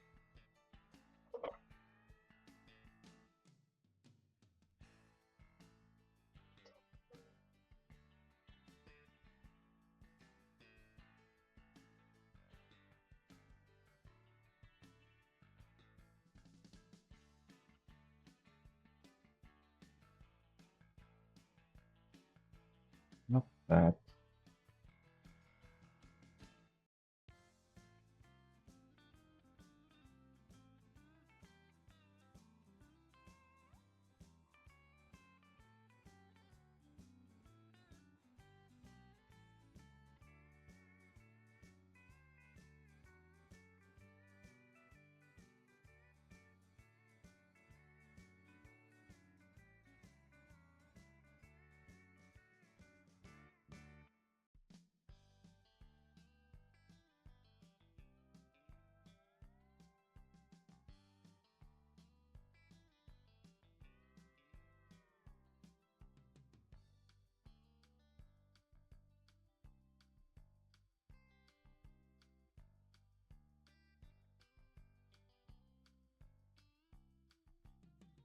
This doesn't look too bad. Just need a couple more details to hide the other parts of it,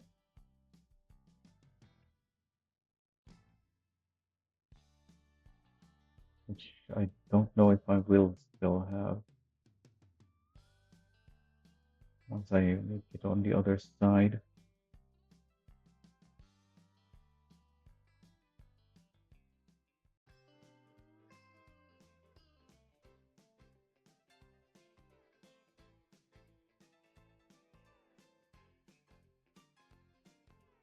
Let me do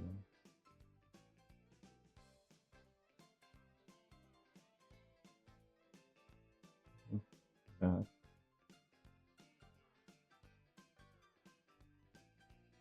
Oh, it's still small.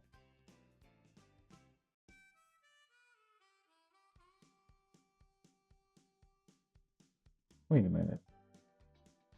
Did that line up?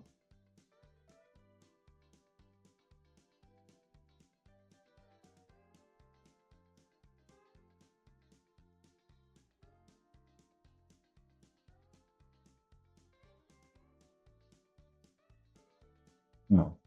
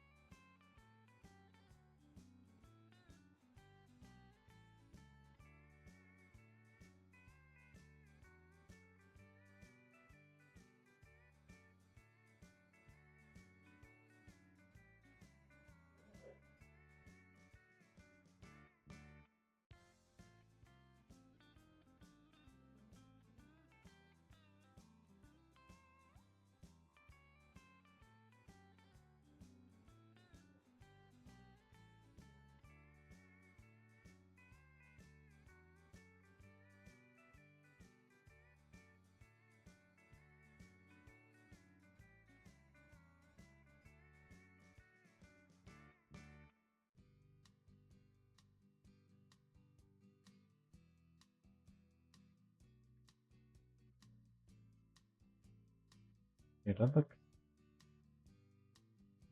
good. Just fix the colors. What doesn't look like a mess.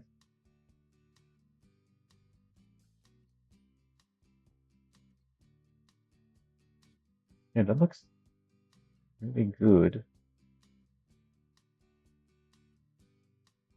I think I can make it on the other side within the decal limit.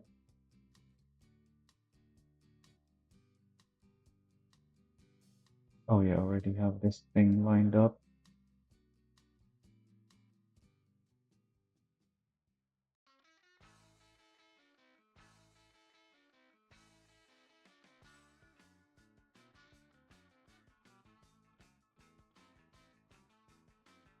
What?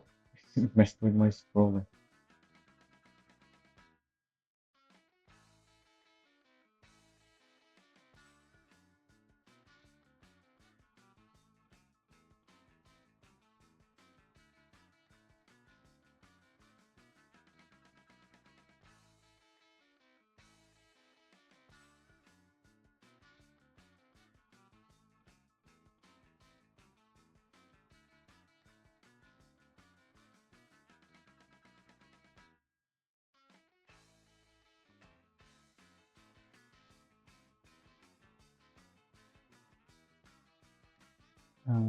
How did I line up the N again?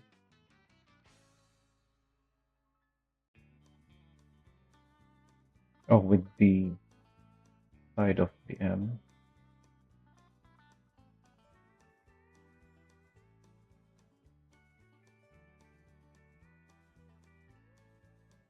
So there.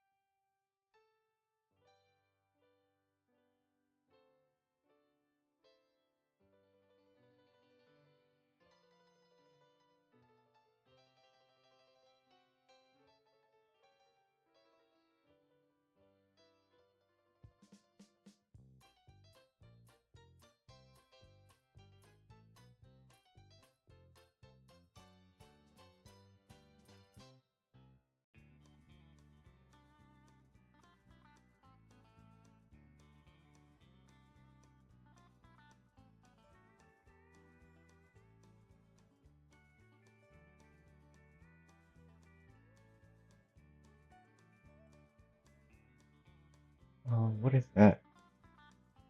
Was there something there?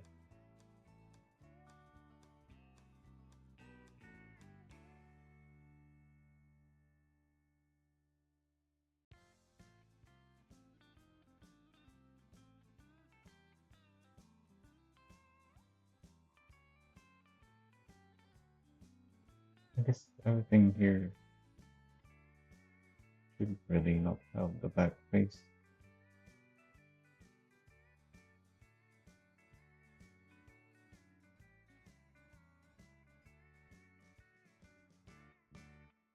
This was much easier to make. No need for the decal projection things. These all don't have back face already. And it's exactly 30 decals. Although I had to remove the number.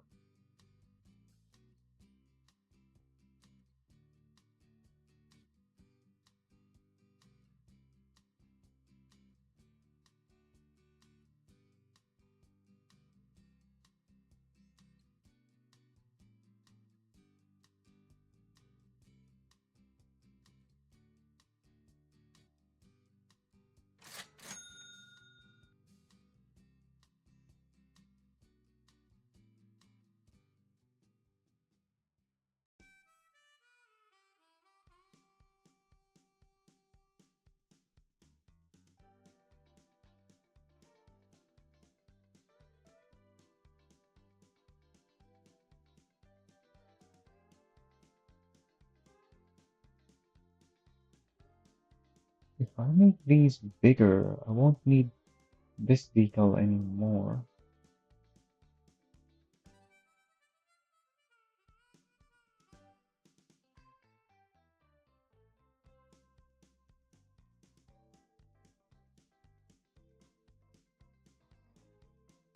No, I still need it because the other decals are one-sided.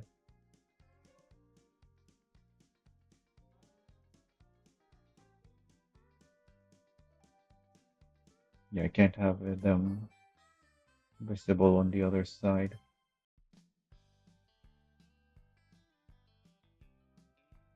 Maybe the one for Beeville I can.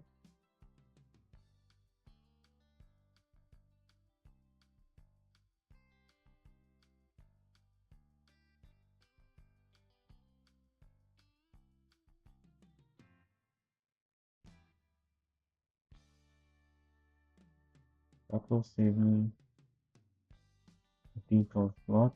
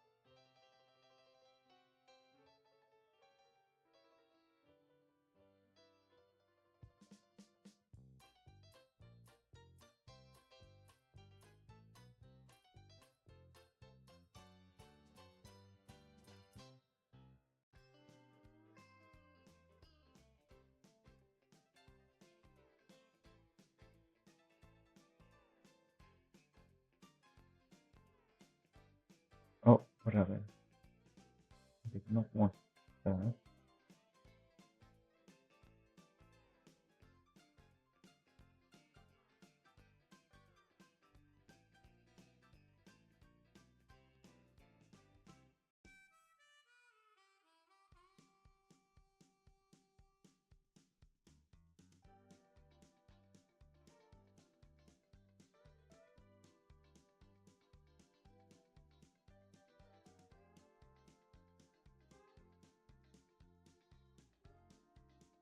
I do have one default slot.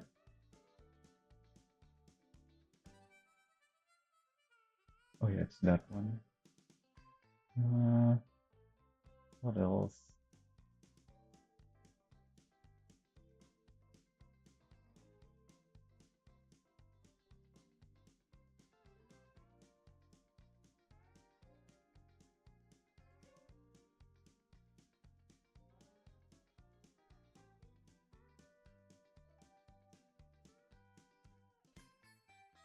Maybe to make this more like an E-band,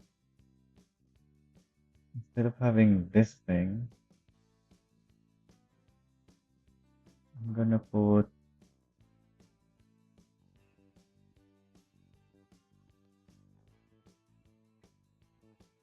we don't have any detail for lightning or symbol, right? Yeah, we don't have a lightning symbol, but it's easy to make a lightning. It's just triangle, maybe?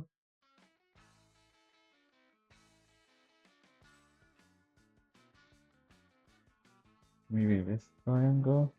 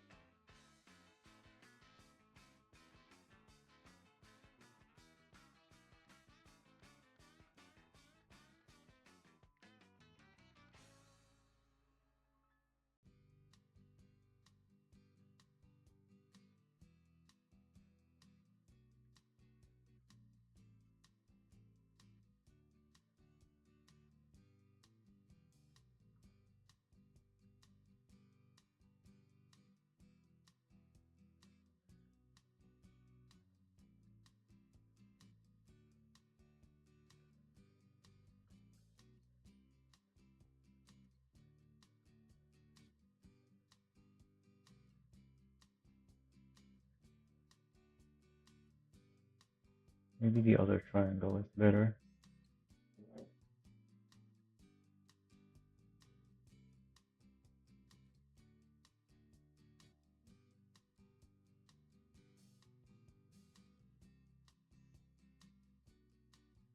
Nah, they both end up looking the same.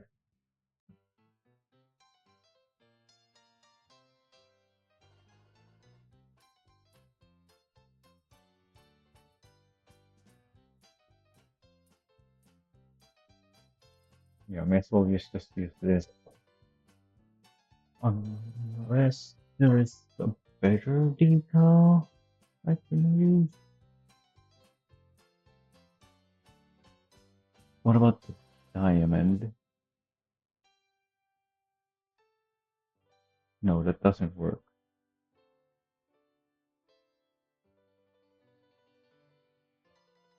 Yeah, it doesn't work.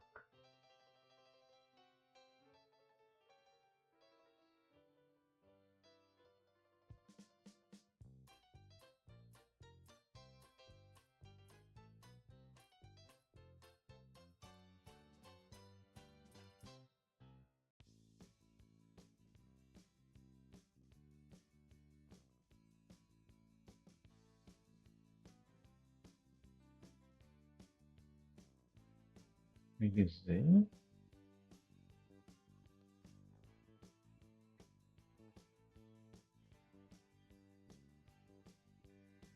Nah,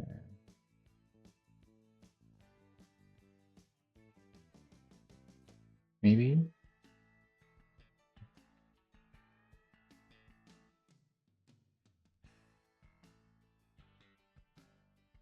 Does that look like a lightning symbol? Not really.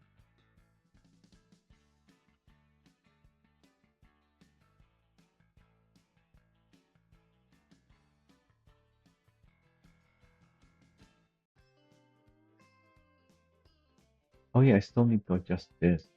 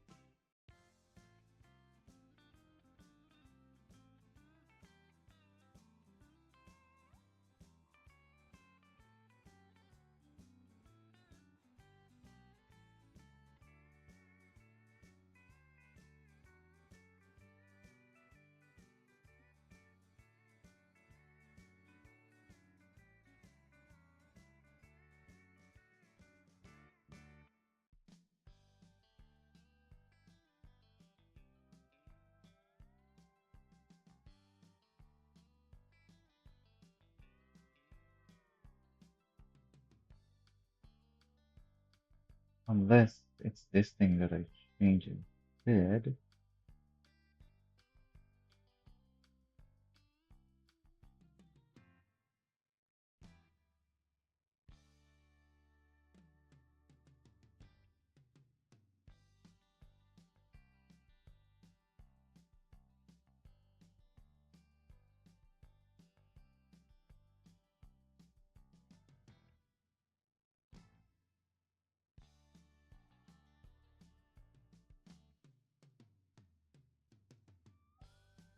Mm,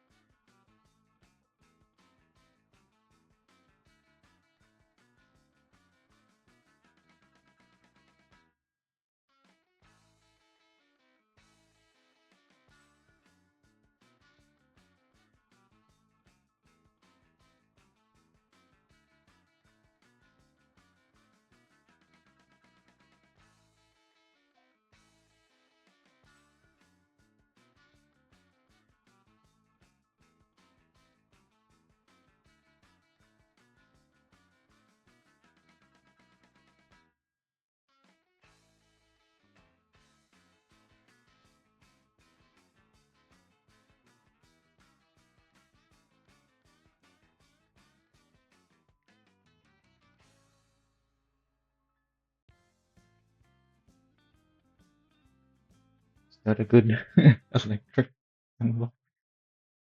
Electric icon. Oh, there needs to be more overlap.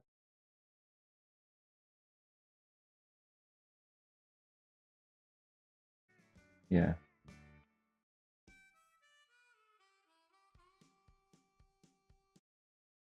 Mm, maybe I only need to adjust the upper part though.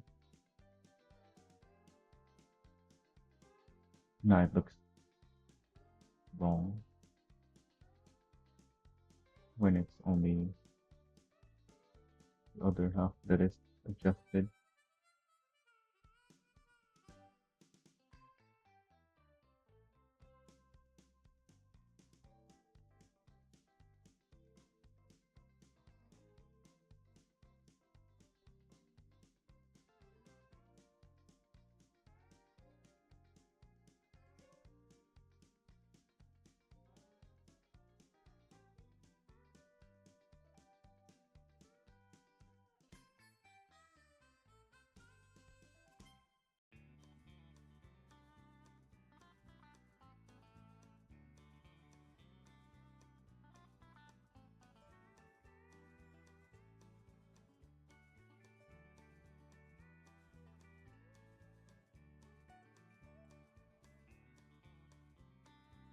That's still not much overlap.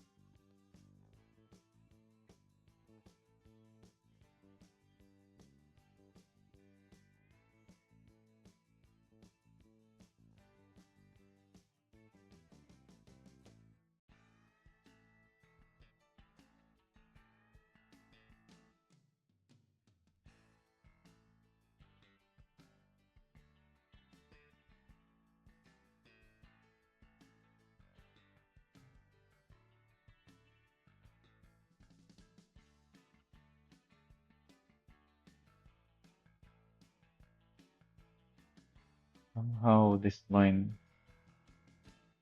ended up straight. I didn't line that up.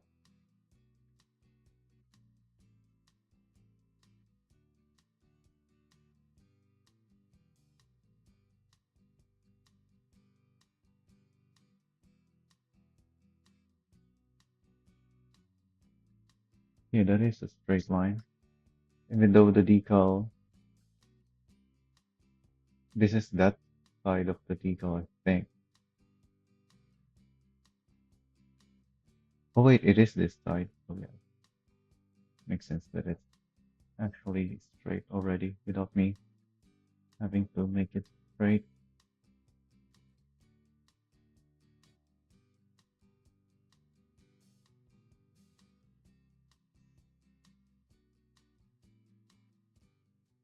Looks wrong having this decal.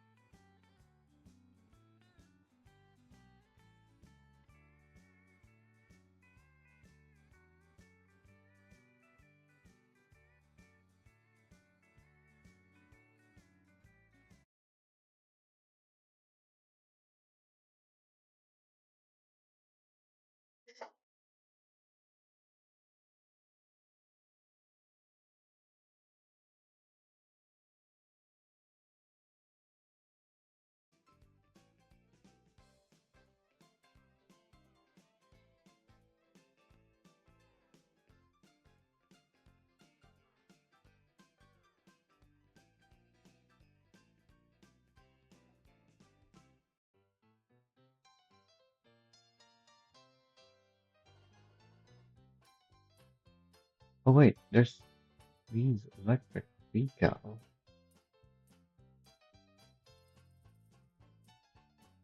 Can't really use it for this design though.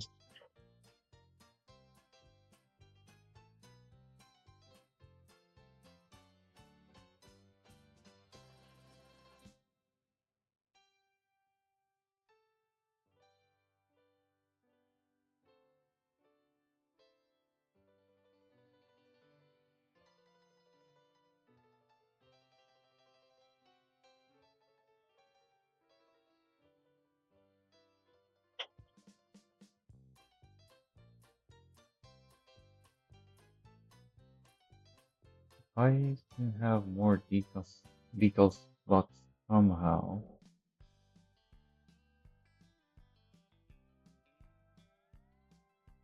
I really need this.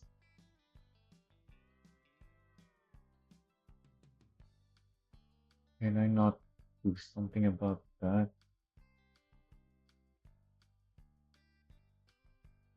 Hmm.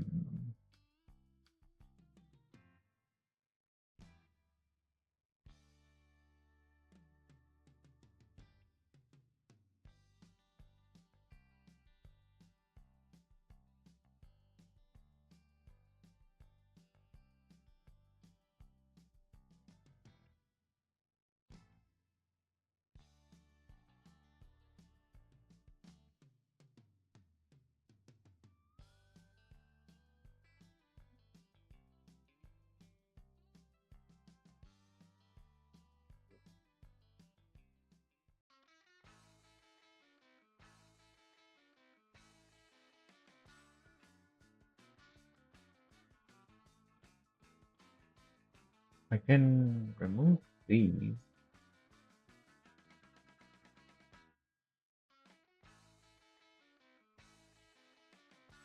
Yeah, because those are just extra bits, really, that don't need to be there. That gives me four slots. I only really need three for what I'm thinking of.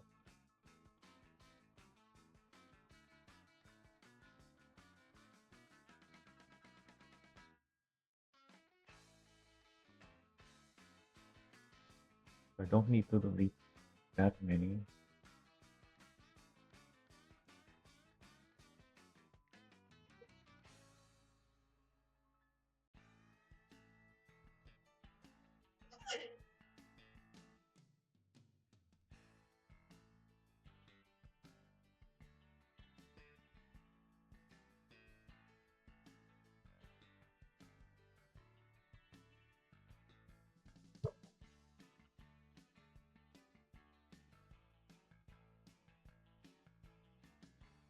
In fact, I don't need to delete any of those. Maybe if I just use this instead.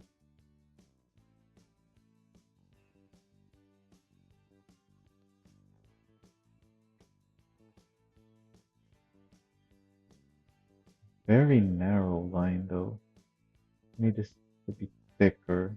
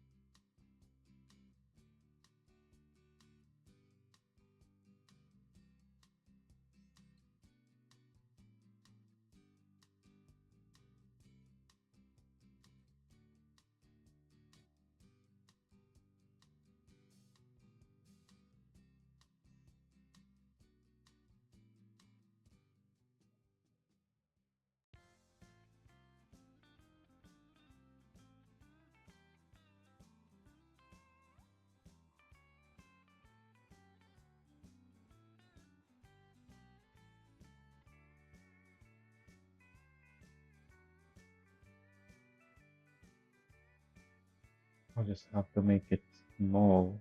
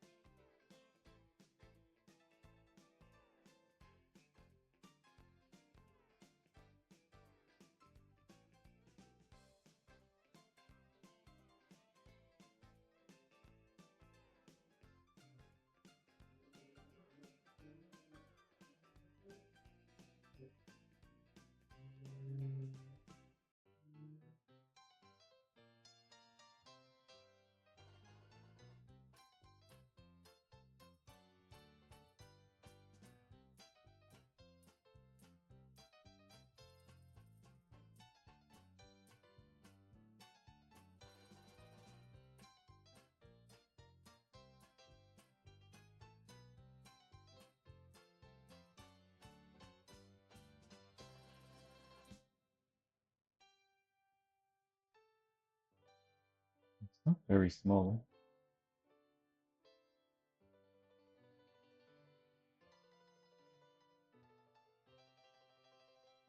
Where is it supposed to go?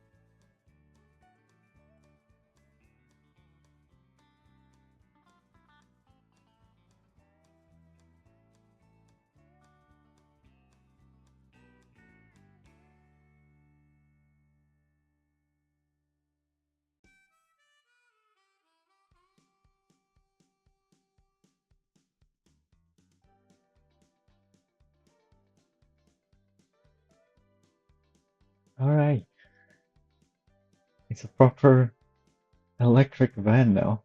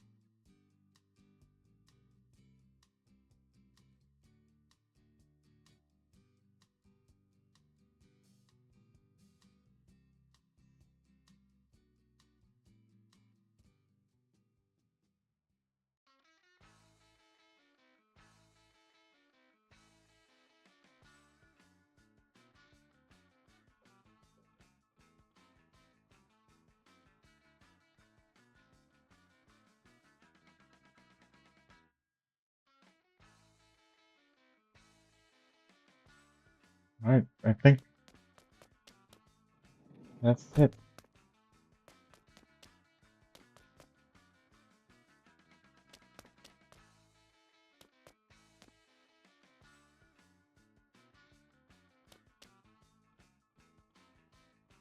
Why is it looking blurry again?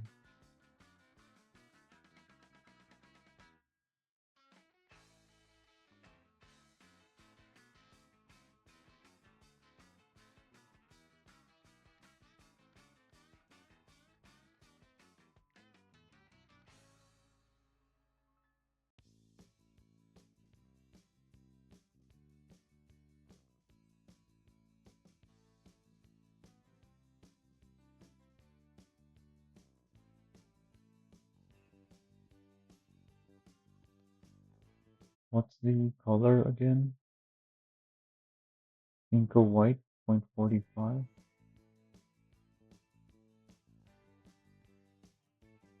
So we still have the base white color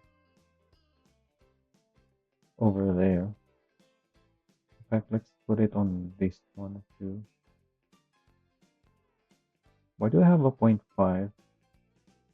Oh, for the mirror.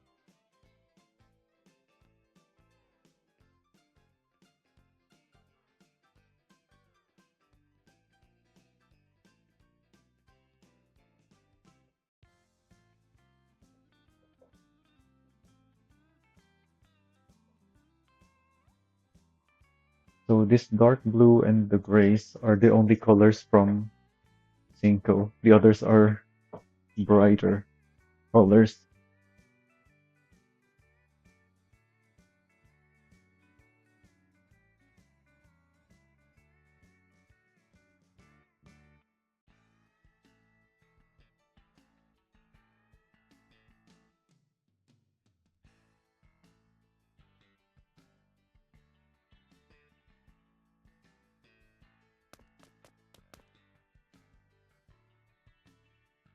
What's our colors?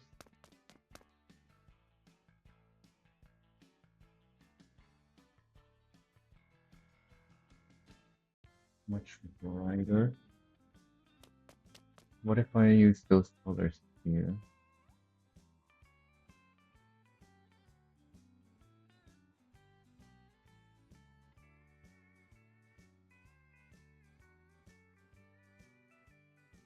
It looks good. better match.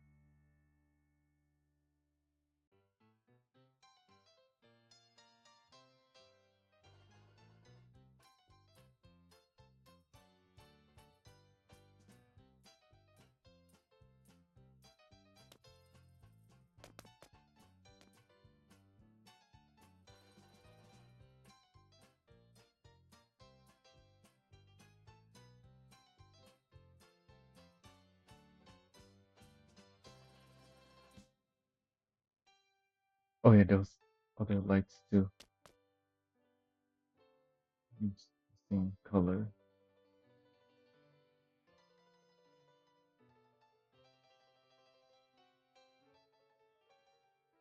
I think the rotator needs it. The rotating light rather, not rotator.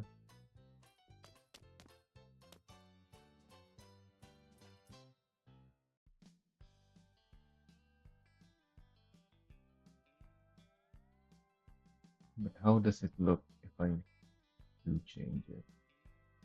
Not much difference, so I may as well so that they all have the same color.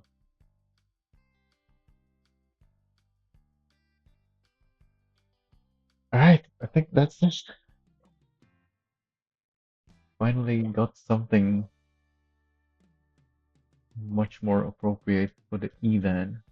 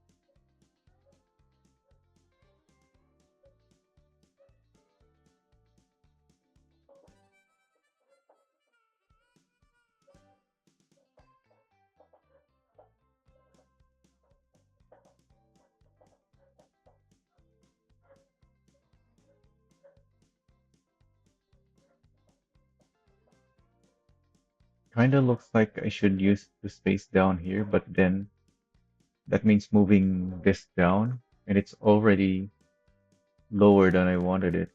I want it higher for the door.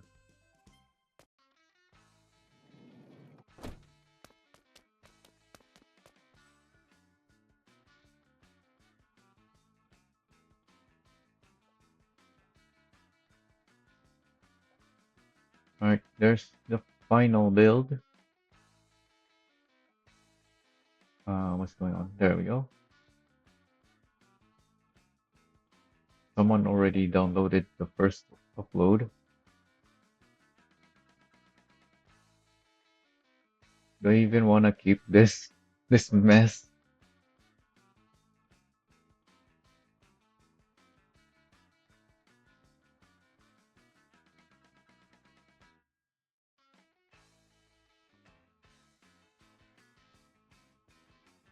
Yeah, no, let's just delete that.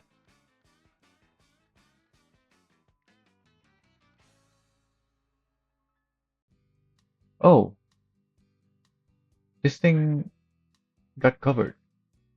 Oops. Let's delete that and fix the thing. Yeah, because these things are at the bottom.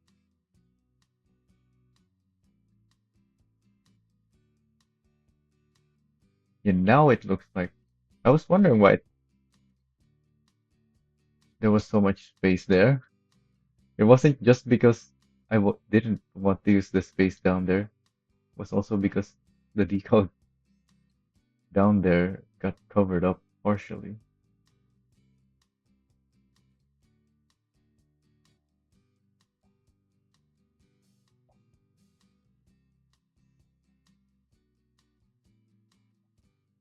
All right, upload it again.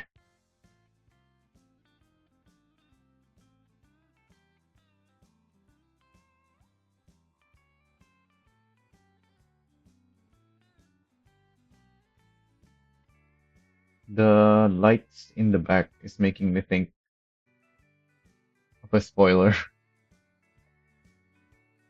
though it's very clearly not a spoiler.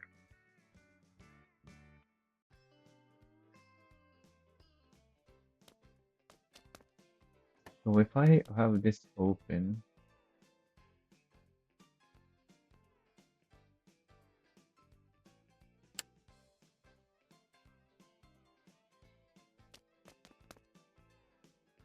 oh yeah, and you still have the interior light there.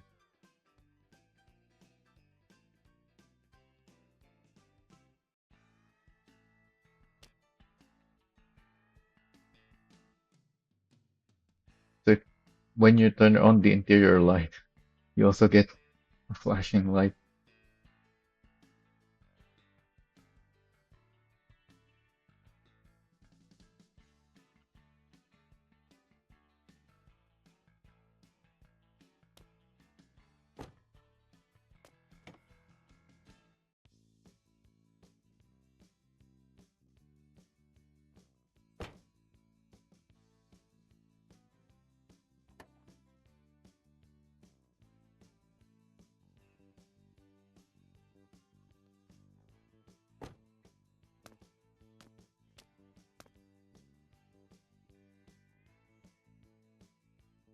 Alright, that's it for me today.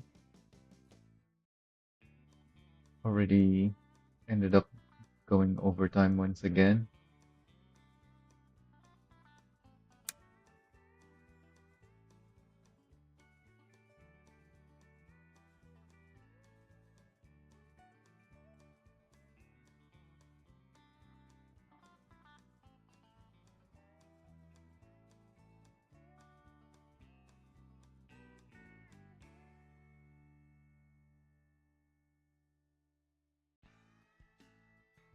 Maybe I should just make the line black instead of red.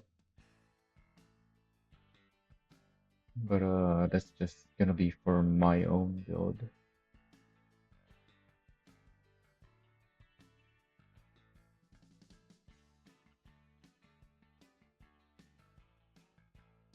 This is still a Cinco design, and the Cinco design does have a red line.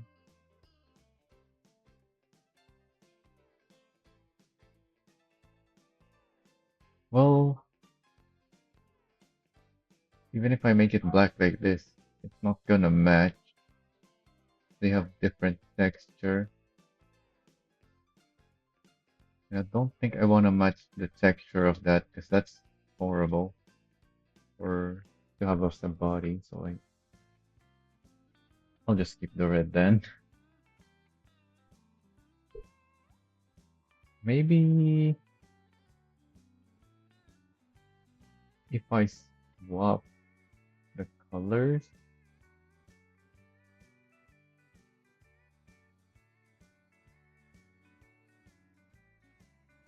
don't think okay, that doesn't look good in the bright color.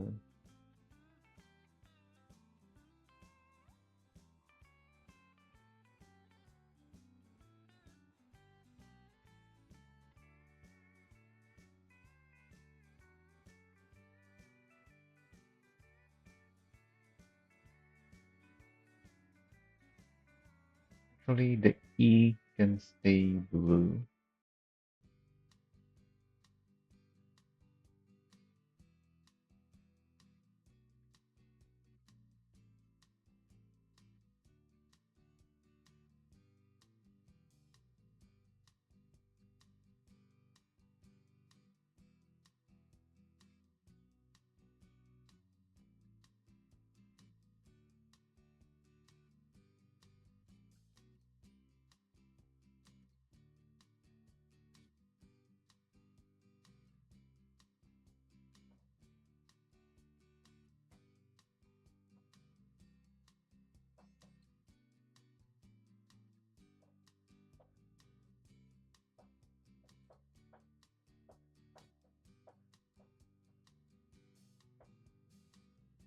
I can make it bright blue.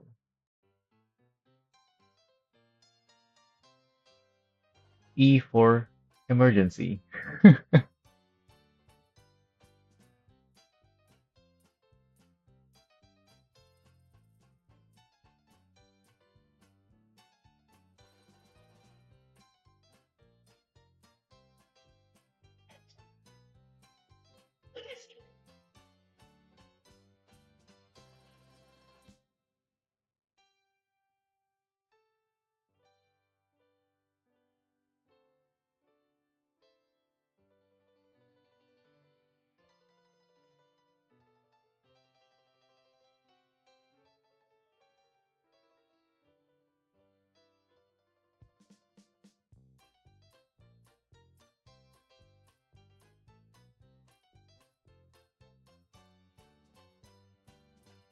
The SCM color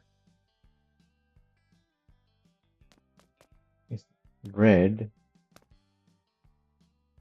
not a similar red than what I have, but they're both red. It's like a slightly faded, but also dark red, if I remember correctly. I tried matching that before, one of the SCM badges, so I know that it's a faded and a dark and faded red color. A proper red, not like what I have where. Wait, is that even an orangey red? They're both orangey red, right? This one is orangey. Yeah, they both have a slight hint of orange.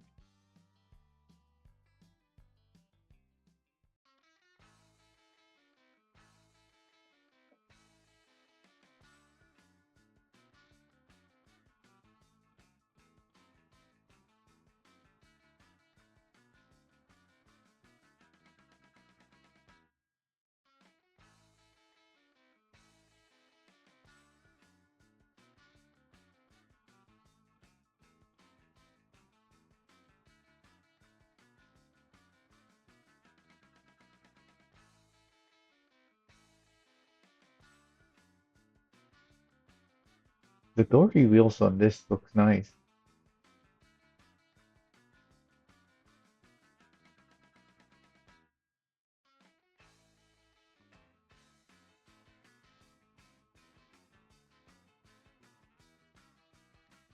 Oh, you can't paint the whole thing? Or is there two layers of paint on the wheel? I've never tried this wheel. Yeah, there's wheel one and wheel two.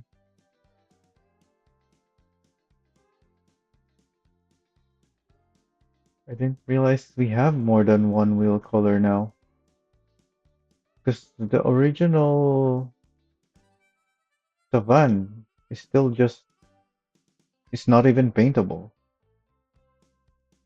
Even though it got added at the same update as the Tavan GT wheel, which is paintable. So why didn't they do the same thing here? Or at least update this to also have. Oh, it's paintable now. Wait, what's this? No, it's not. It's my other wheels that I can paint.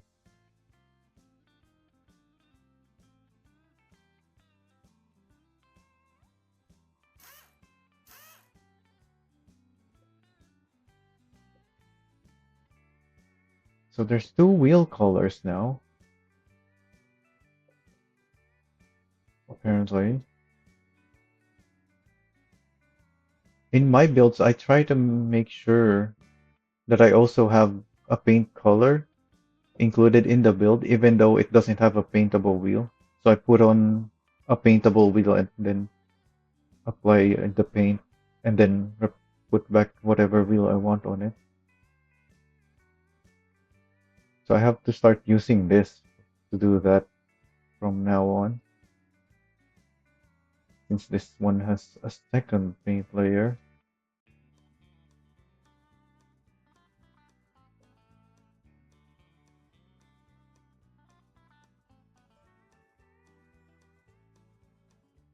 Wait a minute.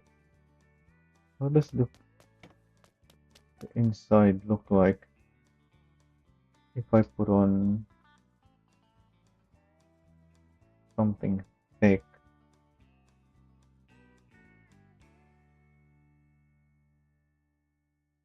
Well, I guess they lined it up properly, huh? Even if I remove my spacer,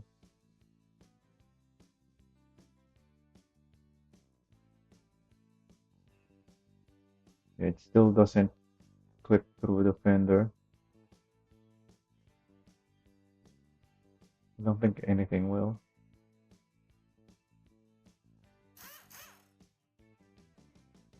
It's clipping through the spring model though.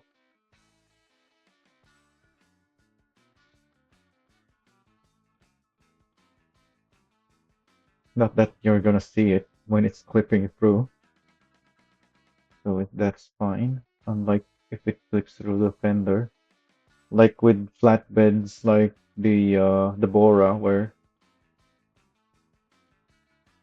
you have the wheels clipping through the bed.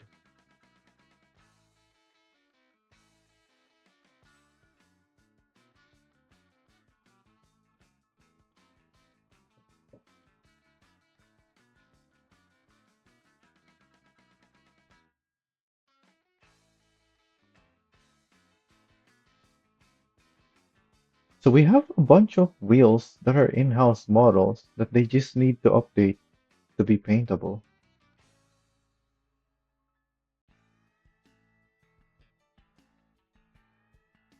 Yeah, all of these are still new wheels. Well, not new, but in-house models.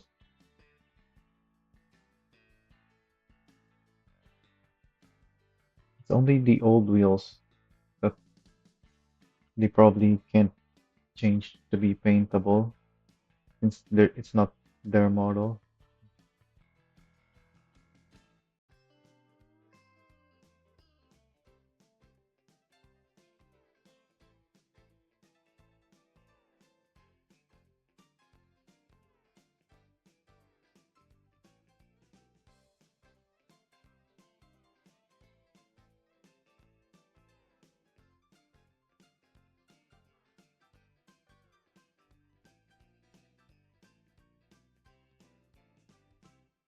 The Interceptor also looks fine, but the Dory is still better.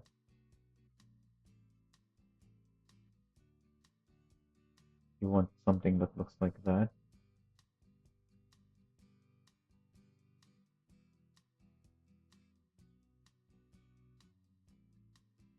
Right. The Ranchi wheels also look fine, especially if you changed the base color to something similar like that. Anyways, that's it for me today.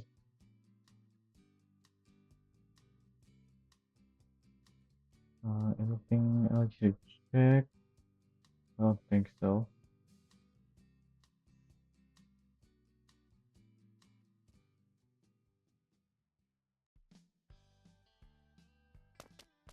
Close this back up. Alright, I'm out.